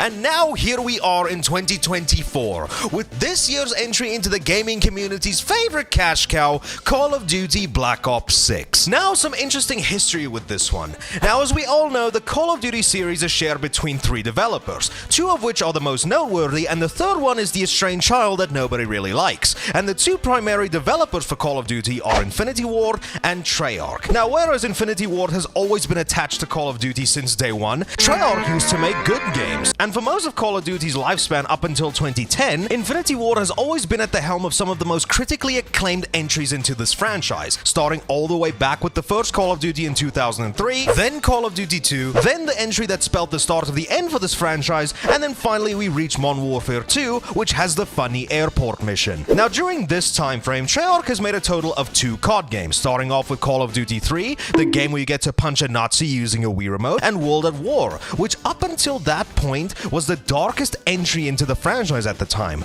But despite how beloved that entry was, it wasn't near the quality of Infinity Ward's games. That is, until 2010 with the release of the first Black Ops, where it seems that the tides were busy shifting into Treyarch's favor. And I'm sure I'm not the only person saying that. It would seem that ever since this monumental game released in the franchise, everybody started to seem to shift their attention over to Treyarch's Call of Duty titles. And I mean, that's for good reason too. It was the first game where the campaign had one of the best written stories, the best multiplayer at the time with the most iconic map on Nuketown, and without a doubt the best game mode in the entire series, zombies. And Treyarch was pretty much able to keep that momentum going with the next game in the series with Black Ops 2, which me and many other people consider to be the peak of Call of Duty. Then later down the line, it seemed that they've taken a little bit too much Benadryl for Black Ops 3 and 4, taking the series in the most radically different direction it has ever seen, started to go a little bit sober for Black Ops Cold War, and then completely relapsed and hit rock bottom with Black Ops 6. Don't do drugs, kids, this could be you one day. Yes, I understand that must have seemed like a very dark turn at the end, but after playing the Black Ops 6 Early Access Beta, I'm starting to think my feelings are completely justified. Not that I had any particularly high expectations going into this game in the first place, but somehow I still left disappointed. So let me actually get into the beta so I can explain why that is. So firstly, we enter our main menu with the character in a dark room busy taking a shit. See that we have a total of 3 options, one of which is unfortunately the only option that we are allowed to choose, with the other 2 just sitting there locked with no way of accessing them, like the most cruel edging session any of us has ever been subjected to. After reluctantly selecting the only available option, we get jump scared by a white guy, and to cope with the trauma, I took the easy way out. After the recovery process, we wait in the lobby that has remained completely unchanged for the past 5 years, and then we get thrusted into our first game, Team Deathmatch, on this new match called Skyline. And upon loading in, yep, this is Call of Duty. But since I played a shit ton of Modern Warfare 3's multiplayer ever since that came to Game Pass, I think I had way too much practice going into this. It's quite poetic actually if you really start to think about it. I started off getting my ass handed to me in the Modern Warfare 2 beta, to now where I'm the one people are calling to get banned. But despite my obvious ascension to COD sweat, what exactly do you guys want me to say? I feel that with every single beta that comes out in the future, I just think I'm gonna end up having less and less things to talk about. It's Call of Duty. Have you played Modern Warfare 2019? Cool, then you can leave now. You can run, you can sprint, you can tactical sprint, you can ADS, you can jump, you can shoot, you can inject yourself with roids, and if you're brave enough, to hell with the code of conduct, you can maybe even hurl a slur. It's literally the same fucking stuff we've been playing for the past 17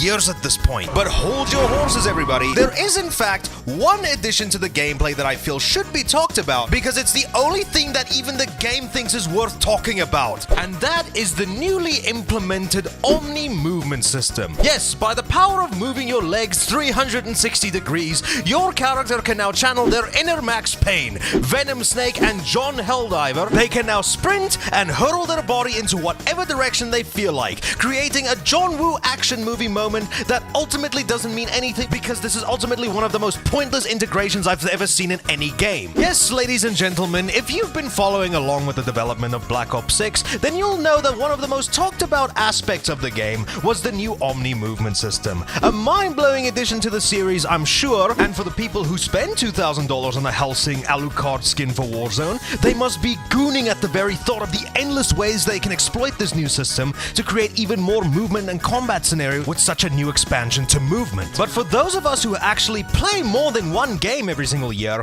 this is just something that isn't really innovative whatsoever in terms of game mechanics. Because like I mentioned, diving in any and all directions. Need I bring up again? Max Payne, Metal Gear Solid 5, Helldivers 2. This isn't exactly anything new. And the way how Black Ops 6 implements this new revolutionary mechanic, which I'm pretty sure must have drained at the very least 80% of the animation budget, it's just something that's there. Half of the time that I was playing this early access beta, I genuinely, no joke, kept forgetting that it was there, only remembering it was a thing when I accidentally dived to the side and wondered why my ribs hurt so much. For such an integral part of the game and pretty much 90% of its marketing, this has got to be one of the most underwhelming things I think I've ever had the displeasure of experiencing in any video game, just because of how pointless this addition actually is. Hell, the more fun thing that I cannot believe most people aren't talking about is the ability to take people as human shields. I mean, this is so funny. It finally introduces backshots to the Call of Duty community. But moving on from all of that, let's actually talk about the beta. So during the course of this early access beta, we initially only started with 3 modes and 3 maps, but as days passed, more maps have been introduced along with newer modes. These maps in question is the aforementioned Skyline, which looks like a place real estate gurus will try to sell you on YouTube,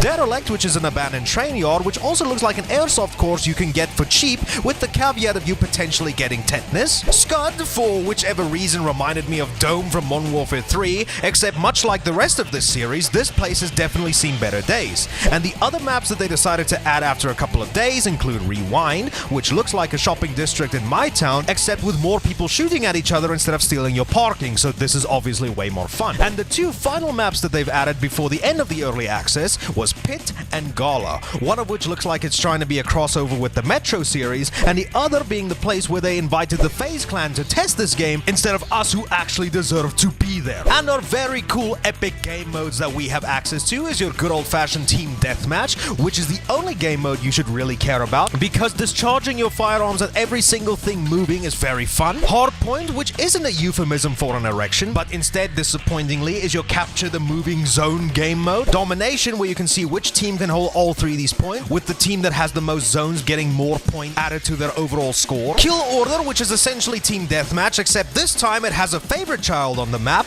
that has more health and has the ability to get revived once he's down. And then finally, the 2 game modes that were added last are face-off versions of Team Deathmatch and Killed Confirm. Now, the face-off in question refers to the fact that these maps are tiny, which I actually prefer, and the fact that they just allow me to kill everybody on the opposite team without any penalty whatsoever was a great way for me personally to end off this beta. But besides all of that, yep, this is a COD game. And let me tell you right now, if you're trying to get into this game solely for the multiplayer, I'm really sure you need to get your head checked out because I think that this game is giving you a severe case of Stockholm Syndrome. It's just the exact same shit fed every single year on the exact same rusty spoon. And this might be very hard for everybody to hear, but the whole Omni movement thing that they've been absolutely frothing at the mouth from isn't all that hype as the marketing team would have you believe. And you know what? That also genuinely sucks coming from what me and many others will consider to be the superior Call of Duty developer.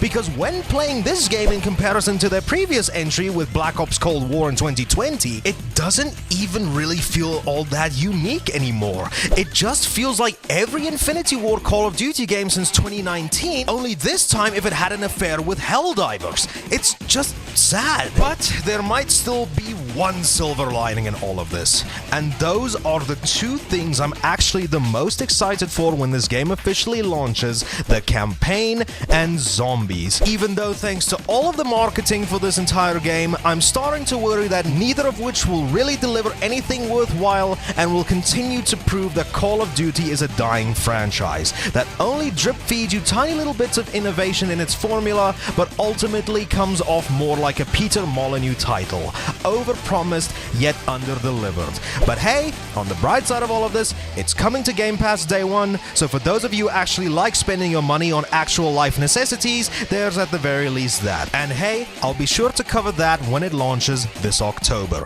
So, unless something substantial happens before then, I'll be seeing you guys in October. Have a good one. During 2024, we've no doubt seen our fair share of amazing games by a handful of talented developers. But that doesn't mean that we didn't get the equivalent of projectile diarrhea here and there either. Yes, ladies and gentlemen, 2024 has had its fair share of absolute atrocities in the gaming sphere. We've got the earliest example dating as far back as January with the release of the year's first biggest blunder, Suicide Squad Kills the Justice League, a live service clusterfuck that is sadly set in the same universe as one of the only superhero franchises that is actually worth a damn playing. Then, in February, we got the release of the gaming industry's first quadruple A Payday game with Skull and Bones, a game that I made a full video on, by the way, so if you want more information on that game, watch both this and that video to maximize my profit margin. Also within the same month, we got Foam Stars, a game that I'm not going to waste any of your time of talking about in this video, so here, go ahead and watch that as well. I'd like to have another video to reach more than 10k views this year, so get on it. And the most recent addition to the series of crappy cash cows is Ubisoft's first take on the Star Wars IP with Star Wars Outlaws. And let me say, yeah. Yippee!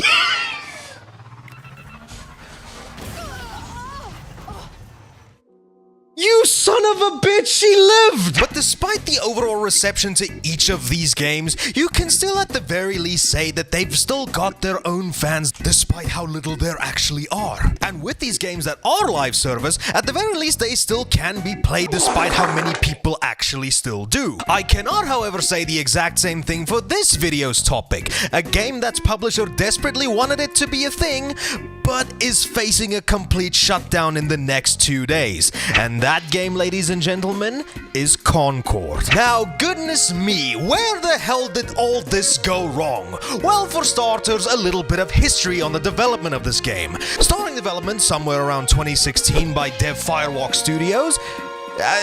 Never mind then, that's the only information that the Wikipedia page gives me to work with. So I suppose I'm going to need to go off of my own memories that I have with this game. Being revealed at a PlayStation showcase back in 2023, this is probably the very first time that Concord was properly showcased to the entire world. And in this trailer, we get to see the Milano from Guardians of the Galaxy violently shake around as it seems to be heading into hyperdrive. Then we get the title, and then we don't get to hear anything about the game for at least another year. The next time that we get a proper little whiff of what Concord is was at the 2024 PlayStation State of Play hosted during May. And what did we get? A very pretty cinematic trailer that showcases something that wouldn't feel out of place in a Guardians of the Galaxy spin-off, with absolutely no gameplay anywhere in sight. It's almost like Sony's done this before. Oh no, wait, ignore me, because we finally get to see some gameplay footage from the game, and it's a 5v5 hero shooter akin to games like Overwatch. And not only that, this game looks like a hodgepodge between other games as well, like Destiny and Call of Duty. Well, I didn't really know what to expect from this game, nor do I know what the overall public was assuming Concord was going to be, but I'm pretty sure a 5v5 hero shooter in the vast expanse of already existing IPs in this genre is not something that I think anybody was expecting. And then once again, Concord just kinda went quiet. The only real word of this game coming from PlayStation's own YouTube channel, where they uploaded videos of some character showcases, some animated shorts, as well as a promotion for the game's beta at the time. But honestly, nothing really too substantial that would get people hyped about this game. And if you even look at the view counts that some of these videos got, nobody really watched any of these. For such a, what seemed like a big budget hero shooter from PlayStation themselves, only for them to barely showcase the actual game at all, is really worrying to me. And judging on what some YouTubers had to say about the game's beta, yeah, this doesn't seem to be the best look for the game either. But hey, I mean, this is all just pre-release press. For all we know, when the game officially comes out, maybe the tide will start to shift into a more positive light. Oh.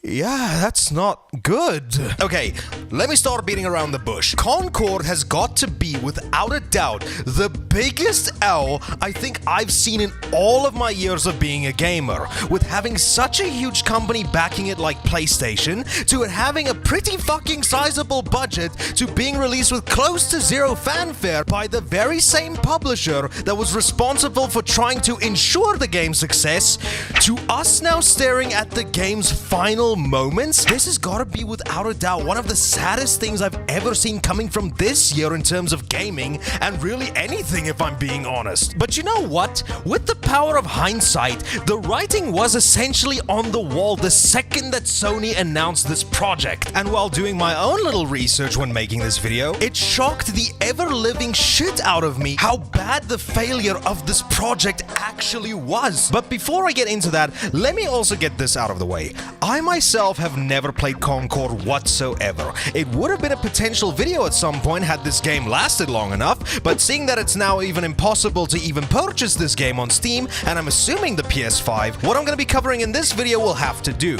So in terms of its overall gameplay, how it feels, and all sorts of other shit like that, I can't really comment on it aside from what I've mentioned. It just came off to me like a hero shooter equivalent to something like Destiny. But still, how Sony thought that this game was going to succeed at all will forever remain a mystery to me. When you look at the obvious issues plaguing Concord's development. For starters, the type of genre it was trying to cater to. Hero shooters? I mean, Overwatch, Paladins, Team Fortress 2, Valorant, The Finals, Apex Legends, do I need to say more? Instead of trying to create something that could potentially stand out on its own, Sony thought it would be a great idea to attempt to cash in on a genre that already has so many different games attached to it. People are already set in stone as devoted fans of currently existing IPs in this landscape, so how was Sony ever going to be able to get players' attention? Plus, sprinkling other elements from games like Call of Duty and Destiny into the mix, you're digging yourself even a bigger grave, because now you're even incorporating more elements from other IPs that already have their own fan bases that Concord was just never ever going to be able to wiggle itself into. Another thing from looking at the few gameplay videos I watched, the game itself just doesn't seem to have anything interesting going for it in both its visuals and its overall gameplay. This just looks like any kind of first-person shooter we've seen a million times at this point. And what I find even more stupid is that I have absolutely zero idea how this type of gameplay is supposed to play into the fun and adventurous Guardians of the Galaxy-esque vibe that this game was trying to go for. It just looks so generic,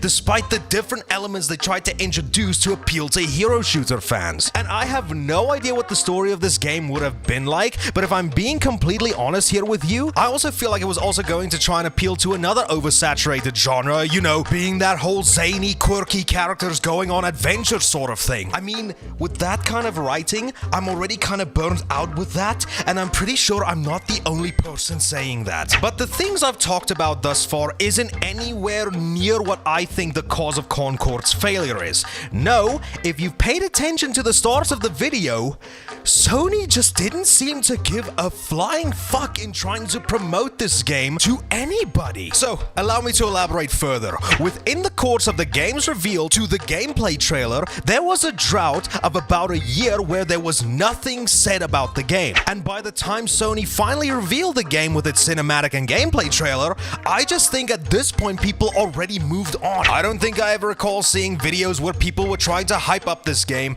only that the game was indeed coming out and that it was Sony's brand new hero shooter. And what Sony themselves did to try and keep hype going for this game? Those view numbers don't lie, folks. Nobody cared enough to give this game a thought. And I think all that lack of marketing and care from potential fans culminated on the game's actual release date on August 23rd, where the game was met with a peak player base of 660 players on Steam. Now, I don't know how player numbers might have been on the PS5, but 660 peak players on the same platform where one of Sony's biggest games peaked at over 400,000, I can't imagine that the console that has no games really fared any better. And after watching a video that Mudahar made on this entire topic, it's reported that the game only really sold fewer than 25,000 units. So, what the actual fuck? And Sony didn't even really seem to care enough to really support the game post-launch. You see this? This is almost all I could find on PlayStation's Twitter mentioning the game. And the only other thing really regarding Concord was this DualSense controller that I will admit looks pretty cool, but fucking hell, wait to try and save a sinking ship. But sadly, at this point, the damage has already been done. As of the 3rd of September, being yesterday as I'm writing this script, it's been announced that Concord will be going offline on the 6th. So that would mean 8 years, a reported $100 to $200 million budget, all just gone in the next 2 days. This is really a sad story, but I just can't wrap my head around how Sony, at any point could have seen this game as becoming the next best thing. And that brings me up to another point. I have no idea what the vision for Concord was when the development started 8 years ago, but it wouldn't surprise me if the game it started out as was completely different from what we ended up getting. But regardless, not promoting your game and making it a game in the genre that is already so oversaturated already spelled disaster for Concord in two ways. But I'd also argue that there are two more additions to why I think that this game would just have never stuck the landing. The first of which being the fact that what happened with Helldivers 2, you needed to have a PlayStation account in order to play Concord, meaning that 121 countries still don't have access to their service and wouldn't be capable of playing this game even if they really wanted to. And how PlayStation didn't look at how this negatively affected Helldivers 2 and thought Concord would be free from such scrutiny is beyond me. And the second thing, and the biggest reason why I also think that Concord was never going to make a splash in the mainstream, is the fact that the game is $40.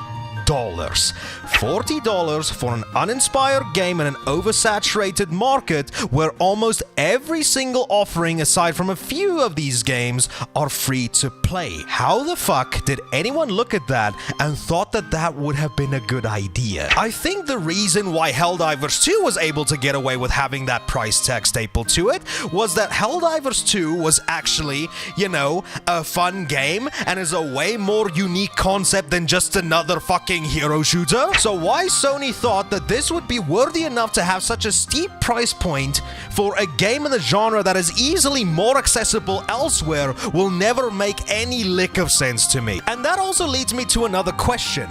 Why take the game offline and not just make it free to play? Another game that I mentioned earlier in this video was Foam Stars, since that game also didn't really make a splash that I'm sure both Square Enix and PlayStation wanted it to. Instead of just saying to hell with it and everyone who invested time into it and take away your ability to play it, instead on October the game is going to be released as a free-to-play title so everybody can still play it. I understand that Concord is a way bigger game that had undoubtedly way more money pumped into it, but still, how hard would it have been to just repackage it as a free-to-play game? And then for all we know, maybe word could spread around much faster and then you can get more people on board with the project. You know, at least more than 660 players. But like I said, by this point, the damage has already been done, and nothing can really salvage this game anymore, and that is really sad. I understand that I haven't really been all that jokey in this video like I normally would be, and if you followed me on Twitter, I was roasting the shit out of this game like a motherfucker because of how badly it fell off. But still, this is incredibly sad. I could give less of a shit about Sony. I would literally argue the fact that they are completely to blame for this game's failure. But the people who worked on this project, with the failure of a game to this extent, there is no doubt in my mind that some of these people are gonna get laid off and lose their jobs because of Concord. And that is incredibly sad. And what brings my blood to a boil is that I don't think Sony for shit is going to learn from this, and they'll just try something again later down the line until they find something that sticks. I just really hope that it doesn't come at the cost of people's livelihoods. I really wish the best for the people that were involved in Concord's development, and if they do get laid off, I hope they're still able to find some work elsewhere, because I'm still 100% sure that it was all thanks to Sony that they steered the game's direction into something that the team wasn't too on board for from the start. But that's something that we're just gonna have to wait for. But as for now, this is the story of how Concord became Sony's $200 million failure.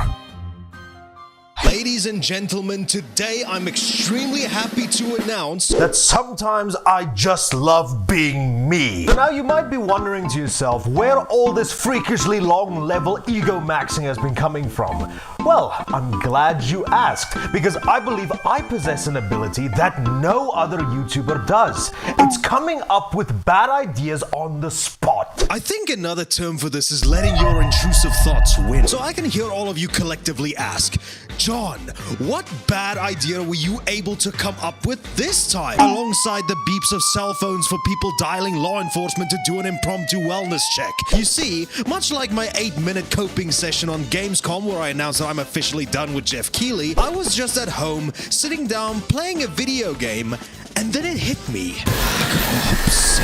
But John, you already did a video on the Black Ops 6 beta. And if you did so happen to say that, then good.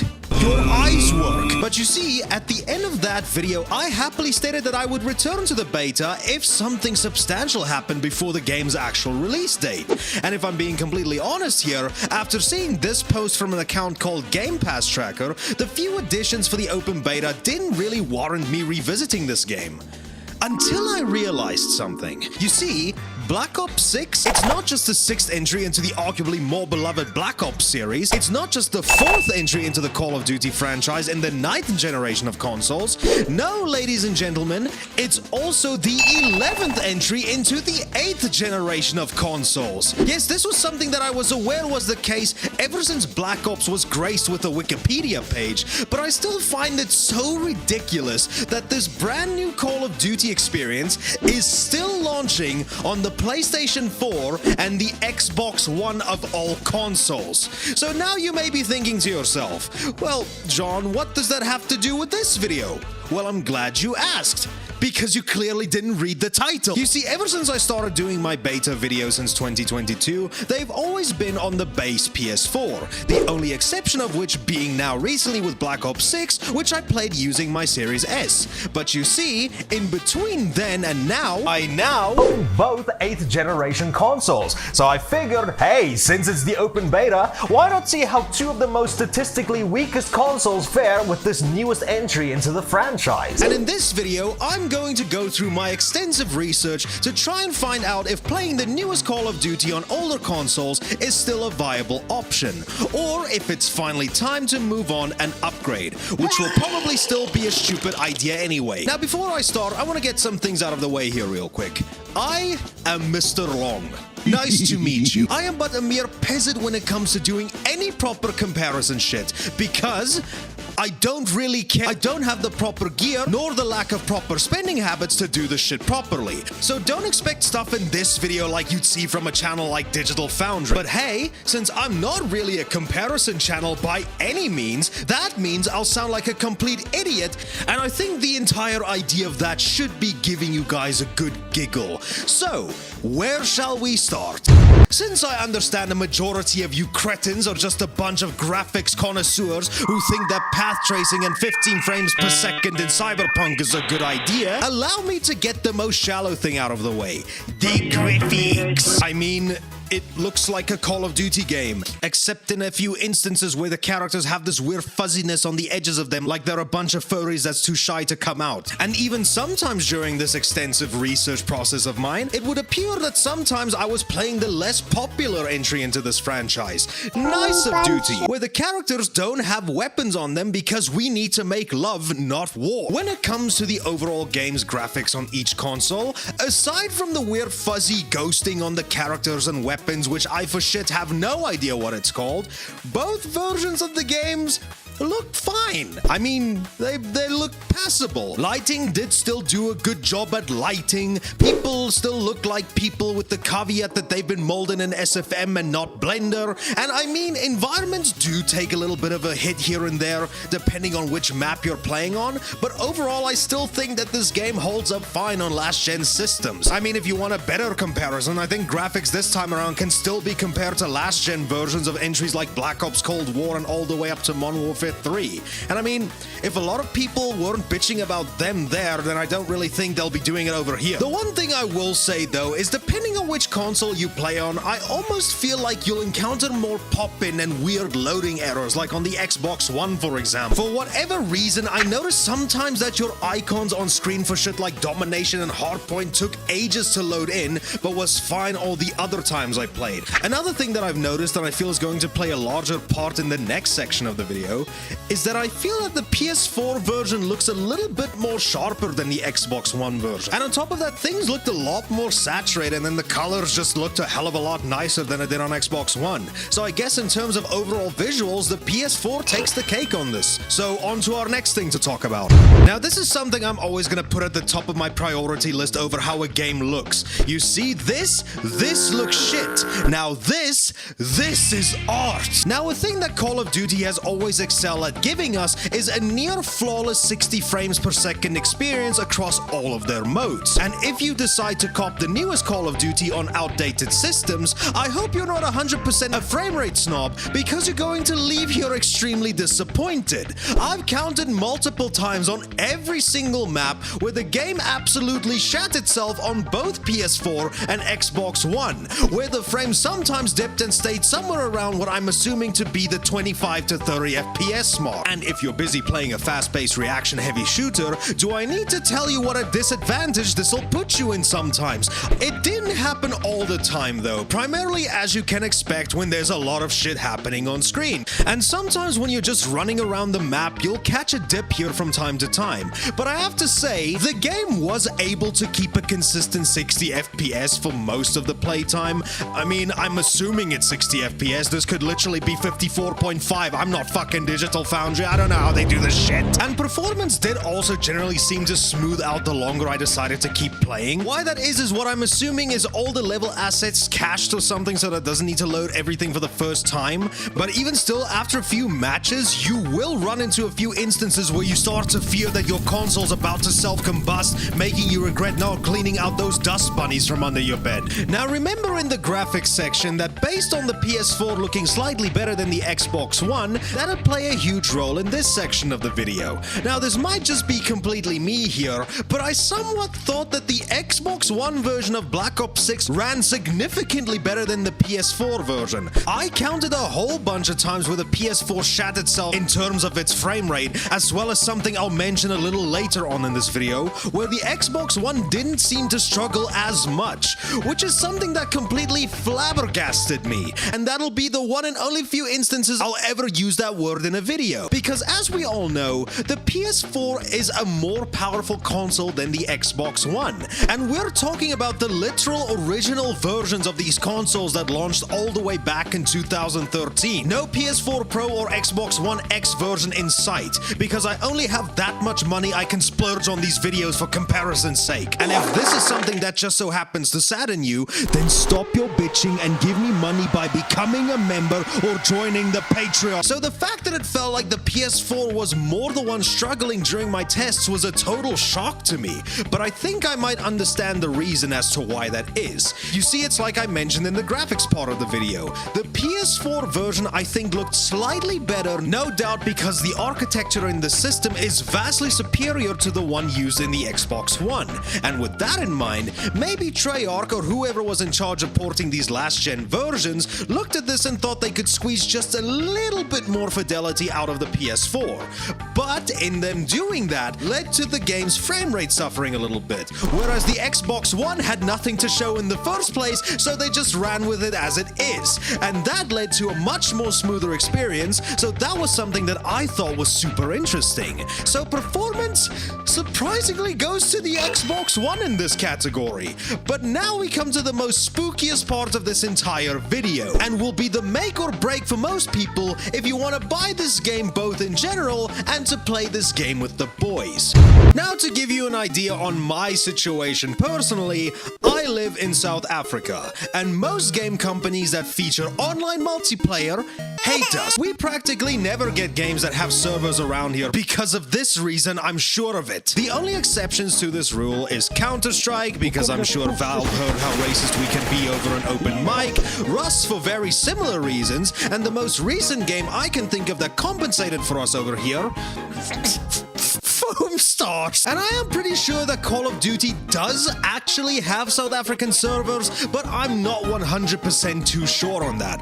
What I will say though is that you just need to keep that in mind when it comes to my latency in these parts. Now when I was playing the early access on my Series S, 90% of the time I was fine. The only few times when the games were just unplayable was just because of my internet misbehaving for whatever reason. But that's more or less internet performance that you'd come to expect from a console that launched during everyone's favorite year. But now that also might probably leave you wondering, how will 2013 Wi-Fi technology be able to handle this new modern netcode? And I'm happy here to report that it wasn't 100% awful. Now, much like the game's performance, this also seemed to be something that smoothed out the longer I kept playing, but I will have to say that there were a lot of instances during my playtime that it looked like I was recreating that one Quicksilver scene in X-Men Apocalypse. Now, if I'm being completely honest with you here, stuff like this isn't something that really bothered me whatsoever. I'm not about to sweat every little ounce of gamer subs in my body to try and hit a 30 kill streak, so me talking about the internet here is really more of a you problem. I need to preface as well that this entire section of the video is completely subjective based on where you live, and most of these problems I was experiencing might just be because of my internet alone, so for anybody who lives in any part of the world that actually has servers for them, might actually have absolutely zero issues while playing these versions of the game.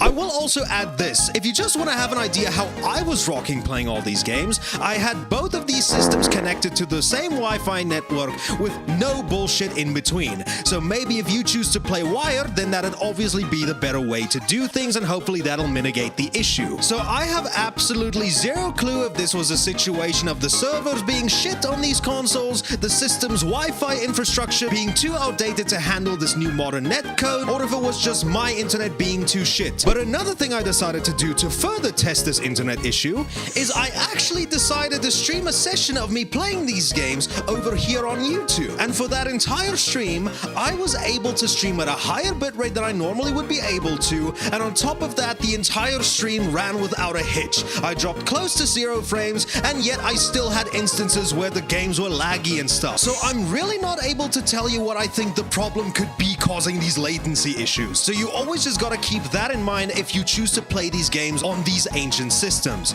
So I guess both these consoles don't get a point here, so cope on both sides, fanboys.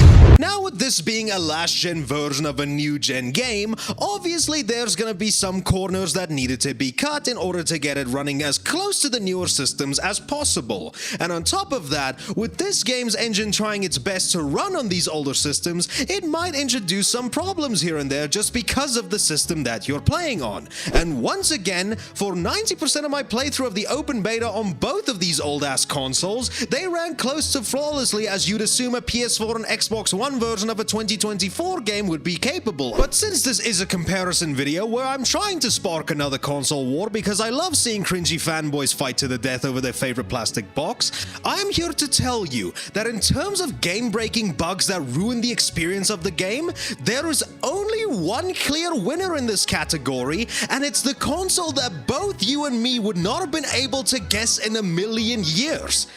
The PS4! Now, I'm not too sure if that last sentence made any sense, so let me elaborate. It wins this category for having the most game-breaking bugs, which actually means that it loses this category. So with that being said, it means that the Xbox One actually pulls ahead and becomes the most definitive way to play Black Ops 6. Now, the worst bugs I think I've ever encountered when playing Black Ops 6 on the Xbox One was just your character's weapon not loading in the lobby and in-game, but that actually kind of smoothed itself like seconds after loading into a match, as well as the aforementioned A, B, and C graphics in some game modes not fully loading in until after a while. And that's basically it. But on the PS4?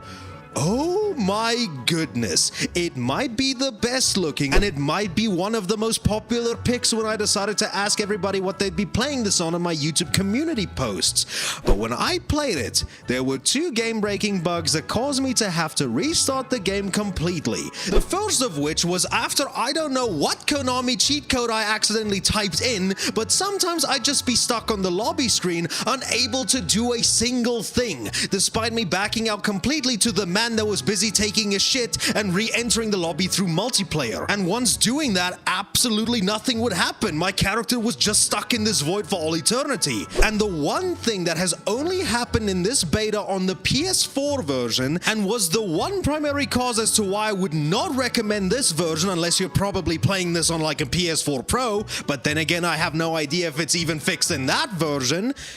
I hope you like not being able to see shit unless you pause the game and look through your daily challenges to get a vague enough idea as to what the hell is going on. And this is a bug that's going to persist until you close and reopen the game, because just exiting back to the lobby and reloading back into a match ain't gonna fix shit. Oh, no. Did it happen now? Oh! Guys, it's happening live! I just want to see, can I get a kill? There's like discharging. I'm so happy this happened live! So you guys don't have to wait for the video. So, what I want to see now, so find a match. If what happens now happens like what happened to me earlier, the lobby isn't even showing up. Somehow, the Xbox One version runs better than the PS4. And as you can see, this isn't working. Do you have any idea how bad this is? Imagine you're a moron that spent the full price to get whatever military jargon version these games are selling you on the PS4, only to get into one match, think your character is blind until you pause the game and realize that this is where your food money went to waste. Based on how bad this kind of a bug is, a bug that causes you to need to restart the entire game, and even then after doing that, it almost feeling like a nervous gamble as to when it's going to happen again, the Xbox One gets double points here. But there is still one final category that we need to talk about, which will be the defining factor as to which version you should bother getting on launch day.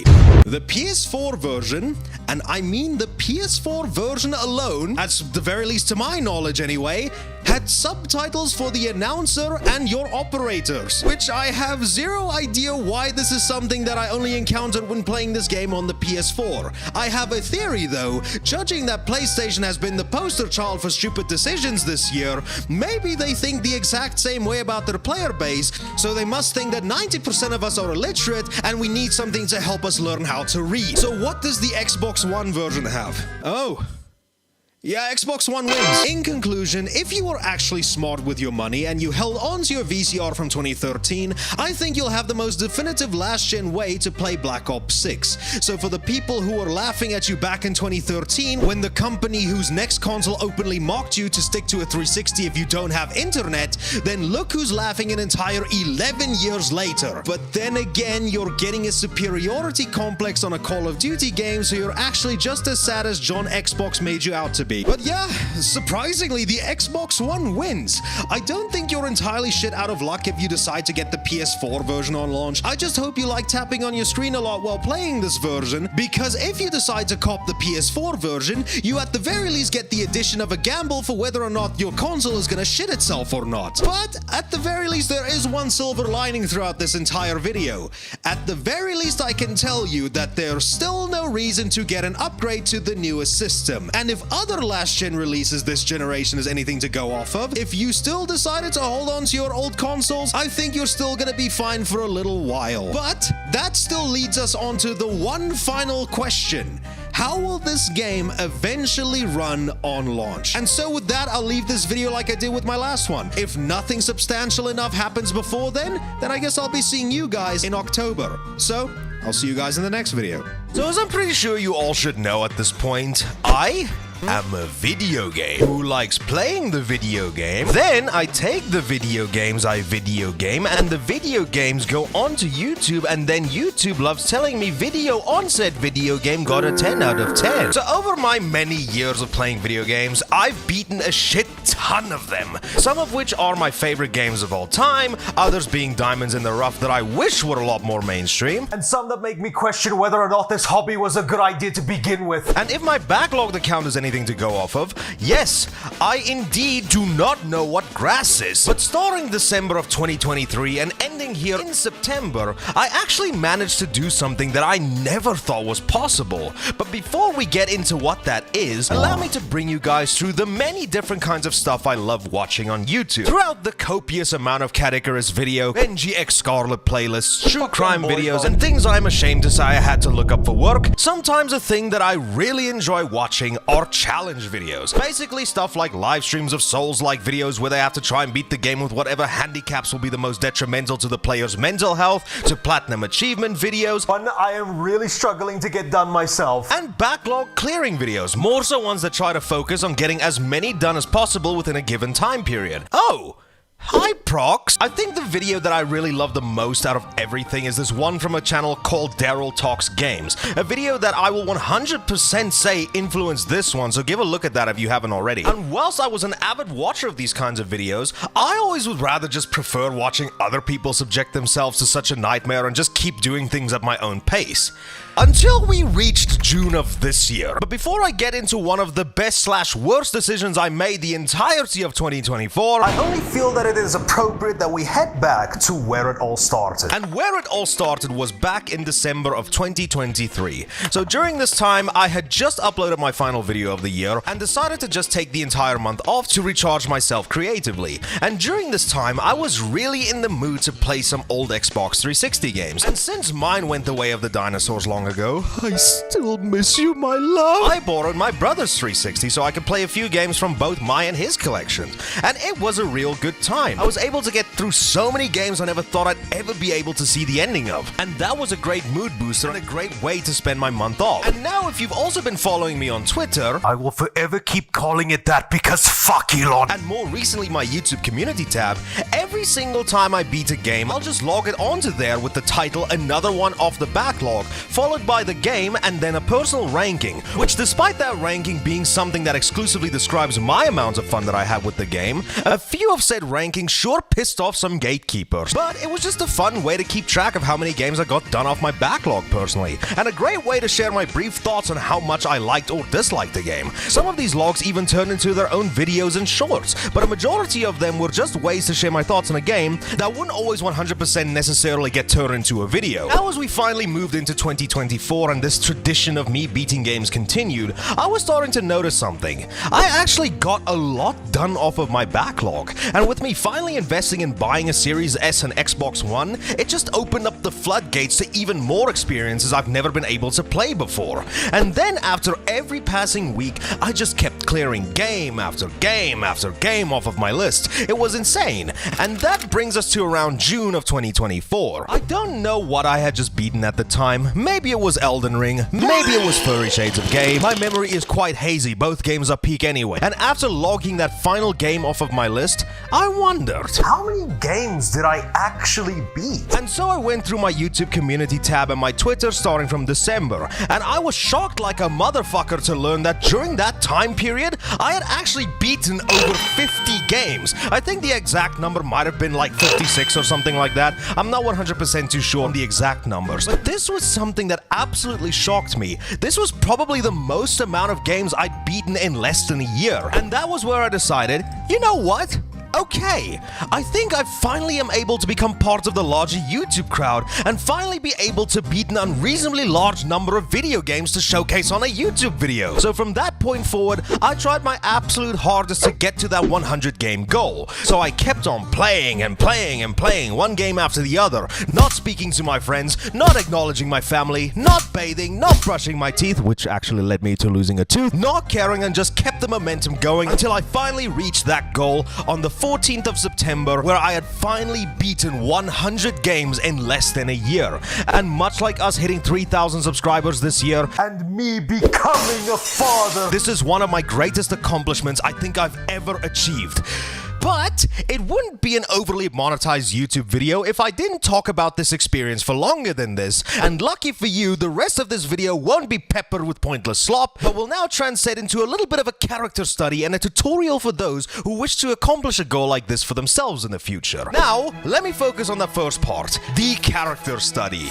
You see, before officially taking charge and doing this challenge, I was always kind of skeptical about the whole beating 100 games in such a limited time frame thing. It just seemed a little bit too far out of the realm of possibility for me given my work schedule, as well as trying to take some time to myself and spend time with friends and family. But when I officially decided to launch this challenge in June, after learning how far I actually got with beating games off of my backlog, much like a moment in Undertale, I was just filled with determination. And thus I was on this high of me being able to do this, because things were going really smoothly for me thus far, right? What could possibly go wrong? And since my last video proved that I can just come up with bad ideas on the spot, I'm pretty sure you can see where this is heading. But despite this ominous foreshadowing, things just kind of fell into my favor constantly, like I mentioned. When I finally decided to launch this challenge, I think this was just around the time I just beat an Elden Ring and posted my Souls-like video, which now is my most viewed video on the entire channel, so thank you so much for the support on that. And not even long after that, I beat Bloodborne, which was another game I just never thought I'd be able to get through.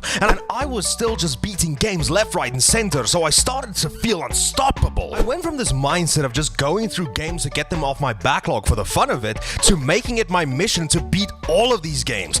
This was the plan. This was my life goal. This was my everything. And I'm pretty sure you don't need to be a psychiatrist to know that getting into such an arrogant state of mind, it wouldn't take long until things started crashing down for me. Games went from this enjoyable hobby to a chore, where the only real thing I was focusing on was just getting through with it. And with every game I started and really liked, after looking up a guide only to find out the damn thing would take me somewhere over 30 hours to beat, that really started taking a toll, and I was really starting to wonder whether or not this challenge was worth it in the end. Every passing game off the list, I was just treating them like checkboxes that needed to get crossed off a list. And once seeing that I was nowhere near done with the amount of games that I felt satisfied beating before the year ended, I just started getting more and more desperate. I couldn't sleep because there were just thoughts running through my head as to what game I should focus on next, how long it would take me to beat, what I would need to adjust my schedule for to fit it in, and that mindset left me with sleepless nights, forgetting to do basic tasks, and all in all was just not really good for my mental health. And now looking back in hindsight through all of that, all of this mental health ruining stress was all because I wasn't able to beat a ton of video games on an overpriced toaster oven and some plastic boxes. So I guess I just need to start coping because I deserve to. And this is legit how things were going when you decide to commit yourself to a challenge like this. It changes you. And that finally brings us to the 14th of September. I think I had finally gotten around 88 games off of my list, and I had started to finally have enough. Much like you losing any and all of your lockpicks in a Bethesda game and having way too many of them, I just brute forced my way through a bunch of games until I was finally able to tick off that final game from my list. And once that happened, I felt this massive weight get lifted off of my shoulder, like if Sisyphus was allowed to take a break from pushing the thing that Chris Redfield loves to abuse. I was finally done. I posted my victory celebration, started to think if any of this was worth it, and then I went to bed wondering what the future would bring me. But I couldn't sleep for shit, so I beat another 2 games off. So I actually got 102 games done off of the list, so yippee! And that finally brings us to today. I am the happy completer of 103 games, and since this video is my way of celebrating that milestone, I figured why not try and give you some hints and tips to try and help you if you want to try and complete a challenge like this for yourself. I would also like to add this. Please don't try doing something like this within a strict time limit. If my downward spiral into the depths of the Shadow Realm was anything to go off of, it's really not worth the toll if you take shit like this seriously like I do. But now, allow me to share with you what I did in order to make my 100 game completion journey a little bit more manageable. Now, this is a very subjective segment, I imagine, because I'm pretty sure there's going to be some smartasses in the comment that doesn't like a few of the picks that is going to go on here, but it's my video, so leave your hate comments so I can stick it up my wall and laugh at you. When it comes to a challenge like this, there is one thing that I think is pretty obvious. I have to beat a game. And whilst me saying that makes me sound like a complete moron that's oblivious to the obvious, allow me to explain. I mean that I need to be able to start the game and see the credits for it to count. No bullshit, no nothing. And that's the stipulation for me personally to count whether a game is beaten. Because if I pulled a FOCO and completed every game with every achievement, the next place I'll be filming a video in is the padded room from the final cutscene in Postal. Another thing that I feel is pretty obvious, but since we live in an era where a majority of viewers keep scrolling past YouTube videos like unmatched Tinders, I feel like elaboration is in order. Things like multiplayer games, demos, doesn't count towards my overall completion count. For reasons I really hope I don't need to explain, even though I truly wish that demos would have been the exception. I might just honestly make another video like this for demos because I love torturing myself. And the reason as to why I say this might be objective as to whether or not some games count or not is because a lot of games that I ended up crossing off of my list could have taken anywhere from 100 hours or 10 minutes, which is something that really helped me in the final few moments of this challenge. And even in other games' case, like horror games, if there's multiple endings, I do not care if I got one, no matter if it's the rainbow piss good ending or the enema bad ending. If I saw credits or if I saw the creator's name, that was a good enough experience for me, because I would say that I was still able to experience one part of what they made. Now, this is also something that I really loved while doing this challenge. An important part, in my opinion, about being a gamer is to stop sweating over a keyboard and yelling at random strangers online because they called you the N-word in Valorant. No, it's to go out and find some new experience out in the wild, regardless of the game, genre, budget, year, or console. During the duration of this challenge, I was able to play through a shit ton of games on different systems. Like when this challenge started out, it was on the Xbox 360. Some games were on the PS1. A lot of them were on the PS2, and a lot of them were also some of the latest AAA releases that I was able to play on my Series S. And of course, we can't forget to talk about Steam, where you'll undoubtedly find the most amount of variety in crypto miners out of any storefront. And me deciding to take a trip down this rabbit hole of all different kinds of games on different consoles, it even gave me a shit ton of different genres I could experience to help break away from the monotony of possibly needing to do different games just being under the same umbrella of the same genre. And obviously, during my journey in beating all these games, I went through a shit ton of stuff like horror games, both AAA and indie, walking simulators, minigame collections, RPGs, 3D and 2D platformers, first and third person shooters, beat 'em ups, and even a genre I'm not too proud of whatsoever. Can't you fucking knock? And hell, a lot of the games I played span over so many generations of consoles. I was able to experience a lot of stuff where certain aspects of games became popular, where popular franchises nowadays got their start, and just helped me not only get a few games off of my backlog, but also helped me get a nostalgia fix from time to time. And I mean, we don't even need to look too far onto the indie side of things. If you're willing to take a look and see what these people can cook up, you're going to easily double the time spent trying out new experiences. And a lot of the time, some of the games I even got off of my backlog came from places like itch.io, a place I thought I'd never really frequent, but lo and behold, if you can't find any great indie experiences on Steam or elsewhere, there's an entire ecosystem of games you can try out if you choose to dig a little bit deeper. Now, as I'm sure you're all watching this are quite aware, I am a YouTuber. Yes, being a content creator has genuinely helped me out in clearing a bunch of games off of my backlog, whether or not I get review codes from the biggest sweetie pie developers so I can make videos or shorts on them, to just games I want to make content on in general. Being a creator has really pushed me into getting a lot of games done, because while I don't necessarily view myself as a review channel, I at the very least want to make sure I saw every damn thing I think is important in a game before I cover it. And if it isn't already obvious enough, I really love making videos.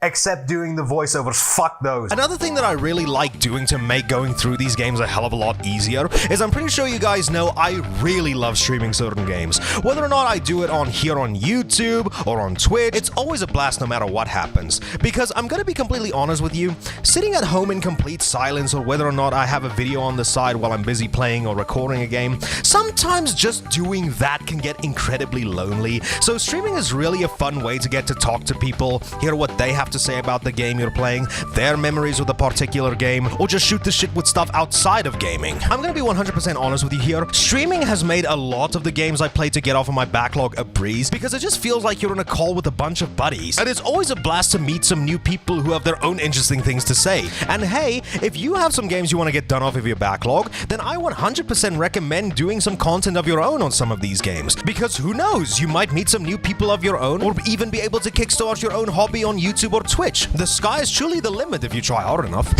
Now, this is the one part of the video I was truly dreading making, but firstly, yeah, actually, I don't really give a shit. This is a part of the video for you to cope on if you want. With a lot of these games, obviously they'll present their own types of challenges. Stuff that you'll need to overcome to the best of your abilities to prove that you've learned and mastered every single thing that the game has to offer.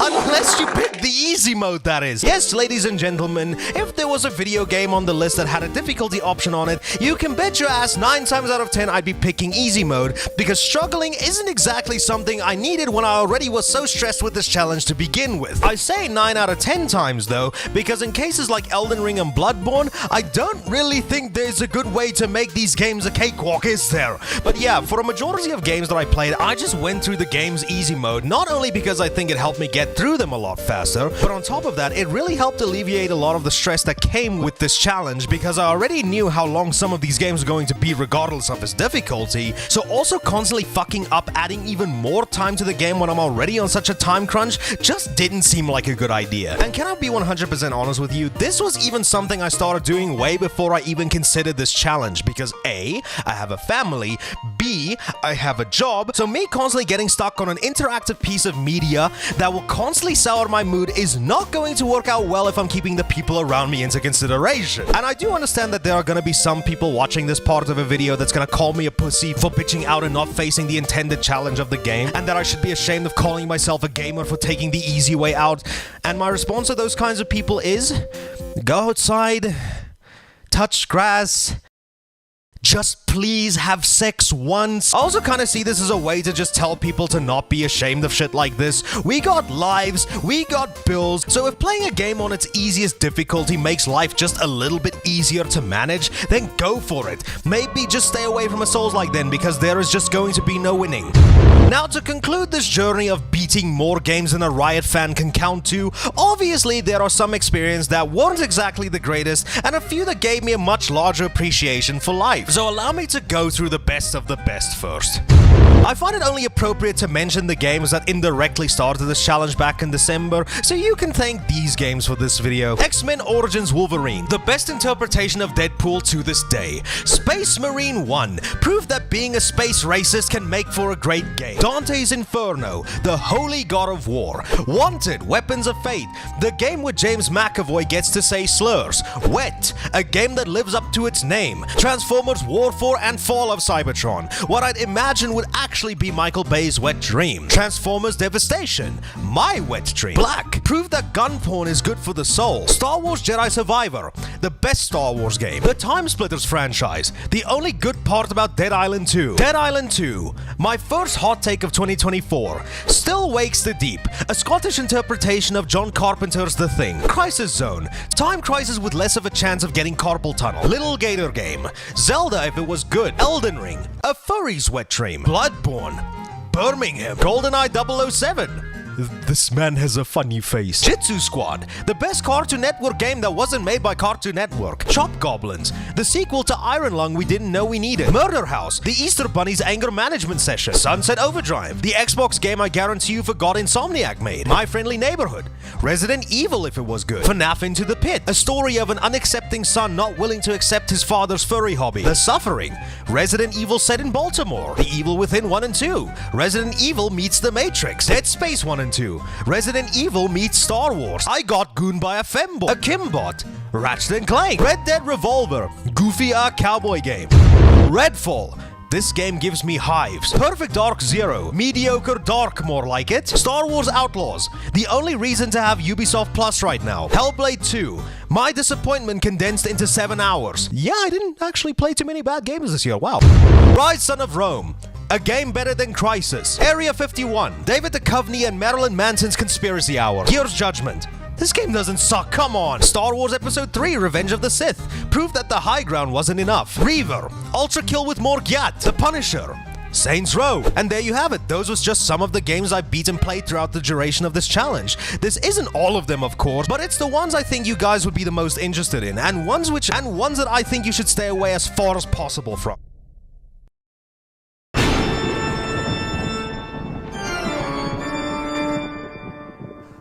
I'm on a budget, okay? Helloing everybody. As I'm pretty sure you all know, as we now enter October, not only does that mean that 2024 is almost over and we are 1 year closer to our eventual death, it's also the time of year where we get to celebrate one of the most important holidays. Halloween! And what better way to start this festive event than with a video game franchise that is near and dear to my heart, and for whatever reason caused a few piss stains on the living room carpet from a bunch of people when it first released. Now, if you've been a fan of this channel for a while now, I think it's safe to say that you all should know that I love Resident Evil to an extremely massive fault. I just need to purchase a few more of these tools that I can truly enjoy these games to the fullest extent. And with a franchise as massive and as long-running as Resident Evil, it's went through a large variety of games. We obviously have the pure survival horror games. That includes everything from fixed camera angles, tank controls, and sandwiches. You were almost a Jill sandwich. Then moving over to 2005 until 2016, this is where I think the series had the largest identity crisis, because at this point Capcom was treating Resident Evil like the one guy that tries to impress the chick at a party by changing his personality every 3 seconds, except Capcom is the worst wingman of all time. And thankfully, starting in 2017 till today, Capcom finally got their heads out of their asses and gave the fans the type of games that they deserve. Sometimes. But yeah, despite all of these missteps, Resident Evil still remains one of my favorite and a lot of people's favorite franchises of all time. And hell, it's even thanks to some of these missteps, thanks to Resident Evil, that I was able to cement myself in a place in YouTube history, despite how much mental anguish the games I covered caused me. But now if you've been a fan of this franchise where homeless people try to vore you in a filthy back alley, it's pretty safe to assume that you know that Resident Evil really loves spin-offs, even all the way back in the series' inception. And all of that started with the release of 2000's Resident Evil Survivor for the PS1 and Windows. Now, since Resident Evil has already been 3 games strong at this point, committing pretty damn well to its survival horror roots and just kept getting better and better with every subsequent game, Resident Evil Survivor aimed to do one thing: not do that. Yes, as I'm pretty sure if you've read the video's title and, you know, opened your eyes, then I'm pretty damn sure it doesn't take a rocket scientist to explain that Resident Evil Survivor isn't your typical Resident Evil game. Firstly, it aims to answer the question of what everything would look like if you took the camera from the old RE games and just plopped it into the main character's head. But besides that obvious observation, what the hell is Resident Evil Survivor? Well, you see, it's a spin-off to the main series developed by a company called Tosei, I hope I was pronouncing that right, who, after just taking a quick glance at their Wikipedia page, they surprisingly have got a pretty damn substantial amount of games they've worked on, dating all the way back on the NES, all the way to helping with co-development on some modern games for the PS5. Hell, some of the games they developed previously I've actually played and heard a lot about, like Dragon Ball Z Ultimate Battle 22 and GT Final Bout. Games that aren't sparking zero, I'll tell you that much right now. And just also digging slightly a little bit deeper, they've had a hand in co-developing a few more Resident Evil games after Survivor, like Resident Evil 0.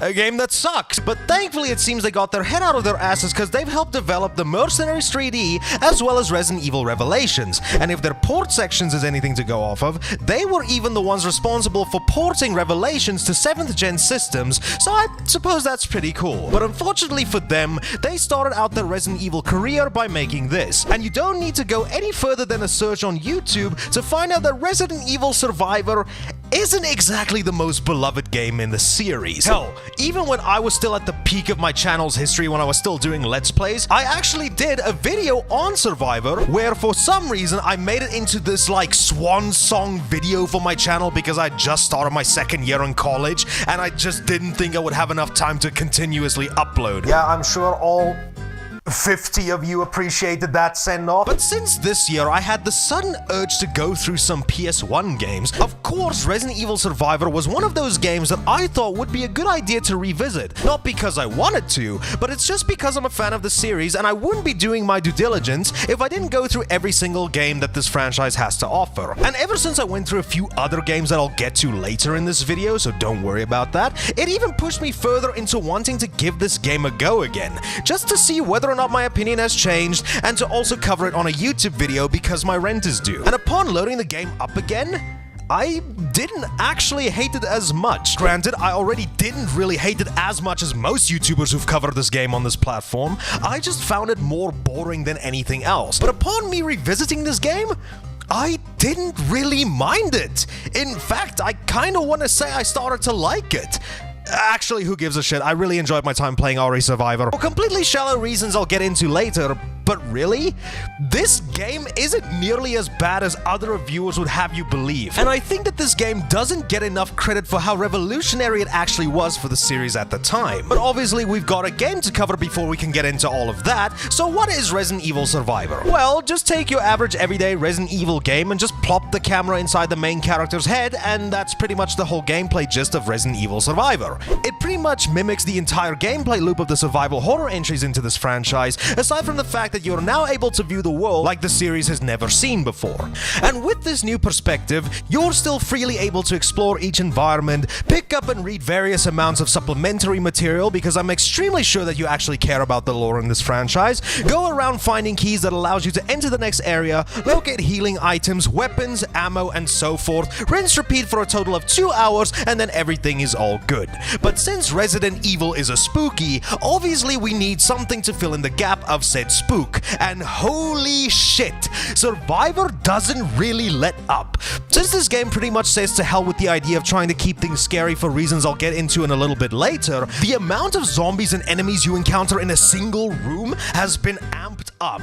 But another thing you'll come to notice as you keep playing is that enemies get thrown to you like it's toys in a Happy Meal you reluctantly need to get your little shit cousin that you don't like. Because within literal seconds of starting the game, you'll be encountered with your everyday normal zombie enemies, then in the very next room, with no rhyme or reason, you'll be attacked by 2 Cerberus hounds, and then I shit you not, the very next location, you're going to need to fight 2 fucking lickers. Wowie zowie, guys. Foreplay doesn't seem to apply in this game. We're getting down and dirty almost instantly. You'll also encounter some incredibly caked up hunters, palette swapped versions of the lickers, big ass spiders, and on top of that, those weird plant things from Resident Evil 2. So we ain't exactly lacking variety for the enemy types whatsoever, but we've still got 2 more enemy types that we need to talk about. Firstly, because these guys are pretty much the most pointless enemies in the entire game, completely original to Survivor are these guys over here called the Cleaners. Weird SWAT-looking motherfuckers that have green blood,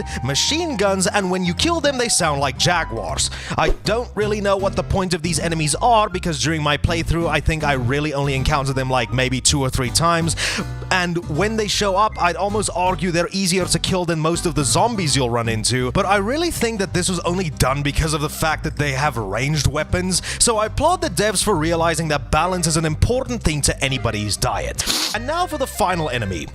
Well, this is where I think the absurdity of Survivor amps itself up to a massive degree, because throughout your travels through this island, taking down whatever enemy stands in your way for you to reach your end goal, they'll just straight up throw a tyrant at you.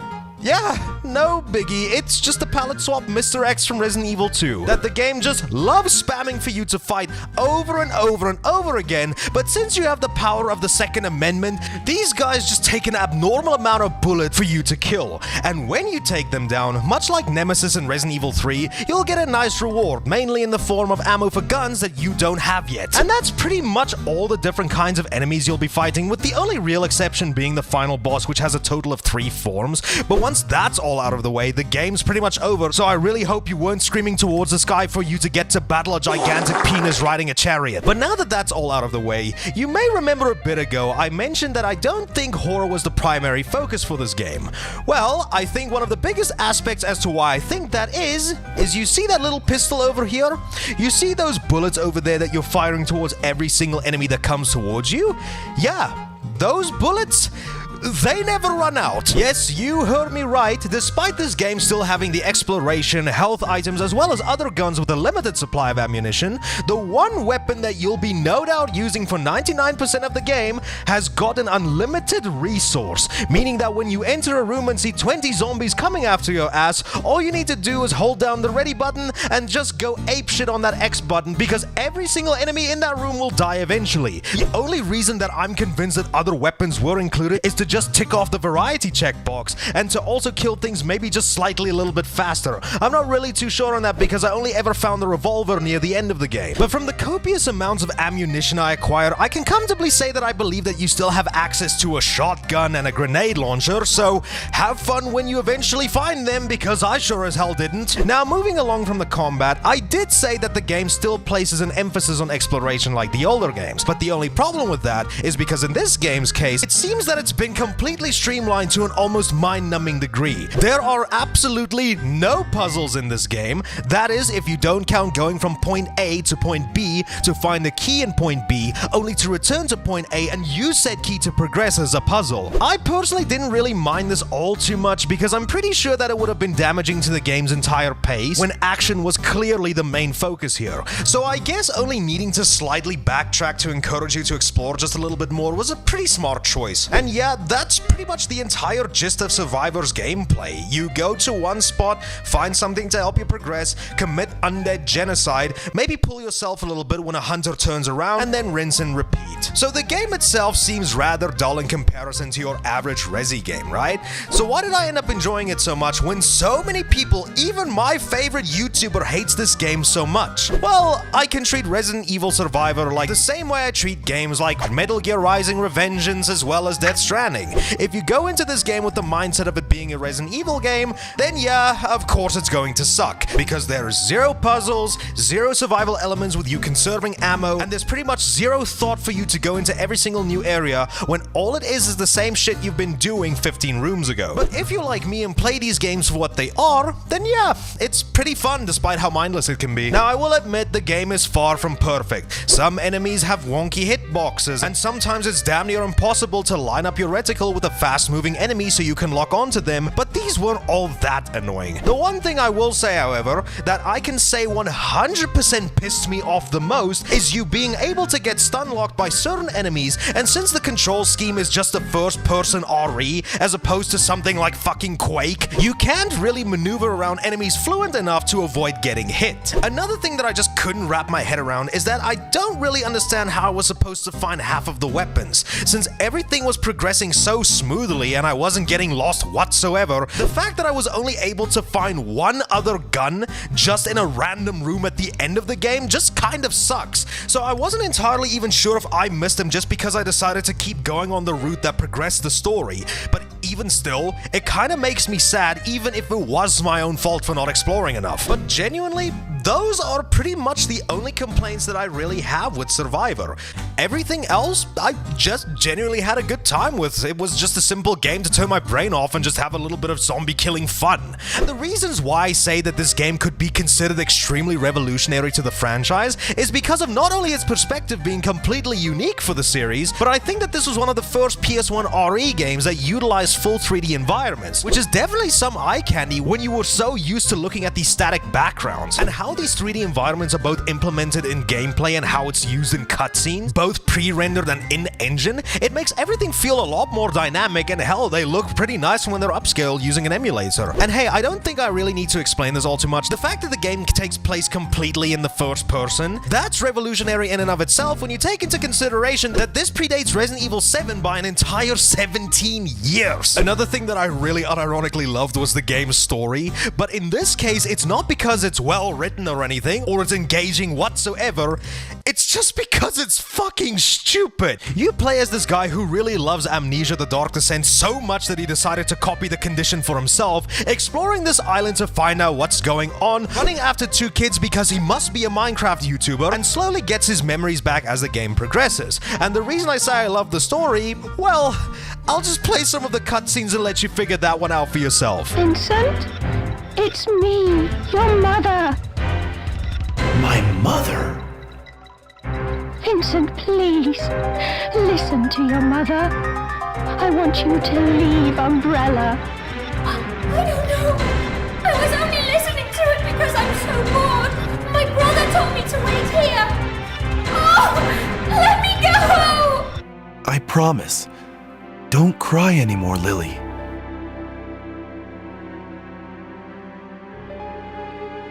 I may have been a bad person, but that was before.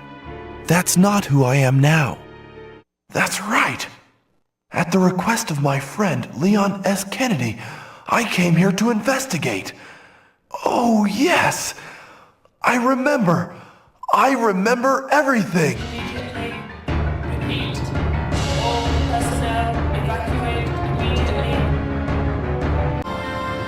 What are we gonna do, mister? Yeah, what are we gonna do? I don't know, but don't worry. We can fly as long as we have fuel. All in all, Resident Evil Survivor is a pretty damn fun game. It definitely won't be replacing your everyday Resident Evil game, but if you want to see what Capcom did to try and innovate the series a little bit back then, I'd say that there's no harm trying this game out. And I personally don't think it's really all that deserving of the negative reception that has been subjected to. Now, despite Survivor's reception back in the day, which I still for shit don't understand why it was so overly negative, I have no idea what the hell they were playing, I'm still pretty sure Survivor sold well enough that Capcom wanted to continue with this idea, and thus, Survivor kind of spun off into its own sub-series called the Gun Survivor franchise. And you didn't exactly think I was just gonna stop milking you for ad revenue with just one game now, right? No, I've actually went out of my way and I've played the succeeding games in this franchise just to see whether or not they were able to improve with the formula they had with the first game, or continue to fuck it up. Up next, we have ourselves the sequel, Resident Evil Survivor 2 Code Veronica. Now, you didn't misread that. Whereas Resident Evil Survivor had a completely original story, characters, and world, Survivor 2 decides to adapt the extremely beloved entry into the series, the once Dreamcast exclusive Code Veronica,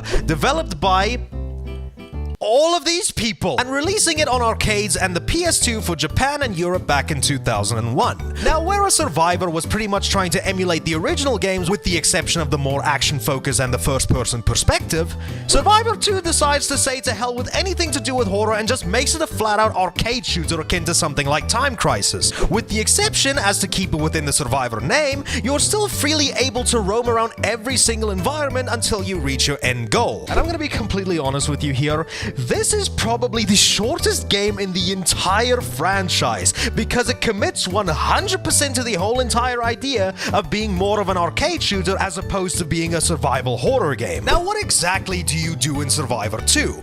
Well, there's a total of 5 different maps for you to explore, all being ripped directly from Code Veronica. And the main goal is to get the set amount of keys the game asks of you for every single stage, and then hauling your ass to the biohazard room and then taking out whichever boss the game chooses for you. And before reaching the rooms where each of these keys are located, you'll have to go from room to room taking out enemies with a wide variety of different weapons. Like, once again, having the game give you an infinite ammo pistol, but unlike the last game, I was able to actually use some of the other weapons. And over here we have stuff like a shotgun, an assault rifle, and that's pretty much what I was able to find during the main stages. There are other weapons in the game, however, but I'll get into that a little bit later. The only other stuff that you get are first aid kits and green herbs to replenish your health, so this game is without a doubt more simple than Survivor 1. So what exactly does this game have going for it when you decided to cop this entry? Well, nothing. It's literally what you're seeing on screen right now. You run, you shoot, you kill boss, yippee, stats. Repeat that exact process for the 5 stages that is in this game, and then good for you. I really hope you didn't buy this game used. So it definitely without a doubt is a lot more simpler than Survivor 1, but I still wouldn't say that you can't have fun with this game. It's just another one of those cases where once again, you need to adjust your expectations accordingly, although you're going to need to lower your standards even more this time around if you're already used to the first game because they decided to dumb down the formula even more to the point in this entry where I'm convinced even a toddler could play it. But don't count this game out entirely if you think there's absolutely zero depth here, because it's all well and good for you to just run around stages killing any and all zombies with a handgun that has infinite ammo and doesn't need to reload, but the one thing you'll notice at the top of the screen is this countdown timer, and you're reading that correctly. If that thing runs out, Nemesis shows up. Yeah, if continuity doesn't really matter to you all too much in this franchise, which truth be told it really shouldn't, if you take a little bit too long to beat each stage, Nemesis is going to show up, and he's going to chase you down the entire stage until you beat it. Or get fucked over, whichever comes first. But as cool and fan-servicey as this is, I mean, if you were able to avoid him without a problem in Resident Evil 3, then you're not exactly going to have any issue over here either, which makes his inclusion feel kinda pointless. So after 30 minutes, the game is pretty much done. So what is there for you to do after all is said and done to keep you coming back? Well, you can change characters, if playing as this Canadian prick sounds like a fun idea, and you have another mode called Dungeon Mode, where you get to explore this clock tower, killing off enemies until you reach whatever goal has been set out for you to do.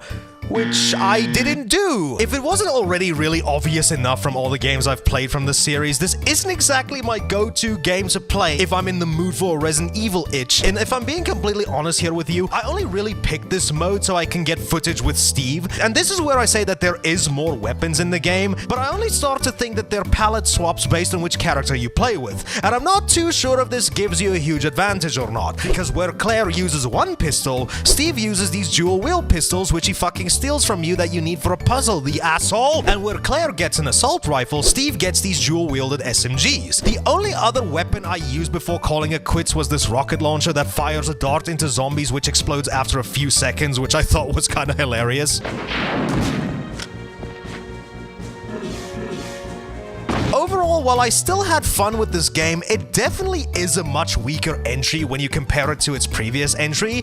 Yeah, the graphics look a lot better, and I think it's way more blatant with the fact that you're not playing a horror game this time around, but still. Where the first game took me 2 hours to get through, Survivor 2 only took me 30 minutes, and I don't think that this dungeon mode is enough to really keep me invested for too much longer. Now, the final game in this franchise is one that shocked the absolute shit out of me in a way that I don't think me or any of you would actually come to expect. But before we get to that game, we do have one honorable mention in this video. I say that this is an honorable mention because I'll go into way more detail on it in another video, because where it is set in the same universe as the Resident Evil Gun Survivor franchise, it's not based on Resident Evil, but instead, it's based on Dino Crisis. That's disgusting. This here, ladies and gentlemen, is Dino Stalker, a game that is a hodgepodge between elements of the Resident Evil Survivor series and more traditional light gun games. If I had to compare this game to something from its own series, I feel that it's kinda in the same line as a Resident Evil Survivor version of Dino Crisis 2. And I also had a lot of fun with this game, just to give you guys an idea. But whenever I decide to cover the Dino Crisis franchise, that'll be when I properly take a look at this game. I just felt like I needed to mention it here since it is set in the same series as Resident Evil Survivor. But alright, enough wanking off to liquors. Here's the final game in the list of forgotten Resident Evil first-person shooters. Resident Evil Dead Aim. Without a doubt, the best game in this entire sub-franchise. And fun fact... where the fuck is it? Probably one of my favorite Resident Evil games. But before we get into that, let's go over a little bit of history here. Released all the way back in 2003 exclusively for the PlayStation 2, Dead Aim is the fourth and final installment into the Gun Survivor series. And funnily enough, the game was developed by Cavia. Now, I'm pretty sure 99% of you don't even have the slightest clue as to who these people are, but you should be more than aware of the games they've made after this, because these are the exact same people who would later go on to develop the Drakengard franchise that inevitably would spin off into Nier. And I don't think I need to explain what that franchise is to any incel watching this. But not only that, they also developed two of my favorite Resident Evil games of all time, the Umbrella Chronicles and the Darkside Chronicles, rail shooters released on the Wii and later the PlayStation 3, which adapted the events of Resident Evil 0, 1, 2, 3, and Code Veronica, and even had their own special scenarios to help fill in the gaps between certain games, like how Wesker survived the mansion explosion in the first game, or in Darkside Chronicles how there's Operation Javier, a mission that shows off the relationship between Leon and Krauser before the events of Resident Evil 4. These games are truly special to me, and these fuckers are going to get their own video later down the line someday. But for now, let's see their humble beginnings with Resident Evil Dead Aim. And I understand I already spoiled it.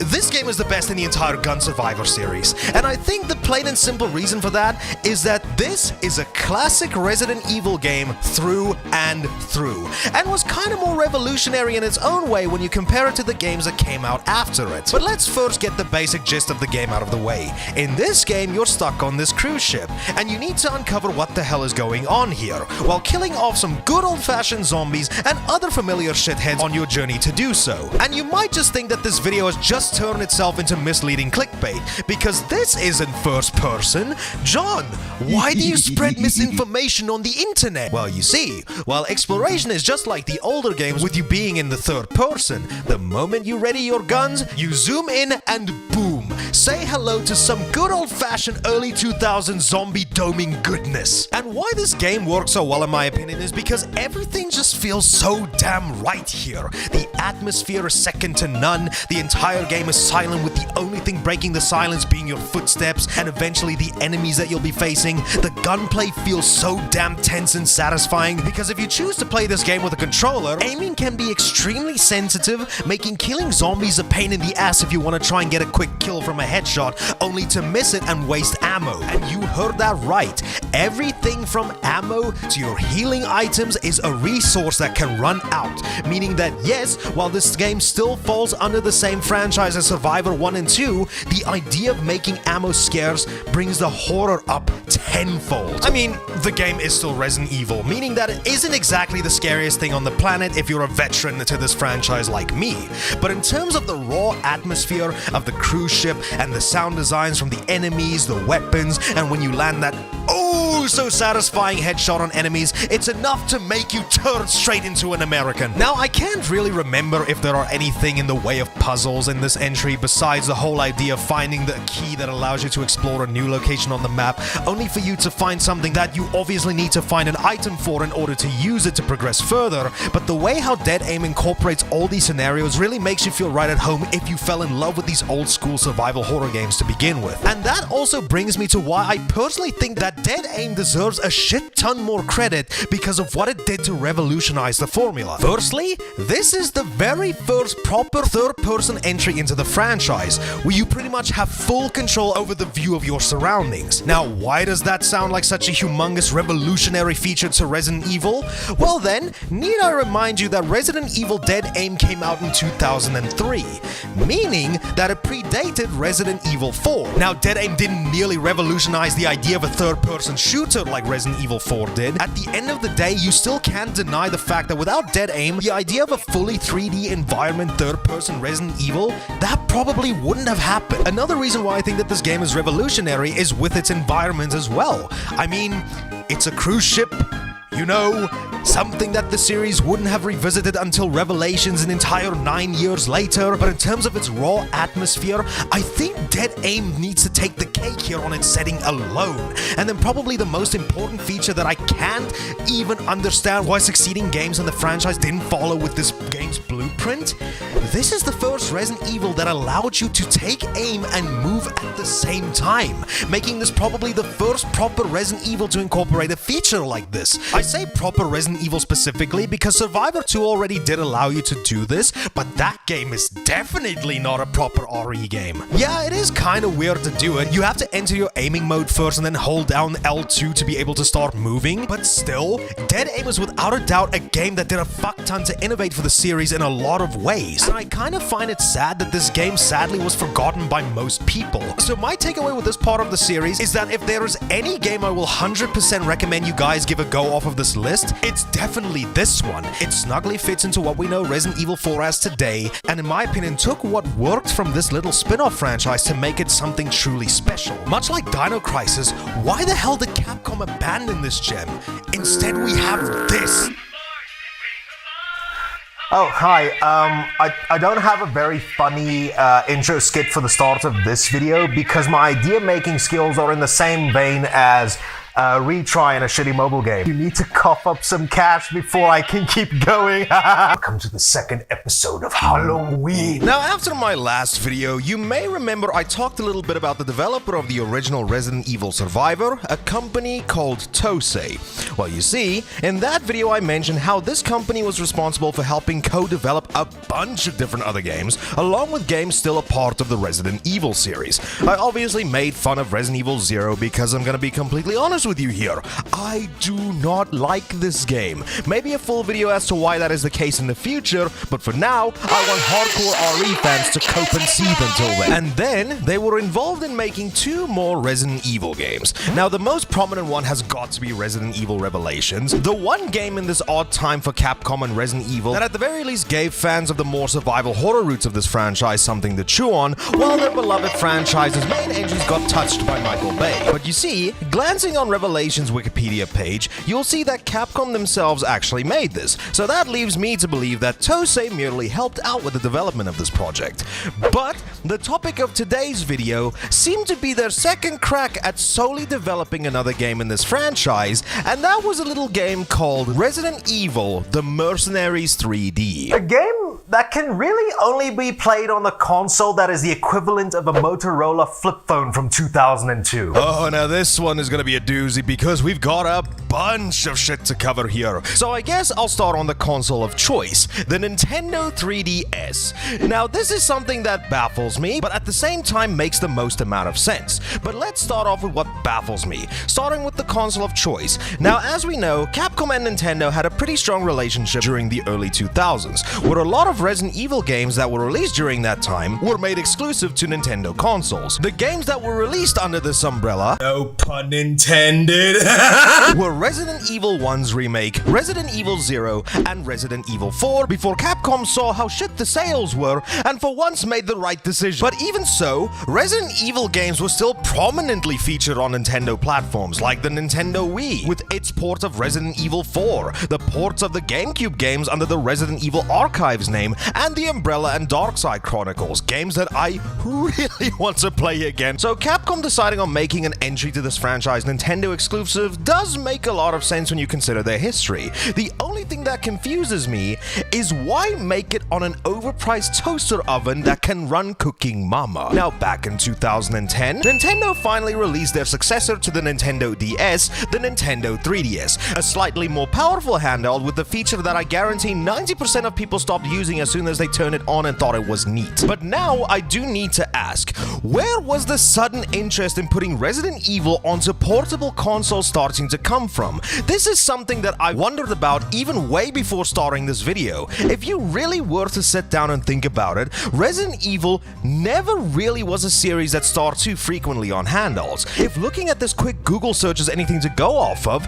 there have only ever been a total of 5 games in the series released onto handhelds, if we aren't counting ports or mobile games. And I know with the existence of the Nintendo Switch, portable Resident Evil is pretty much the norm, that is if you don't count these pieces of shit, but the Switch is still a home console first and foremost, so I don't really count that. But on top of why I don't understand the sudden interest in handheld gaming, another thing that confuses me is the console of choice. I don't really think you need to look too far into this because until 2015, it would seem that Nintendo pretty much had the monopoly on the Resident Evil games. Back on the Game Boy Color, there was Resident Evil Gaiden, and in 2007, there was the port of the original Resident Evil on the PS1 called Deadly Silence, which I would also like to make a dedicated video on at some point. But those are pretty much the only games for Resident Evil that filled the portable console space until like 2015 on the PS Vita.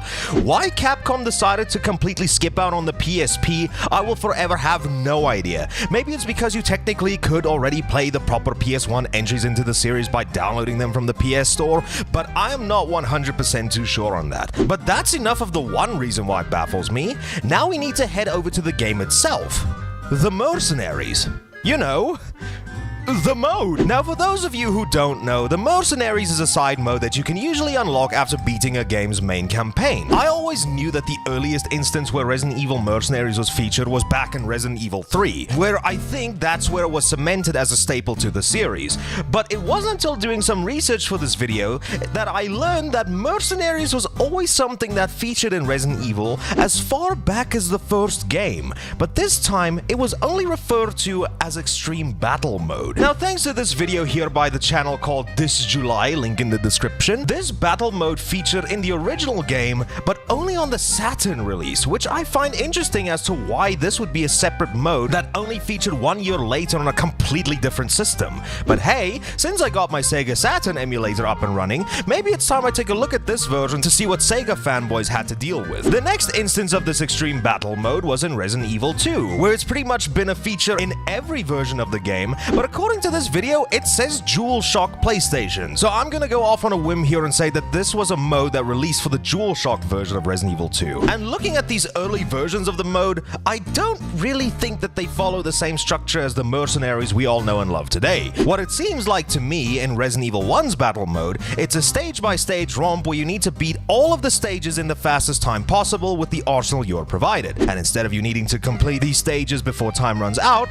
no, time just keeps counting up. up, so you just need to see how fast you're able to beat every single stage. And it would seem that it's the exact same case in Resident Evil 2, except by the looks of this video I found, it lasts you almost as long as a normal scenario would in the base game's campaign. But it's here in Resident Evil 3 where the mercenaries really started becoming the thing we know it for today. You pick your character, the stage starts, you have a timer that's constantly running out, and with each kill that you get an additional amount of time added to your timer, so you can continue your undead massacre. I never personally played this version of the mercenaries before, but old school Resident Evil, just going absolutely apeshit with that classic control style and kill off every single enemy in your way with reckless abandon? Sign me the fuck up. I think there's a reason why Dino Crisis 2 followed a more action route. The next time mercenaries would be featured in a Resident Evil game was in the re-release for Resident Evil Code Veronica, Resident Evil Code Veronica X, and besides the massive leap in graphics, it seems like this follows the exact same structure as Resident Evil 3. But where mercenaries really set the world ablaze was without a doubt in Resident Evil 4. You pick one of the many stages and characters, kill off waves and waves of Ganados, run around the stage destroying these hourglass things that extend the amount of time you have for each run, and there you go. It's Resident Evil 4 Mercenaries, where your Second Amendment rights can be practiced without limits. And that's pretty much where the mercenaries was properly cemented as being a part of every single Resident Evil game going forward. I think really the only game that missed out on it was Resident Evil 7, but I could be wrong about that. I guess the only exception to this rule as well is the raid mode featured in the Revelations games, but we'll get into those at some other point. But yes, as you can see, Mercenaries has played an extremely huge part in Resident Evil's history, and it's probably the one mode that you'll spend the most time on after everything is said and done with the main campaign. I know for a fact I did. One of me and my buddy's favorite games to play together on the 360 was Resident Evil 5's Mercenaries, and we had a shit ton of fun. But now getting back on track with the topic of this video, as I'm sure you heard, the Mercenaries has been a mode that you can unlock in every installment to the franchise. But now here we are in 2011 with an entire game based on that single concept. How exactly would you be able to stretch a mode that would probably tops last you 6 minutes to something that's supposed to fill in a gap for at least 3 hours? And on top of that, make it into something that costed money. Well, that leads me into why I think Mercenaries 3D, being something that released exclusively on handhelds, makes a lot more sense. Now, this is something that varies from person to person, but handheld gaming is normally something that a person experiences in short bursts. It's why games like, for example, Metal Gear Solid Peace Walker broke up the campaign into different missions, because playing a game that can take anywhere up to 20 hours on such a small screen, yeah, I hope you love fucking up your eyes, because this is a surefire way to do it. Not me though, because I have something I like to call alternatives. Now you might be thinking to yourself, John, honey, baby, kitten, didn't you say that you don't own any other Nintendo console aside from a Nintendo Wii? How were you able to play this game? Well, let's just say that Nintendo is not going to be very happy with me. Now, before that cease and desist letter inevitably makes its way to my doorstep, I think it's time that we stop wasting time and finally jump into Resident Evil, The Mercenaries 3D. Now, upon starting up, we reach... haven't actually done one of these in a while, the main menu. And this game actually throws us a curveball because it seems that we don't just get one, but we get two.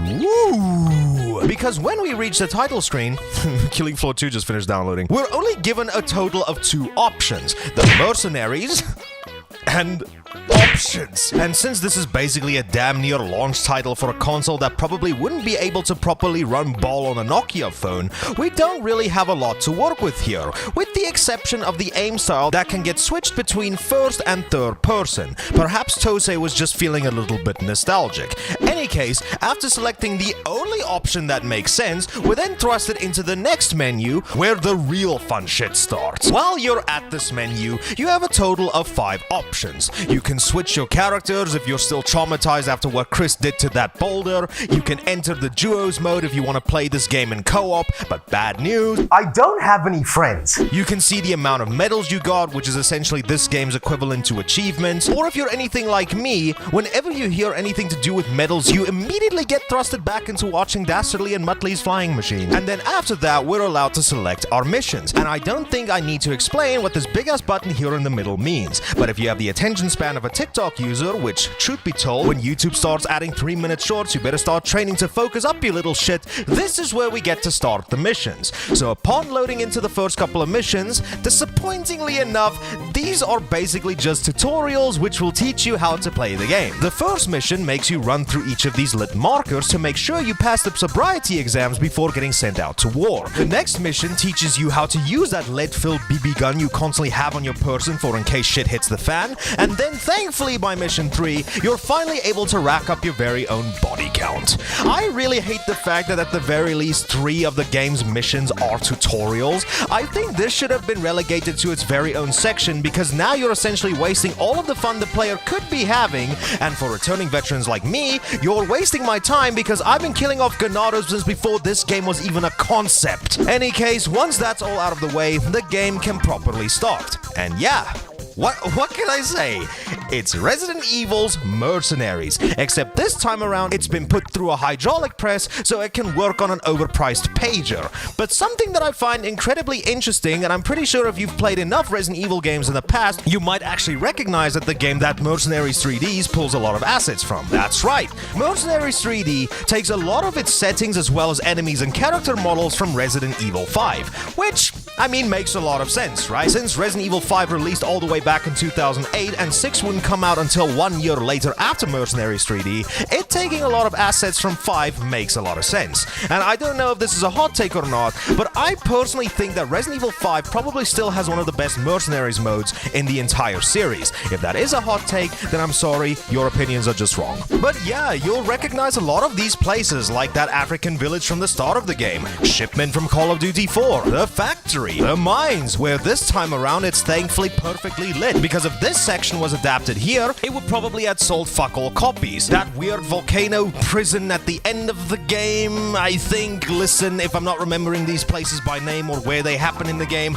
I haven't touched Resident Evil 5 properly since like 2015, and I can barely remember to feed my own child, so what do you want from me? Case in point, I recognize these places from the Mercenaries mode from 5. I'm not 100% too sure if the structures of the stages have changed at all, if items and shit have been moved around, but still, they are maps that you can play on. But hold your horses, ladies and gentlemen. While Resident Evil 5 was the primary source of inspiration for most of the maps in this game, there are some maps thrown in from Resident Evil 4, like the village as well as the castle, and even some enemies from 4 shows up as well, like the Zealots and the Garradors. So this game somewhat acts like a best of Mercenaries kind of thing, which kind of makes me wonder why the hell we ended up getting this a few years later. Hell, it doesn't only stop with the stages and enemies. Some of the characters are also more from just Resident Evil 5's Mercenaries mode. No, we actually get 2 characters from Resident Evil 4, namely Krauser and Hunk. But most of the characters are from 5, namely Resident Evil 5's Mercenaries Reunion mode, that included characters like Rebecca and Barry. Now, I thought that she would have also been in 5's Reunion mode, but no, it would seem that, to my knowledge, this is the first time that Claire was added to a modern Mercenaries mode, so I thought that was kind of interesting. But here's another thing that kind of pisses me off. With 5 clearly being the foundation that this game was built on, why the fuck only 8 characters? And what I don't understand is the selection of characters that were kept and cut. What I mean is, where the hell is Sheva? Where is Josh? They were in Resident Evil 5, and if we're adding Claire to this game, why the hell not Leon? I mean, Krauser and Hunk are here, so why not the biggest icons of the series? I mean, it is just a personal nitpick. The characters here are still really damn fun to use, and much like Mercenaries tradition, each character will have their own unique loadout that can either give them a certain advantage in one spot and a disadvantage in the other. But before we actually get to talk about the gameplay itself, let's take a look at the more shallow side of the game. The graphics. I'm gonna be deadass here with you. The fact that Resident Evil 5's maps and character models were what was used for the basis of this game? Damn it! For a 3DS game?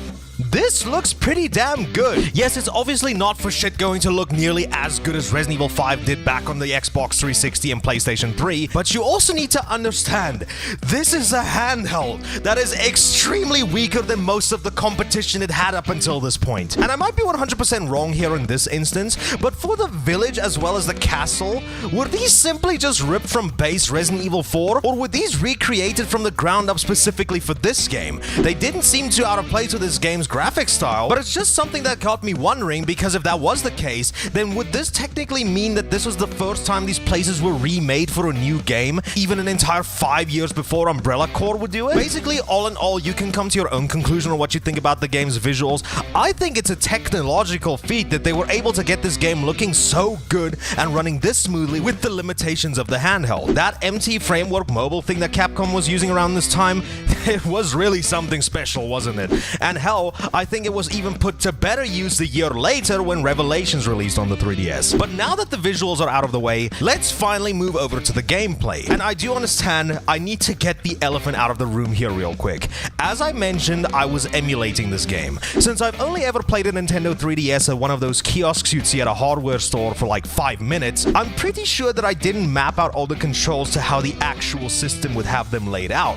No, instead I configured the controls to play on my Xbox One controller. And I was almost about to say that the controls are stupid and don't make a lick of sense, but that's when I realized, maybe it's actually my fault for not mapping out the controls according to how the 3DS had it laid out. And that's probably why it felt so weird. But regardless, there are some things that I want to bitch about when it comes to the controls, but I'll get into that a little bit later. Firstly, the game is pretty much one-to-one with Resident Evil 5, but the controls themselves play a lot more like Resident Evil 4.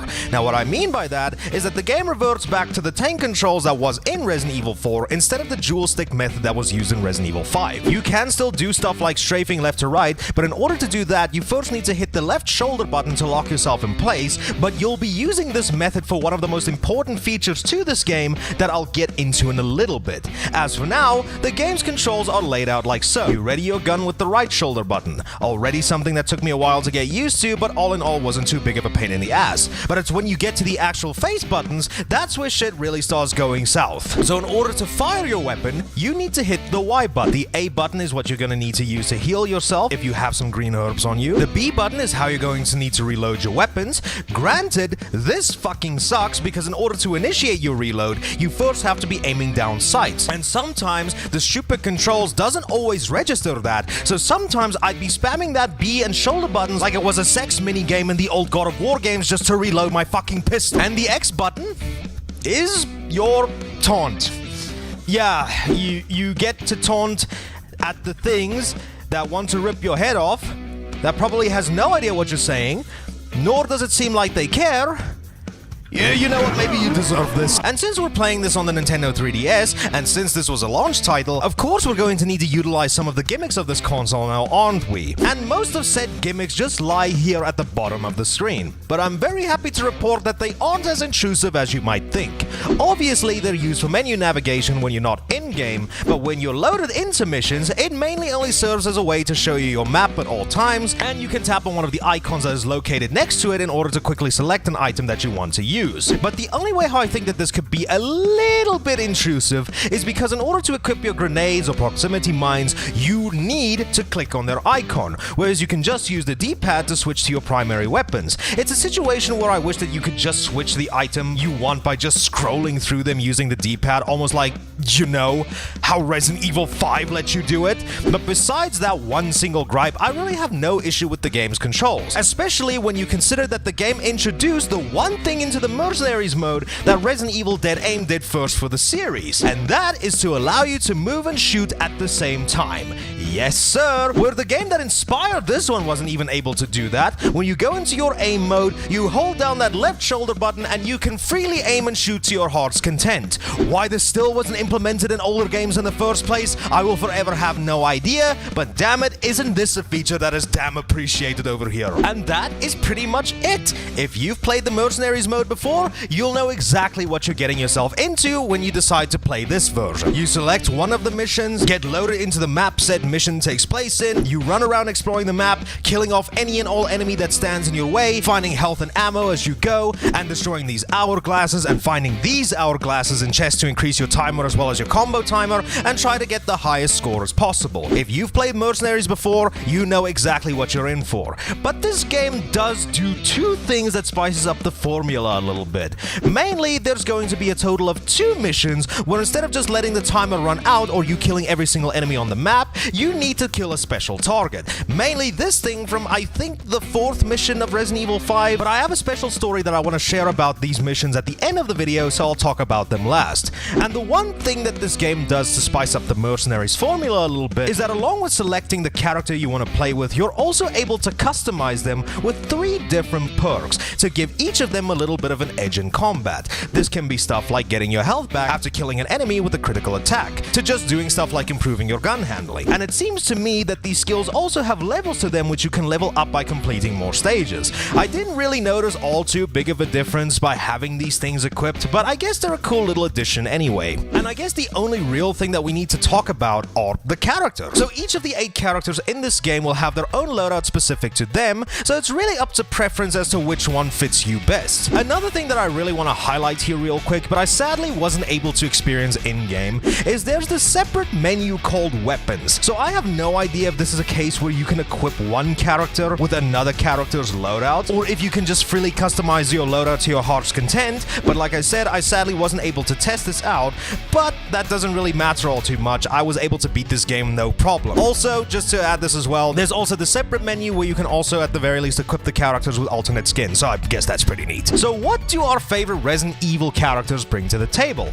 Chris has his trusty handgun, shotgun, and a bolt-action sniper rifle. Jill brings an AR knife and shotgun. Claire has a pistol, grenade launcher with shock rounds, and a semi-automatic sniper rifle.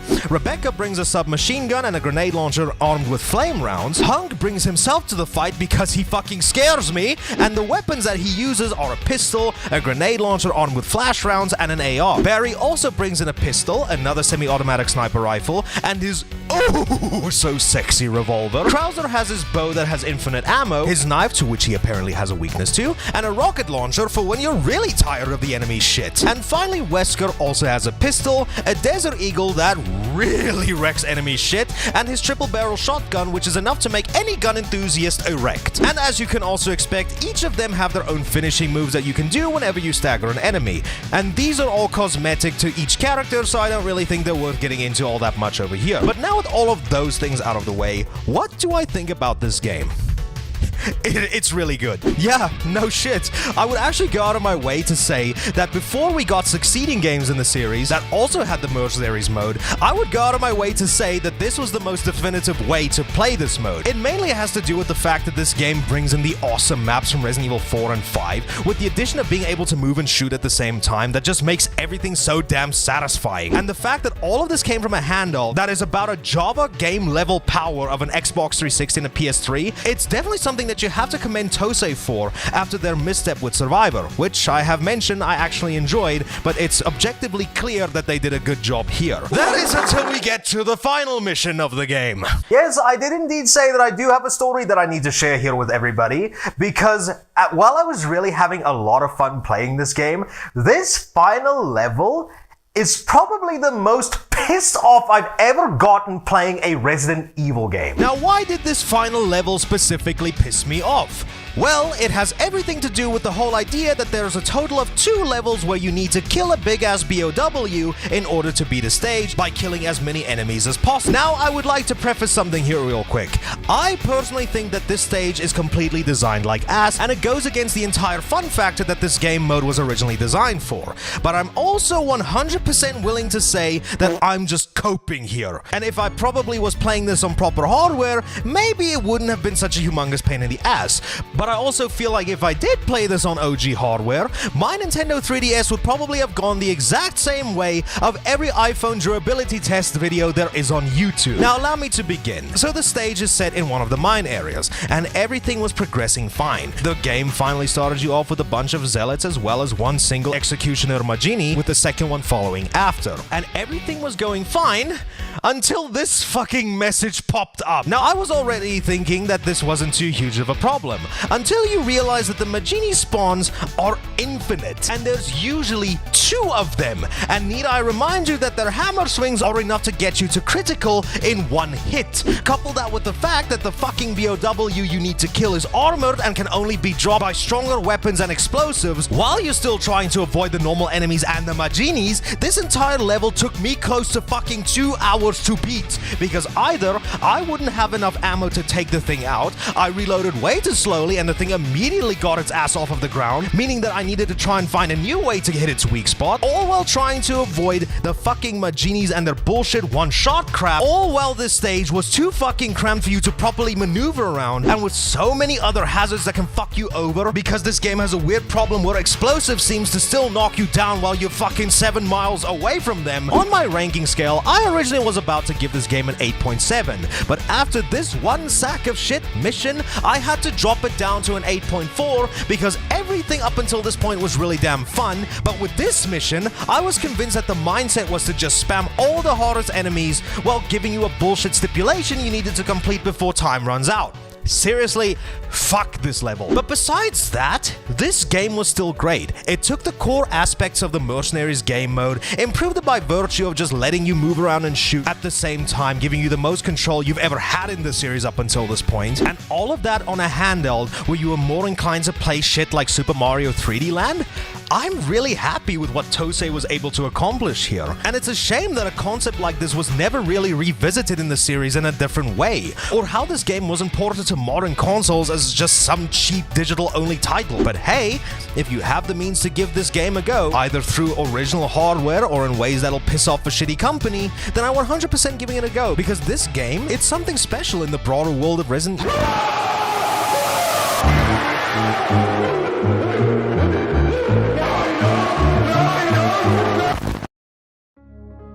Throughout humankind's existence on this floating planet we call home, a few things are always certain. Death, taxes, stupid Twitter drama. But if there's one thing that humankind faces at some point in their life, is fear. And much like my favorite saying nowadays, a lot of people over the years have capitalized on people's fear because inconveniencing people is absolutely hilarious. Yes, throughout the years, the genre of horror has been a staple of media for as long as said media has existed. If you were old enough to actually know Winston Churchill, obviously we had the classic monster movies of the 1920s and 1930s, the very first instance where horror was brought into the mainstream, where people wearing funny costumes made spooky sounds that wouldn't be able to be picked up on screen because microphones were a foreign concept at the time. Instead, we needed to read the fact that we needed to be scared. And this concept of plopping a bunch of moviegoers into the cinema just to have them bear witness to something that's supposed to scare the absolute shit out of them, only for the janitor to come in after everyone pissed off, leaving him to clean up said shit, was an obvious recipe for success. And I don't think I need to explain where this media went afterwards. From the inception of motion picture all the way to modern times with the funny clown that got bitch slapped to the point of slumber, horror movies have become as big of a staple of Hollywood cinema as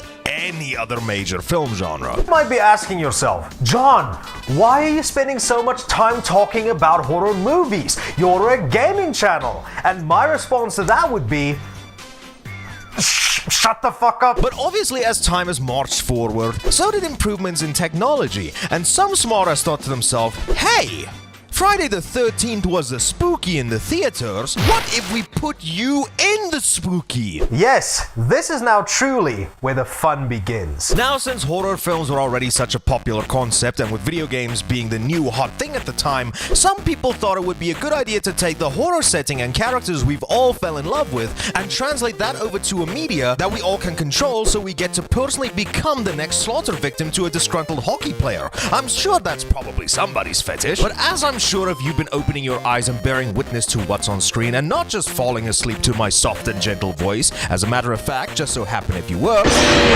rise and shine, fuckface! You may notice that, yeah, this is not a spooky, because I'm pretty sure that consoles like the Atari and the NES just wasn't really capable of displaying the on-screen viscera and unsettling atmosphere that their film counterparts were able to achieve, primarily due to the fact that the technology just wasn't really there yet, which I think was one part bullshit because this was a game released on the NES, so if scaring you wasn't an option, maybe having you partake in a snuff film might just scratch that itch. So for the most part, while games based on these iconic horror films were being adapted to to these at the time little new lunchboxes that made genocide of a shit ton of ducks appealing, they weren't really all that scary, which is one of the core ingredients as to what made the films they were trying to adapt so special in the first place. Now, obviously, I can't really talk for everyone. I was born during a time where we at the very least had been graced with two of the most iconic horror games made at the time that made the genre what it is today, so for all I know, this might have caused some people sleepless nights back in the days. Yeah,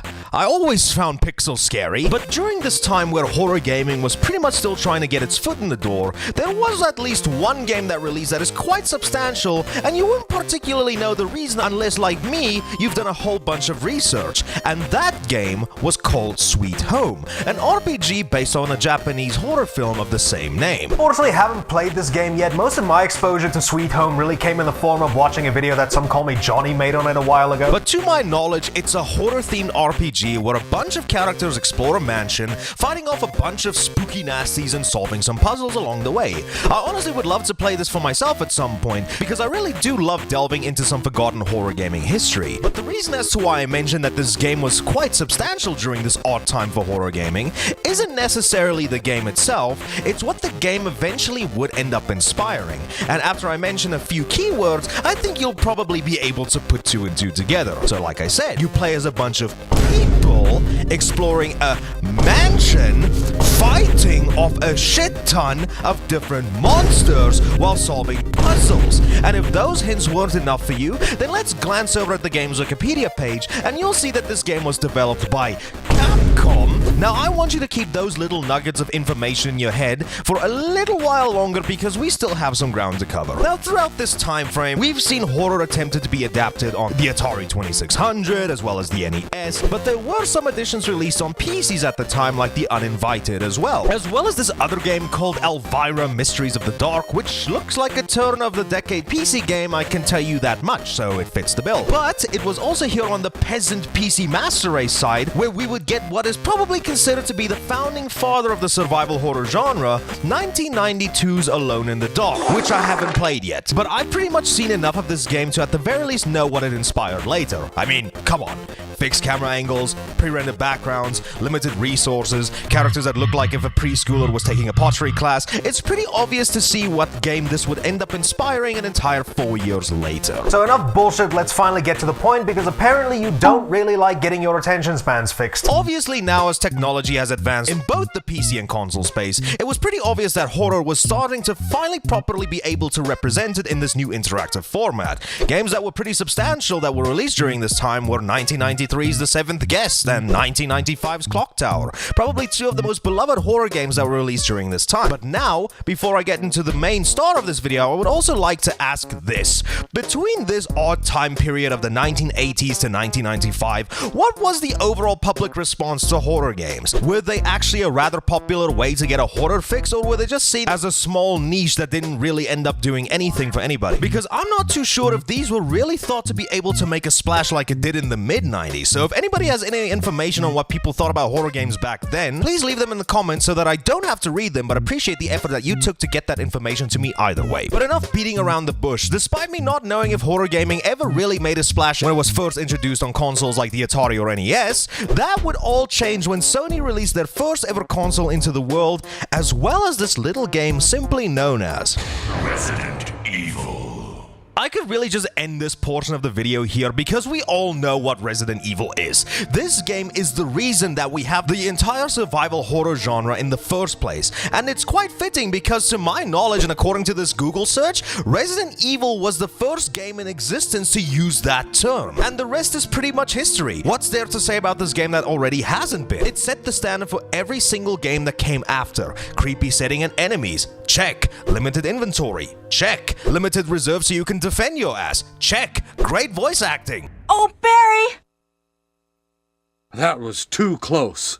You were almost a Jill sandwich. Check! And not only, as I'm sure you know, was Resident Evil a great game just in general, it was pretty much the first game to really break the horror genre into gaming out of its niche status and propel it straight into the mainstream. Horror now became a staple of gaming, and that's pretty damn cool. And ever since the monumental success of Resident Evil, obviously there were a shit ton of games that attempted to jump on the hype train with varying degrees of success, but none of them really came close to what Capcom was able to achieve back in 1996. And unfortunately for these clones, things wouldn't really get any better because Capcom was just keeping that momentum going after releasing 2 sequels as well as 1 spin-off so fans could get their survival horror fix almost instantly. I also find it funny too that the game that inspired Resident Evil had no choice but to take inspiration from the franchise that it inspired, with Alone in the Dark: The New Nightmare being completely overshadowed by the one series it helped put on the map. But you didn't just think we were gonna give the spotlight over to Resident Evil for how it revolutionized survival horror and made it a mainstream genre in gaming.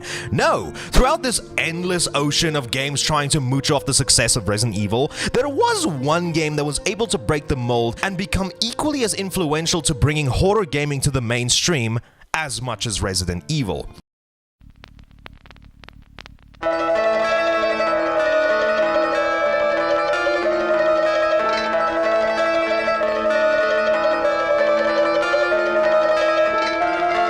Now, much like Resident Evil, I think Silent Hill needs equally as little of an introduction.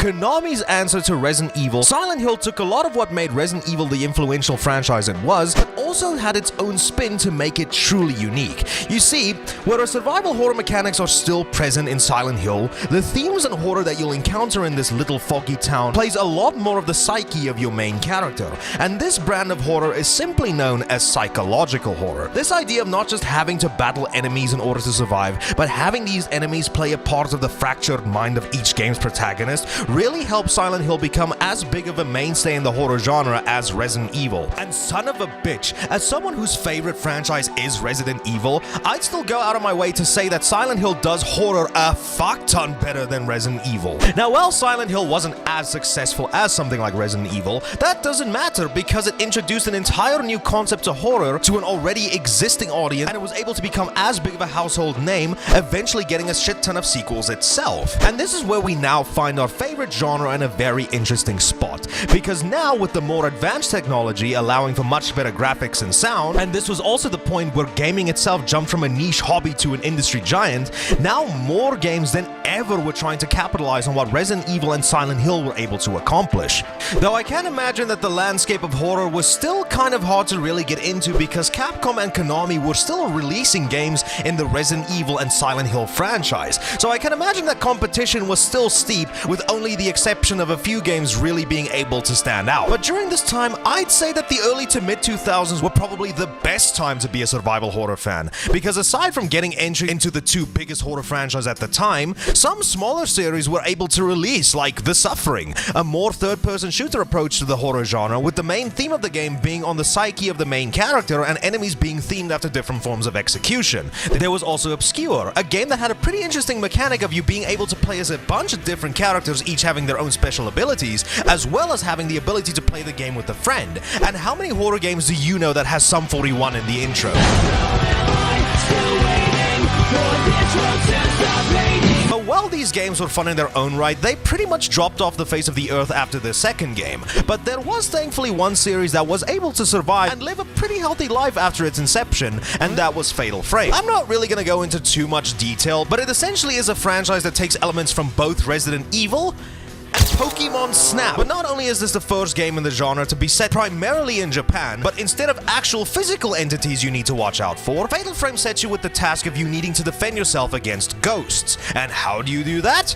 You become the paparazzi! Now, during the early to mid-2000s, while we got a shit ton of games attempting to throw their own hat in the ring with the survival horror name stapled to it, you may realize that the genre itself hasn't really evolved as much as you would think.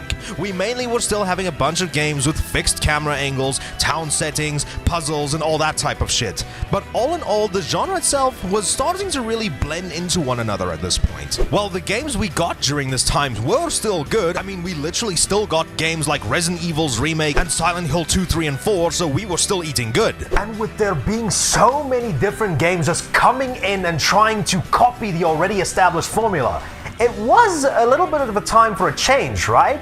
And fucking hell, that change did come, and it left a giant cum stain. Say hello to Resident Evil 4, ladies and gentlemen. If the genre hasn't innovated before, then it sure as hell has now. Even more so than Resident Evil 1, Resident Evil 4 absolutely revolutionized not only the survival horror genre, but gaming as a whole. Gone were the fixed camera angles and pre-rendered backgrounds this series was always known for. Nah fam, over here, we get to see the world of Resident Evil in a way that it's never been seen before. Unless we forget that this game actually did it first. Yeah, Resident Evil 4 was the one game that propelled the survival horror genre into new heights and set the new standard as to what every single horror game should be focusing on in the future. And if you can believe it, 4 was the one game that propelled Resident Evil into the mainstream like it's never seen before. Believe me when I say it, a fuck ton of people knew what Resident Evil was, but everybody knew what Resident Evil 4 was. But now, this is where things start to kinda go south. Resident Evil 4, to me at the very least, isn't really a horror game. Don't get me wrong, if we were gonna go off of what horror is by definition, then yes, 100% Resident Evil 4 ticks off every box. Before you go out of the way to light your pitchforks and sharpen your torches, Resident Evil 4 2005 is one of my favorite games of all time. And before I went out of my way to play the succeeding games in the series like 7, the remakes, Village, stuff like that, Resident Evil 4 always somewhat remained one of my favorite games in the entire franchise. And depending on what mood you catch me in, I would still go out of my way and tell you that Resident Evil 4 is still my favorite game in this entire franchise, more so than the actual remake. But with its shift to a more action-oriented style of gameplay, gone is the genuine fear and horror that this series once relished in. But I don't think that you need me to really explain what Resident Evil's 4 success spelled for the rest of the series. It's like I've mentioned before many times, even in other videos before. While Resident Evil 4 is one of the best games to ever grace gaming as a medium, it is, in my opinion, why I think that the survival horror genre started taking a nosedive after it released. But Resident Evil 4 wasn't the sole reason why I think shit really started hitting the fan for the genre after its launch. It's where the entire gaming industry as a whole was going in general. And we only need to look 2 years into the future to see the beginning of the end. Yes, ladies and gentlemen, 2007 was probably one of the most revolutionary times to be a gamer. Not only was this the first proper year we've jumped into the 7th generation of consoles, but this was a time where graphics were the most realistic we've ever seen at the time. New IPs were getting released into the world that set the industry on fire, and already existing franchises were jumping over to this new generation. And the one game that came from a pretty niche franchise that jumped into the 7th generation, and then holy shit, the new norm for gaming was finally set in stone. And what game am I talking about, ladies and gentlemen? Call of Duty 4 Modern Warfare. Yes, much like Resident Evil, it's pretty hard to think that once upon a time that Call of Duty was a pretty small franchise. But after Call of Duty 4, I don't think I need to explain the impact that it had on its own genre and franchise, but gaming as a whole. Because once the trend is set, everybody's gonna want a piece of that market share. And unfortunately, our beloved horror franchises suffered because of this. Because next up after Resident Evil 4 was obviously Resident Evil 5.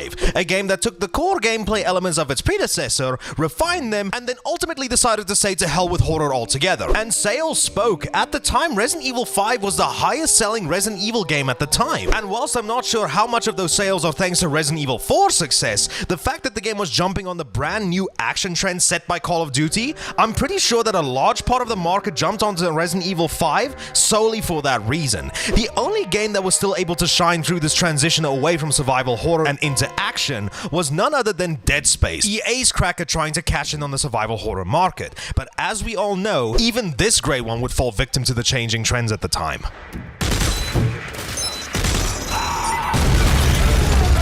And this is where we finally enter what some people would call a drought in survival horror, which I never really understood myself because of the release of a game that would revolutionize modern survival horror, Amnesia: The Dark Descent, released all the way back in 2010. Now, this is a term that I've heard a lot over the years on the internet, but apparently it would seem between the time frame of 2005 and 2013, survival horror really came off to be a sort of a dead genre, which is something that I never really understood. If we're talking about genre mainstays like Resident Evil and Silent Hill, I can definitely understand that. But once again, if we were to look at the release windows between Resident Evil 5 and Amnesia, my brother, it was released only a year after, so where the fuck was this drought you are all on about? Now, if you've played Amnesia, then I'm pretty sure you know the gist of everything. But when we compare it to the survival horror games that came out before, Amnesia kind of went back in one major way. While it still did retain the signature horror elements with its atmosphere, emphasis on exploration and puzzle solving,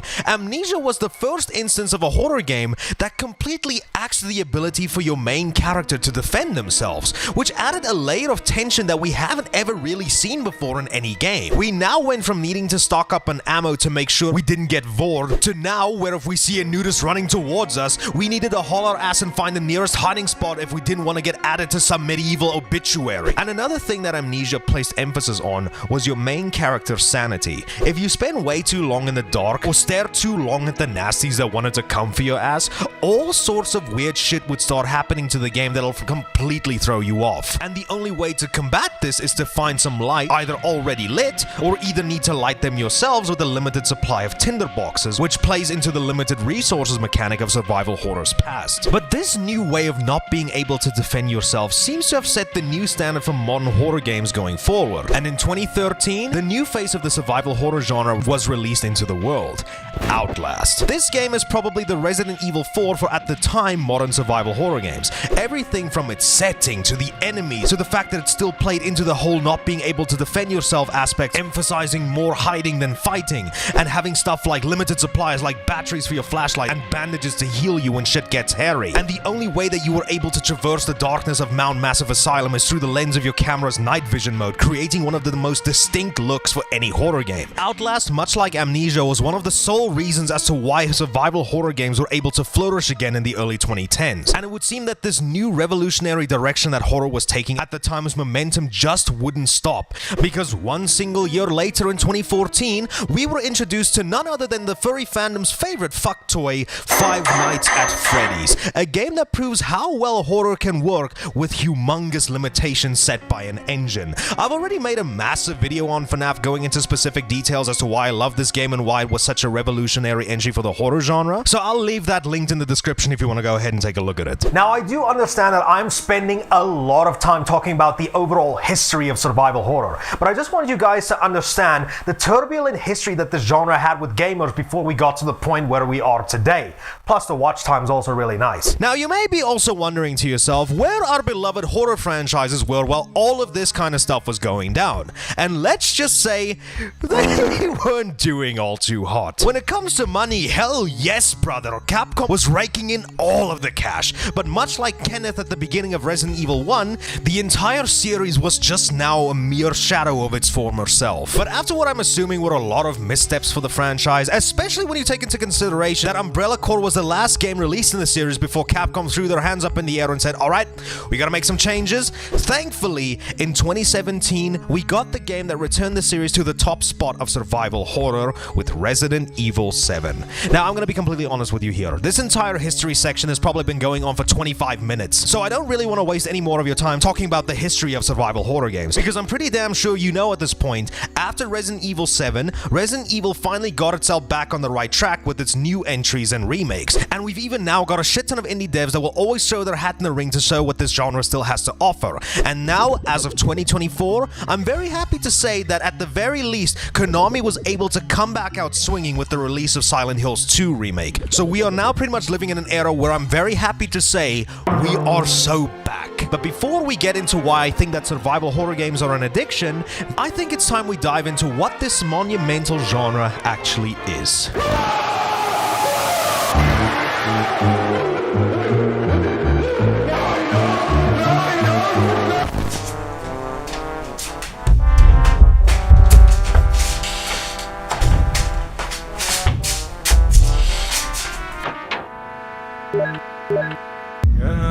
Now, throughout the many years survival horror games have existed, the status quo seems to have shifted quite a lot as to what defines a game in this genre. I understand that sounded awfully philosophical coming from me, but it just seems that nowadays what a lot of people will view as survival horror may vary based on who you ask and what their first experience with the genre was. So I'm gonna take it from the top and try my best to explain what I personally think a survival horror game is. Survival horror games are horror games where you need to survive. So if we were to go off on the most agreed upon opinion as to what survival horror games actually are, it's a game genre that places a large emphasis on exploring whatever messed up location the devs decided to conjure up after doing Fent, finding key items that'll open up more of said location to further advance the story, completing a bunch of puzzles that'll end up doing the exact same thing as finding keys to progress the plot, and gathering resources to help you survive the hellscape you've just wandered into. And these resources can come in the form of stuff that range from medical items like health kits and Vaseline, or ammo for whatever weapon you're able to find lying around.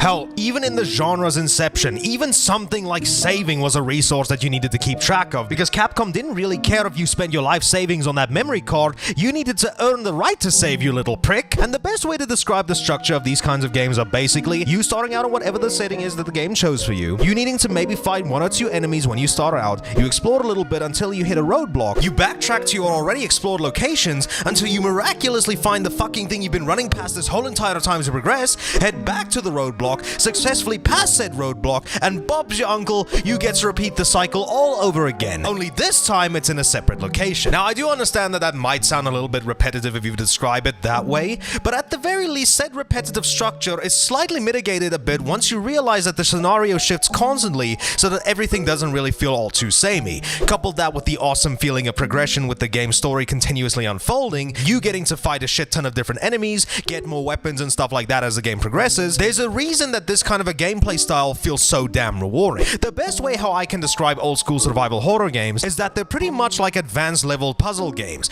because if there's going to be something that you'll probably get caught stuck doing the most in these kinds of games, is definitely these things. It's just now, instead of basically just having to complete the puzzle at your own pace, there's a bunch of assholes trying to make your life as hard as possible while you're trying to do it. But you may have noticed that I've mentioned that this is the best way I can describe old school survival horror games. When it comes to a more modern style of survival horror games, they pretty much contain the exact same kind of structure as old school games, only now this time with the caveat that you now have fuck all way of keeping your ass safe from enemies aside from hiding away from them. Another aspect to these kinds of horror games is that they forego the normal structure of exploration found in old school survival horror games in favor of a more linear structure, which, if I'm being completely honest here, depending on what kind of game we're talking about, I honestly think that a more linear style of game is actually a lot better when it comes to the overall pacing of certain games. But now that we have the structure and overall gameplay of these kinds of games out of the way, I want to go into a lot more detail discussing each element as to what make these games so unique and special in their own ways.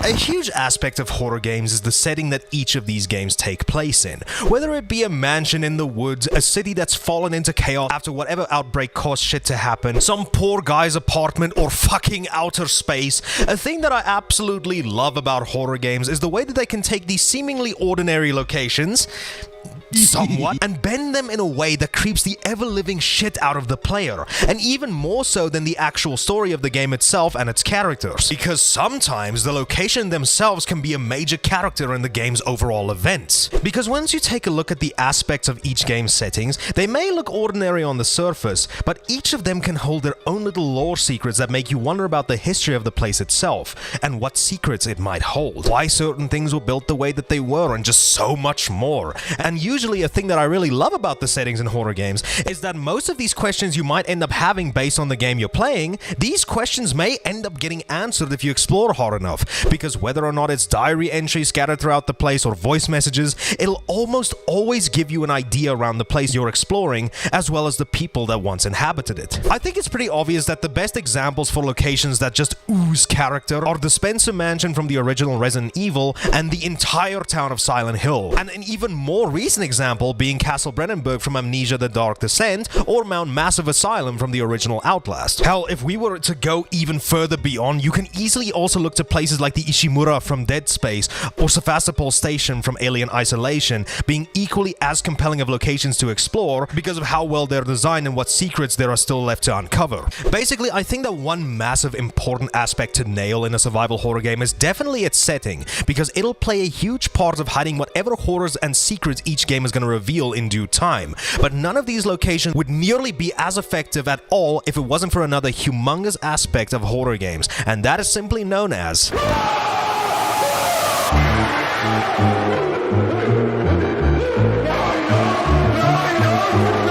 when it comes to any horror game, and hell, maybe just games in general, if there's one thing that'll help you get immersed in its setting, it's definitely without a doubt the atmosphere.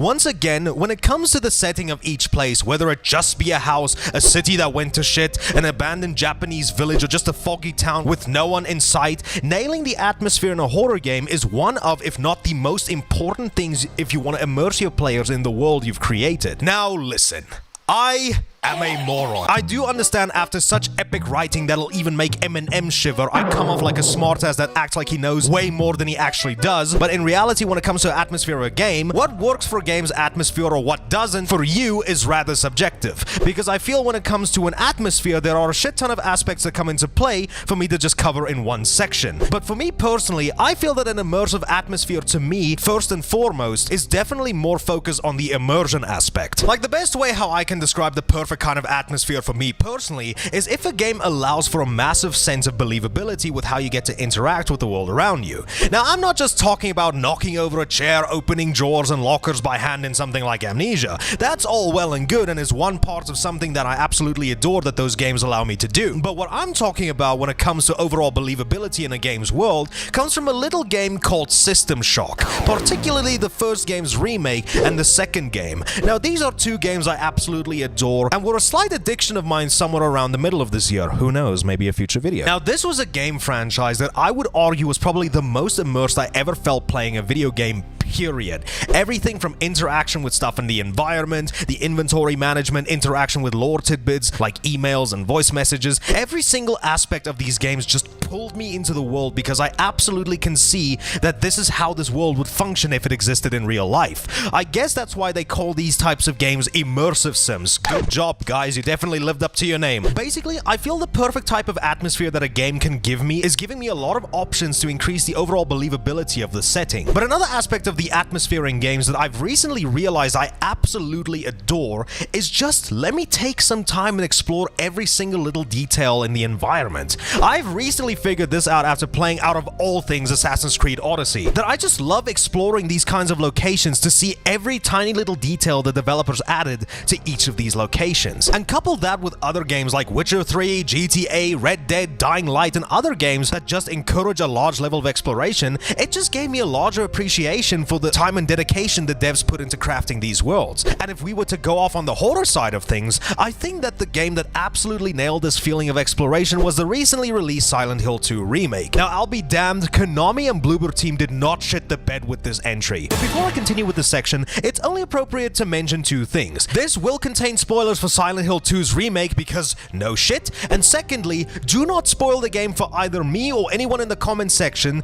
because despite how much I've been loving this game, I have still yet to beat it for myself. Because A, would you believe I have a life outside of YouTube, and B, I just genuinely want to experience this game to the best of my abilities, so I want zero distractions and zero bullshit like a Viagra website that'll tell you if you take their pill, your manhood will be a size worth a damn. So please, no spoilers or else I'll come to your house and lecture you on why what you did was naughty. Basically, from the minute I started the game, there was just something about exploring this new rendition of the 2001 classic that I just wanted to take my time. I was just in complete awe of how good everything in the game looked, the tiny details that the new engine allowed me to take in. And this was one of the very first games in the horror genre where I just wanted to axe the idea of running from point A to point B to finish up an objective as fast as possible, which I still ended up doing because would you believe I have other stuff I'd like to do in my life? But just take things slowly, look at every single thing that the devs made to bring this world of Silent Hill into the next generation, and appreciate every tiny little detail that was crammed in here,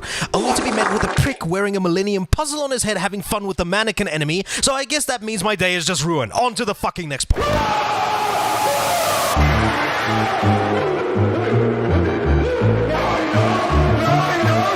Another aspect as to what makes a horror game's atmosphere stand out like no other is each game's sound design, or sometimes the lack thereof. Now, whether it be the game's soundtrack or just the overall sounds that emanate from whatever may or may not be in the room with you, sound is probably one of the most important aspects to any horror game. Now, once again, you may have a different opinion on what constitutes as perfect sound design in a horror game, but for me personally, I really just like it when everything is silent, nothing but the ambient sound of whatever is in the room with you, and the footsteps echoing throughout the room breaking the dead silence. It's not to say that musical pieces can't be good in horror games, far from it. I'd somewhat argue that certain instances you absolutely need music to set a proper tone for whatever area you're inside. The best example of this being, I'd probably argue, any save room from the Resident Evil franchise, giving you this awesome blend of both safety and helplessness all in one single track. My personal favorite from the entire franchise is without a doubt Resident Evil 3's save room theme.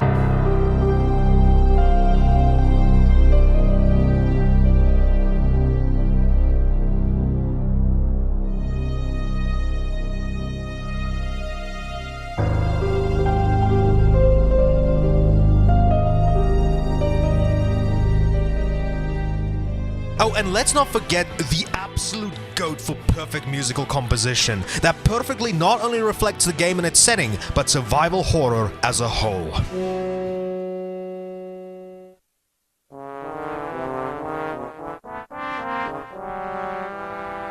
On the same console though, I think you'd be hard-pressed to find anyone who'd forget the absolute perfect compositions by the legendary Akira Yamaoka for the original Silent Hill, where bro can make a damn proper song evident by the game's opening theme. Nah dude, we talk about this over here.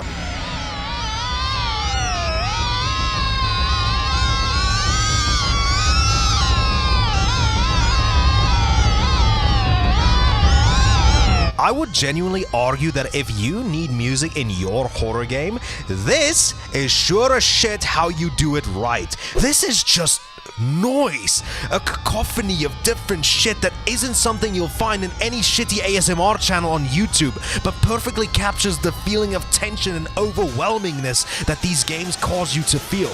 And I feel that Silent Hill 1 still is the master of creating shit that captures the feeling of fear in any music track. But I'm gonna be showing off one of the new kids on the block that I would argue did sound design almost perfect as well. A little game called Murder House. Now this is probably one of the best horror games I've played, period, and it really makes me want to take a look and see what else Puppet Combo was able to cook up. But if there's two instances in the game that I want to give a shout out to for just pure sound design, it's without a doubt in the intro in the mall, and when you notice that your tires and your entire car is fucked on the outside. But I don't even think I really need to explain why the sound design, I'd argue, is perfect in these sections of the games. I'll just let you listen to it for yourself.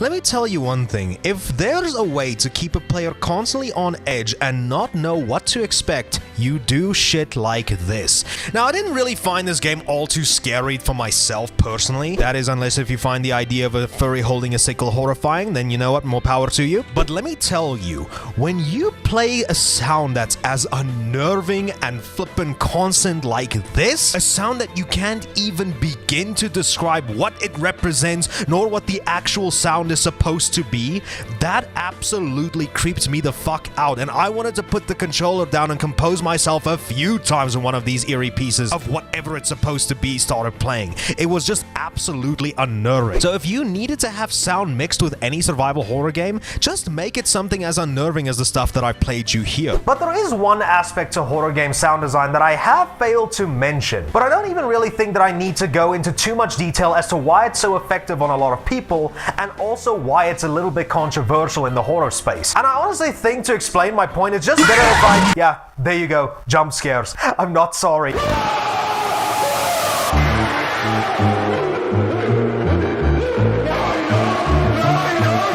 Now, we've talked about mechanics, we've talked about settings, we've even talked about the noise. But no survival horror game would be complete without the one thing that you need to survive against, and that is whatever enemy the game throws at you. And I'm not sure if anybody has really sat down to think about this, but what makes a survival horror game antagonist scary goes way deeper than what you might think. But let's not get too far ahead of ourselves yet. Whether it be the shambling corpses of those who once walked among the living, to people tortured to the point where reason is no longer something they have a grasp of, to these warped and twisted things that might once have been human, but are just now a moldy mass of flesh that barely resemble who they once were, to just these indestructible monsters that you have no hope of fighting back against, a good enemy and a healthy variety of them is easily what makes a great horror game. But there is way more to a good enemy than just like in something like Resident Evil, having zombies be your main foe for 90% of the game, and then just out of nowhere, this scaly with an incredibly massive cake takes its place to give you a new challenge.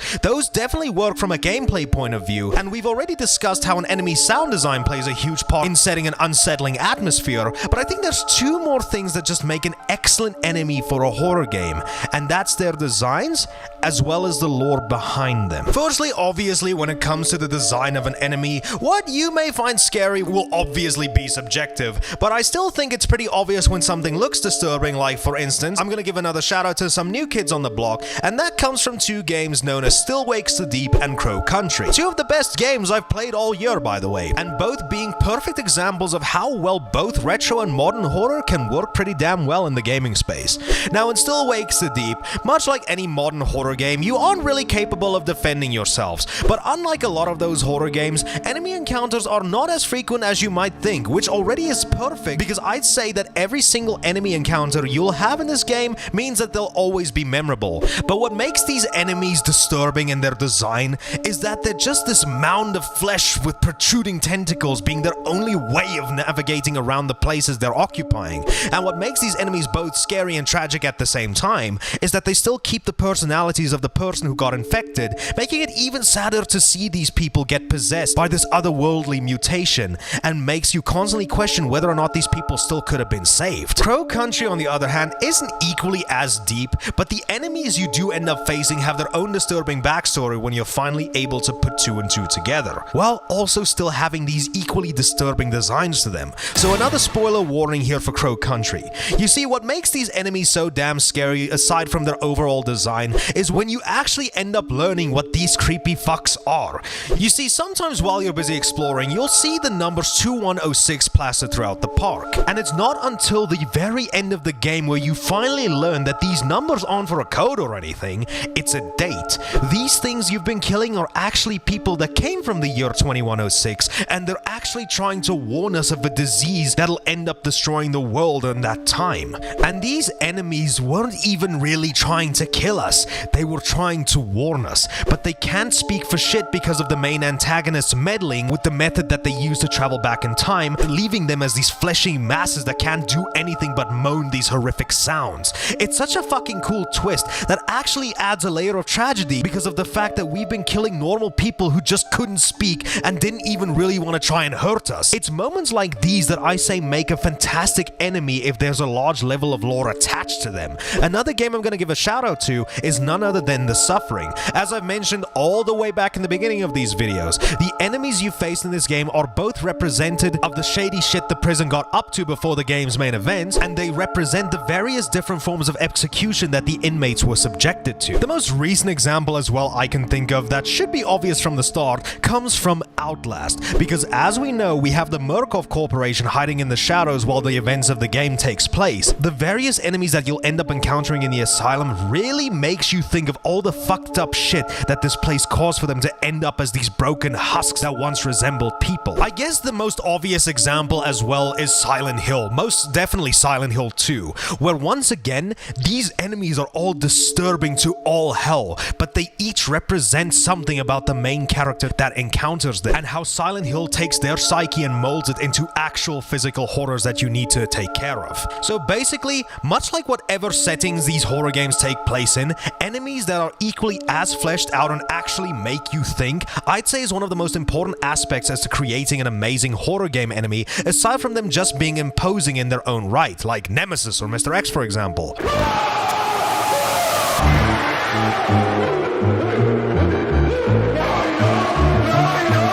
I'm just gonna start off this section by saying a humongous thank you to everybody who stuck all the way to the end of this video. This was a massive project, as I'm sure you can no doubt tell. And I do hope that this video's length is indicative to how much I absolutely love this genre. And hopefully it gives you something extra to think of next time you launch Doki Doki Literature Club. But with all of that out of the way, let's finish this video, shall we? What is it that makes survival horror games such a massive addiction?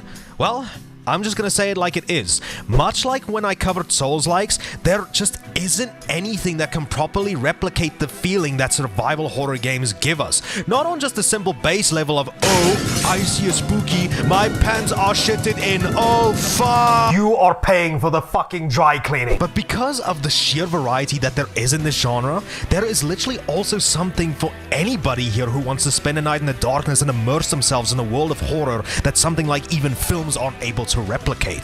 Whether or not you just want to be alone in this unforgiving world with no way of defending yourself, just trying your best to hide away from the threats that's after your ass, or if you just want to use that last bullet to take out the thing that's been pursuing you for the entire game, it just once again gives you that rush that no other genre can replicate. And even that feeling of satisfaction from beating a puzzle after exploring every nook and cranny for you to later get that aha moment is incredibly satisfying. But for me, while all of those elements I've just mentioned are ingredients as to why I find horror games so damn addicting, it's a genre that really just has a lot more going on under the hood than just normal spooks and sandwiches. No, some of these games really just make you think by incorporating elements of lore to the world or to the enemies you'll be facing, but honestly, something I haven't really mentioned, sometimes the themes that some of these games tackle are pretty damn compelling and really gives you something to think about once the credits roll. A lot of games can tackle a fuck ton of stuff that other games wouldn't really be able to cover, like mental health, abuse, and all sorts of shit that unfortunately are real problems that we face in the world. And horror games are just an outlet that allows us to see what the developers' interpretations of these kinds of problems in their own artistic way. And I think that's absolutely something that makes playing horror games worthwhile. Now, there is unfortunately one sad thing about all of this though. While you can appreciate everything like the lore, the enemies, the gameplay, and all sorts of stuff like that, unfortunately, you really won't be able to ever experience every single aspect that makes a horror game special once everything is said and done. The spooks, the surprises, everything just turns into a checklist once everything is said and done. And I think that's probably the one only real issue with horror games. But at the same time, that's okay, because the experiences you had in those games are pretty much rewarded, because they just reward you for the amount of dedication you put into them. But also on the bright side, if you're starting to grow a little bit tired of one particular game, whether you're itching for some classic fixed camera angles, first-person spooks, or fuck it, even 8-bit throwbacks to what these games were trying to be when they started out, there's no short supply of great horror games waiting for you for whenever you need something that needs to scratch that addiction.